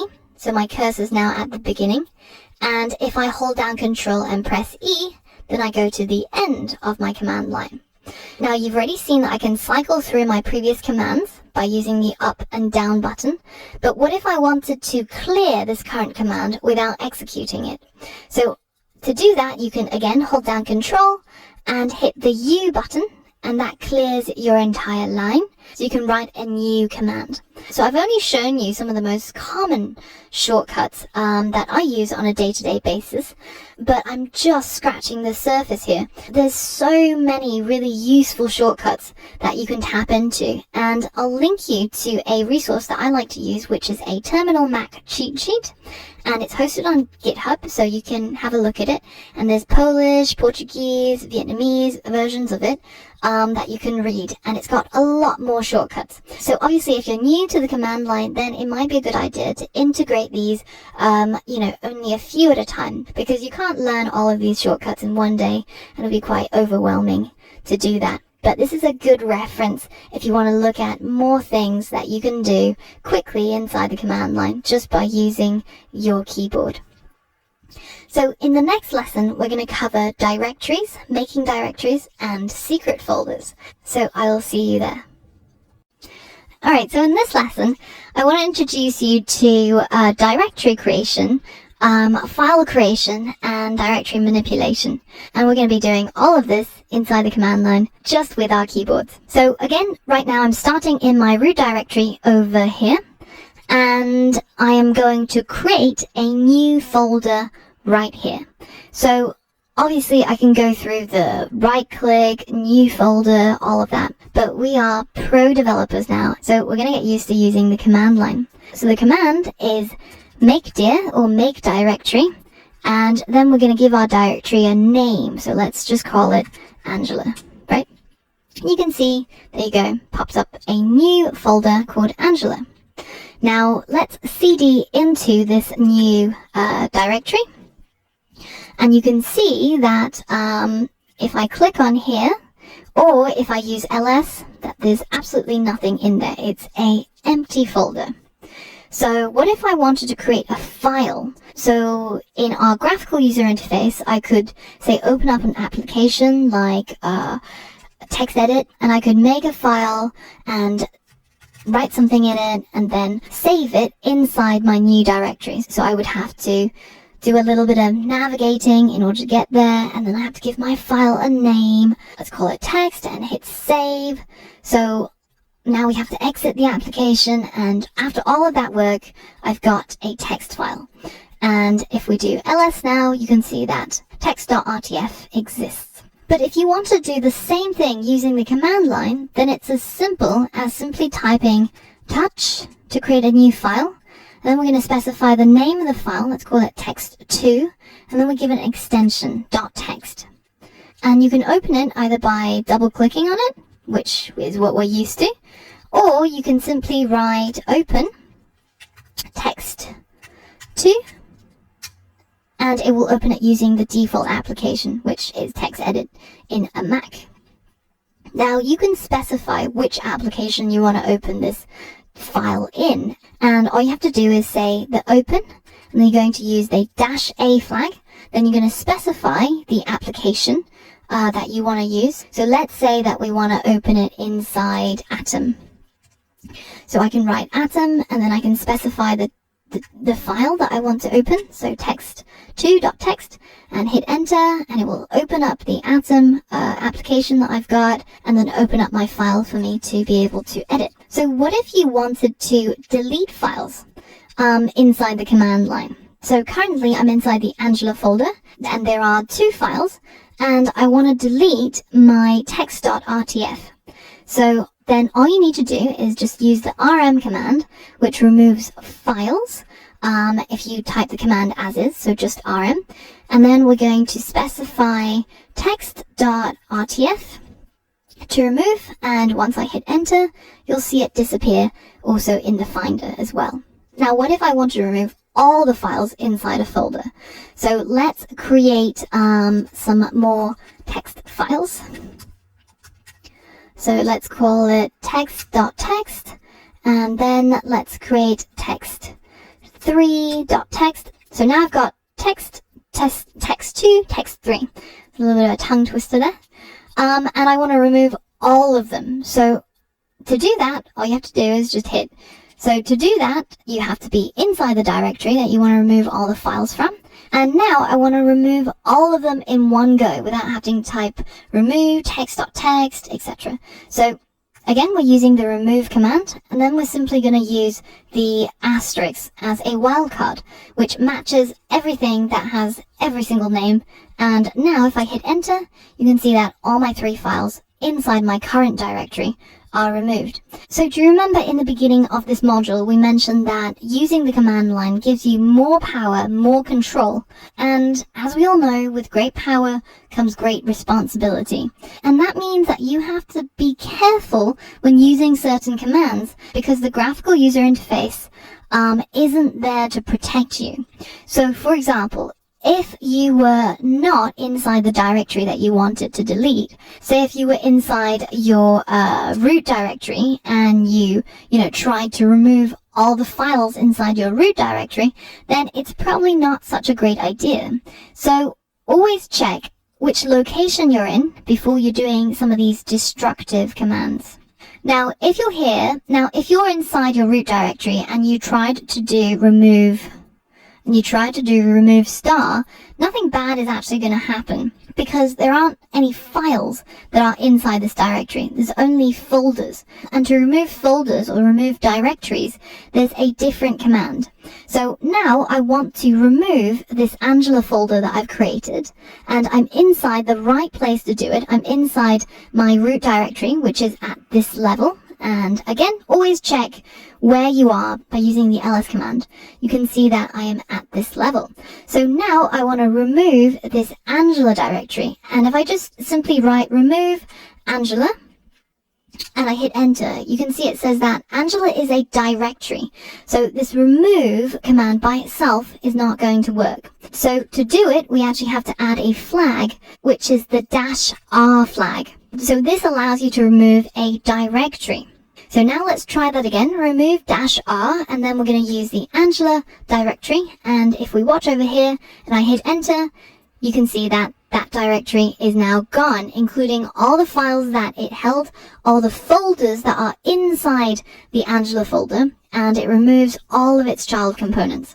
So again, these are destructive commands. Be really careful when you're using them. And in fact, there's a pretty hilarious bit of internet history, which is where somebody submitted a question to Stack Exchange Server Fault, which is similar to Stack Overflow, but it's more for sysadmin and network admins. So what he said was, Monday morning mistake.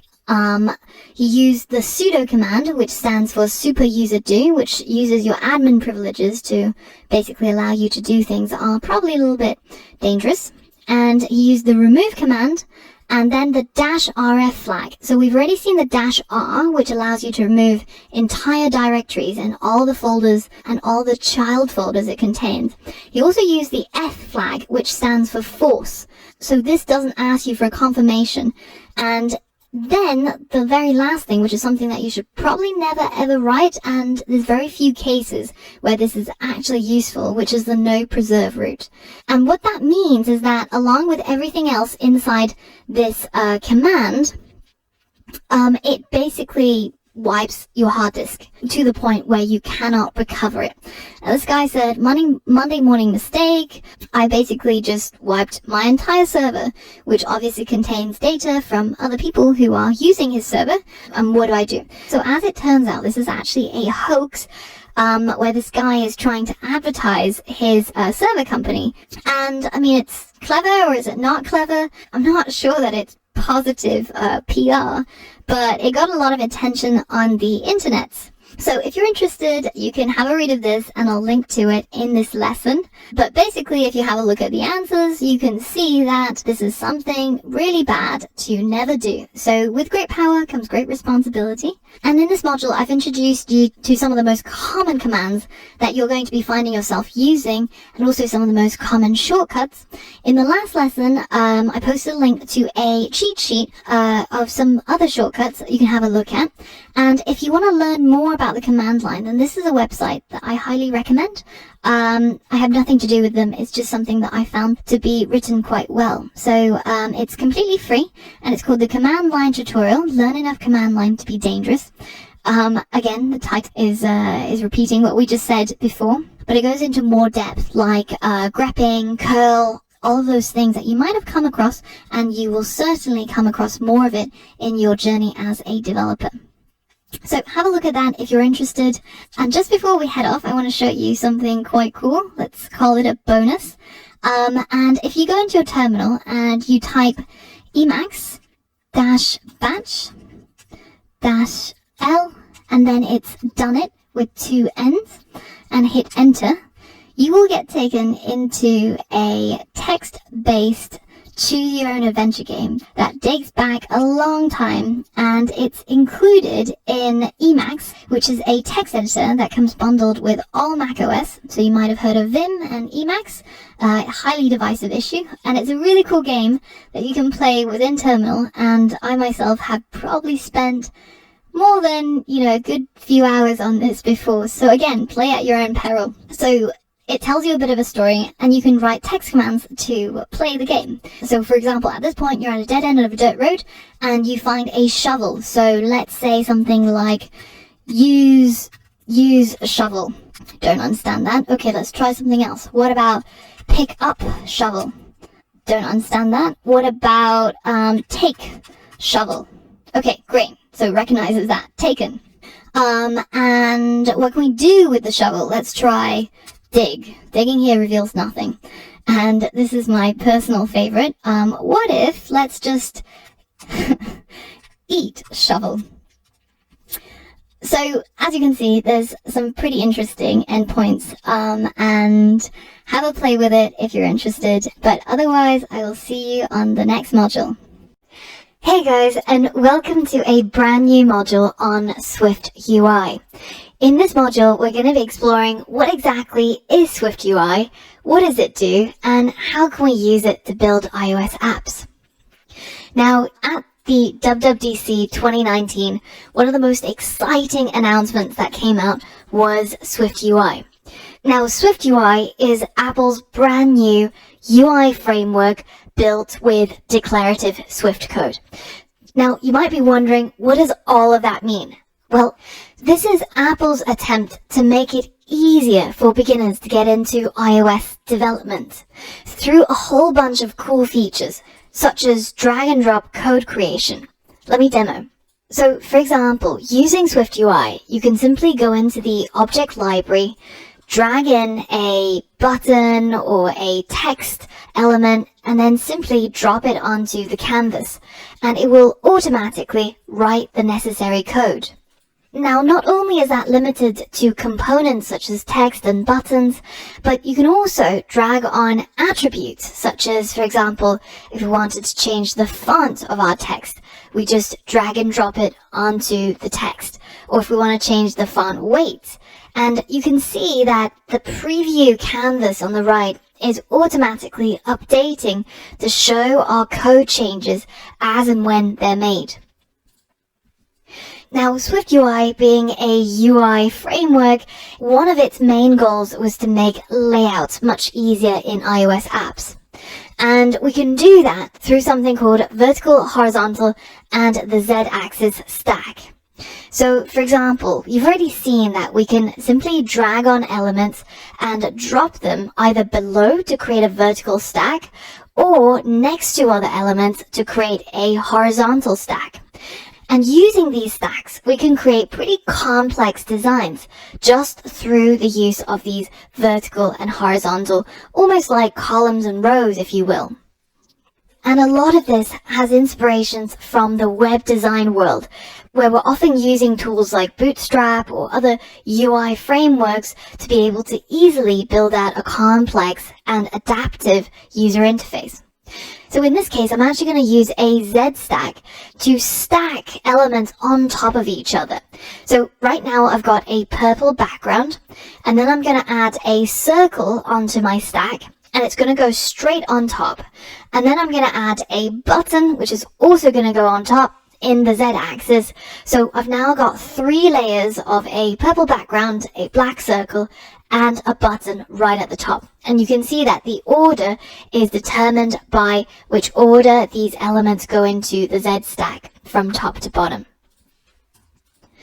Now, by creating Swift code while we're designing our UI, it means that the user interfaces that we build become highly reusable. So, for example, here I've built a really simple layout of a horizontal stack which has an image of a book, and I've sized it and changed its color. And then I've got a vertical stack inside the horizontal stack which has a title text as well as a sort of smaller author text. And I've arranged and added the attributes that I wanted to set up this particular appearance. Now, if I wanted to reuse this component that I've designed, all I have to do is simply command click on the H stack, and I can extract this as a subview. I can give that view a name, and now I can add properties to that view to be able to set various components to use those properties. And when I initialize a new book view, I can pass in a dynamic title. So now if I wanted to build a bunch of these book views, I can just initialize a brand new book view, pass in the properties that are changeable or dynamic, and I end up with a whole bunch of these book views all stacked together on my screen. And I can go even one step further and change my VStack into a list view just by renaming it a list. And now all the components inside the list are going to be stacked into a table view. I can also change that into a form, which creates a group sort of like interface. And just by changing these different components around and reusing these views that I've created, I can create incredibly complex components, and I can simply copy and paste this code to be reused anywhere else where it's needed. Now, you've already seen that we can use the canvas preview to see as we make changes. For example, when we drag on new components, we can see these changes happen pretty much live on screen. And that happens when I'm dragging components onto the canvas or as I'm typing code in my content view. But what you might not know is that there's actually a live preview mode where once I'm done with my layouts, so in this case I've got a VStack that's inside a scroll view, so I've made it scrollable, and I've got a text component, a text field, a stepper, and a picker. So all of those components are now live and in my preview. Without having to run the app or use a simulator or use a device, I can already start testing out these components and the layouts as if it was running in a real device.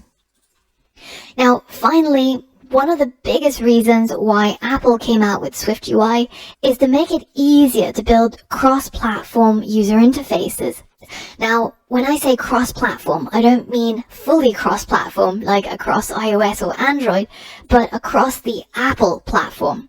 So this means that you can build the same app, say for Watch or for Mac, and still use all of these tools and SwiftUI to see how they look and create their layouts and reuse some of those subviews that you've created for your apps across different platforms.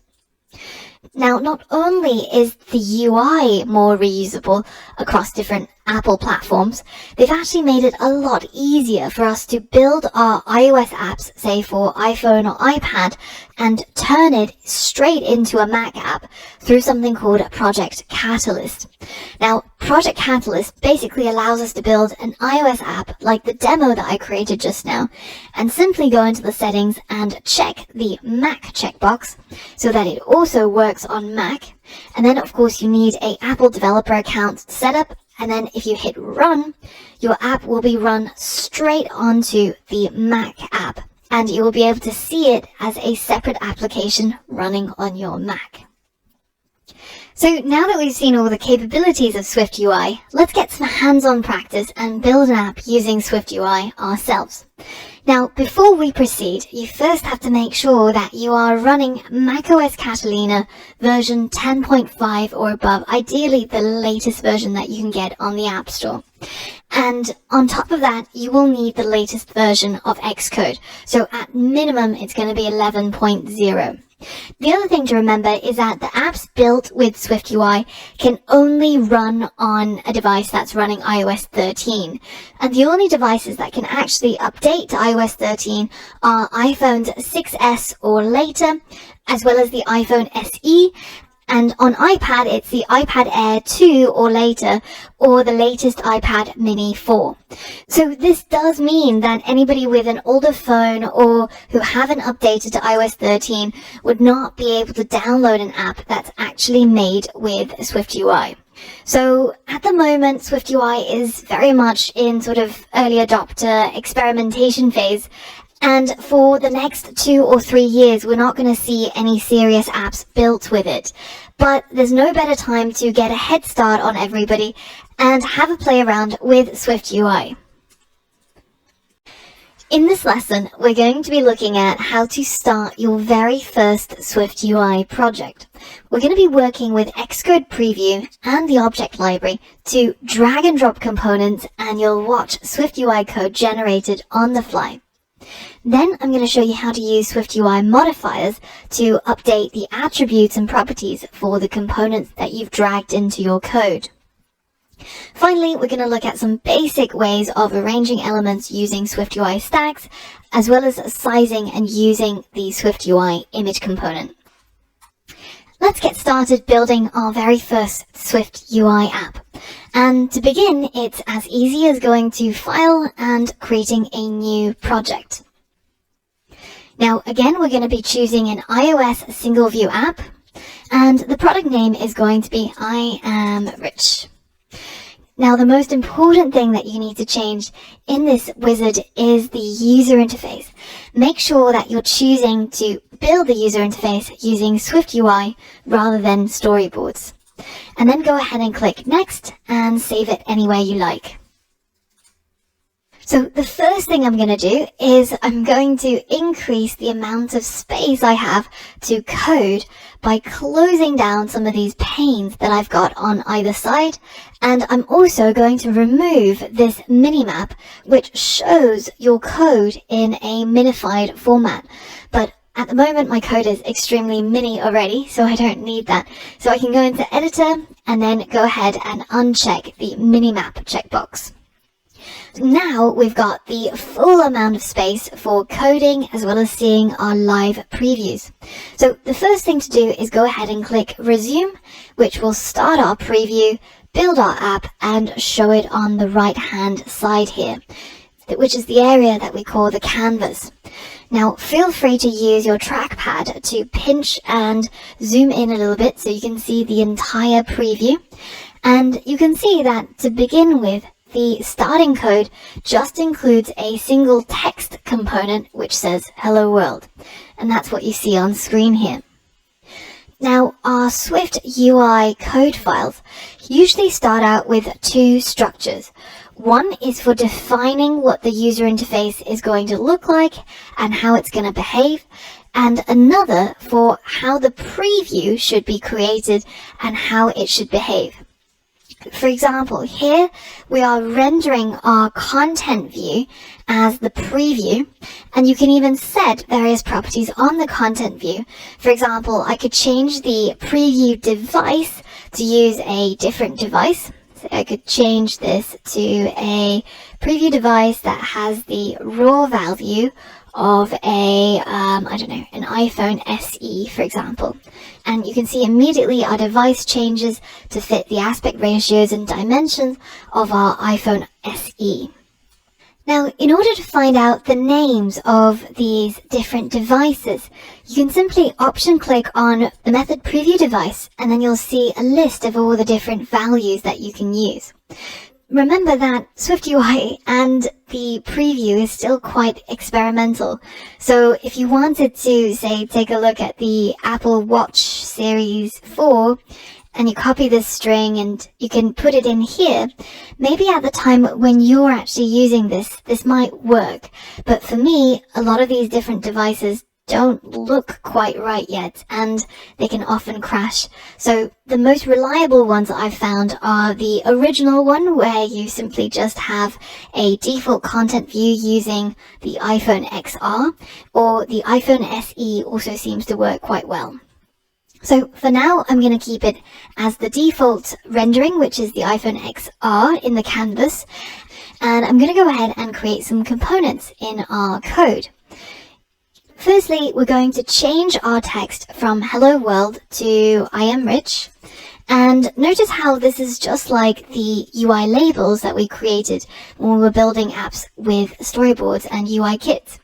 Now, once we've changed our text, we can go ahead and add some different attributes. And to do that, you can either go to the plus sign, which brings up the object library. And here, if you click on this tab, we can see the modifiers library. And if you scroll down in this list, there are a whole bunch of modifiers that are for text. So the first thing I'm going to change is the font. So I'm just going to drag this and drop it onto my text. And down at the bottom here, you should see what it's going to do. So in this case, I'm adding the font to my text. And by default, you can see we've got a placeholder here, but it's actually also active code. So it's set it to a title-sized font. And if you simply select the placeholder and hit enter, it will insert the default value in there. Now, if you want to take a look at all the options, you can also write the dot and then scroll down the list, and you can see you've got body, callout, or the system fonts, and which allow you to change the size of the font as well. So I'm going to change that to a 40-point font to make it a lot bigger. And notice that in addition to using the object library and the modifiers, the other way that you can see the attributes is if you select the font and you open up the right-hand pane, you can see that we've got our text and we've got our modifiers, including the type of font that we want, the weight of the font, the color, alignment, as well as padding and the size of the text label effectively. You can see that there's actually not a whole lot of modifiers for text that you can choose from yet. I expect within the next 2 or 3 years that SwiftUI will mature and we'll be able to do everything that we can do normally using SwiftUI as well. For now, the list of attributes is a lot smaller. But as SwiftUI matures, we are going to see a lot of other options in here. But at the moment, we can already use it to build out a very simple app. So now that we've got our I am rich set, I'm going to go ahead and change the weight to a bold typeface to make that stand out a little bit more. And I also want to change the color to a white font color. Now, as soon as I do that, it's going to disappear because my background is also white. So in order to be able to see it, I'm going to set my background for the app. And to do that, I'm going to go into the object library and I'm going to find a component called a color. And this is just a color that we can actually simply drop onto the screen. And we can create a Z stack, which is going to be able to hold both our color and our text components so that we end up with two things on top of each other, like so. Now, the color at the moment at least can't be set in the attributes pane, but we can do it using code by either defining the RGB values, or we can simply use the simplified palette by writing dot, and then we have access to our common UI colors. So, for example, in my case, I'm going to choose maybe a system teal color. It's quite a nice color. And that should change the background. But notice how it doesn't invade into the safe areas. And in order for it to go to the edges, we have to add a modifier to the color, which is called edges ignoring safe area. And this is going to modify whichever view we drop it onto to go into the safe areas. So I can either drop that into my code here, like so, or you can drop it onto the actual canvas. But now that we've added this is still a default placeholder. So let me just hit enter to make it active. And you can see that our edges are now ignoring the safe area. And we've now got a background color as well as a text label created and set up. Now the next thing I want to add into my stack is an image, but I don't want to add it into the Z stack because what will happen is it will actually appear on top of the text because it's in the Z axis, so going from behind the phone all the way to the front of the phone. Instead, I'm going to create a new vertical stack. I want to embed my text component into a vertical stack, and I can do that by holding down the command key on the keyboard, selecting the text component, and say embed in a vertical stack. And now it's been put inside a vertical stack, which will allow me to add another component here, which is going to be an image component. So let's find an image component down here, and let's go ahead and drag it into our code. By default, the image will look for a name that you have in your assets folder. So at the moment, our assets folder is completely empty. So let's go ahead and get some assets. So if you head over to the course resources page and download the iAmRich assets for the SwiftUI module, you should be able to unzip and see the iAmRich assets folder. And then back in Xcode, if you head over to assets.xeassets, select the app icon and click the minus button to delete it. And then we can go into that iAmRich assets folder that we downloaded just now. And you're going to select both of these and then drop it inside this pane here. And now you should end up with app icons for iPhone, iPad, and Mac. And you should also have an image of a diamond, which is a PDF vector image already with vector data preserved. Now we can head back into our content view and try to use these things. So the name of our diamond image was called Diamond. So inside here where we've got the placeholder for image name, let's go ahead and simply add the string called Diamond, making sure that we spelled it exactly the same way as it is in the assets folder. And you can see that I've now got a gigantic image of a diamond. Let's go ahead and add some modifiers to our image.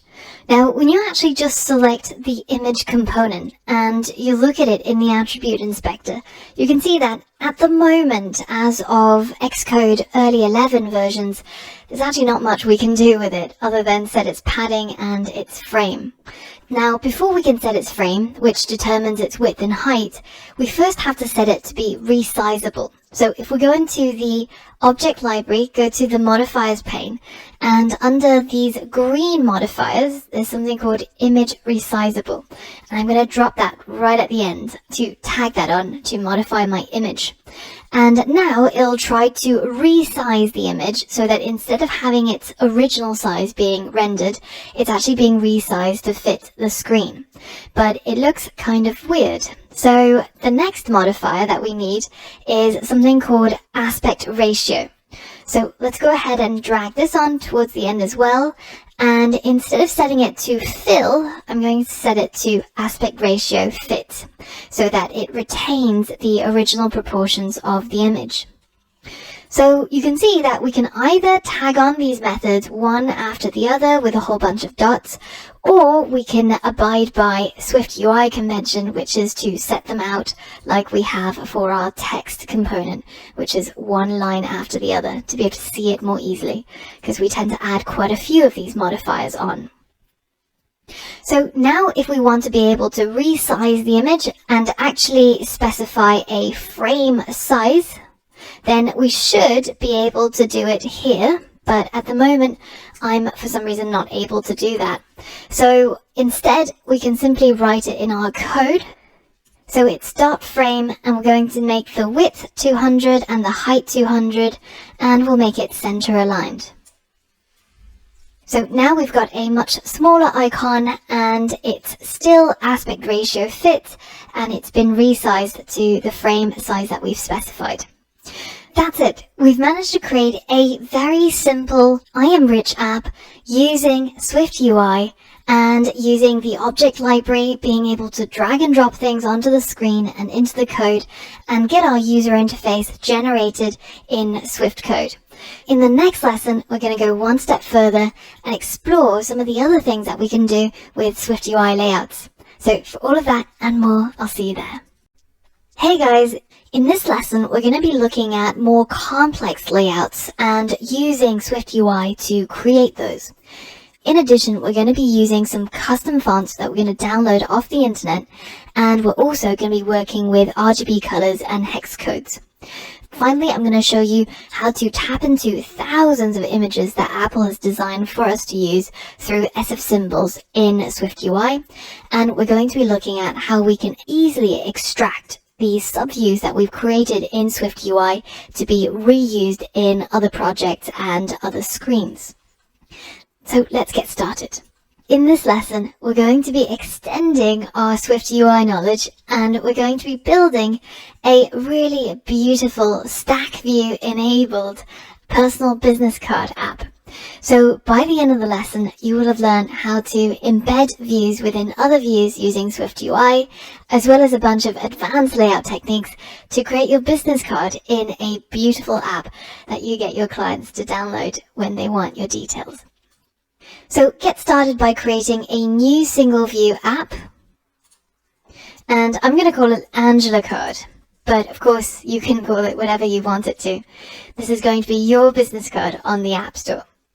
Now, make sure that the user interface is again selected as Swift UI, and then go ahead and create and save your project.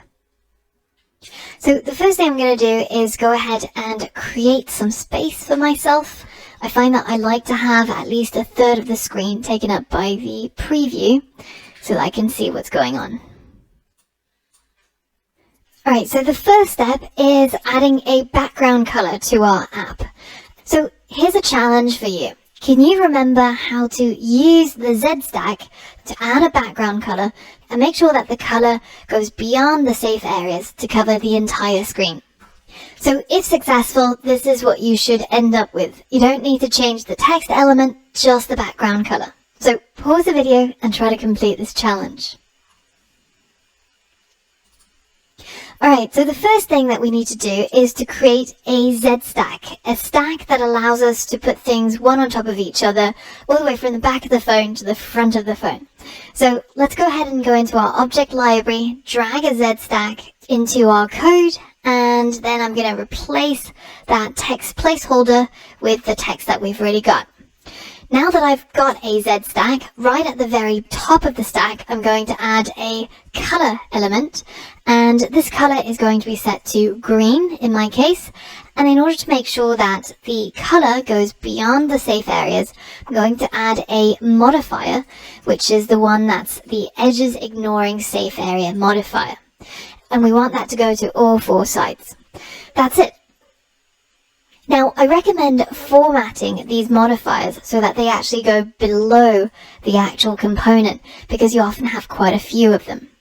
But at the moment, this color looks kind of ugly, and I know that there are quite a few that you can choose from, but what if we wanted a custom color? How would we do that? Now, one of my favorite places for finding a beautiful color palette is a tool called flatUIcolors.com. And here you can see professionally designed beautiful colors that are optimized for iOS display. So here I'm going to choose one of these colors, maybe the green sea color, and I'm going to click copy. This is copied in a hex code format. So this is a hexadecimal code. And in iOS, when we create a color, the easiest way to create a custom color is through specifying the RGB values. And they're expecting a double, so a decimal place here. And each of these colors, red, green, or blue, expects a value between 0 and 1. And 1 would be a full bar of that color, and 0 would be none. So for example, if I had a red 1, green 0, blue 0, it would just be the color red.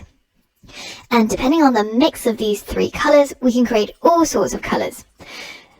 Previously, I've got my copied hexadecimal color code, and if you go to a place called uicolor.xyz, then you can actually convert your hex color to a UI color, and it shows you the components that you have to add.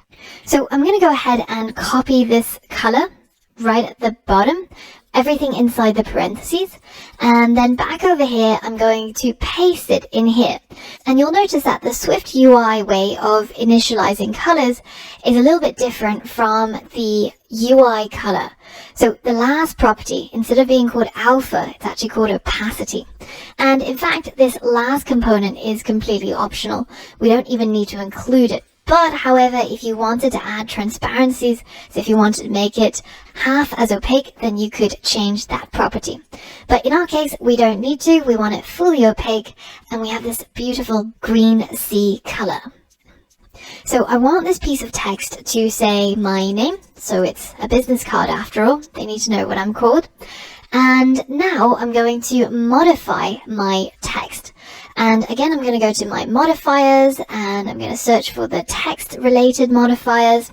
So I'm going to go ahead and change the font of my text, and I'll change it to a title font, and then maybe I'll make the text bold. And also maybe we can change the foreground color as well. So these are our three attributes. It's pretty easy to do. Let's change that to white.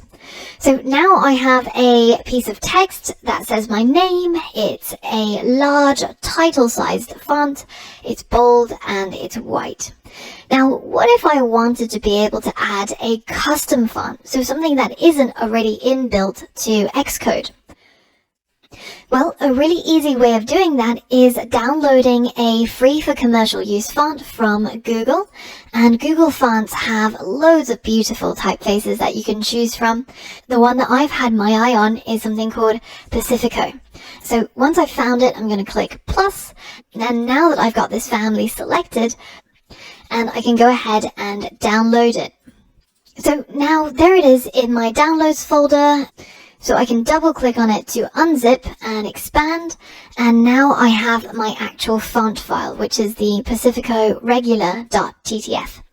So now I'm going to go into Xcode, and popping open the left-hand pane, I'm going to create a new group.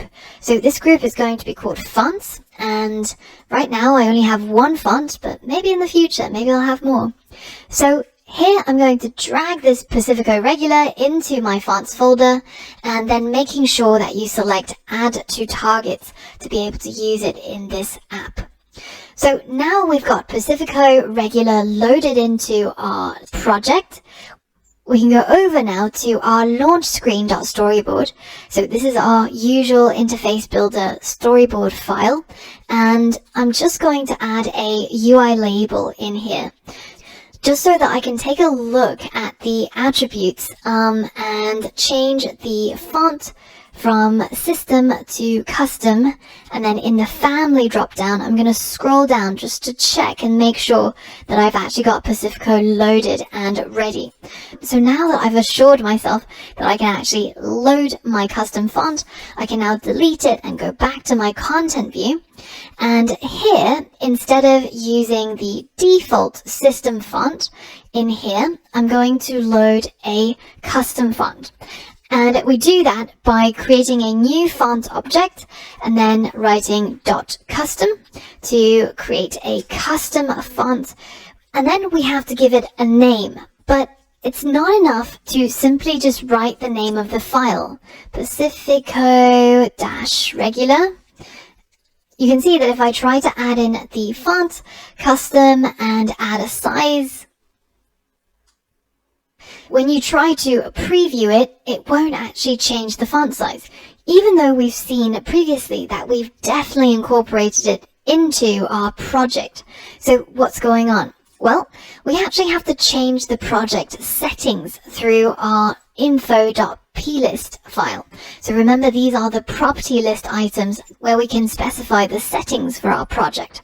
So here we have to click on the add button and search for something called font with a capital F, and we find this one called fonts provided by application. And this should be an array of items. So in here, under item 1, you're going to go ahead and add in the name of your new font file. So it's called Pacifico-regular, and make sure that you add in the font format as well. So it's .ttf. And then hit enter and check that you haven't made any typos in there.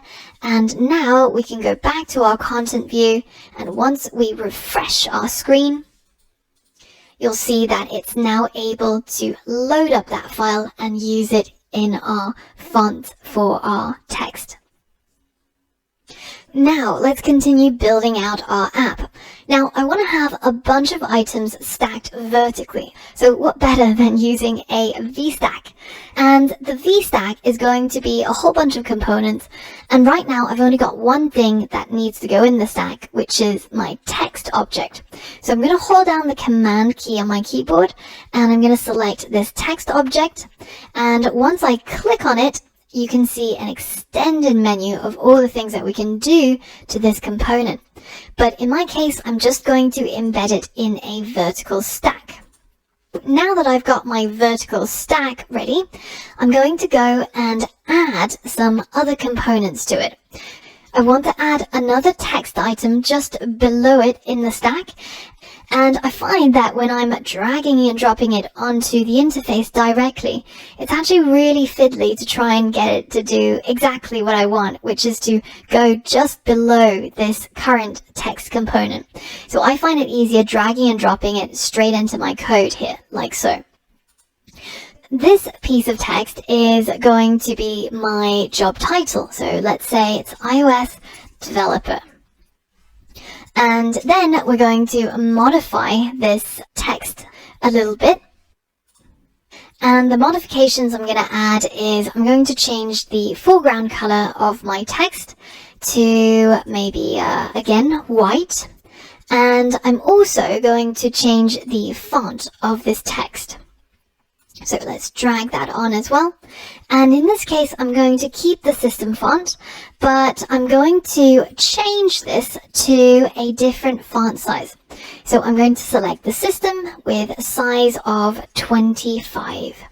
So it's a little bit smaller than the big title, but it should be large enough to be easily visible. Now on top of my VStack, right at the top, I want to add an image of myself so that they'll be able to know who I am. They'll be able to look at the app, look at me, and assure themselves that it's the same person. So I'm going to go ahead and find an image of myself. And here's one that's relatively recent. So let's go ahead and save this image. And I'm just going to save it as my name, Angela. Now I can go into my assets folder and drag that image into my assets, and I'm going to make a note of what I've named that file. So it's called Angela. Now in your case, you might have an image of yourself lying somewhere on your computer or on a digital camera. Go ahead and drag it in and give it your own name. And once you've done that, we can come back and resume our preview. And then go into our library and find a image object.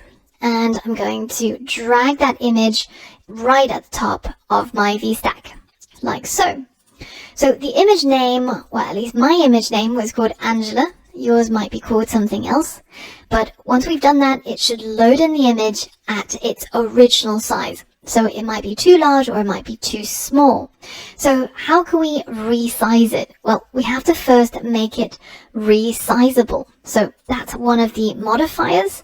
And if we search for it, we should be able to find image resizable, which is what I'm going to drop onto my image component. And then you can see that it's going to stretch to fill all the available space now, which is not what I want. And I definitely don't want to be stretched to look like a stick. So instead, I'm going to go and find something called aspect ratio. So this is going to allow me to define the aspect ratio of the image and the content mode. So instead of trying to fill all the available space, I'm going to change it to fit, which will keep the aspect ratio of the original image while it's being resized. Now, at the moment, it's still a little bit too big, so I'm going to change its size by searching for the frame modifier, and then I'm going to drop it onto my image. And I want my image to be maybe have a width of 150 and a height of 150. So that way it should be large enough to see, but not large enough to see the imperfections. Now that I've created my image, I don't really like how it's a square. So how can I turn it into a circle? Well, there is a modifier, you've guessed it, called clip shape. And this allows us to clip the shape using a particular shape. And if you remember, if we go back to our components here, we've got loads of shapes down here. Ellipse, circle, rectangle, rounded rectangle, a whole bunch of things. So let's see how we would do this. In order to clip our current image, we have to add this clip shape as a modifier to the image, and by default it's set as a circle. But now, once it reloads, you can see my image has now turned into a circular profile photo. Pretty easy, right? Now, what if in addition to the circle, I wanted a little border around my profile image? What can I do to achieve that? Well, I could use something called overlay. And this layers a second view on top of the existing view. So that means that our image is going to be behind and our overlay is going to go on top, and we get to put something in the overlay. In my case, it's just going to be drawing a circle. Let's go ahead and add our overlay to our image. And at the moment, the overlay is trying to overlay some text, but what I actually want it to overlay is a circle object. And instead of just a normal circle, which is going to obscure my face, I'm going to change the circle into a stroke, so that instead of being a filled shape, it becomes a line shape. And the content of the stroke is going to be a color. So I'm going to say color.white, and the line width is going to be a floating point number, which I'll set to maybe 5. So now you can see there's a picture of me inside a white border, which is laid on top of my image. Pretty neat, right? And so far, so very easy. Now, the next thing I'm going to do is I want to add some contact details so that when people have downloaded the app, they can get in touch with me through email or through phone. So let's separate out this section, which is kind of about me, from the section which is going to be my contact details. And to do that, I'm going to use a divider component. So if you scroll down here, there's a whole bunch of shapes, and there's this one called a divider. I'm going to add that right at the bottom of my VStack, and once it reloads, you'll be able to see it's now separated out my content into top and bottom areas. So below my divider, I'm going to create another shape. So I'm going to set this to you as a challenge. This is the effect that I'm going for. It's a rounded rectangle shape, and on top of the shape, I've got a overlaid text component. See if you can achieve this effect using what you've already learned. So pause the video and compare against this template to complete the challenge. Alright, so I already gave you a clue that I'm going to use a rounded rectangle.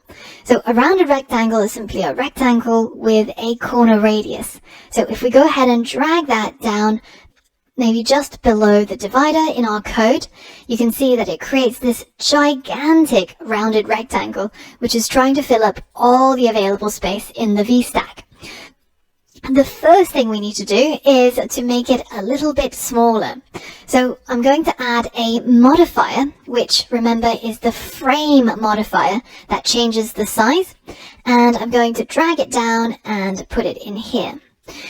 In this case, it's got a width and a height, but actually both of these properties are optional. So I can, if I want to, just let the width be set by the parent. So it's going to try and fill as much space as it has access to, and only define the height. So in my case, the height is roughly around 50. Don't worry if you got 40 or 60. As long as it looks just about right, then it's fine. Now that I've got a frame, I can see that my rounded rectangle is a little bit less on the round and a little bit more on the rect side. So let's change the corner radius to a little bit higher. Instead of 20, maybe we can make it 25. And this way it looks a lot more like the image that I showed you. So the next thing we have to do is change it to a white color. And the easiest way of doing this is to set the foreground color to white, and notice how with everything, text or shapes, you can always set the foreground color as long as it's something that is a vector image, so not something that is JPEG or PNG. You can always set its foreground color. So I said that on top of this rounded rectangle, we were going to add an overlaid text. So let's go ahead and search for overlay and drag and drop this onto our rounded rectangle. And we're going to add a text component. And our text component is going to be the phone number that we're going to show people. So let's add a phone number, 1, 2, 3, 4, 5, 6, 7, 8, 9. That's it, done. There's our phone number. But we can't see it. What's going on? Well, we have to change the color of the text. You can see that when I click on this text component, it's actually getting highlighted in the preview. But at the moment, it's actually set to be the same as the foreground color. So it's white, which is why we can't see it. White on white. Let's go ahead and change its color. So its foreground color to black so that we can actually see it appear. And in fact, a much better way of setting shape colors rather than foreground color is to use something called fill. So we can fill our rounded rectangle with some content. And in my case, this content is simply just going to be a color. So we're filling that shape with a white color. And now you can see that even if our text didn't have a foreground color, it would be automatically set as black. So both ways work. This involves a little bit more reading from the documentation, but as long as you've managed to achieve this look, then consider yourself successful. So what if we wanted to add a little icon on the left here to signal that this is actually a phone number and not just my favorite number or something like that? Well, in order to add that image of the phone icon, I'm going to use the SF symbols that we talked about earlier on in the course. And if you remember, we downloaded the SF symbols app, which allows us to browse through all of the 1,000 or so images that we can choose from. And in my case, I'm going to search for an image of a phone, and I'm going to choose the phone.fill to use in my app. Now, down here at the very end, I'm going to create an image, and instead of creating it like we have done up here, where we've just given the name of the image as it appears in the assets folder, I'm going to choose a different initializer. I'm going to choose the one that takes a system name, and that system name refers to the name that we saw over here from the SF symbols. So I'm going to put phone.fill, and once it updates, you can see that there's that little icon right there, the little phone icon. So here's a challenge for you. See if you can use that image that we created just now from the SF symbols to add it into our little rounded rectangle here. The goal that you're looking to achieve is something like this, with the phone image in green right next to our phone number, all nested inside this rounded rectangle. So pause the video and see if you can complete this challenge.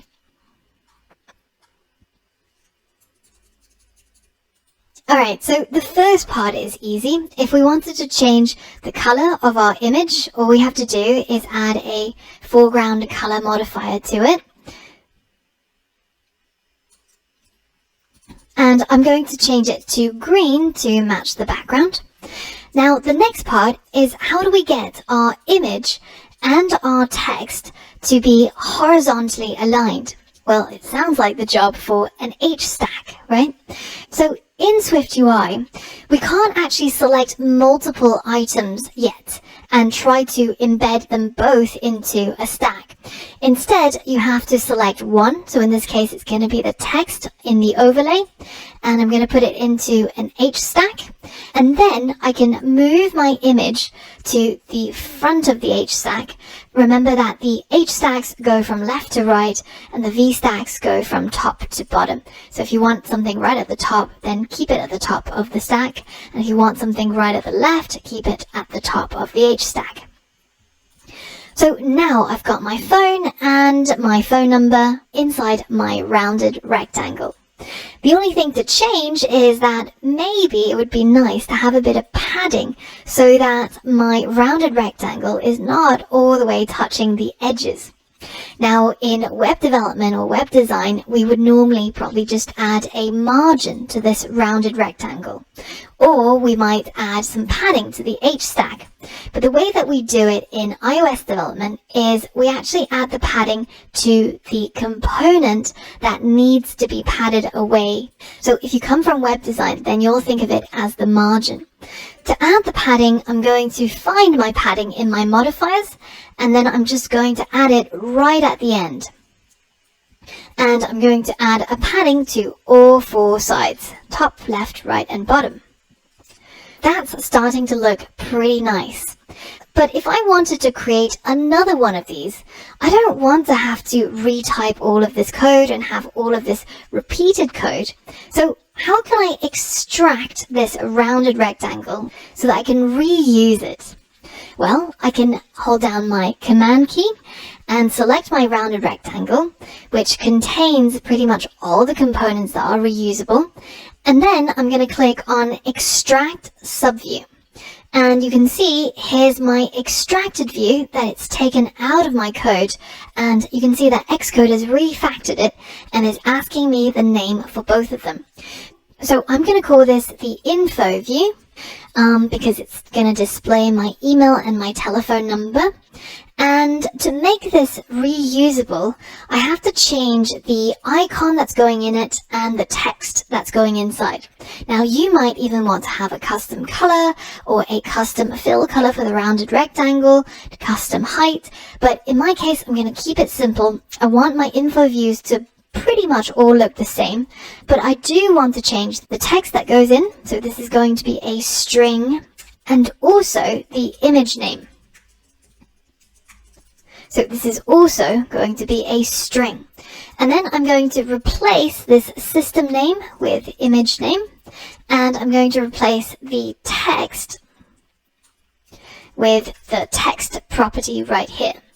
So now I can initialize a new image view just below the divider and add in some values for those two inputs. So the text is going to be my phone number and the image view is again going to be phone.fill. So now once it updates, it should look exactly the same as before because I haven't changed anything other than refactor out this info view, which I can now reuse in a lot of places. In order to keep our code neat, often you'll find that we would create a new file, which we'll create as a new Swift UI view. And we'll call this view the info view. And inside this info view, I'm going to delete the default struct that gets created. And instead, I'm going to cut and paste in this info view that I created just now. So now, when you actually take a look at it in terms of the preview, you can pass in some parameters for its initializer, so text and image name. So let's initialize here our text and image name. Text, I'm just going to put hello, and the image name, I'm going to use phone.fill again. And this data is just used to create the preview here. So let's click try again and let it try to render this info view. You can see that we can now just see the info view. And because this is just a single component, it doesn't really make sense to preview it in an entire phone, right? It looks a bit lonely there. So we can instead use a modifier on the preview by calling preview layout, and the value to pass in is size that fits. So this is going to render our preview to fit the size of our component. So now we can actually see it in all its glory, and instead of being rendered inside a phone bezel. So now that we've separated out our info view, we can go back to our content view and create our second info view. So right below the phone number one, I'm going to create another one, which is going to hold my email. So the text in this case is going to be my email, angela@email.com. And my image name for this email one is going to come from SF Symbols. So let's search for mail and see what we get. This envelope.fill looks pretty good. So let's use that. Envelope.fill. Cool. So there it is. We've now managed to develop a fully designed business card app using all sorts of advanced layout modifiers, as well as seeing how we can extract views for repeated use and preview the components in their own unique sizes. So I hope you had fun with this project, and in the next module I'm going to show you how to build an app that actually has functionality in addition to appearance. So for all of that and more, I'll see you there. Hey guys, welcome to another lesson on Swift UI. In this module, we're going to be creating the Dicey app, and in the process, we're going to look at how you can create an app with functionality using Swift UI. In addition, we're going to get more practice creating layouts using Swift UI, as well as by working with spaces and padding, as well as creating subviews with properties that can change. But the most important takeaway from these lessons are going to be how to use SwiftUI to manage the state of the app. In this lesson, we're going to be building out an app that not only has an appearance, but it also has functionality. So in this case, the user is actually able to interact with a button on the screen, which will be able to change the dice faces in this dice shaker app. Let's get started by creating a brand new project. And I'm again going to choose an iOS single view app, and I'm going to call it Dicey-Swift UI.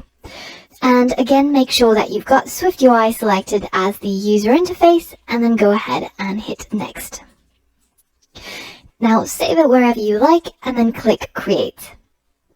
So the first thing I want you to do is to go ahead and add some image assets to your project. So if you head over to the course resources page, you can find the Dicey assets for download under the SwiftUI module, and then go ahead and download those assets. Once you've got the assets downloaded, unzip the compressed file, and you should find a folder called Dicey Image Assets. Now inside here are a bunch of app icons as well as other images that we're going to be using in the app. So I want you to head back over to Xcode. In your assets.exe assets, select the app icon placeholder and click the minus button to delete it. Now we're going to select all of these app icon sets and image sets and then just drag it into this section here. And that should add all of the images that we need for this project. So now we can head back to our content view and collapse our left-hand pane. So let's set up the user interface first. In this Dice app, I want to give it a background image instead of a background color. So we're going to be using the image set that's called background, that's already in the assets folder. But go ahead and set up a Z stack with a background image setup. Try and replicate the look that you see here on the right. Pause the video and see if you can complete this challenge. Alright, so we can grab a Z stack from our object library, and it's going to be under the first tab. And then I'm just going to drag it into my code. And inside the Z stack, instead of a piece of text, I want to have an image. So I'm going to drag this image view into the stack, and the name of my image, we can just quickly check, is called background. So let's go back to content view and let's change the image name to the string background. So now once our updates load, you should see that our image background has been placed onto our screen, but the problem is that it's placed in its original aspect ratio, which is kind of a square sort of 1:1 aspect ratio. So in this case, what we need is to make our image resizable. So let's add the resizable modifier so that it can actually change its size. And in addition to making it resizable, which makes it take up as much space as it's allowed to, then we're also going to add the ignoring the safe areas. So that was called edges ignoring safe area. So let's add that as well and make sure that all is applied. So it goes to all four corners, ignoring all of the safe areas. And that's the solution to the challenge. Now let's add the remaining images. So on top of the Z stack, I'm going to create another image view. And in this case, the image view is going to hold the Dicey logo image that came with the assets. So I'm going to create another image, and the image was simply called Dicey logo. And there it is. So now the next objects are not going to go in the Z-axis. It's not going to be on top of the Dice logo. In fact, what I need is everything in a vertical stack. So I'm going to hold down my command key and I'm going to drop this Dicey logo into a V stack. Now, in addition to the Dicey logo, I also want to put some of these dice images onto the screen. So I'm going to try and take this Dice 1 image and place it just below my other image. Again, it's going to be using an image component, and in this case, the name was called Dice 1. So now, when my preview updates, you should be able to see the logo and the dice face. Now, I'm going to go ahead and resize my dice face. So I'm going to do the same thing as I had up here. So I can either write dot resizable, but of course, following the SwiftUI conventions, it should be lower down so that we can stack each of them together. I'm going to get rid of some of these extra spaces. Now, notice how that dice has been stretched beyond recognition. So we're going to change its aspect ratio to make sure that it's always set to an aspect ratio of 1, which means that it will be 1:1 on both the vertical and the horizontal. And then I'm going to set the content mode to fit, so that the image actually fitted to the size rather than stretched in an awkward way. Now, because I'm going to need 2 of these dice faces on the screen, instead of creating another one entirely from scratch, I'm actually going to hold down my Command key and extract this subview. And I'm going to call my extracted view the dice view, and I'm going to move it just above the content view. And then I'm going to go ahead and change this number to a dynamic number. Because we have 6 dice, and depending on what number I put at the end, I'll end up with a different dice face on screen. So instead of having a hard-coded number, I'm going to put a value n in there. And when this dice view struct gets initialized, I'm going to initialize it with the n as an int. So now for this dice view, n is going to be equal to 1. And then I'm going to drop this dice view into a horizontal stack and copy it so that I have 2 of them. So there we go.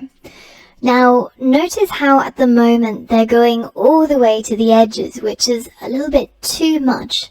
So I want to add some padding to my H stack. So right at the end of the closing brace for the H stack, I'm going to hit enter, and I'm going to add my padding by writing dot padding. And if I go ahead and just add this padding as it is, it will get added to all 4 sides.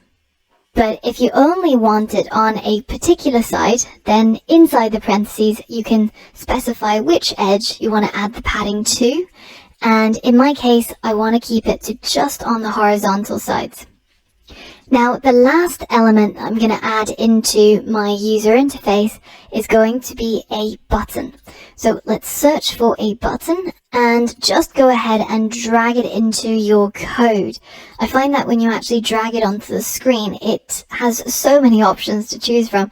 You often get it ending up somewhere where you don't want it to be. So I want it inside this VStack alongside my Dicey logo, my dice views, and my button.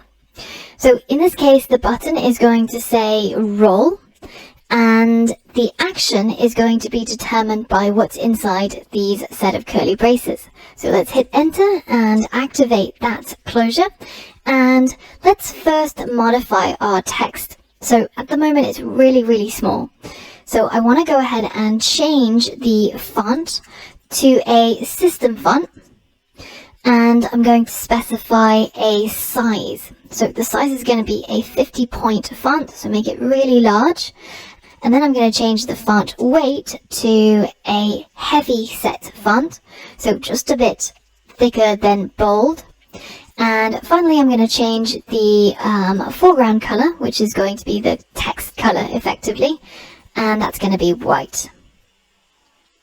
And the button itself, so outside of these curly braces, so not in the text area, but down here, we can set the background color of the button to color.red to make it a red background. And finally, if we want our text to have a little bit of padding before it reaches the edges of the button, we can go ahead and add some padding right here.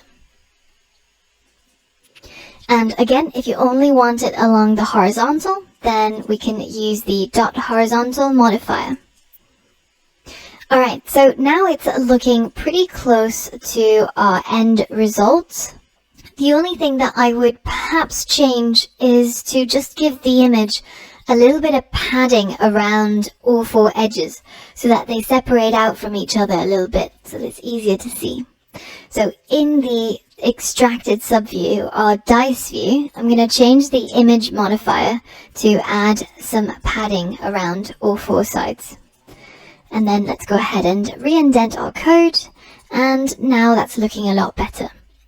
So in previous lessons, this is how we've seen our V-stacks. Everything is stacked together with a little bit of gap in between each element. But what if we wanted to be able to push the stack to take up the full width or length that it has access to? Well, in this case, we could, for example, add some separation between our dice logo and our H stack. So we would do that using something called a spacer. So a spacer is going to create a flexible amount of space depending on how much space there is on the screen. So if it's a smaller aspect ratio phone or if it's in landscape, then it would shrink that space down automatically without us having to create any constraints or any auto layout rules. So let's go ahead and drag our spacer in between our image and our H stack, which will now push these two away, and the spacer will try to take up as much space as it possibly has access to. Now, in addition to having a space between the logo and the dice, I'm also going to put a spacer between the dice and my button, so that everything is pretty much evenly distributed on the screen. That's it. That's all we had to do to set up the user interface. There's nothing really new in the code here that you haven't seen before, other than perhaps the spacer, which is a really flexible component that helps us lay out our user interface for different size screens. So now all we need to do is figure out how do we change the dice images. And that's exactly what we're going to be covering in the next video, where we're going to learn about managing state in Swift UI. Welcome to part 2 of Dicey in Swift UI. In the last lesson, we got our app looking exactly the way we wanted to. So now it's time to add some functionality. For instance, how can we change the dice faces every time the roll button is pressed? Well, we can start out by going to the top of our content view struct and creating some variables. So one variable I'll call the left dice number, set out to equal 1, and I'm also going to create the right dice number, and it's also going to be equal to 1. So these numbers are what I'm going to use to set the image that's in my dice view. So remember that this n property is the one that's going to initialize our image with a particular dice number. So if that n was equal to 1, then that's what we see on screen. If it's equal to 5, then it's the dice face with 5 dots on it. So instead of using the hard-coded 1, I'm going to change that to use our variables, left dice number and right dice number. So right now, if we refresh our code, you'll see that nothing has changed. It still works exactly as it used to, but our roll button still doesn't do anything. So remember previously I mentioned that the button's action property is the area where we're going to determine what should happen when the button gets pressed. Well, inside this area, we can write some code. So what we want to happen is to generate some random numbers between 1 and 6 to replace the number that's inside the left dice number and the right dice number. So inside these curly braces, I'm going to set the left dice number to equal a random integer, so int.random, And we've already talked about this in detail in previous modules. All that we need to do is provide a range for our random number generator. So if we want it between 1 and 6, we would write 1 dot dot dot, 3 dots, and then 6. And now this right-hand side is going to generate a random integer between 1 and 6. So now, notice how as soon as I do that, I get an error from Xcode saying that self is immutable. And of course, we remember from our lesson on structs that structures that we create in Swift are immutable. So it means that whenever we need to change any property, the old copy has to be destroyed and the new copy has to replace it. But in Swift UI, we have a special property wrapper which we can use called state. So this is going to allow us to update this variable and to get Swift to recreate this content view whenever the value of this variable changes or updates. So now if we go ahead and hit Command B to build and effectively refresh our errors, you can see that the old error has gone away and we've now got a new error. And it's telling us that we're trying to set a property inside a closure. And when inside a closure, remember we say that we have to add the self keyword in front of all of our properties and methods to be explicit about where this property or method lives. And in this case, it's of course in this current struct. So that's why we add the self in front. So now let me go ahead and do the same thing for our right dice number. Also going to set it equal to an integer, which is going to be random. And it's going to be between 1 and 6 as well. And of course, we have to mark the right dice number property with this @state property wrapper as well. That way, SwiftUI will also keep track of this right dice number and rebuild the structure when it changes. So now, let's go ahead and run our app. And now, if you click on the roll button, you should see that both image views will update to randomly show a number between 1 and 6. And this is all possible because we're creating new random numbers and we're updating our properties, thanks to the @state property wrapper. SwiftUI knows that it needs to track left dice number and right dice number. Then when the number changes, SwiftUI will rebuild the entire content view so that we can see the change on screen. This is a good segue to talk about how SwiftUI works behind the scenes and manages the state of our app. When we've talked about structs in previous modules, we've seen that we can use the mutating keyword to mark the functions that are capable of changing a property in our struct. In SwiftUI, we have to do something similar to the struct's properties. We have to use a property wrapper, so this @state, to mark properties in our struct that can change. Why do we have to do this though?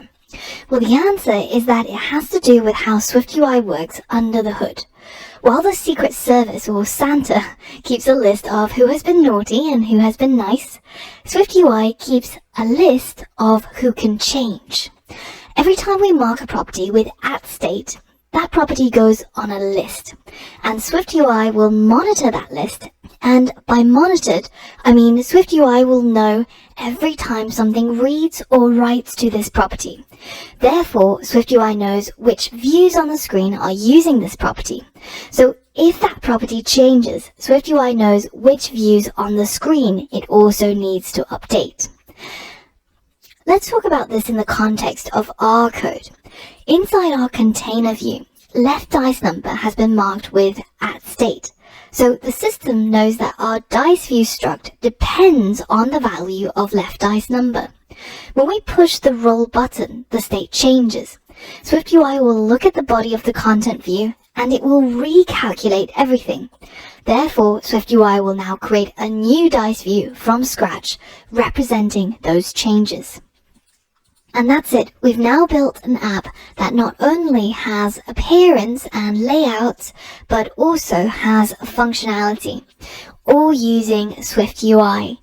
So if any part of this lesson was confusing, I recommend having a review of the lessons where we looked at structures and the immutability of structures. So have a search for that if you need a quick review. But in the next lesson, we're going to be building out our app even further to use more advanced ways of managing state. So for all of that and more, I'll see you there.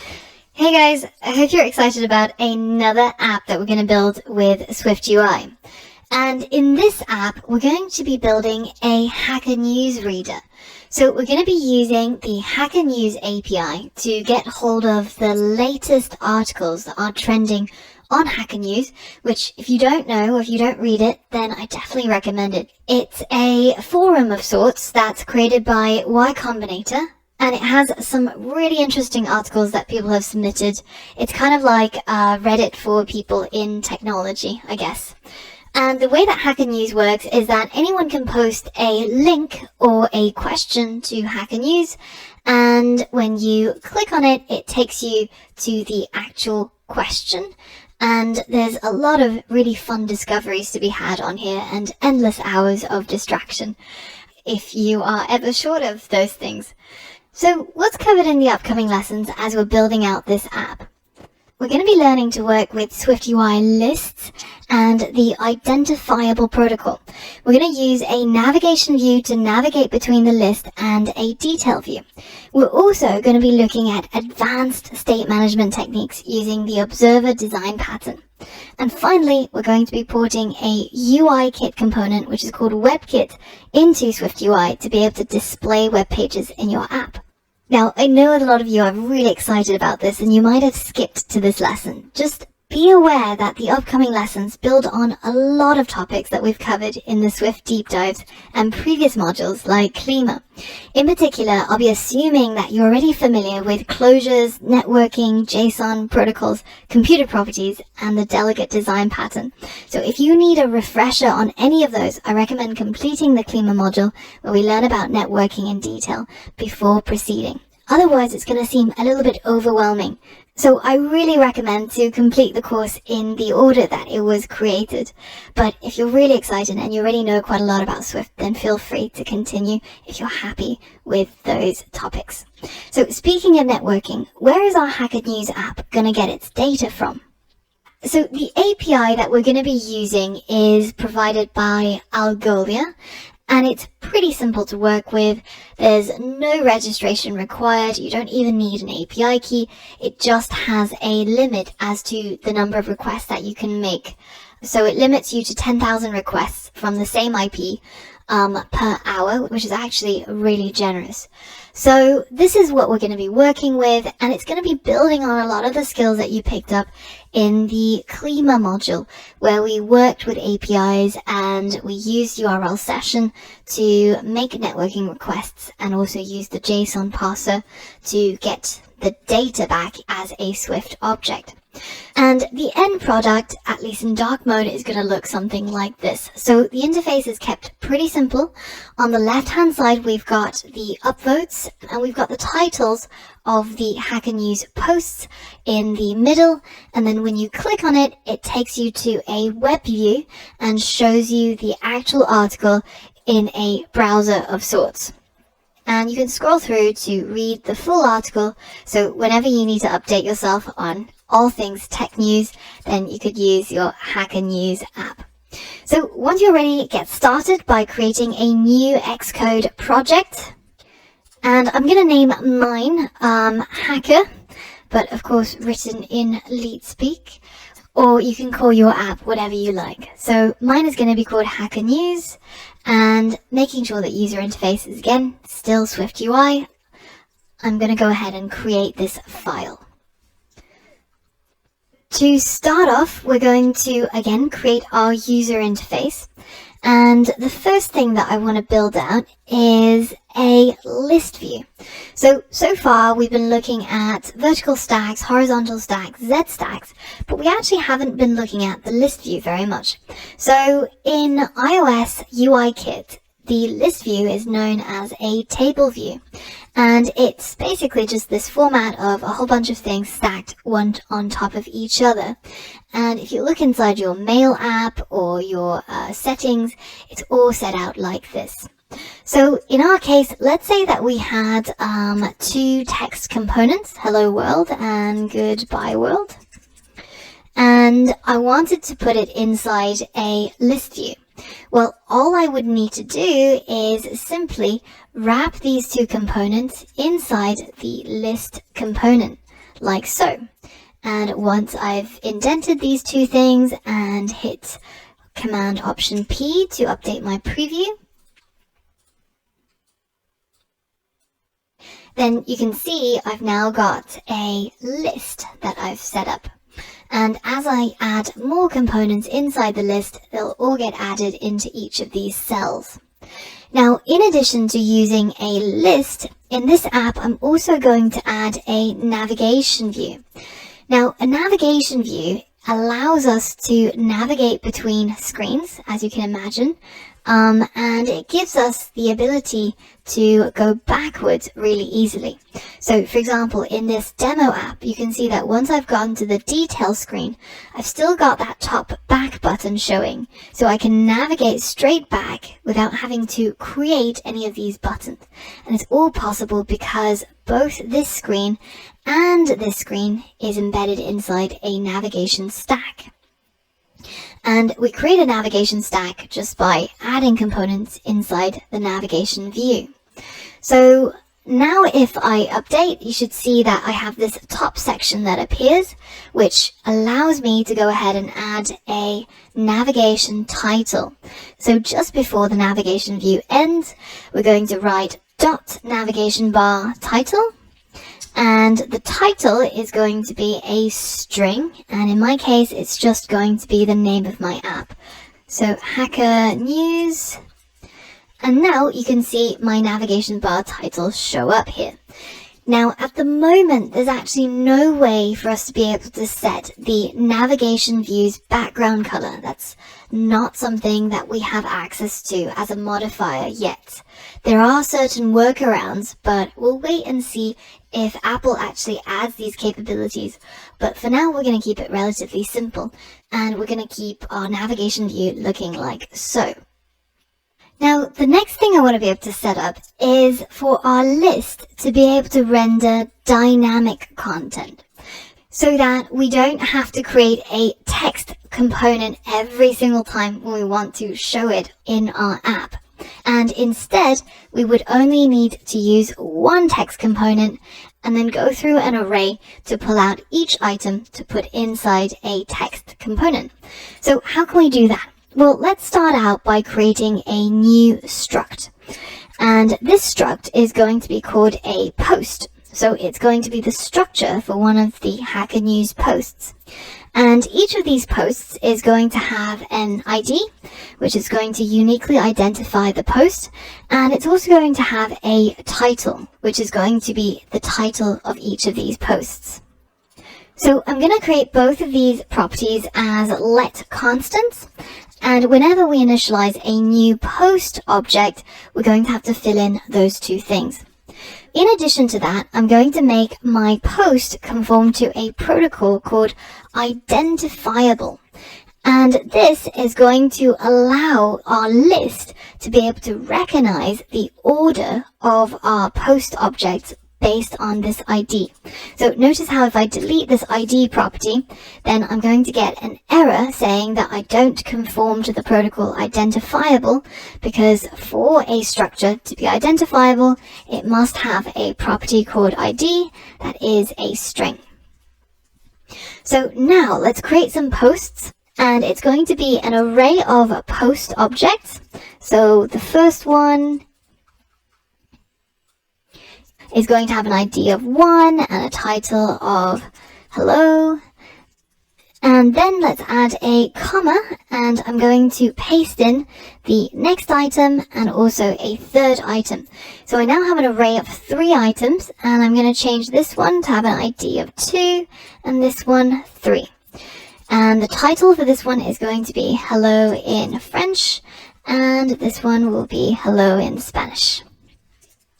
So now I've got an array of posts, a total of 3, and I want to be able to use this post object to show each of these titles in its own cell in my list. Instead of having just a list which needs items added on one by one, I want to have a single text item and only change the string that's going inside it. So how can I do this? Well, instead of using a normal list initializer, like the way that we've done for our vstacks and our hstacks, I'm going to initialize the list in a different way.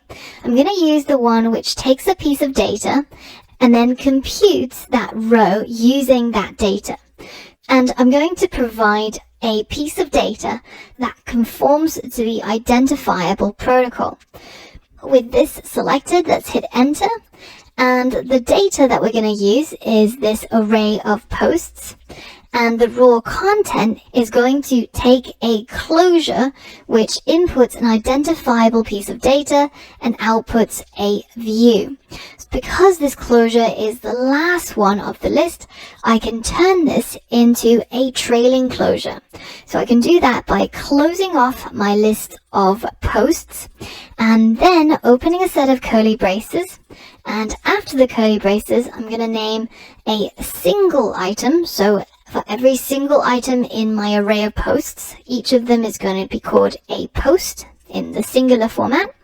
And then I'm going to add that in keyword, which shows that this is the beginning of my closure. And in between the in keyword and the closing brace is going to be the body of my closure.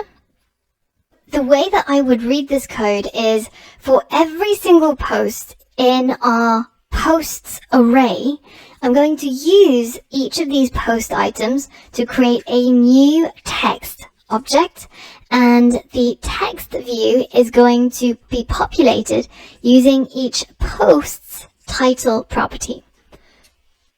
Now if I hit resume and get my preview to run itself again, you can see I've now managed to put all 3 titles in my posts array into individual text views inside my list. And I'm able to do that by tapping into the post.title, which effectively corresponds to each post inside our post array. So now that I've set up my list to loop through an array of posts, and for each post inside the posts array, I've created a text component using the title property, I'm now ready to do my networking. And that's exactly what we'll cover in the next lesson. I'll see you there. Now that you've learned how to display items inside a SwiftUI list view and work with the identifiable protocol, let's get our app ready to do some networking. Our networking code will use the URL session and decode a JSON response using the JSON decoder, similar to what we've already done in the Klima and the Bytecoin modules. But let's see how this will work in a project built with SwiftUI. So inside our Hacker News app, I'm going to create a new group called Models. And inside this folder of models, I'm going to right-click and create a new file, which is going to be a Swift file, and I'm going to call it Network Manager. Inside this file, I'm going to create a new class called Network Manager, and then I'm going to open up a set of curly braces. This Network Manager is going to have a method called fetchData. Doesn't take any inputs, but it does do quite a few things. So the first thing it's going to do is to create a URL from a string. So we're going to do the same as we did in Klima. We're going to create it from the URL initializer, and we're going to use the one that takes a string to create the URL. So the string in this case is going to be from our Hacker News API. And if you read through the documentation on this page, hn.algolia.com/API, you can see that we can get hold of all the stories that are on the front page page by using this particular query. So this is going to be the URL that I'm going to copy. And firstly, I'm going to test it in my browser just to make sure that I actually get data back. And notice how I've got the JSON awesome again activated. So we already looked at this in the JSON lesson, but it means that I can take a look at the structure of the results that we would get back from this request. So you can see that we get an array of 20 items, which is stored under something called hits. And for each item, we get a whole bunch of details about each story in Hacker News, including the number of points, the title, and the URL, etc. So this URL seems to be working, so let's copy it and paste it into here as the string of the URL that we're going to make the request to. But of course, because this initializer creates an optional, let's go ahead and wrap this inside an if let. So if we are able to generate a URL from this string, which I'm pretty confident that it can, then we're going to create a session object from the URL session class. And we're going to initialize it using a default configuration. Next, we're going to create a task, which is going to be set to session.dataTask. And we're going to choose the initializer that takes a URL and has a completion handler with the data that we get back, the response, and the error. So the URL that we're going to be using to make this request is, of course, the URL that we generated up here. And then in the completion handler, I'm just going to select it and hit enter so that it splits it into a trailing closure format. So the data is going to be called data, response is going to be called response, and error is going to be called error. So now inside this closure, I'm going to check to see that if error equals nil, so there were no errors, make sure that you don't check that it's if error does not equal nil, which you might be tempted to. If there were no errors, then we can assume that we did get some data back. And of course, the data we get back is in a JSON format, so we have to figure out how to refactor it. So first, we're going to create a decoder, which is created from the JSON decoder. And then we're going to try and get our JSON decoder to decode the data that we get back from our networking session. In order to do that, though, we first have to create a structure to represent all the properties that we want out of this result. So again, inside the models folder, we're going to create a new file. And this file is going to be a Swift file, which is going to be called our post data. And here I'm going to create a struct called results, which is going to, of course, conform to the decodable protocol so that we can actually use the JSON decoder to decode our JSON data into a result struct. And the result struct is going to only have a single property, and that's going to be hits. Let's create a hits property. So make sure that you spell it exactly the same as you see in the response JSON. So HITS. And the hit is going to have the data format of an array of post objects. So at the moment, it doesn't know what a post is. So let's define our post object. Now, our post object again has to conform to the decodable protocol, and the property that we're interested in each of these posts is going to be the title, the number of points that the story got, so how many people upvoted it, as well as the URL. So let's create some properties here. So first I'm going to create the points, which is going to be an integer. And then I'm going to create my title, which is going to be a string. And finally, I'm going to create a URL, which is also going to be a string. Now, the last thing I'm going to add to my post structure is this object ID property, because this is the number that uniquely identifies each of these posts in the Hacker News database. and it's what we're going to be using as the ID to identify each post in our project as well. So let's create the object ID, so capital I, capital D, and if I remember correctly, it's actually a string, so it's got the quotation marks around it. Alright, so we've now created our post structure, which is going to decode from that result JSON all 4 of these properties that we're interested in. And notice how here it says an invalid redeclaration of post, and that's of course because in our content view we already created something quite similar. So remember how we created this post structure to be able to create post objects that we can put into an array and render on our list? Well, this is what we're going to be doing with this post structure instead. So let's go ahead and delete this structure and instead head back to our post data and make this post identifiable.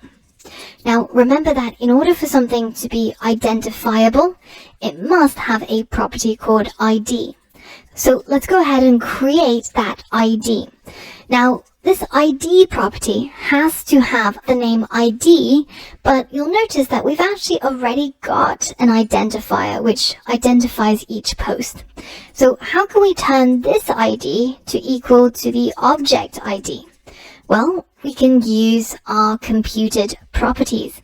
So instead of creating a let, we can create a var called ID, and it's going to have a data type of string, and then after opening up a set of curly braces, we're going to return the value of ID as an object ID.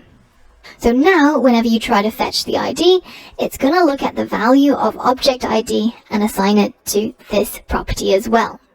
So that works around the constraints of the identifiable protocol. And just as a reminder, we need the identifiable protocol in order to use that structure inside our list and for the list to know how to order each item. So now that we've created our results and our post, we're now ready to decode our data. So let's head back to our network manager, and then we're going to use our decoder to decode, and the type is going to be our results.self, which is the data type of that result struct that we created here. And the data that we're going to be using comes from here. But of course, this piece of data that comes back from the networking is an optional. So let's first go ahead and optionally bind it to something called safe data. So if let safe data equals data, well, in that case, we're going to be able to use safe data in here, and that will allow us to work with a non-optional piece of data. So decoder.decode, this decode method, because it can throw, it means that we have to call it using the keyword try.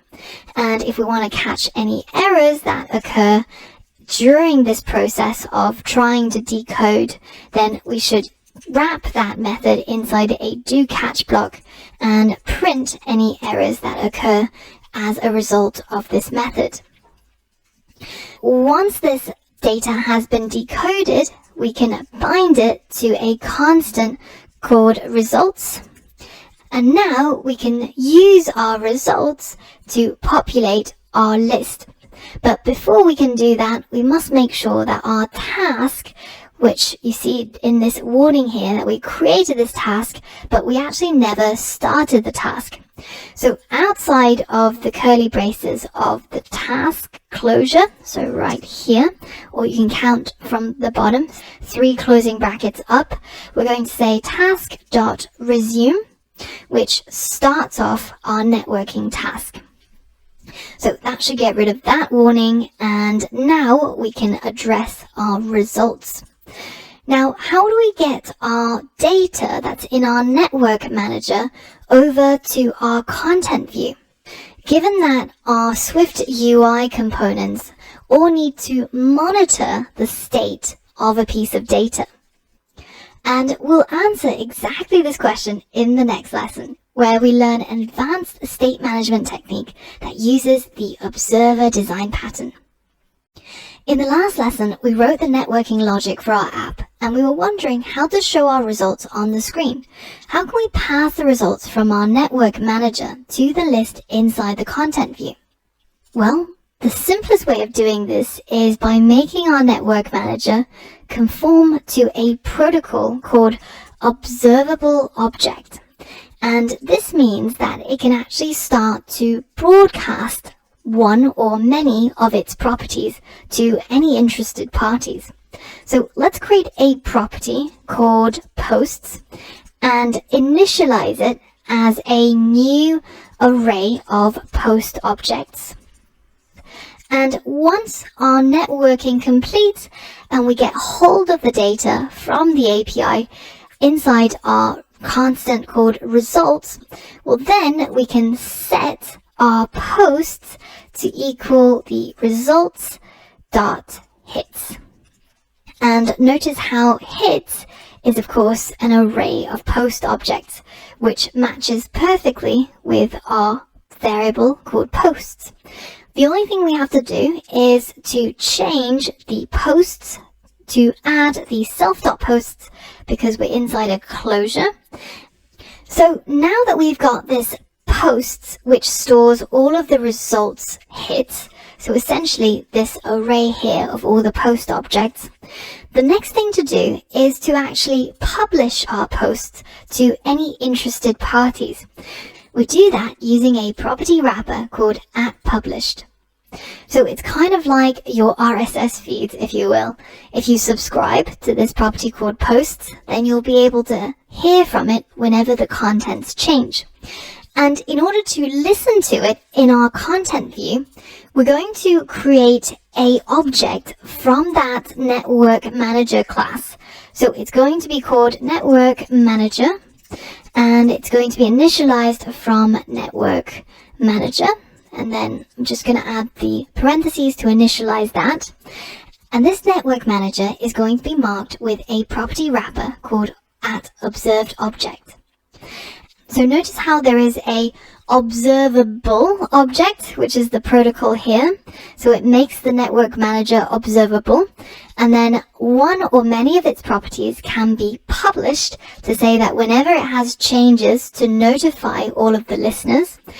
And to set up a property as a listener, we add the @observedObject property wrapper.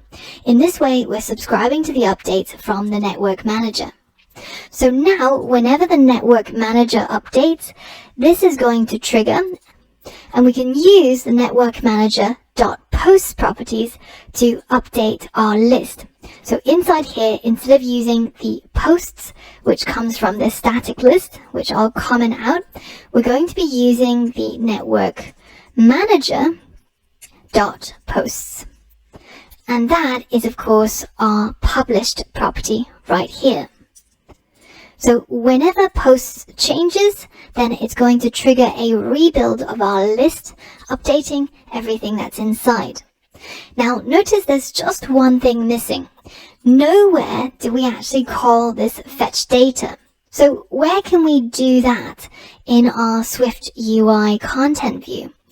Well, with every content view, there is a method called onAppear. And this onAppear is almost like our viewDidLoad that we've gotten used to in our UI kit world. So if we call this onAppear method with a perform property, then we can pass a function in here that will be performed when this body view appears on the screen. So in this case, the perform is again going to be a closure. So we can select this placeholder and hit enter to turn it into a trailing closure. And inside these curly braces, we're going to get our network manager to trigger the fetch data method.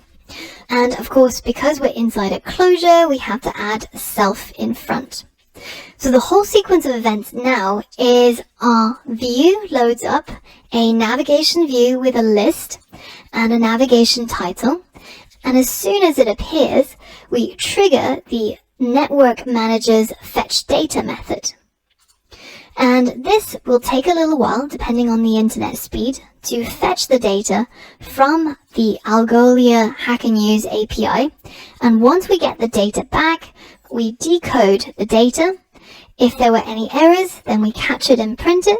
But if there were no errors, then we go ahead and save the results.hit, which contains an array of post objects, to our posts property here. And because this post property is published, it means that anybody who is subscribed to the observed object, so the network manager, will have the post property updated in real time, and the UI will update accordingly. Now, there's just one last thing that we have to do, which is the point when we use @published, we always have to make sure that we fetch the main thread. So we have to tap into the dispatch queue, and we're going to tap into .main.async, and inside this closure, we're going to set the published property.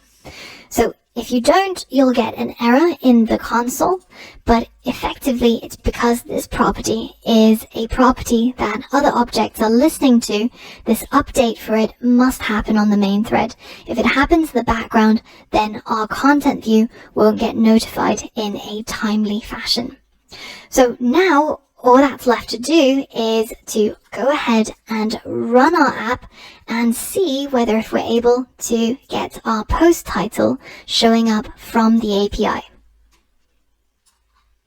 And when we run our app, you can see that there are parts of our app which are working just fine, but our list is not rendering. And the error that we're getting is something called value not found. It's telling us that our URL property seems to have a value of nil. So we expected to have a string value, but found null instead. So what's going on here? If we take a look at the data that's being rendered from the result of the API call, you can see that the URL property tends to have a string value, but there are certain cases, especially the Ask Hacker News posts, where there's actually no URL at all.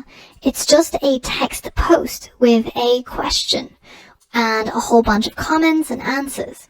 So in this case, because URL is null, our decoder actually fails and we catch the error by printing it out. So what can we do? Well, we can change our URL to an optional string to allow it to be null in certain cases. And now if you rerun the app,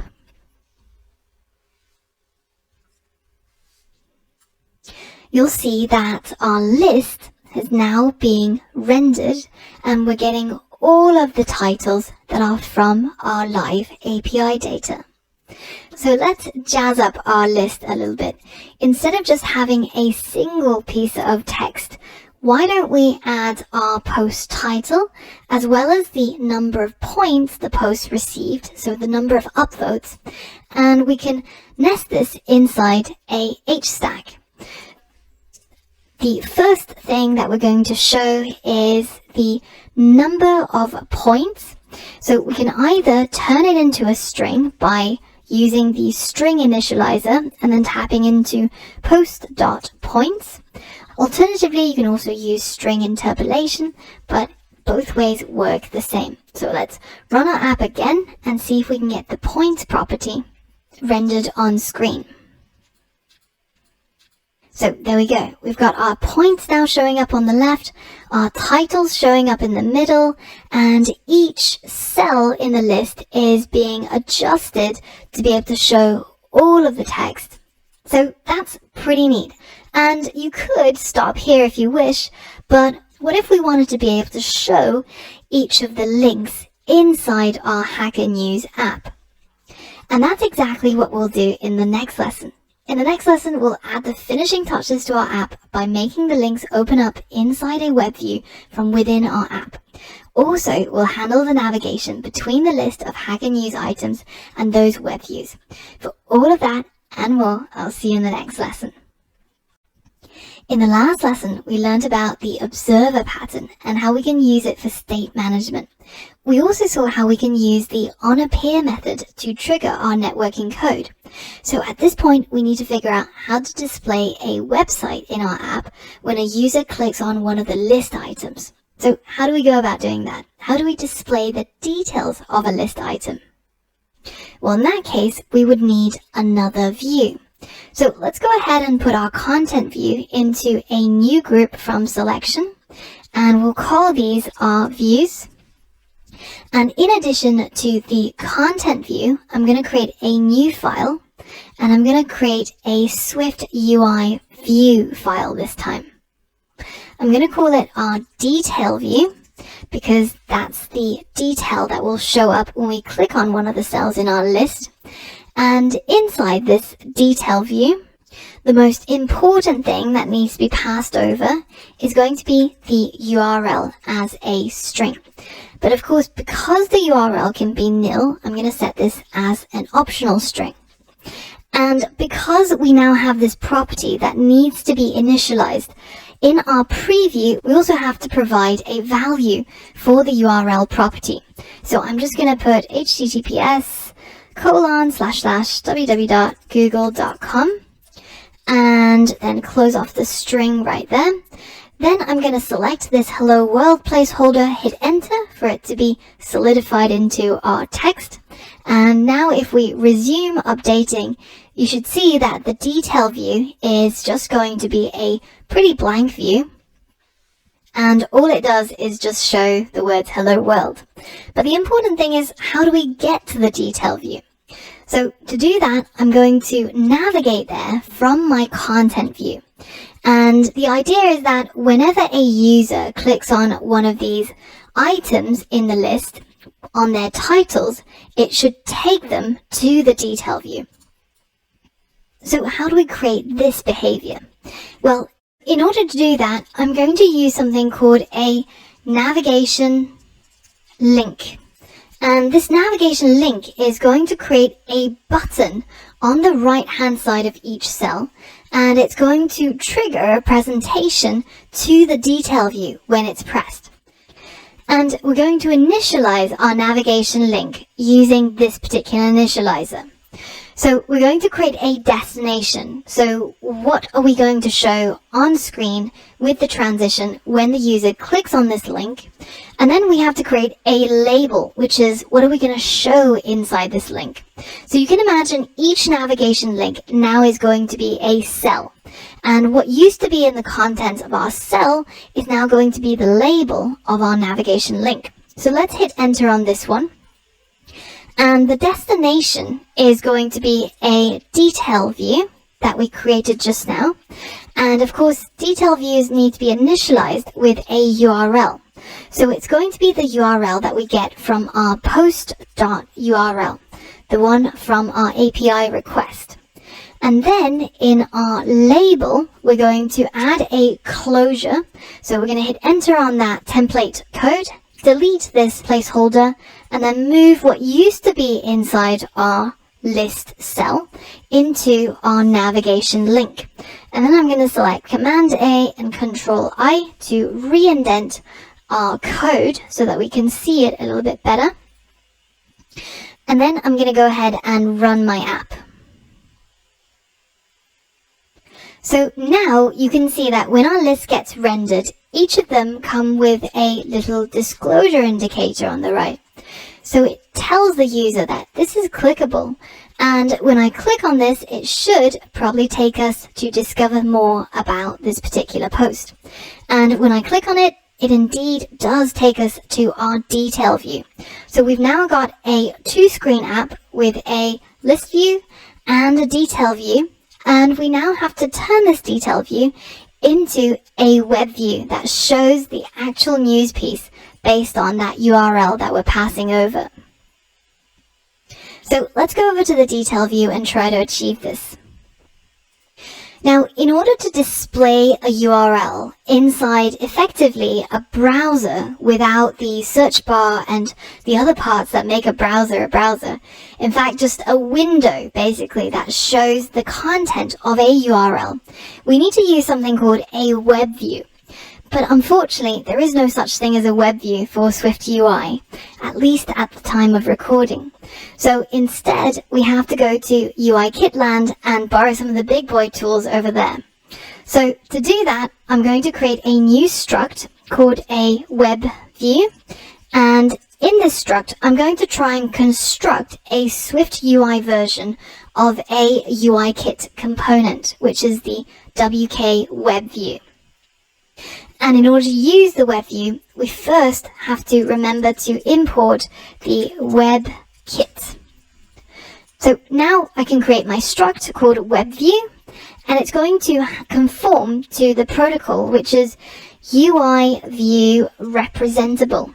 And this allows us to create a Swift UI view that represents a UI kit view. So let's hit enter on that and create it. And now you can see this web view doesn't conform to the protocol. In order to silence these warnings, we have to create two delegate methods in here. One is called makeUIView, and another is called updateUIView. So when we make this UI view, it's going to try and create a UIKit web view and turn it into a Swift UI web view. So the view that we want to make, so what we want to return, is going to be a WK WebKit web view, and then we're going to add the parentheses at the end to initialize it. And in order to update the UI view, or what should we display in it, we're going to use the URL that got passed into the detail view and try to render a WebKit view that uses that URL. So let's add a property to this struct called URL string, which is going to be an optional string.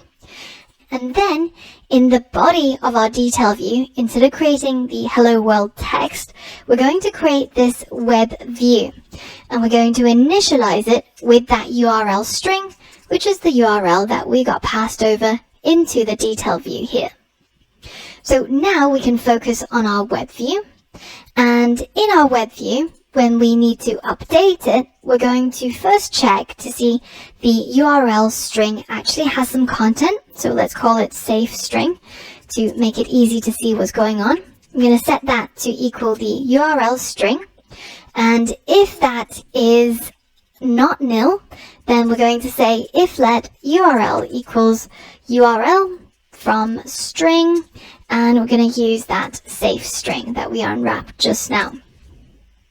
Now, finally, we can create a request from this URL, which is a URL request, and we're going to pass in the URL as the safe URL that we just created just now.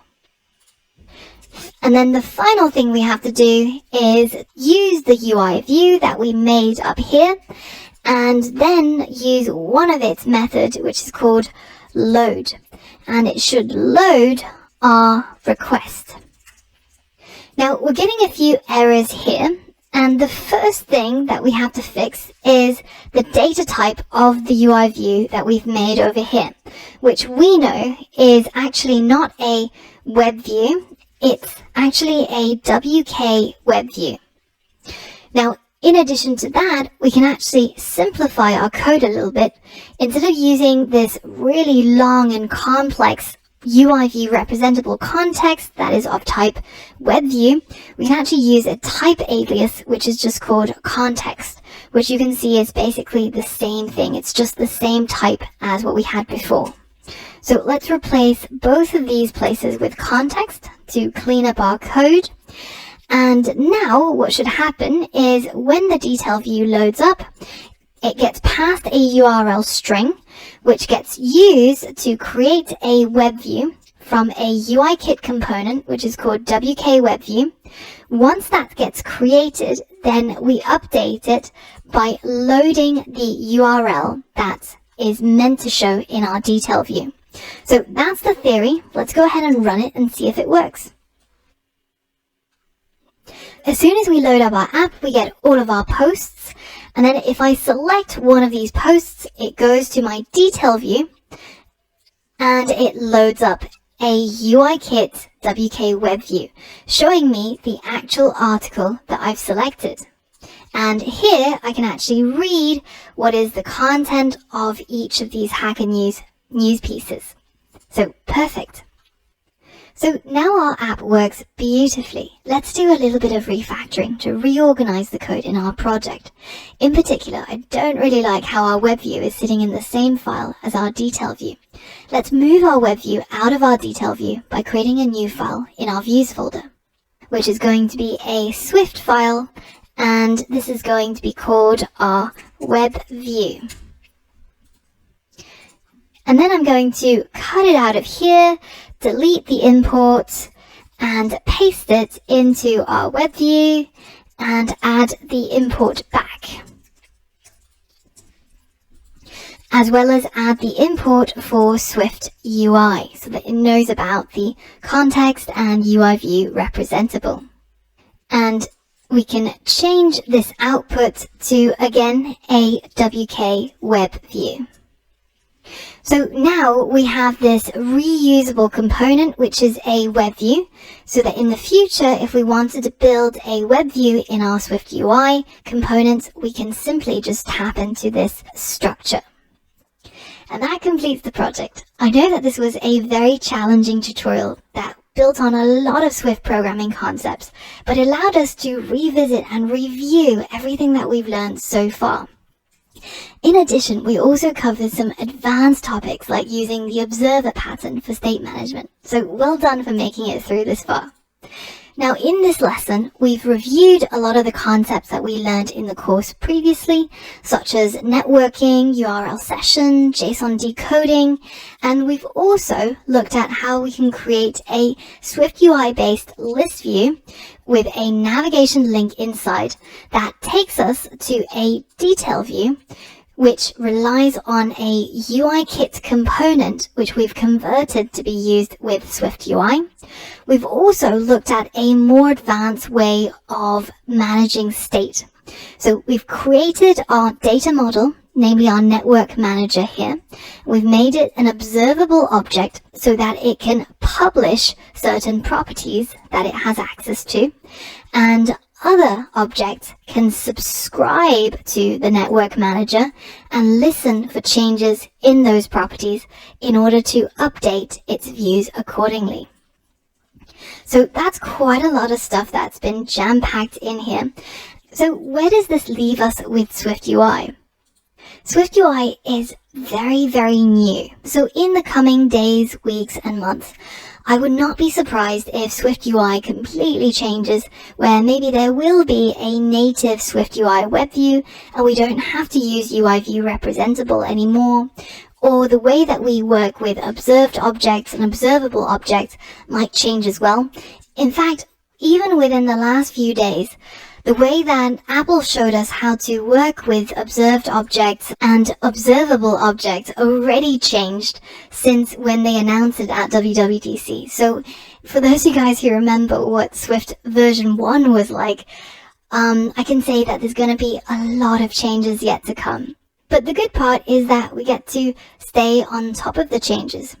So if you're somebody who doesn't like working with buggy software and beta testing for Apple to be able to report errors and let them know what needs to be done, what's wrong, what needs to be fixed, if you prefer to work with stable code and stable components, also if you're actually building a very serious app, I actually recommend sticking with UIKit for now. Swift UI is going to take maybe 3 to 5 years to mature before the code is actually stable and usable to create anything that's serious.